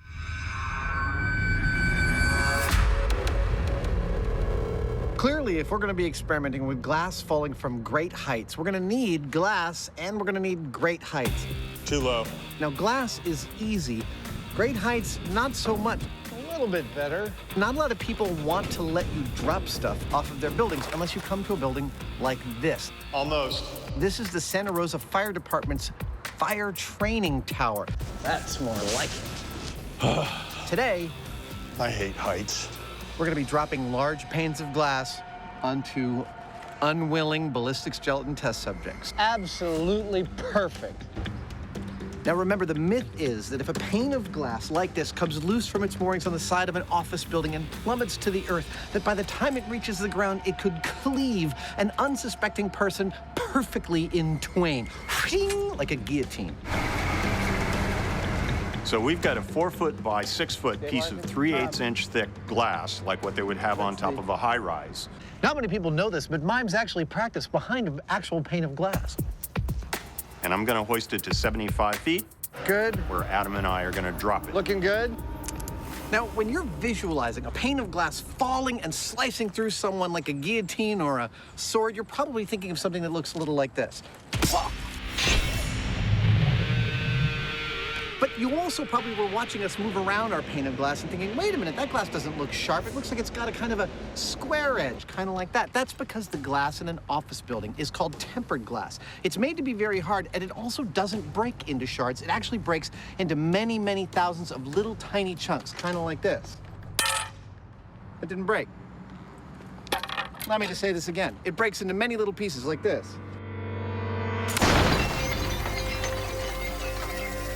There you go. So it's more akin to actually hitting the melon with the back of my blade rather than the front, like this. Now, is that what's gonna happen to our guy when our glass falls on him? Frankly, I have no idea. I'm just as curious as you are. All right. Nobody underneath this. Jamie, I will meet you up at the top. Here we go.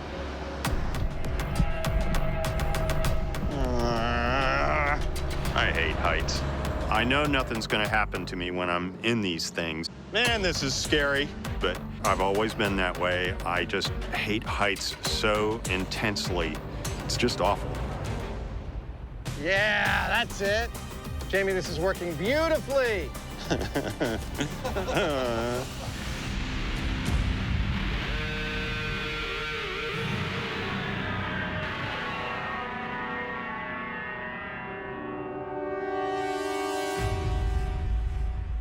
You know, I can't help but feel like we're about to enact a scene in a movie called Clumsy Window Movers. For clarity, it is worth restating that what we are looking for from the glass here is not whether or not it kills him. Okay, now, I figure we hoist it over our heads. Yeah. Although that would be the end result no matter what, if it hit him. Okay. 3. Oh my God. It's that it would cleave him in 2 like my sword did with the melon. Shing. 3, 2, 1. Oh! It did a little turn right at the very end. It looked like it was gonna be perfect, and at the very end, it fishtailed. Oh my gosh. It was so close. For like the first couple of seconds, it seemed to be falling perfectly like a knife towards him. I'm like, oh my God, it's gonna hit him. It's gonna hit him. And then what feels like just before it got to our dude, it went like this and hit the ground perfectly flat and spread in every direction. Oh my goodness. It looks worse down here than it did up there. Oh my God, it's so pretty. When I was like 10, I would have taken these home and pretended they were diamonds and pretended I had treasure. I would have sold them to the neighborhood kids and made a profit. It's clear that this test was a fling and a miss. To stand a chance of a direct hit split, they're gonna need a plan B. What do you think? Should we head back to the shop and make a system for guiding the glass? Yeah, I've got some ideas. Me too.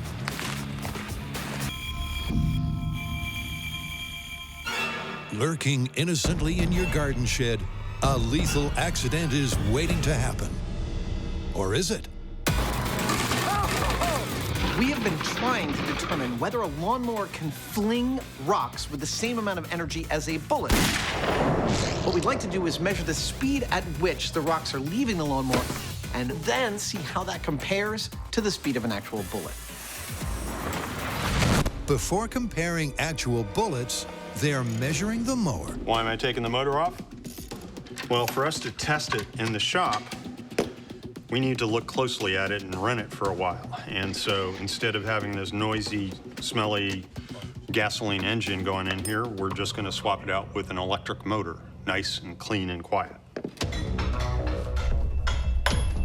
This thing's stuck.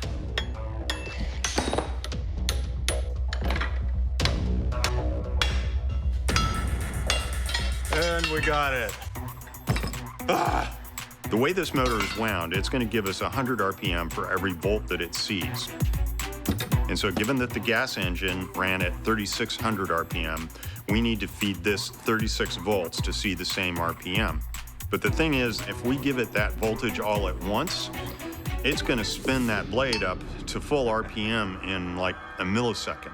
You just built a lawnmower that I want to be behind a blast shield in order to start. And that's scary. It might end up putting the blade in the wall or in me or something, because something's going to break. So I've got to figure out a way of doing it a little more gently. To gently deliver that power, once again, Jamie uses equipment in ways for which it was never intended. This is working perfectly. He's hooked up a DC-powered welding machine to a lawnmower. I love it when things actually work the way you hope. I mean, it is somehow a little counterintuitive to run a motor off of a welder, but Yeah. DC power is DC power. That's amazing. All right, well, get it up on a stand. We need to be able to deliver the rock to the spinning blade in a way that we can actually see what's going on. Now it's looking like something. But Adam and I have come up with a way of doing it, which involves putting the whole mower up on top of a sheet of clear acrylic, and then we can see from underneath. Yet another in a long line of pristine surfaces soon to be destroyed and sullied in our hunt for the truth. And we'll simply raise the mower, get the mower up to speed, and then lower it down onto the rock. Bang. So how are we going to keep this stuff from going all over the shop? Well, we've cut away the whole side here, so we wanted to go there. So I thought we'd put some uprights of plywood here to protect the walls. We already know that a lawnmower can hurl a rock at a fairly good speed. But we don't know what that speed is. Cool. All right. That's position one, medium-sized rock. So we're gonna power up this lawnmower to its full speed. We're gonna feed rocks into it, watch them on our high-speed camera, and measure exactly how fast they leave. You ready? I'm ready. Well, let's do this. 18, 25, 32, 34, speed. All right, here we go. Dropping a lawnmower onto a rock. 3, 2, 1. Cut it. Blink and it's gone.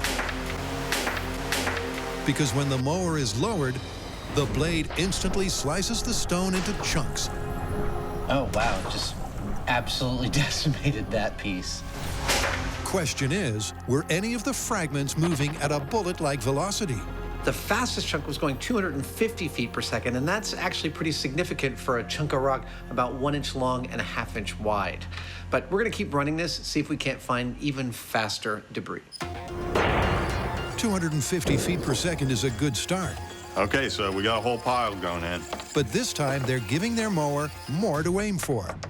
Start her up. What could possibly go wrong? Speed! Dropping big pile of rocks. Cover your eyes. 3, 2, 1.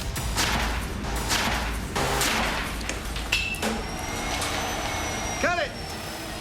Everybody okay? Chunk.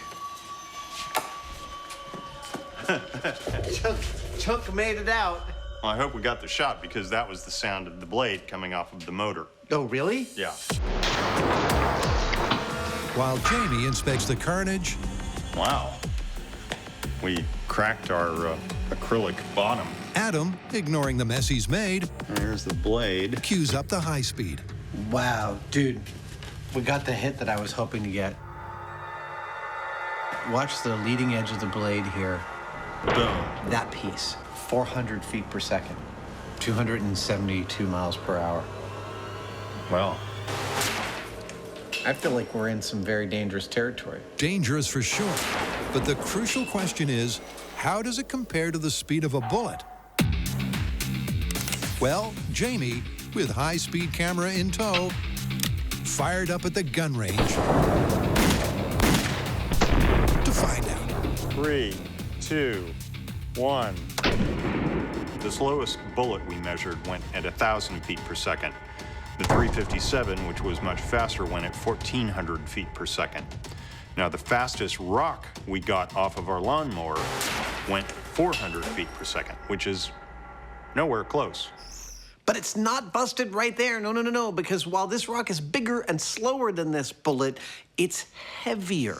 What I'm wondering now is there a rig I can build that can compare the amount of energy the bullet brings to the equation and compare it to the amount of energy the rock brings? I think I can. 3, 2, 1. While Adam cogitates on how to illustrate energy comparison, he's thinking outside the box for glass guillotine. Clearly, dropping glass off the building isn't going to be a repeatable way for us to test this story. Oh! So we're going to need to come up with a mechanism for reliably making the glass hit exactly where we want. And I have an idea, except in order to talk about it, I want to build a little model of the fire training tower. And instead of an exotic material, I love making corners match up. I'm just going to use this cardboard box we just got in the mail. Ta-da! I know it doesn't look like much, but check this out. This coat hanger will be a welded steel rack which we sit on the lip of the building. You are clear. These red pieces of parachute cord are guide wires, which we mount to the ground. Awesome. The glass has riders on it that keep it aligned with the guide wires. They say the glass is tempered, but is it bad tempered? We bring it up with a winch. Go ahead and winch up the glass. Oh, here she comes. Drop it from the top and tink! It hits our test subject square where we want him to and slices him right in half. Or not. That's what we're gonna find out. Back out on location, Dr. Heineman is doing some, fine-tuning. As we're dialing in on what we have to do here, we figure we need to trim this, and so I'm gonna make his head a little bit more natural. My folks always wanted me to be a brain surgeon. It's obviously a little elongated because of the way we did the mold, and hopefully we'll get a cleave right down the middle so we can see it. It'll be cool. Just so you know, little buddy, this hurts you more than it hurts me. The surgery is successful. And with Adam's model design rigged, the glass is poised to come crashing down in controlled fashion. It is really just about to happen. I can't wait to see this. It's time to find out if our unsuspecting bystander will be neatly split in two. In 3, 2, 1. Here it comes. Ah! That was perfect. Dude, that was beautiful. He's still in one piece. It looks like he's still in one piece. Of course, there's blood everywhere.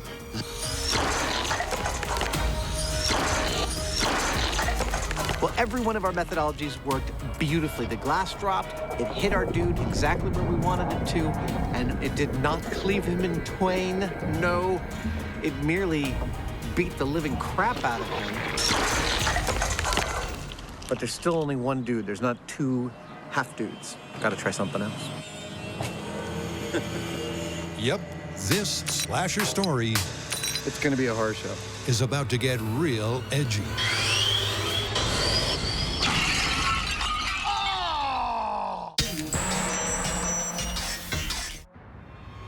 Could a one-in-a-million high-rise slip ever really slice you in half? Not according to the evidence so far.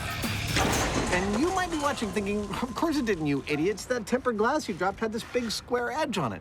But that's the thing with tempered glass. It doesn't break and have sharp edges. For that, you've got to move to plate glass. Now, they don't use plate glass in office buildings specifically for this reason, but for due diligence, we've got a piece of plate glass here, and we're gonna break this so that we get a nice, clean, broken edge of plate glass. All right. And we're gonna drop that on the next unsuspecting bystander we pulled out of our mold.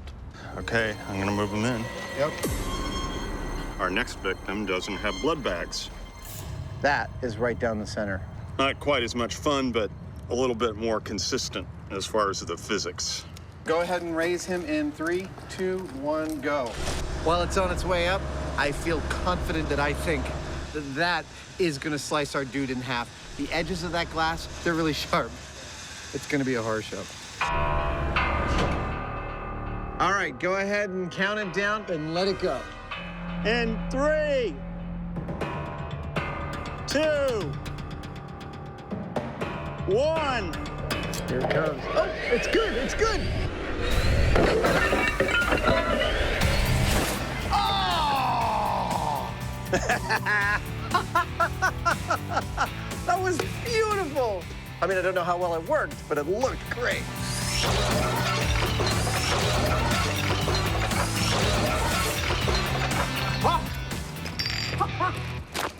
Dude, that would be cleaved, as I've been saying all episode long, in twain. Not exactly a bullseye to the brain, but in twain, he truly is.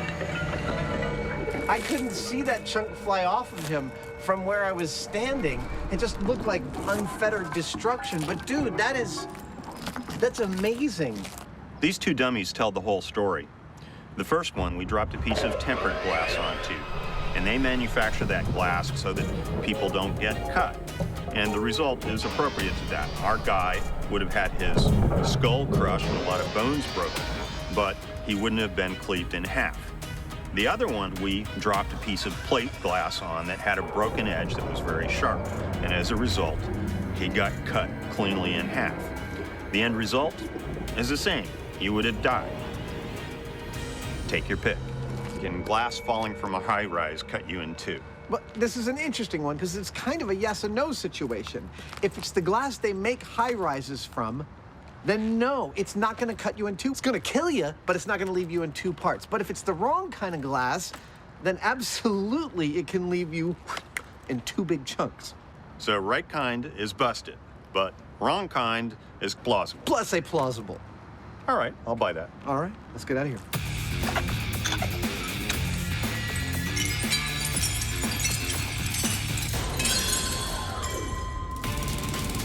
Back on the trail of the Stone Cold Killer. Adam and Jamie have proven a rock from a mower does not travel as fast as a bullet. But speed is not the only vicious vector. So we were looking to compare the amount of energy generated from an impact with a bullet with the energy generated from the impact with a rock. So imagine that this hammer can swing like a pendulum. Then let's take a gun and shoot the face of this hammer. What's going to happen? It's an indicator of how much energy the bullet brings to the equation. Now, if I fire a stone at the same hammer at the speed it would be kicked by a lawnmower, and the hammer moves the same amount, well, then we could conclude that the amount of energy being brought to the equation by the bullet is the same as the stone. That's the theory anyway. Let's see if it works. Yep, the heavy stone may have been moving more slowly than the lighter bullet. That's beautiful. But this pendulum rig will illustrate and compare the energy of each. Its acrylic impact pad will efficiently transfer the energy of the bullet to the pendulum and can be replaced for each test. Well, that looks nifty. With the rig ready to swing, the first test will be to measure the bullet's impact. Okay. And for that, it's back down to the gun range. Adam built this rig to test bullet impacts, and in theory it ought to work. But there's a lot that could go wrong, and in particular, the fact that the thing that takes the bullet hit is on a kind of a thin arm. It could wobble. We're not sure whether it's repeatable. And then, of course, there are potential ricochets. So I'm going to be behind the blast shields when we test it. Cool, yeah. We're in. So we're hoping that this rig that I built will allow us to compare the amount of energy from a fired bullet to other things. And while we're not sure how much energy that's going to turn out to be, we are pretty sure that it's a lot of energy. It could actually break this rig. Gun is hot. We're going to start with a .22 caliber pistol. Then we're going to go to a 9. Then we're going to go to a .357. By the end of all that testing, we should be able to both know that the rig can handle what we're doing to it and that it performs consistently and gives us real data. Safety's off? Safety's off. Okay, here we go. Testing the .22 caliber pistol on my rig. I hope doesn't fail right now. 3, 2, 1.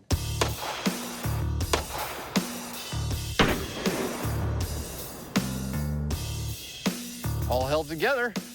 And it looks like it might have kept the bullet. Good. Ready for another? 22. And 3, 2, what? I'm no expert, but that looked pretty similar. I think it was. Actually, it looks really good. Super consistent. All the 22 bullets knocked the rig to exactly 15 degrees. Cool, so the rig's working. So far, let's move up a caliber and see if it keeps on working. 9mm! I hope the rig holds up. And 3, 2, 1.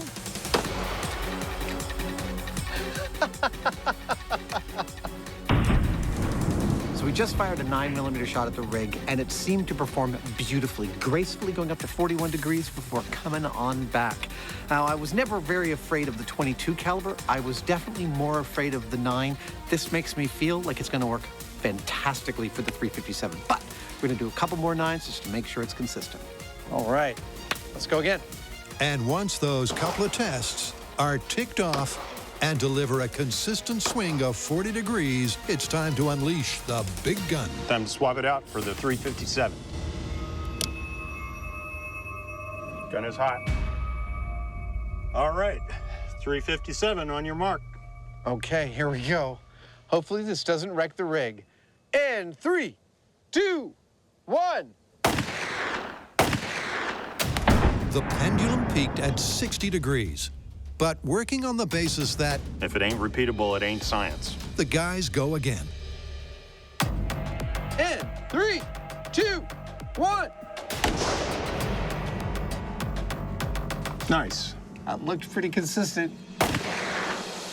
We did our 2 tests with the 357, and they were consistent. They were about 60 degrees. So we've got the data we need to move on to stones out of a lawnmower. But if you thought that means no more guns, then think again.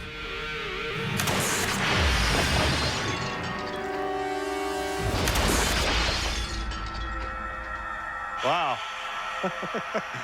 Because stones from a lawnmower are hard to aim, and because Adam's pendulum target is very small, we're going to take the lawnmower out of the equation and use a pneumatic launcher instead. I'm going to first check to see that it's shooting the rock at the correct speed. 406. Seriously? Awesome, let's bring it in and shoot this thing. And then we're going to bring in Adam's energy rig, hit it with a rock shot at 400 feet per second, and see how far up the pendulum goes. This is it. Good to go. Okay, safety's off. Will a stone the same mass and velocity Firing in 3 as the fastest speed test stone 2 match the energy of the lighter, lethal bullet? 1.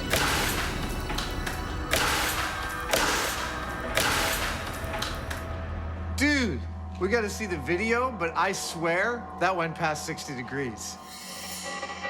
With the crucial shot queued up, Right. did the rock hit the right angle? See how high it actually went. Wait. Oh my gosh, dude! Dude! It went above the 357. That's 66 degrees. That is more energy from the rock. I'm sorry, I'm yelling, but I totally didn't expect this result. That is more energy from the rock than from a bullet from a 357. That is amazing. Shocking. Totally awesome. I have been expressing my doubts about confirming this story since the beginning. I just never thought the rock was going to have anywhere close to the amount of energy of a 357 bullet, and yet it exceeded it. I knew lawnmowers were scary. I just didn't know how scary. So with everything that we tested, I think we have definitively proven, and frankly, I'm astonished by this, but that a rock thrown from a lawnmower can possibly have as much or more power than a bullet from a 357. I'm astonished, but this one's confirmed. Yeah, I was surprised too. But you know, that gave me an idea. What? I want to make the lawnmower from hell. You do that, I'm gonna go home and hide.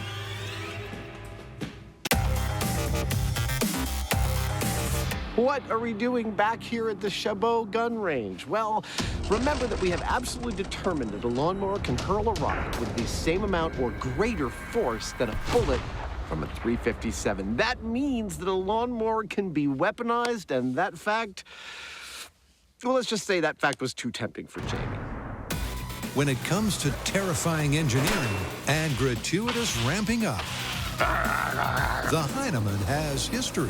I call it my little pop gun. When he decides to go over the top, We want more? it's a good idea to duck, cover, and wear a hard hat at a safe distance. So we've seen what your average garden variety lawnmowers do. Yeah! Now it's time to step it up a little bit. So while this lawnmower looks pretty normal right now, let's just say it's going to be evolving. Well, here we go. So what I'm thinking is that everything below this line and forward of the seat is going to go away. There we go. And we're going to have one big-ass blade and a couple hundred horsepower. You know, I think I'm going to have to ride this thing without all that weight on the front. Yep, once the ride-on mower has had the mower removed, This is like a wheelie machine. That's great. Jamie has the perfect mobile base from which to create his masterpiece. Normally, you have wheels on the front of a mower deck, but because this mower is so aggressive, I don't think wheels would suffice. So they ought to do the trick as skis instead of wheels. That's going to be sweet. That's the base. Now for the power. For starters, Jamie's hooking up 4 50-horsepower electric motors. This is going to be crazy. There's going to be a motor here, there's another one here, another one here, another one here. They're all linked together with belts. 200 horsepower. Oh, I think I can make that work. With the motors harnessed together, Last one. the Heineman's hellish mower is starting to take shape. Realize the blade is coming out like this in the front at like 5,000 RPM. It's terrifying. Next up, the source of the power. Oh my God, that's one big battery. What this is a bank of about 90 volts worth of lithium batteries. This would power an electric car or electric industrial equipment. At about 1,800 amps, that means that shorting some of these outputs on this would pretty much be like setting off a stick of dynamite. It's a lot of power. That's just silly. Under cover of darkness, the Heineman fires up the furnace to add the finishing touches. And out of the darkness comes...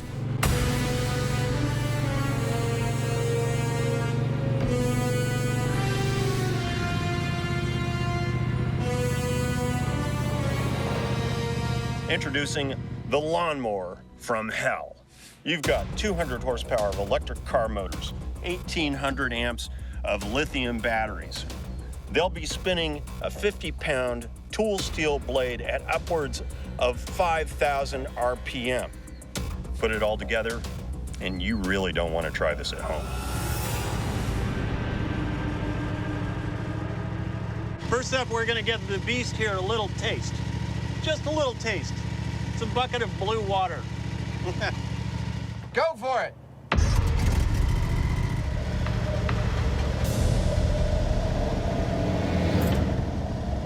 Oh, I've rarely been so happy to be behind the bulletproof shields. He's approaching. 6 feet. 4 feet. 2 feet. It goes. Boom.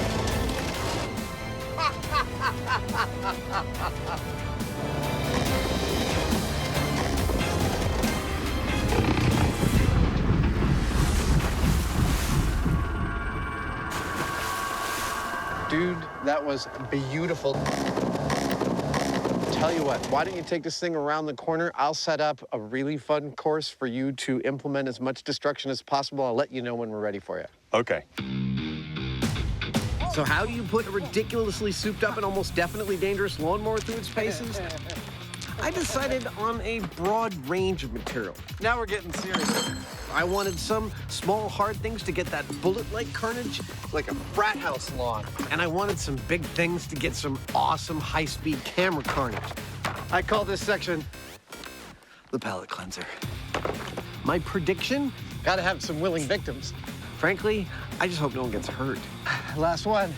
Like some sort of kumbaya dance circle. In fact, it's a circle de los muertos.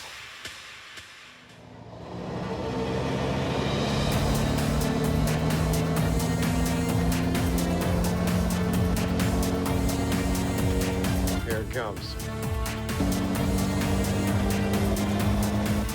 I'll bet Jamie's just a little bit nervous right now. Oh, yeah. Watermelons are first on the menu. Holy crap! Something went flying! I think we had a total failure of the rig there. What just happened? What happened was scary as hell. The axle broke. Oh, yeah. Oh, dude, the axle sheared? Look at this. Oh, it went, oh my gosh.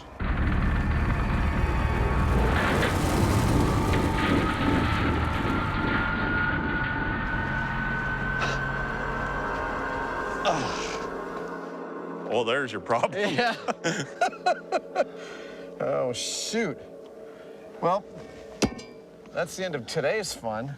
Well, you know, I intended to go over the top with my lawnmower from hell. And I guess I did.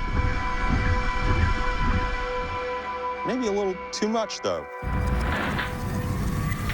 Like we always say, failure is always an option.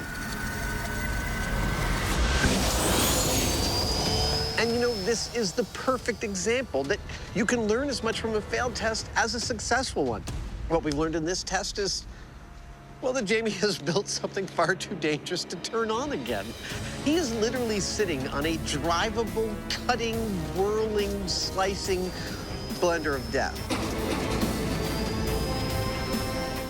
Well, we could put another blade on it, to be sure, but we're gonna bow out for right now. At least until Jamie can figure out how to make this thing safe. Then we will be back.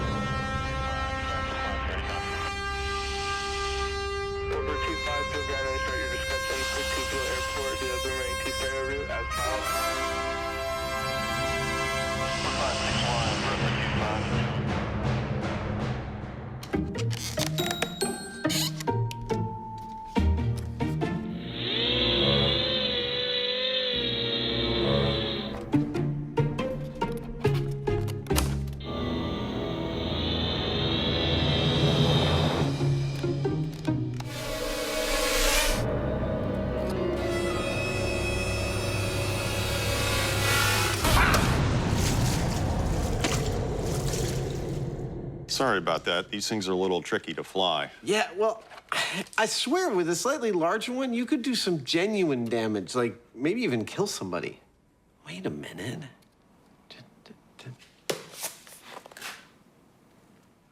Let's start the show.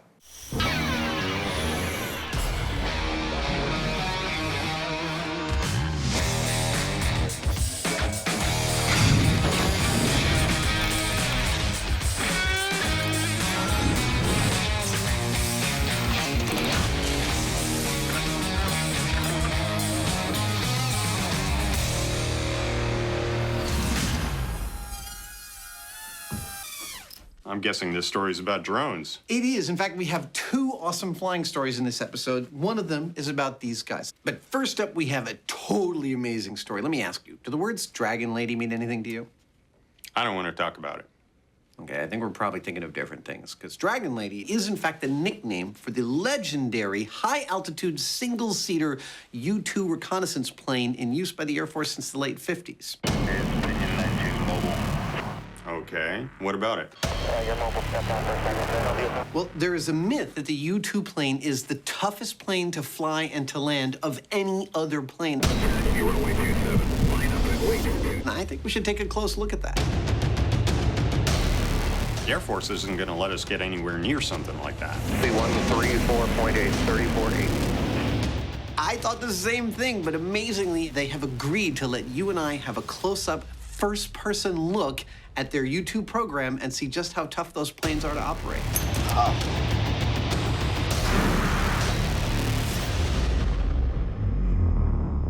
Cool. What are we waiting for? I have the slightest idea.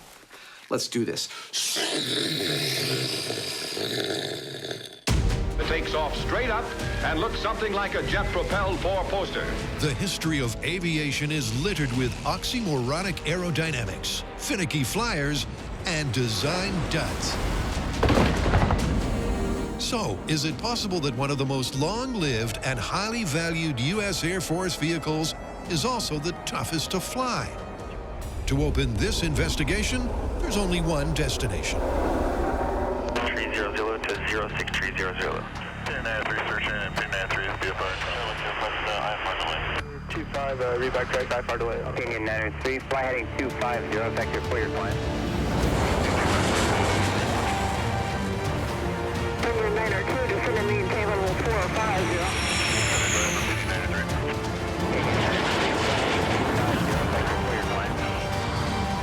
Well, when you've got questions about the U2 plane, they will get answered here. I'm standing at the home of the U2 program. This is where the planes are serviced. This is where the pilots train before flying to every corner of the globe to do their jobs. We should totally be able to get to the bottom of this myth here, and we might even get a flight.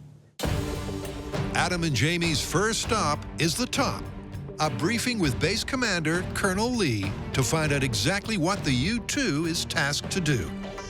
The aircraft that we fly are not armed with weapons, but they are armed with knowledge. What that means is eyes and ears on adversaries.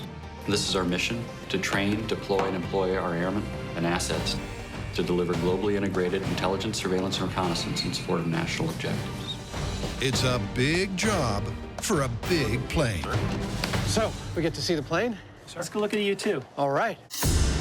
To begin to understand just how hard it is to manage this marvel of aviation engineering. Well, Adam, Jamie, this is the infamous and venerable U2 Dragon Lady. Major Bartholomew, who has more U2 flying hours than any Air Force pilot in history, runs the guys through the specs. The original design dates from the mid-50s. Single engine, high altitude, long wingspan, lots of thrust, lots of lift. We can take a heavy payload up to a great altitude and loiter for a long time. It's clearly a distinctive design, an oversized glider with a huge turbojet engine. That's cool. So the whole 40,000-pound airplane steers based on that. But what exactly makes it so tough to pilot? The challenges this aircraft presents its pilots are numerous and significant. All the fuel is kept in the wing. First up, the plane can't even support its own massive wingspan when it's taking off. When the wing develops lift, the pogo falls away. Next, recon missions can be lengthy and are carried out at very high altitudes, which requires complex pressure suit technologies and extreme safety features. Everything is so thin and so light and just strong enough. And then there's the landing. It has quite a heavy footprint because there's just the one main gear carrying all the load. 6, 5, 4. The wheels are along the center line of the fuselage, so it's like trying to land a bicycle. When the airplane does tip over, these skids protect the wingtip. And we'll see later, but on approach, the pilot can't even see the runway. 3, 2. He has to be guided down by a pilot in a chase car. 2, hold at 1 inches. So far, it's looking pretty good for the myth. It's an impressive checklist of piloting challenges, but where next? Well, we need to get a look at this baby in action. To that end, Jamie and I have been given the go-ahead to hitch a ride to the edge of space, and we will now embark on a week-long training program. Yep, it takes a week just to learn how to be a passenger. The problem is, there is only room for one of us. Whoa! Please, please, please let it be me. So the next story is deadly drones? Indeed it is. If the press is to be believed, drones are totally in our future, delivering our packages and maybe even our pizzas. But there are those who think that they are a deadly danger hiding in plain sight, that a simple gust of wind could send a drone into you and the propellers could slice your throat and kill you. That sounds like it's custom made for us. That's exactly what I was thinking. Let's get to testing. But testing the myth with what? First up, Adam and Jamie take a tour of the full range of drone technology, starting with the supersized. Allow me to introduce our high-tech, custom-built camera platform. It's got 8 motors totaling 2,800 watts of power. It carries a self-stabilized, high-definition, 3-pound camera. And it's allowing us to get some fantastic aerial shots like these. That amazing piece of technology was made possible by 4 advances over the past decade. Higher powered, smaller lithium-ion batteries, miniature high-powered motors, miniaturized electronics components like GPS navigation and accelerometers, and smaller high-definition cameras. Pretty cool, huh? And at the other end of the scale, This is your basic consumer-level multi-rotor. It's on the small side, but it has all the features that the large ones do. Propellers, motors, Well, as in any new technology, there can be casualties. but as per the myth, would one of those casualties ever be human? Could a drone really be deadly? To begin their quest in earnest, it's back to the shop, where Adam has 2 mid-range models most likely to be used in a commercial delivery. On the left here is a fly-it right out of the box small model. Slightly larger is a intermediate kit level model, which comes with all the pieces you need to fly. You just have to assemble them. This one's apparently ready to fly, so I'm gonna give it a shot. See how easy it actually is.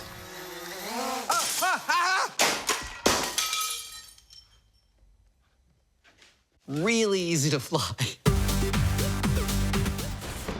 Now, obviously, depending upon the operator, these things present certain dangers, but whether or not they're lethal actually depends on a couple of important factors.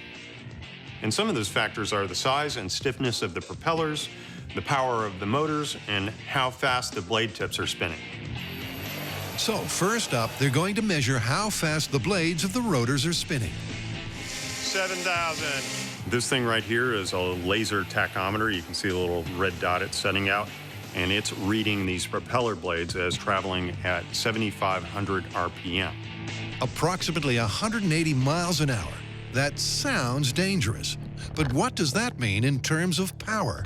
Is it fast and powerful enough to spin a Heinemann? So we've determined that the tip speed of these propellers can be as high as 180 miles an hour, but that's just a number. What does it mean in terms of the actual power they possess?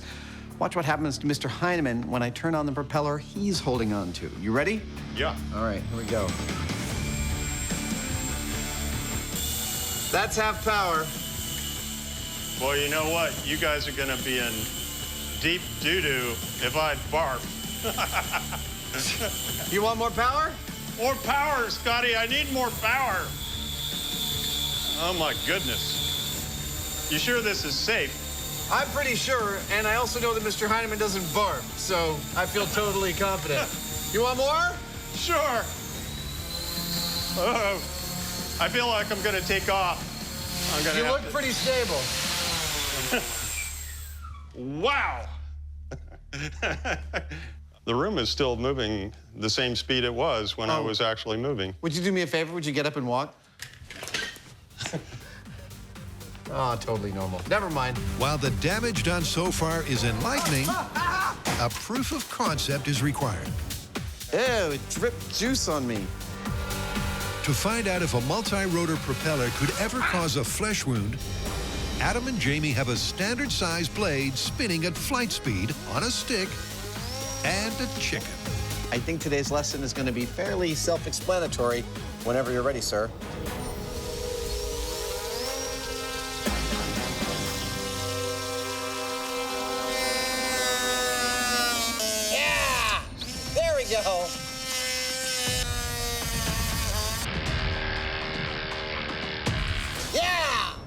Check that out. That right there, my friends, that's an injury. But let's face it, we're not just talking about an injury, we're talking about lethality. Which means we're really talking about this vein right here, the jugular, yeah. I think if we're gonna continue testing, we need to make a neck as a testing platform that we can run our multirotors into. Could a drone delivery ever be deadly? Adam and Jamie have a promising proof of concept.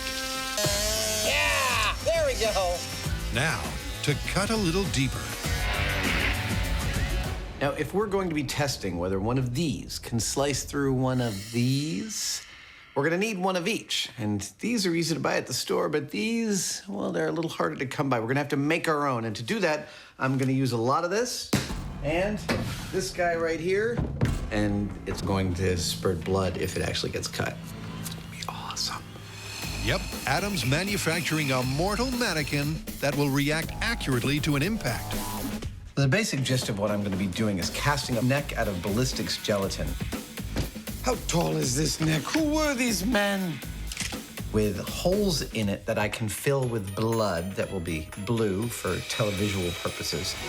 But it needs to be really close to the edge of the skin. So I'm gonna effectively mold those veins using these brass rods in here. It's sort of like thinking inside out and backwards.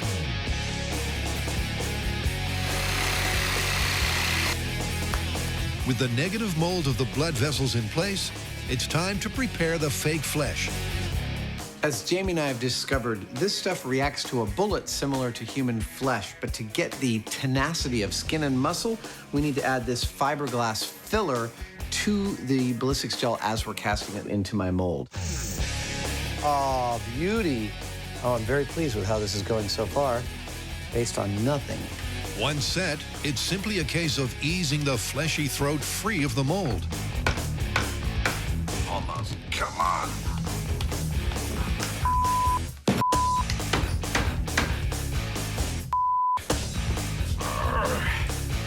That's it. All right. Thank you. Then Adam plumbs the system with blue blood. Nice. And tests his anatomically accurate jugular. It's at the right depth beneath the flesh. That is a bleeding neck.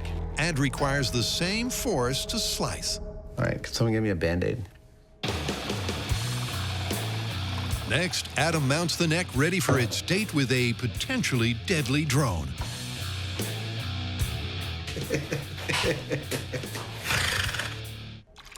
Allow me to introduce you to the analog bursting jugular vein multi-rotor testing neck rig. Yeah, rolls right off the tongue. It is basically a rig for bleeding when it senses a lethal injury. Now, I have more than 2 veins in this rig, even though we have only 2 in our neck, because we can test multiple times just by turning the neck. Yeah, it's like that versatile. So we can test as much as we want and watch bursting blue blood fly out of the veins. I'm gonna stop talking. But before Adam's blue blood dummy is deployed in the drone firing line, it's back to Beale Air Force Base to tackle the myth that the U-2 is the world's toughest plane to pilot.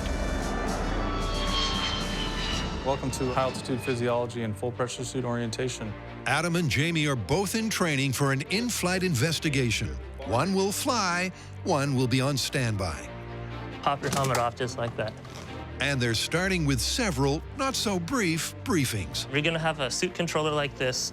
About the safety equipment. It acts as a backup pressurization system. And emergency procedures. We're going to teach you how to parachute safely to the ground. These are no minute-long demonstrations from a flight attendant. Primarily, it's to prevent decompression sickness. And a clear indication of the enormity of the endeavor. If you lose cabin pressure, the suit would inflate. If you are unconscious, there are inflators inside. During this time, your visor is going to freeze over. You will not be able to see.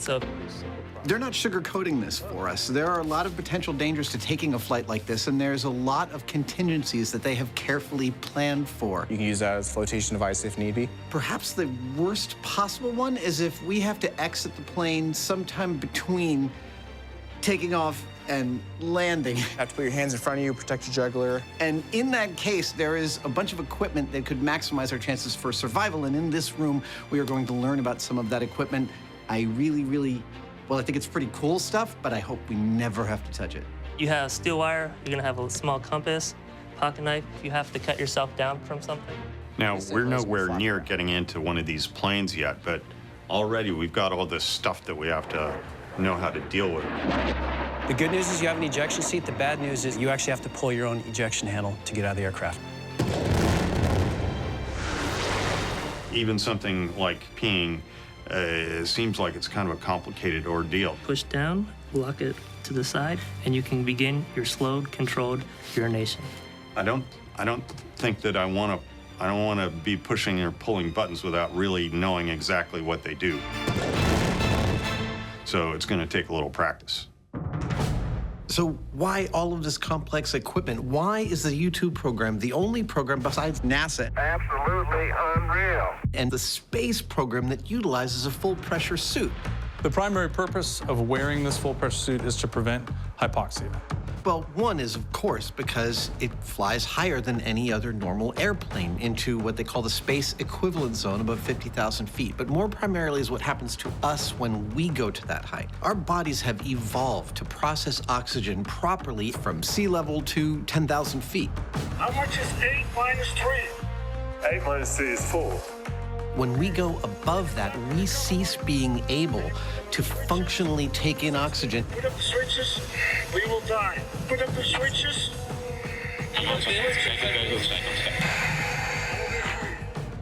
Therefore, the suit and the cabin of the plane have to artificially induce the conditions of atmospheric pressure in order so that the pilots stay alive.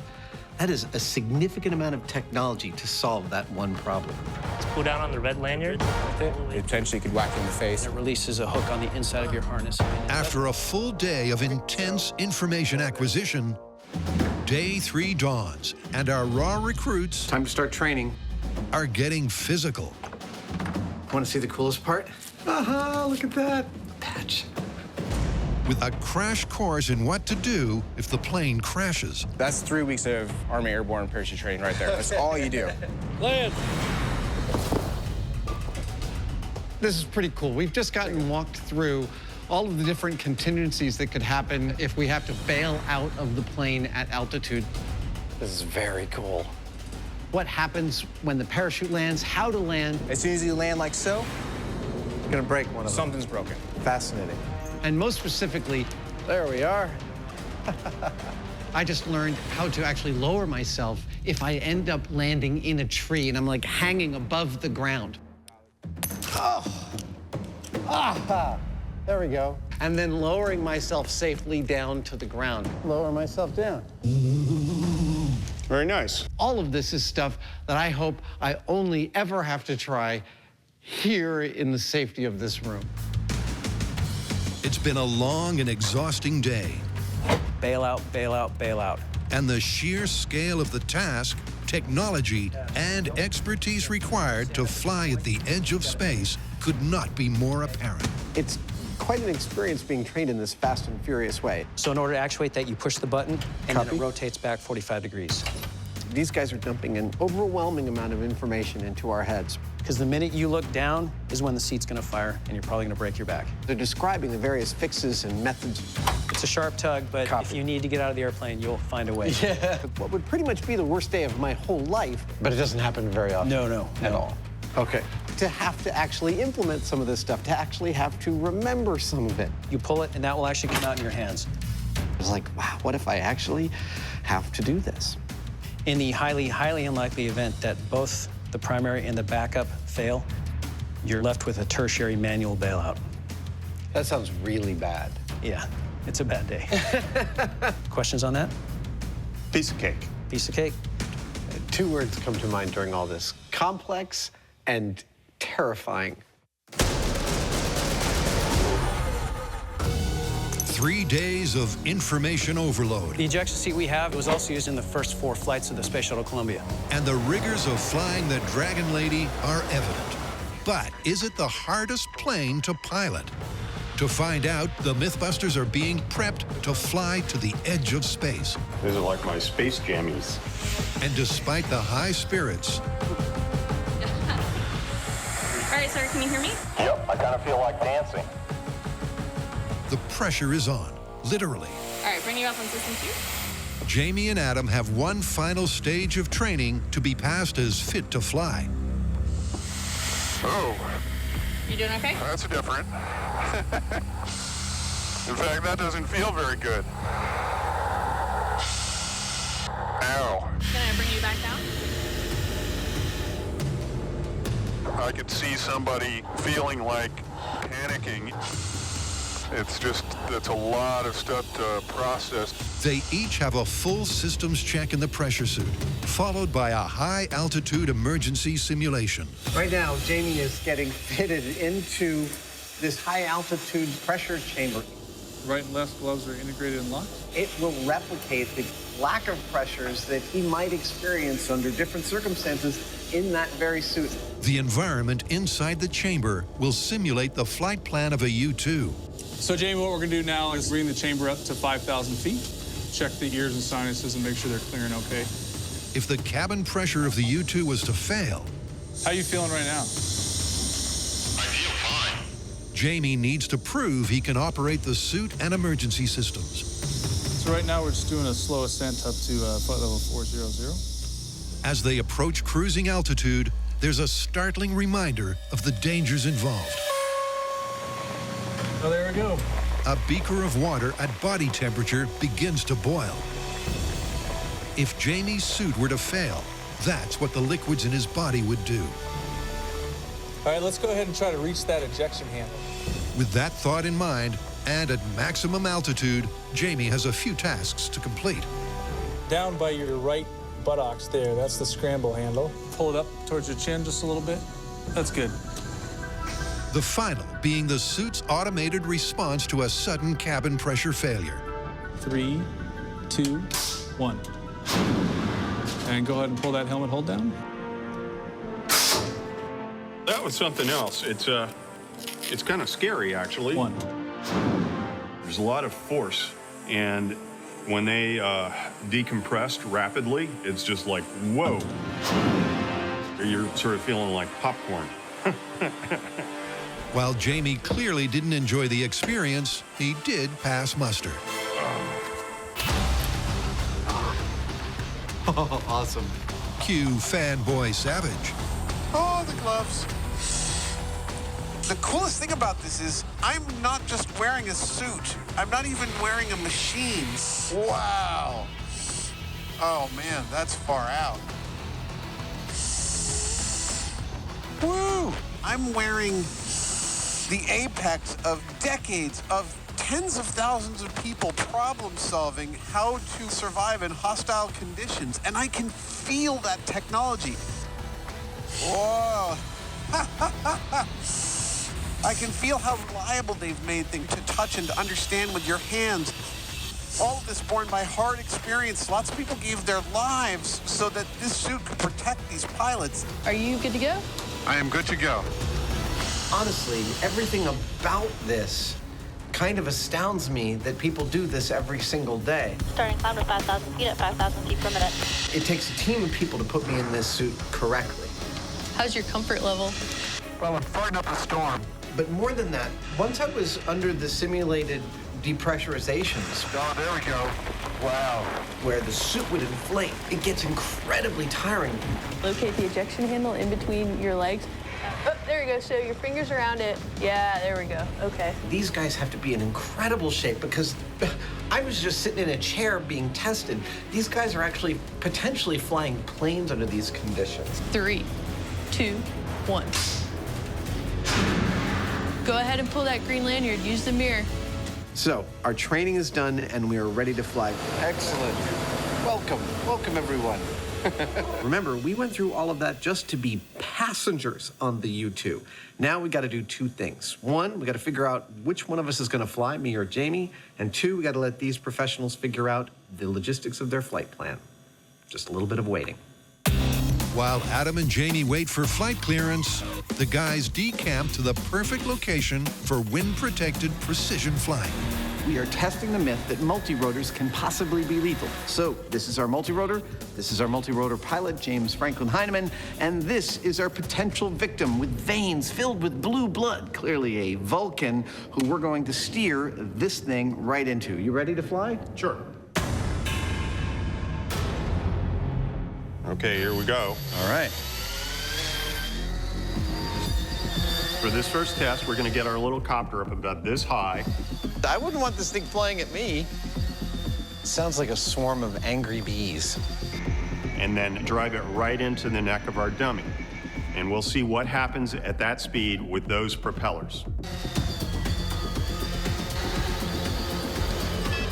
Oh! That was a perfect hit. And it was going pretty quick. It doesn't seem to me that anything at all happened to the neck. Take a look at the high-speed footage of the multi-rotor hitting the neck. You can see the props bending right out of the way, even in the face of something as soft as neck flesh.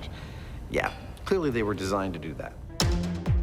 Yep, the fly-it-out-of-the-box quadcopter didn't make a dent. But next up, the kit model. That one's much scarier. More likely to be used for large deliveries, it's heavier, has more power, 6 rotors, and sturdier propellers. Let's see what it can do. Oh. Oop. That's no good. Take 2. It's going right for me. Oh! Oh! Oh! Sorry about that. I'd rather not experiment on each other. The larger model is proving trickier to handle. But eventually, Jamie gets it going where he wants it. Yeah. Nice. Well, bigger multi-rotor, bigger propellers, nice fat hit right here in the vein. Nothing. No penetration. I just say that aside from being amazing pieces of technology, these multi-rotors are genuinely spooky to be around. 1, they sound like a hive of angry bees. 2, I am genuinely physically afraid of them hitting me, but apparently that fear is without any reason because we've been smacking them into our neck without any injury whatsoever.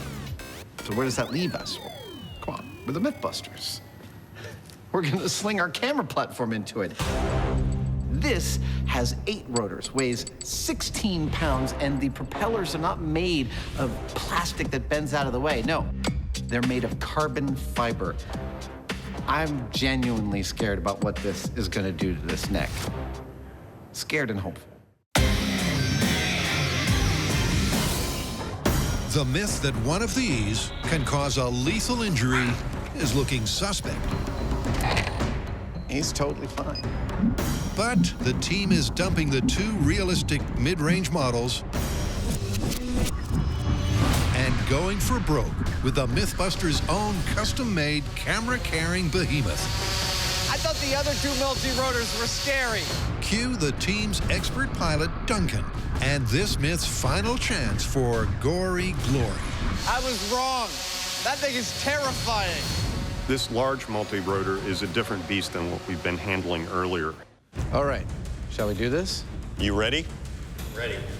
It's much bigger and heavier. Once it starts to move into the neck, it doesn't want to just bounce off because it's so heavy. So I think this is going to actually do something to our neck, something bad.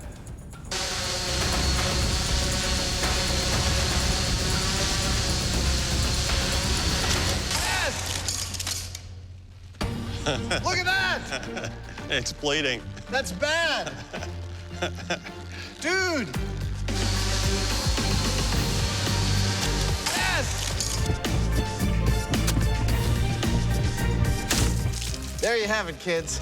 It's all fun and games until someone loses an eye or a vein.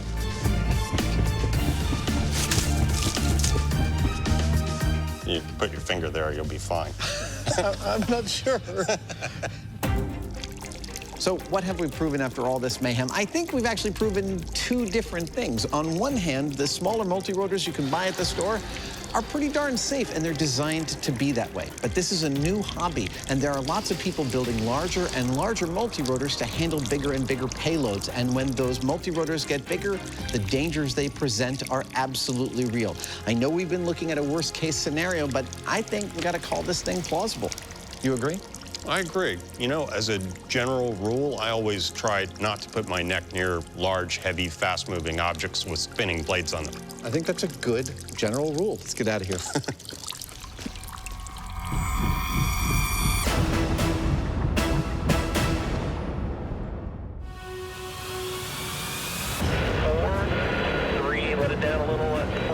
Back at Beale, the guys are ready to carry out the final test on the mythically difficult-to-fly U-2.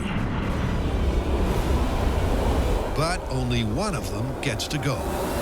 Well, you know, for crying out loud, you're a fanatic about this stuff. You collect these things. Yeah, I do. So I can't, in good conscience, deny you the pleasure of doing something like that. I really appreciate that, sir. Thank you very much. You owe me one. Oh, I totally owe you one. Absolutely. Jamie the gentleman steps down. A very happy Adam steps up. I'm pretty excited. Can you tell? For the defining, not quite hands-on test. Now it's go time to figure out just how hard this plane will be to fly. I won't be flying it. No. I'll just be helping to assess that.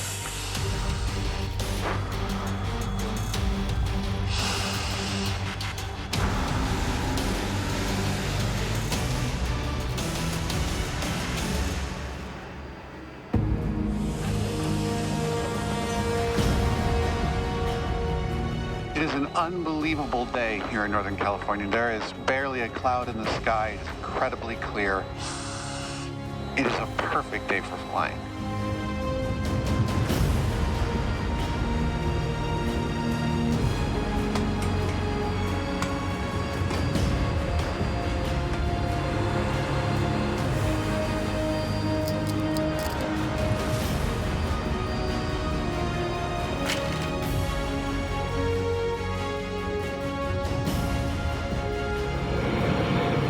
So Adam, you can hear the engine starting to spool up. Oh yeah. Once that's happened and we have sufficient RPM, I'll add a little bit of jet fuel here. Okay, here we go, folks. Adam's got to be freaking out about now.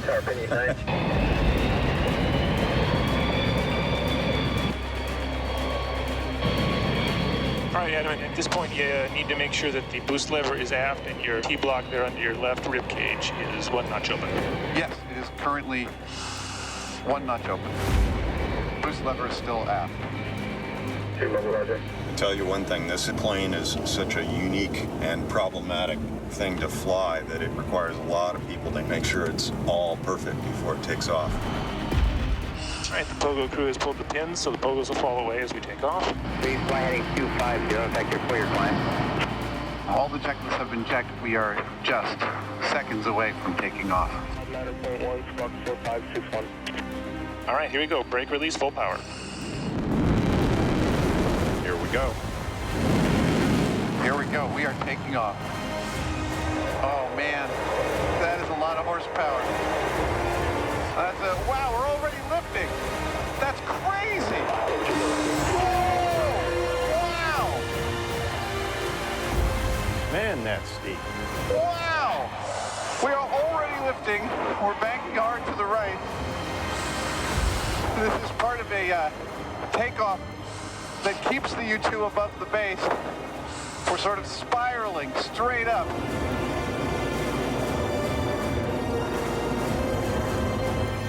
Holy cow!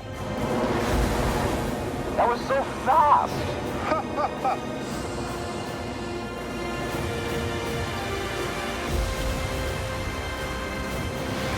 We're turning on a dime as we spiral up into the air, climbing very rapidly. After a tricky takeoff and rapid initial ascent, Oh my God, the view is beautiful. Major Bartholomew and Adam get a chance to sit back and relax. Right now we just passed the top of Mount Everest. Until they attain cruising altitude. We're transitioning now from 160 knot climb to a 0.715 Mach cruise. 3/4 the speed of sound.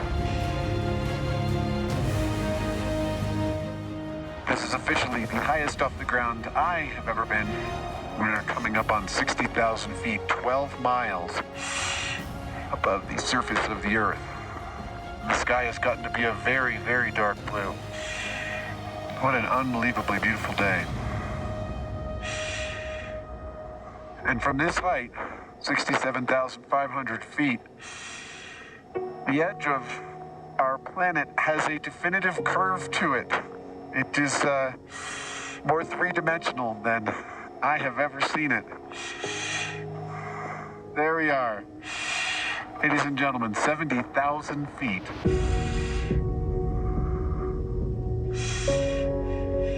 At this point, aside from the 6 astronauts on the space station, we are the 2 highest humans off of planet Earth.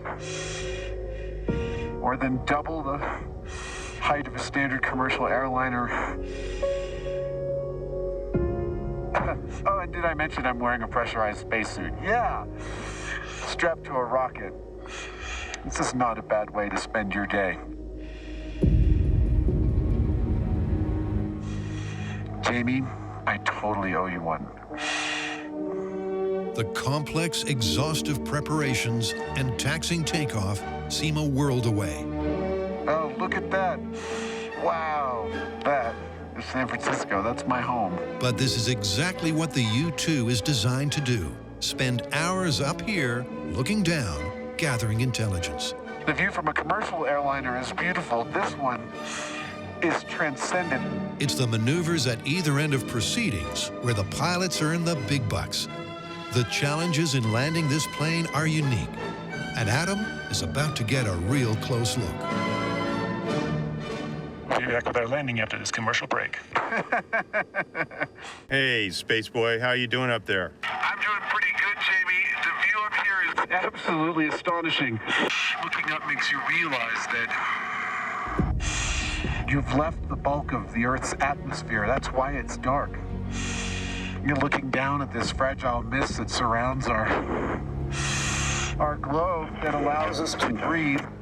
What allows me to do so is the ingenuity of thousands and thousands of hardworking men and women who have sought to harness the raw materials that we dig out of the ground into things as astonishing as airplanes and pressure suits.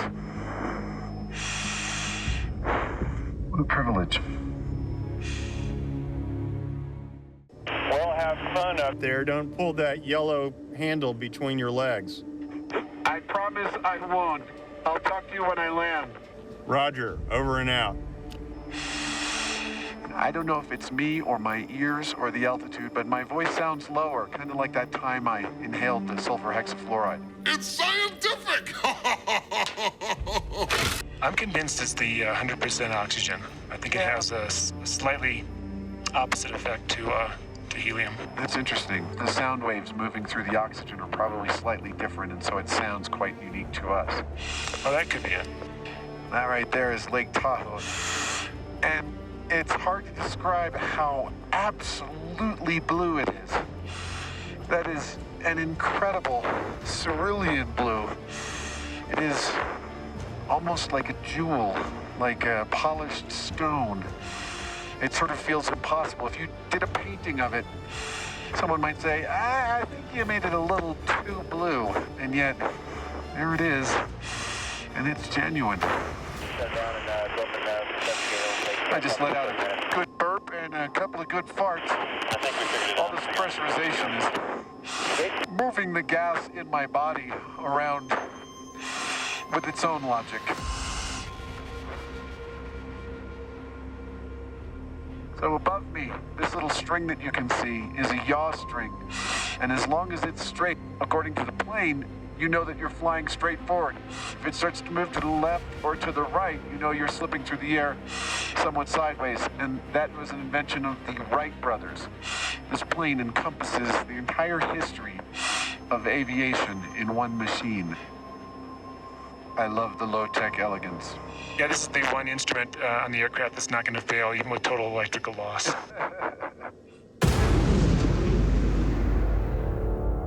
Oh, man. That is a lot of horsepower. Wow, we're already lifting. That's crazy.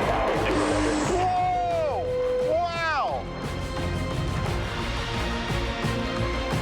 Oh, my God, the view is beautiful.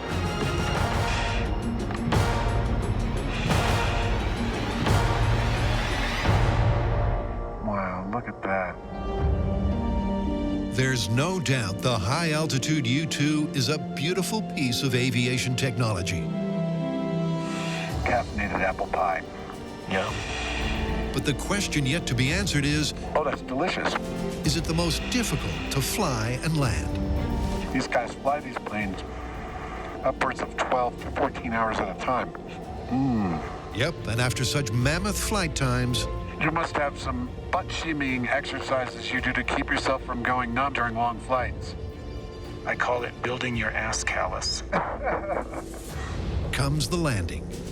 Alrighty, ready to begin the descent? This is where the rubber meets the runway. I'm gonna start by dropping the gear so you'll feel a little bit of a clunk. And perhaps the biggest challenge facing any pilot anywhere. 2 gear down and locked. Now I'm gonna bring the throttle back. The Dragon Lady lands tail wheel first at a speed that practically stalls the wing. And with only 2 sets of landing gear in the center of the fuselage, it's like landing a bicycle. The pilot has lowered the landing gear and implemented several procedures to add drag so that it's moving slow enough when we get to the runway that we can actually land. That's not all. There's the ground effect. The U-2's high aspect ratio wings and commensurate uplift means that on final approach, it tends to float, requiring incredible skill to control. There's also the issue of runway visibility. This is a chase car, and it's being driven by an actual U-2 pilot, because the pilot in the plane has such limited visibility that he can't even see the runway when he's down close to it. This pilot is going to be talking him down with foot-by-foot instructions so that he can respond appropriately at the right time. And we got our threshold speed, being enter 2300 down to 2 until established. And now this is the fun part. This is the part where I earned the big U2 pilot bonus money.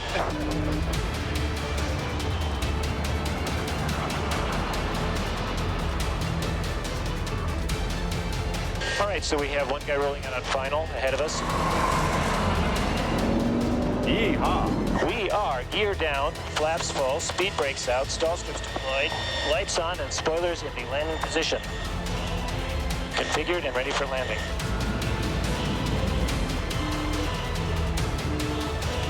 .40 to T.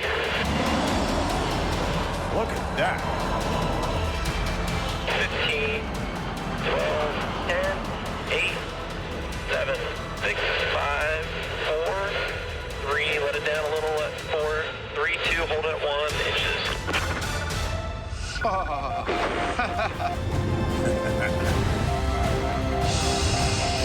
Wow. Very nice. Welcome back, gentlemen. He's required by tradition to say very nice, whether it is or not. Oh, okay. It's been a lot of fun. Thanks, Adam. Now there's our big old reception committee. All right, throttle off. All right, editors, if you could give us a little montage of some of the astonishing things we've gotten to do in the course of doing MythBusters. Welcome back. I'm thinking flying a rocket car across the desert. Watching a rocket sled accelerate to the speed of sound and hit the immovable wall. That was awesome!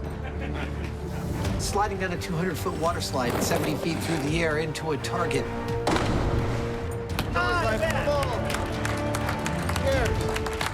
This tops all of those by a factor of 2. That was unbelievable, unrepeatable, incredible. I'm out of Superlatives. I have just spent the last 2 hours strapped to a rocket, wearing a spacesuit, flying to the edge of our Earth's atmosphere and seeing my hometown from a vantage point. Wow. It's a great view of the bridge. It is an incredible view. That was completely unique. So Adam, how do you figure we're gonna call this? Because, I mean, this is supposed to be the most difficult plane to fly, but we haven't looked at any other planes. Okay, but we did learn this. It is a completely unique airframe, purpose-built for a completely unique mission. It requires a more numerous flight crew and a more exhaustive set of protocols than any other plane in the military, and it is the only airborne endeavor besides going to space that requires the wearing of a spacesuit. This is not a bad way to spend your day. I think that places it in the plausible category. Okay. All right, I think it also places it in the ultra-cool category. Absolutely. Let's get out of here.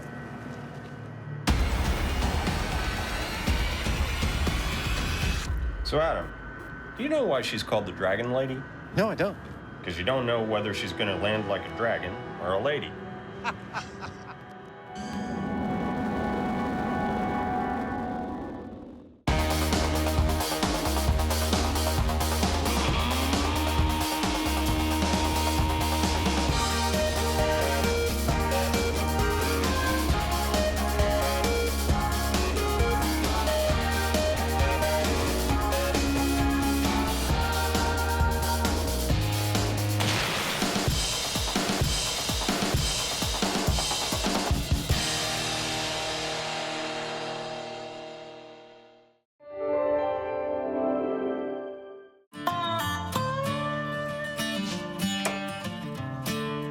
I'm always listening for the footsteps of the souls I left to burn. Wondering, am I dead yet? Did the innocents get their turn? Am I marching? Am I marching? Walking with the ones who fell. Am I marching into hell?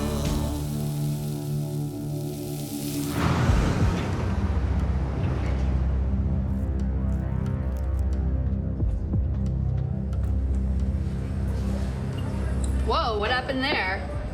It's the symbol for infinity. Well, eat up. Your breakfast won't stay warm forever. It's true. Nothing lasts forever.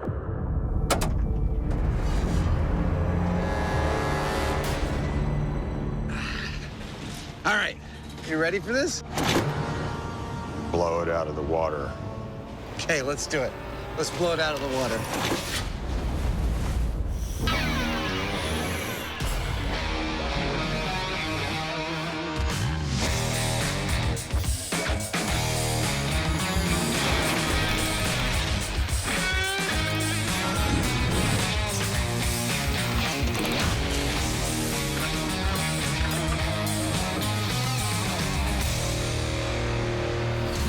All right, today we have an entire episode devoted to the phrase, blowing it out of the water.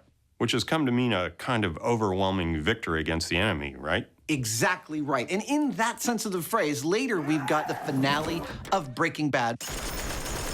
Could Walter White's machine gun booby trap really have taken out all of his enemies? But first, we're actually going to test the literal meaning of the myth, which comes from submariners from World War II. Apparently, occasionally, when they sent a torpedo toward a ship, they would watch that ship blow completely out of the water instead of blowing up. How epic are we going to take this? I figure we got to get pretty epic with it. Cool. Blowing a boat out of the water, instead of into pieces, might only happen if the relative positions of ship and shockwave are spot on. And to find out just that, the MythBusters are starting in miniature. Now, when we say we're going to blow a boat out of the water, we mean specifically blow a boat out of the water, not blow up a boat. That's not what we want. So, we're going to start with this beautiful tank. It is large enough for us to detonate our miniature explosives. Oh, and our boat, which still needs a little bit of work. Their 15 grams of black powder is perfectly scaled for a setup this size. But to find out if it can lift the boat rather than obliterate it, placement is key. Now, we figured there's a certain depth at which the explosive reaches this optimal relationship between the water and the boat to send the boat flying itself out of the water, and that depth is what we want to find. Ow. And first up will be, I guess, our control. Perfect. Which will be the explosives at the boat on the surface of the water. All right, Honeyman, you ready? I'm ready. All right, 3, 2, 1, go. Whoa!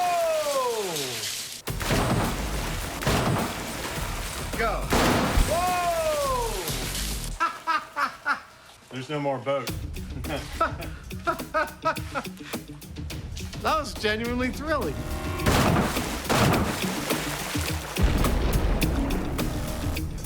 That was spectacular and kind of shockingly beautiful. Look at how this glowing ball forms this 2-foot diameter hole in the water. It's almost perfectly spherical before it starts to collapse on itself. And the boat, well, the boat, she is no more. So now we're trying to find the depth at which to lift the boat rather than turn it into a bunch of little chunks. And frankly, given the size of that sphere of explosion, I'm thinking about going halfway down, 12 inches below the surface for the next cherry bomb. Okay, from halfway down the tank, 3, 2, 1.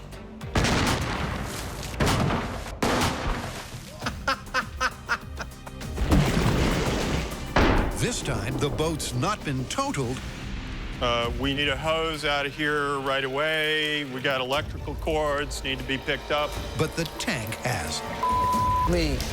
With more scale tests to come, it's all hands to the pump to salvage some science. But it's not all doom and gloom.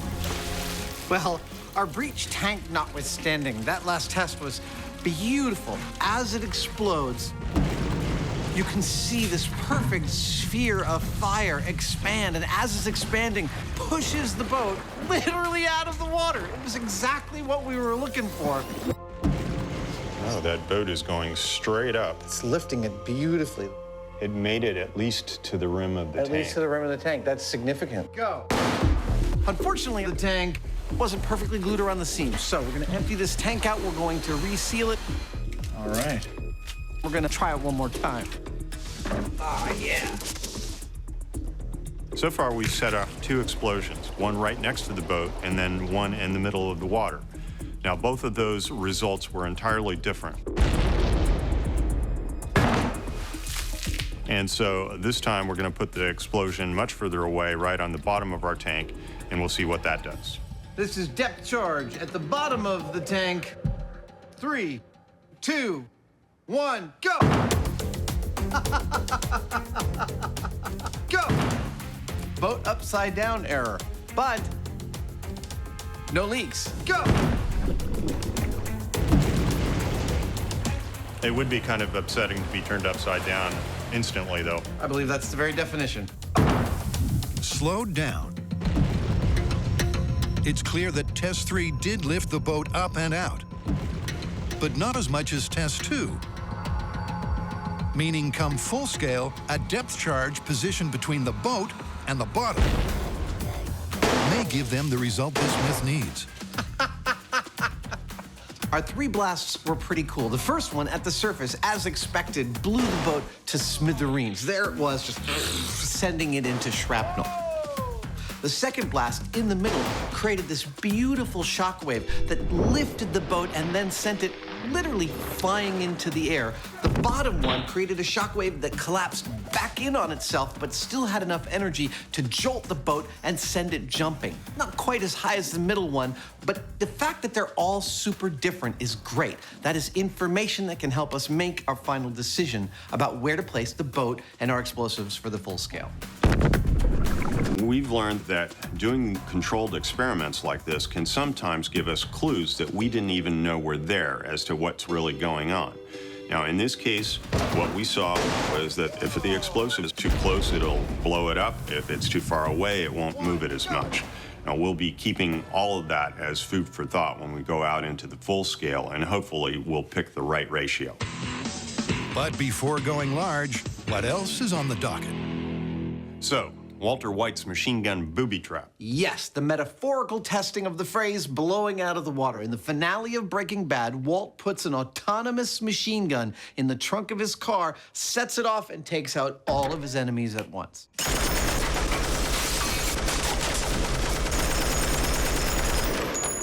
Spoiler alert. Come on, who hasn't seen Breaking Bad at this point? Okay, well, if I remember correctly, that was an M60 machine gun. Indeed it was. What are you thinking? Well, that's probably got quite a kick. I figure we ought to go to the gun range and see what we're dealing with. I like where you're going with that. Let's do it.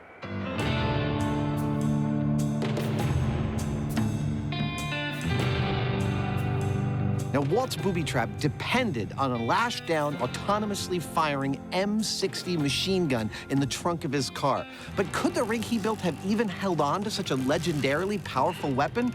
The gun fires 550 rounds per minute. That is a lot of lead. Well, in order to get to know the gun, Jamie and I are going to fire it here at the Chabot Gun Club to check how much recoil and power the weapon really has. Now, Jamie said he was coming with a gun, and he's around here somewhere.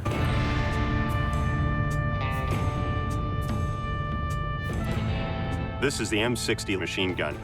It was developed in the 50s for the U.S. Army and used by them through the 90s.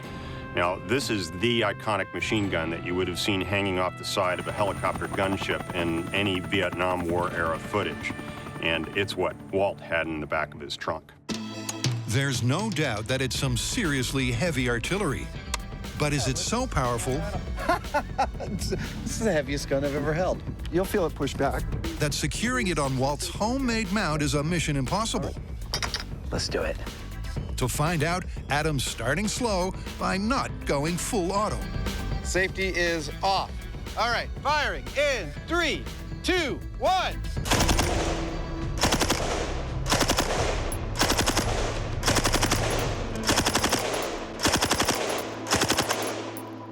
Woo! That was cool. I just fired 45 rounds from the M60.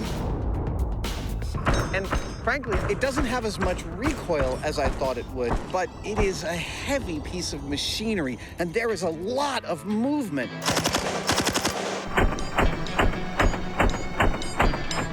The gun mount in the back of our car is going to have to withstand a lot of shaking, and not just for accuracy, but also for general safety. With less push than predicted, Walt's plan may have potential. But will that change when the gun's cranked to the max? All right. Okay, here we go.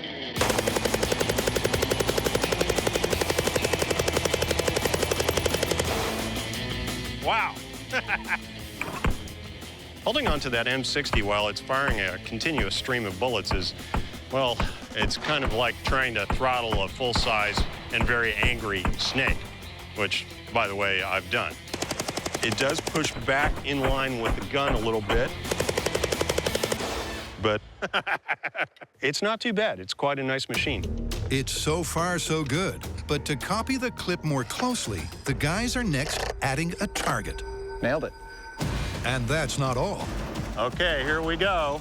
Because this time, Jamie's going to be firing 200 rounds with the gun secured on a tabletop tripod. 3, 2, 1.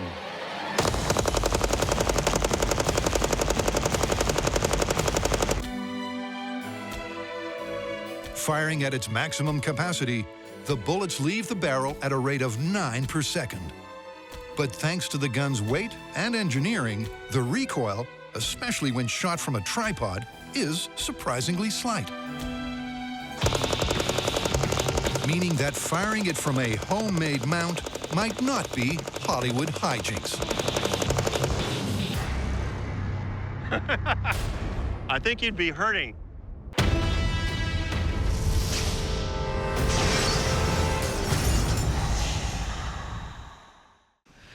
Can we talk business? In Breaking Bad's grand finale, Walter White ended things with a bang. But would his rig really have rocked? To find out, it's time for the MythBusters to make their own deadly device.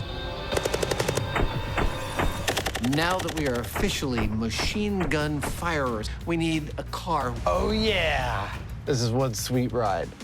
Inside the trunk of this classic car is where we will construct Walt's evildoer vengeance machine. Oh, yeah. Look at all that room. That's fantastic. If this thing is sitting about there, I do have actually a fair amount of space. Pretty sure that would clear the trunk there. That looks like about 12 inches, and it's pivoting here. This is coming together. When I started this, I was thinking there's no way that they built all this from parts from an auto parts store, but now I'm not so sure. Well, to find out once and for all, cue the brainstorming. All right, so we've got to set up the meanest practical joke ever. So let's see what we got here. Okay, so I noticed a couple of things. One is that it looks like the base of this thing is... Oh, that's a chair base. Yeah, that's like this thing. Okay, so if that's a chair base, I'm gonna write this down. I'm guessing that's the main pivot for the gun at its balance point. Yeah. Okay, this is a garage door opener. Well, wait a second and look at on this one. It looks like he's used a wrench. Oh, as a pivot arm. Yeah. Okay, so a wrench as a pivot arm. This is hilarious. Now there's the question of the key fob.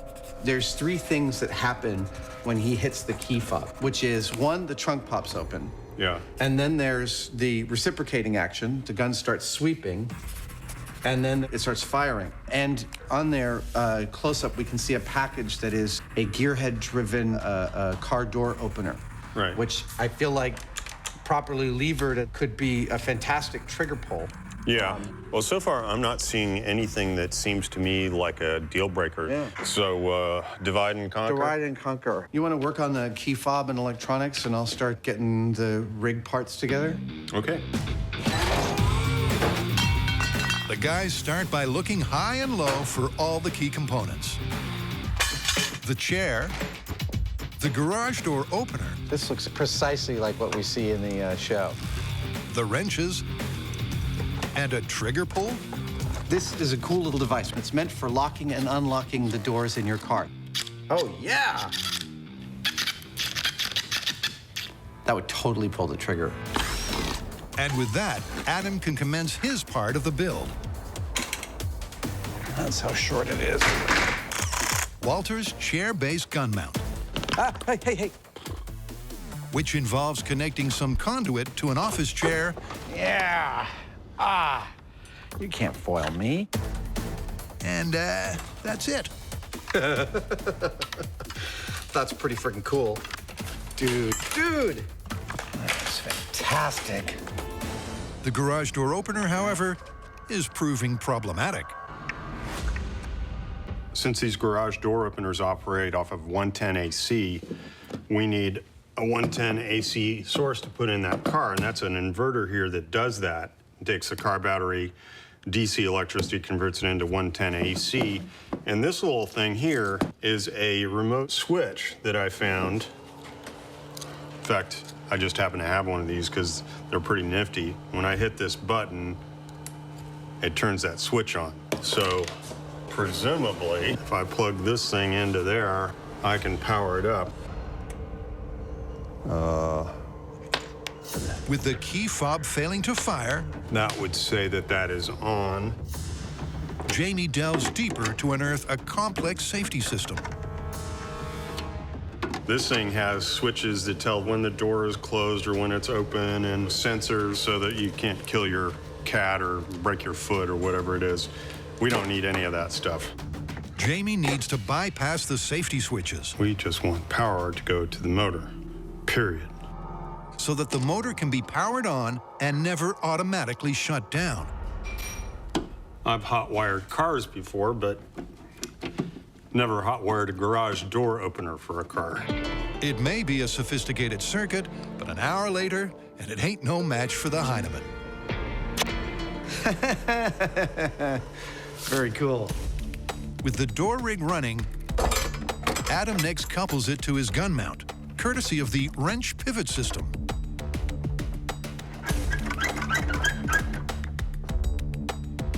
Let's try a test. 3, 2, 1. Okay, that was too fast. Just gonna go on a limb and say that was too fast. I've hit my first big snafu, and that is that the key component of sweeping this gun back and forth, the garage door opener, spins way too fast. So I need to reduce its speed. And in keeping with Walt's clues together, whatever I can find in the local store's solution, still a few bugs to be worked out. I'm thinking I might use some bicycle parts to get me that gear reduction. For the first time, Adam's having to go off script. Couple of welds. Here we go. And while this is not what Walt did, it is a fix he could have fabricated.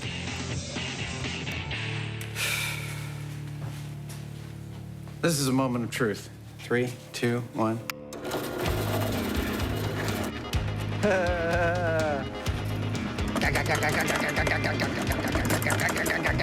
Yeah, that's the kind of abuse it's gonna be under. With a turn speed that's way closer to Walter's, Yeah! Adam's addition should let their rig fire on all cylinders.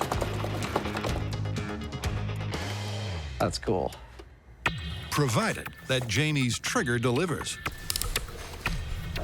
So how this works is that there are actually 2 of these, one on either side, and a pin that connects them. And the pin goes across the trigger. And so when these actuate, they both push back and push on the trigger that way. Beauty. Well, we have a plan. With the gun rig ready, Adam sets up a proof of concept test by loading BBs into their behemoth. Maybe no one wants to stand in front of this. I'm just saying. The question is, will it cause carnage? Function test, operation. Walt's machine gun booby trap. 3, 2, 1. Firing. Oh! The BB gun's not working, but I don't care. There's good news and bad news. That is so cool. On the plus side, the mechanism's working like a charm. Okay. The bad news is that no BBs are coming out. Good. Dude. A problem that could yet come back to haunt them. It has not been an easy build, but we are finally at a stage when all the major components of Walt's build are here. The box end wrenches pivoting off a garage door opener, the gun on a chair swivel mounted to a piece of standard shallow conduit. I have added one thing, which is to get a 4-to-1 gear reduction, I've added a 10-speed cassette to the edge of the garage door opener. But again, all of this is stuff you could buy within a local town like Walt had to do. And check it out. It totally operates. It's hard to get excited when I find this one of the most terrifying machines we have ever built. Nonetheless, I'm pretty excited. Stop that.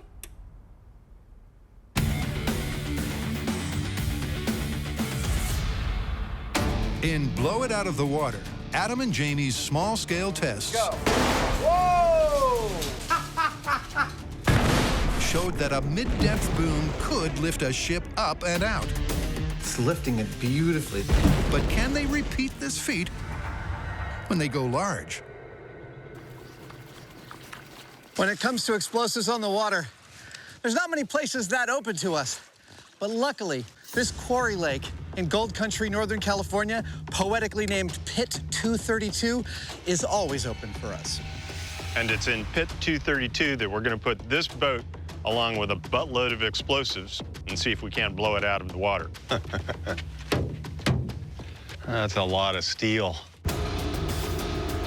Now, while we've gone to great lengths to buy a really big boat made out of steel that is semi-close to the kind of military boat we're replicating, the sharp-eyed viewers among you might notice that military ships are almost never painted bright orange. We've used a lot of boats on the show. This might be both the biggest and the ugliest all at the same time. When that bomb goes off, a lot is going to get obscured, and we want the best chance for seeing if our boat actually leaves the water, and the orange might be the thing that helps us see that. Indeed, but before any boom, there are 3 titanic tasks to tick off. First, the guys need to raise her up. something that's easier said than done. This whole thing is pretty finicky because if these guys don't get their rigging right, then the trailer could be damaged, the crane could be damaged. It's not the ideal situation for loading a boat. We have liftoff. Task 2 is to secure a centralized attachment point Bang, right here. from which their explosive will hang midway between the boat and the lake bed. Jamie is now welding the ring to the underside of the boat, but that's not the most amazing thing that's happening right now. He also gave me his beret to hold. Ah, it's like alive. Handling it very carefully. This is 30 feet of rope. By the time we tie our knots on it and everything, we'll end up with 20 feet of clear line from the water line down to our explosive. And that's what we want. And the final task, as the sun sets, Yeah! is to lower her into the lake. Awesome. And she's in.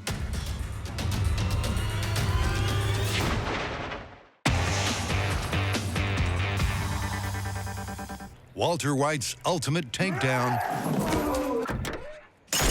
is a classic case of blowing it out of the water. But would his rig really have worked? To find out, Adam and Jamie have returned to the range, where they're back with a bang. The bandits have arrived. Run! I know, the rig is done, and yet we still haven't put it into the car. Well, there's a really good reason for that. The BB gun we were working with was slightly lighter than the real M60, and we didn't have the 200-round magazine. It's a lot of lead. It's a lot of extra weight hanging off one side of this rig. Before we put it in the car, we want to make sure everything works, and if it doesn't, we want to know why so we can fix it. There is no margin of error. This is a deadly machine that we are going to be activating remotely. There is, here in this story, there is not an option for this not to operate the way we intend it to. That's a long way of saying it has to go the way we want. Their first job is to remove the prop gun and replace it with the real deal. What could possibly go wrong? Next, they add a box for the bullets I feel good about that. before tethering it in the trunk. There we go. You through? Yep. That just leaves the battery, which Jamie wires in from the back seat. All right, well, if everything is working correctly, this should turn on just like Waltz did with the key fob. Yeah. It's looking good. You want to give it a jiggle? Come on! That looks good, Jamie. Yeah. I like it. With the gun ready to go, the guys next need a drug den to aim it at. We're pretty much only interested in what happened to the front wall of the house in the Breaking Bad episode. Now, our information is that that wall was made of stucco, which is a concrete or mortar-like material, and we're replicating that on our wall with precast panels of a similar material. So when our bullets hit this wall, it should behave pretty much like what it did in the show.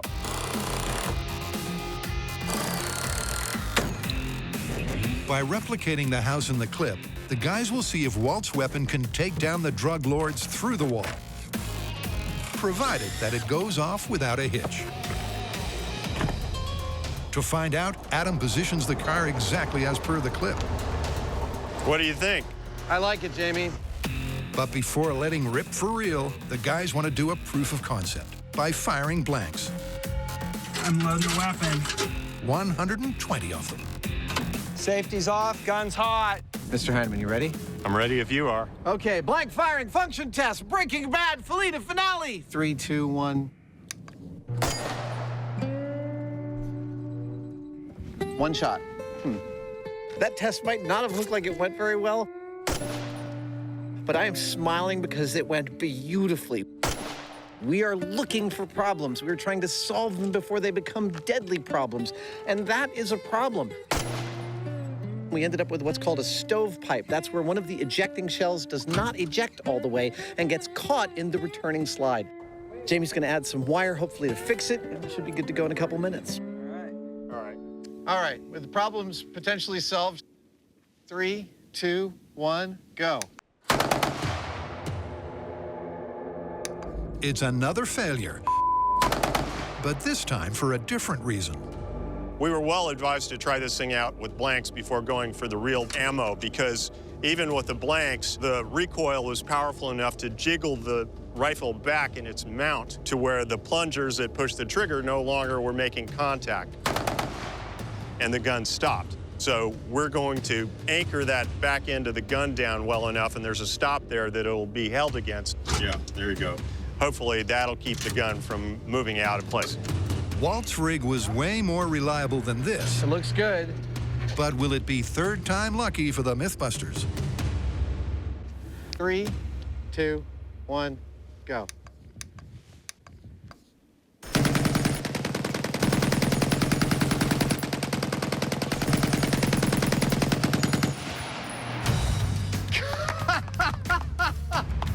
Now that's more like it. With their gun finally firing on all cylinders, the guys are at last ready to take on this myth for real. To find out if you can ever blow a ship clean out of the water, Adam and Jamie have floated their boat. And she's in. Now they need to sink their depth charge. Oh, doesn't really. Pinchy. A little pinchy. Ow, it's actually quite pinchy. This thing is normally a septic tank, but we're not going to use it for that. There we go. That's it. Awesome. We're going to fill it with explosives and hang it underneath our boat to see if we can blow that boat out of the water.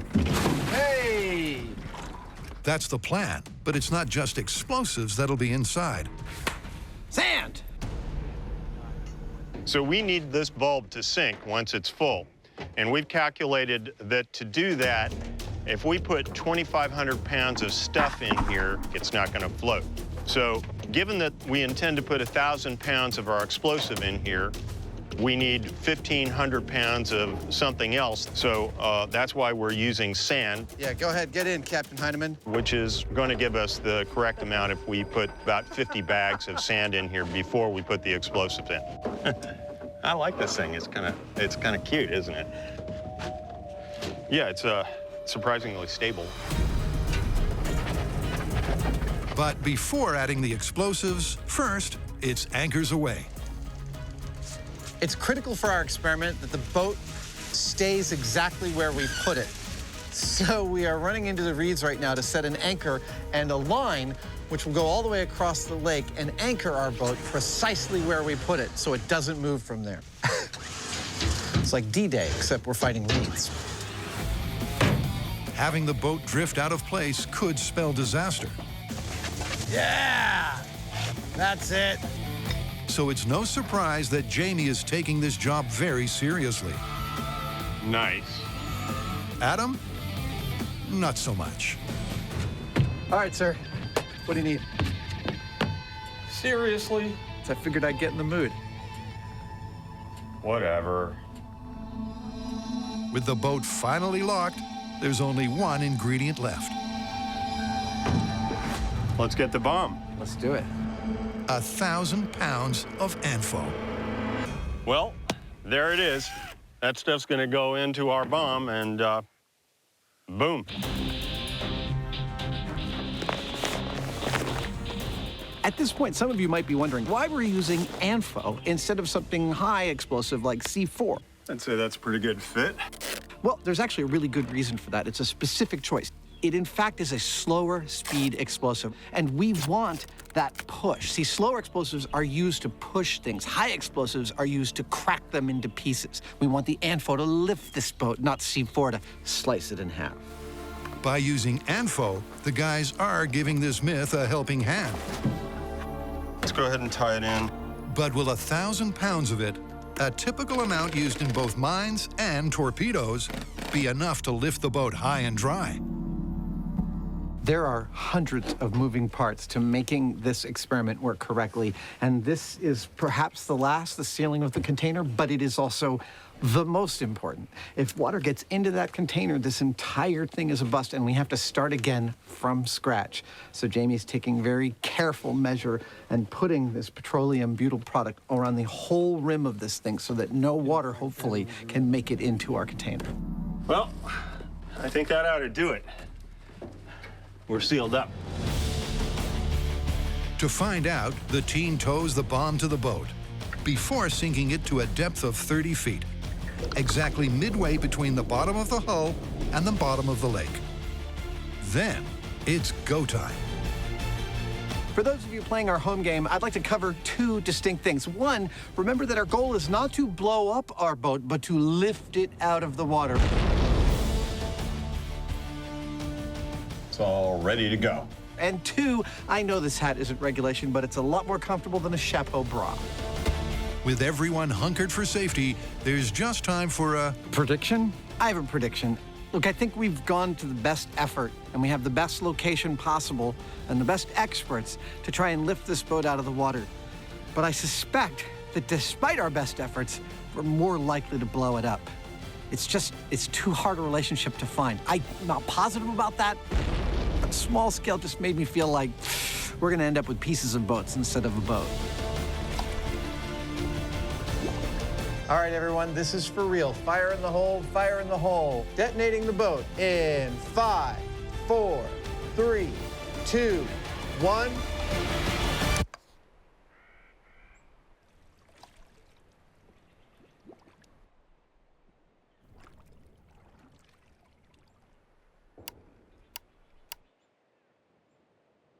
Boy, that's anticlimactic.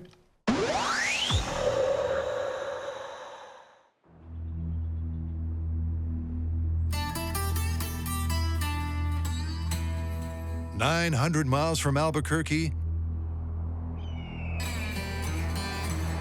the guys have assembled all the Breaking Bad ingredients. That is the gun, the ammunition, the classic car, a wall made of all the same materials as the target. Oh, right, and one other thing. How about Vince Gilligan, the creator of Breaking Bad? Vince, you ready to see this thing go? Hey, man, no, I am seriously ready to see this thing go. After giving Vince a glimpse of the trunk tripod, That is the real deal. This is completely awesome. and the drug den, You might be one Nazi shy, but other than that, it looks pretty true to life. he, for one, is confident. How do I think this is going to go compared to our Breaking Bad fictional version? We've already seen the version with the blanks go off, and that looked like a dead ringer for what we did back in Albuquerque. I think with the live ammo, Walter White is going to be vindicated, at least in technological terms, if not moral terms. I'm loading the weapon. Well, with 200 live rounds locked and loaded, it's time to find out. Weapon's hot.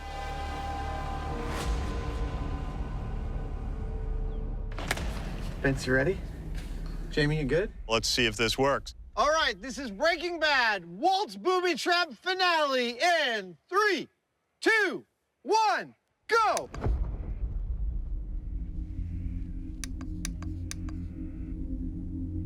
Did you hear something? There it go. Nope. Okay, stop. Powering it off.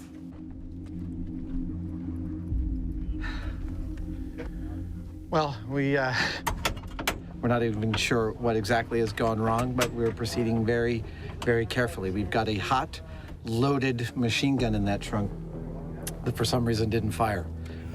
Oh, hold on a second. Hold on a second. Slowly but surely, Okay, you ready? the guys remove a blockage in the barrel. Come on, baby. Gun is safe, the ammo's out. Before resetting for take 2. All right. Ready to go again? I am ready. All right, Breaking Bad finale, Walt's Booby Trap. Final test, hopefully. 3, 2, 1, go!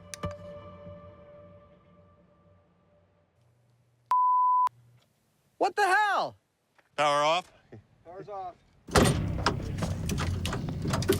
Man, the tension here is more than I would have thought it would be. Can I get one more hose clamp, a bigger one? And it makes me think, what kind of nerves must Walt have been feeling, wondering whether or not that little key fob clicker of his was going to make this thing fire or not. It makes you think. In the clip, Walt's fob seems to work first time. But the guys are giving him and this myth one last chance. Vince, you're good. Third time's going to be the charm. All right. Breaking Bad, Walt's booby trap. Test in 3, 2, 1.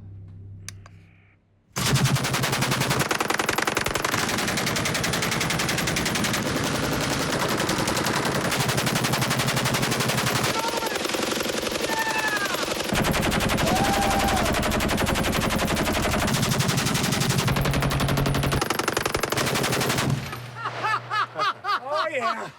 That's the stuff. That was an adrenaline rush. That was awesome. Oh my God. That went on longer than it did when we did it for the show.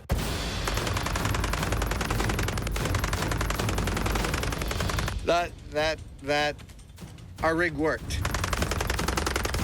It actually swept back and forth. After all of this work, the rig worked. I have to say, my hat is off to Walter White for getting his to work on the first try. It took a while, but part one of the myth is back on track. Walt's rig worked.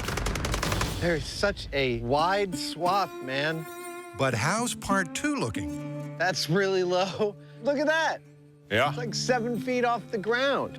Did the bullets make it through the wall and into the enemy inside? Also, look, that's a tumbling bullet. That is an oblong bullet-shaped hole. This bullet didn't go through while spiraling. Let's see what's behind here. All right. Oh. Uh-oh. Dead dude. Dead dude. Dead dude. They're all dead. And Walt is okay. So the plan wasn't entirely crazy, I guess. I mean, What a horror show. It's one thing to watch that gun work from behind the blast chamber. It's quite another to view the damage and the carnage after all the bullets have hit their mark. It is gobsmackingly disturbing how effective a booby trap Walt designed, and it is a testament to the show that all the damage we saw in Breaking Bad, we have been able to replicate in an actual experiment. I'm thrilled. the main thing that I see from this test is the fact that it wasn't a clean line across the building.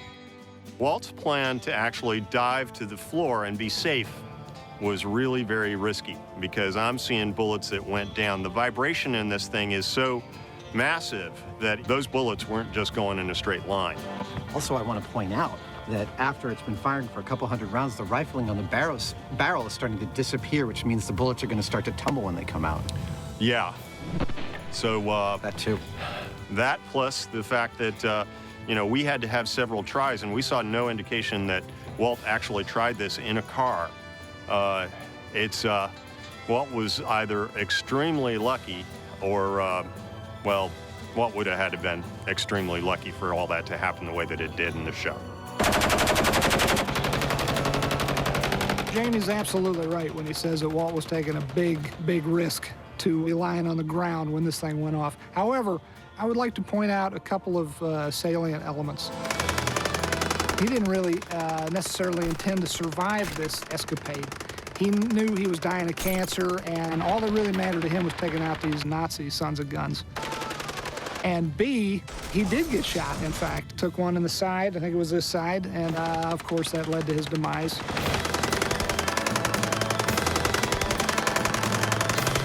But I guess the only thing he ended with is just to say, that was amazing. That was really something. Vince, like Adam and Jamie, is thrilled at the result, but not 100%.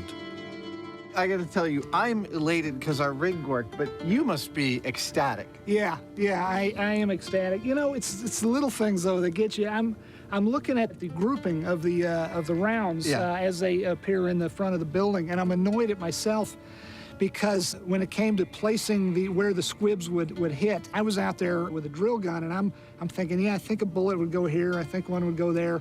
But you didn't think that they would group up at the end of their run? I missed that the rig has to stop and then double back, so there's a lot more grouping at the tail ends, and I kind of missed that detail, and I'm mad at myself. I appreciate your dedication to the correct physics. Right. I am happy that I believe we can finally call a Breaking Bad test plausible. Yeah! Instead of busted. We finally got one. We finally got one out of 3, that's not bad at all. That's good in, like, baseball.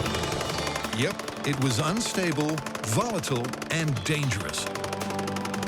But given that the rig eventually worked and the bad guys were brought to justice, there's only one conclusion left to make. Plausible? Plausible.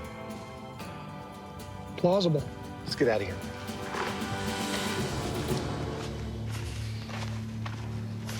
Yes.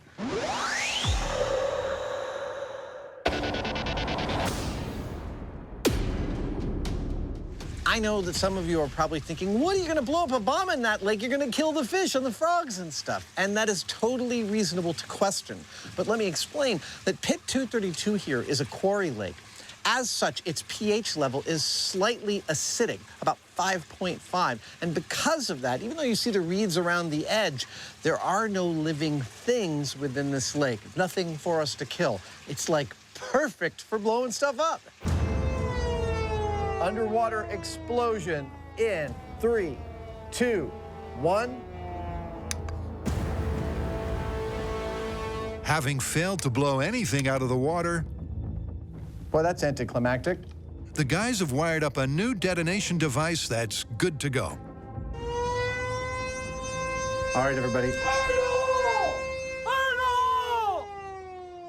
Blowing the boat out of the water for reals this time in 3, 2, 1, go. Look at that!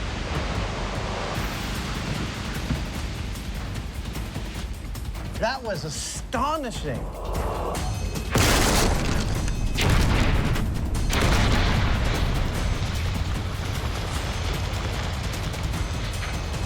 What a geyser! We did blow the boat out of the water, but there is no more boat. I think technically what we did was we separated the boat into hundreds of little pieces, which we then blew out of the water. Yeah, that works. Okay.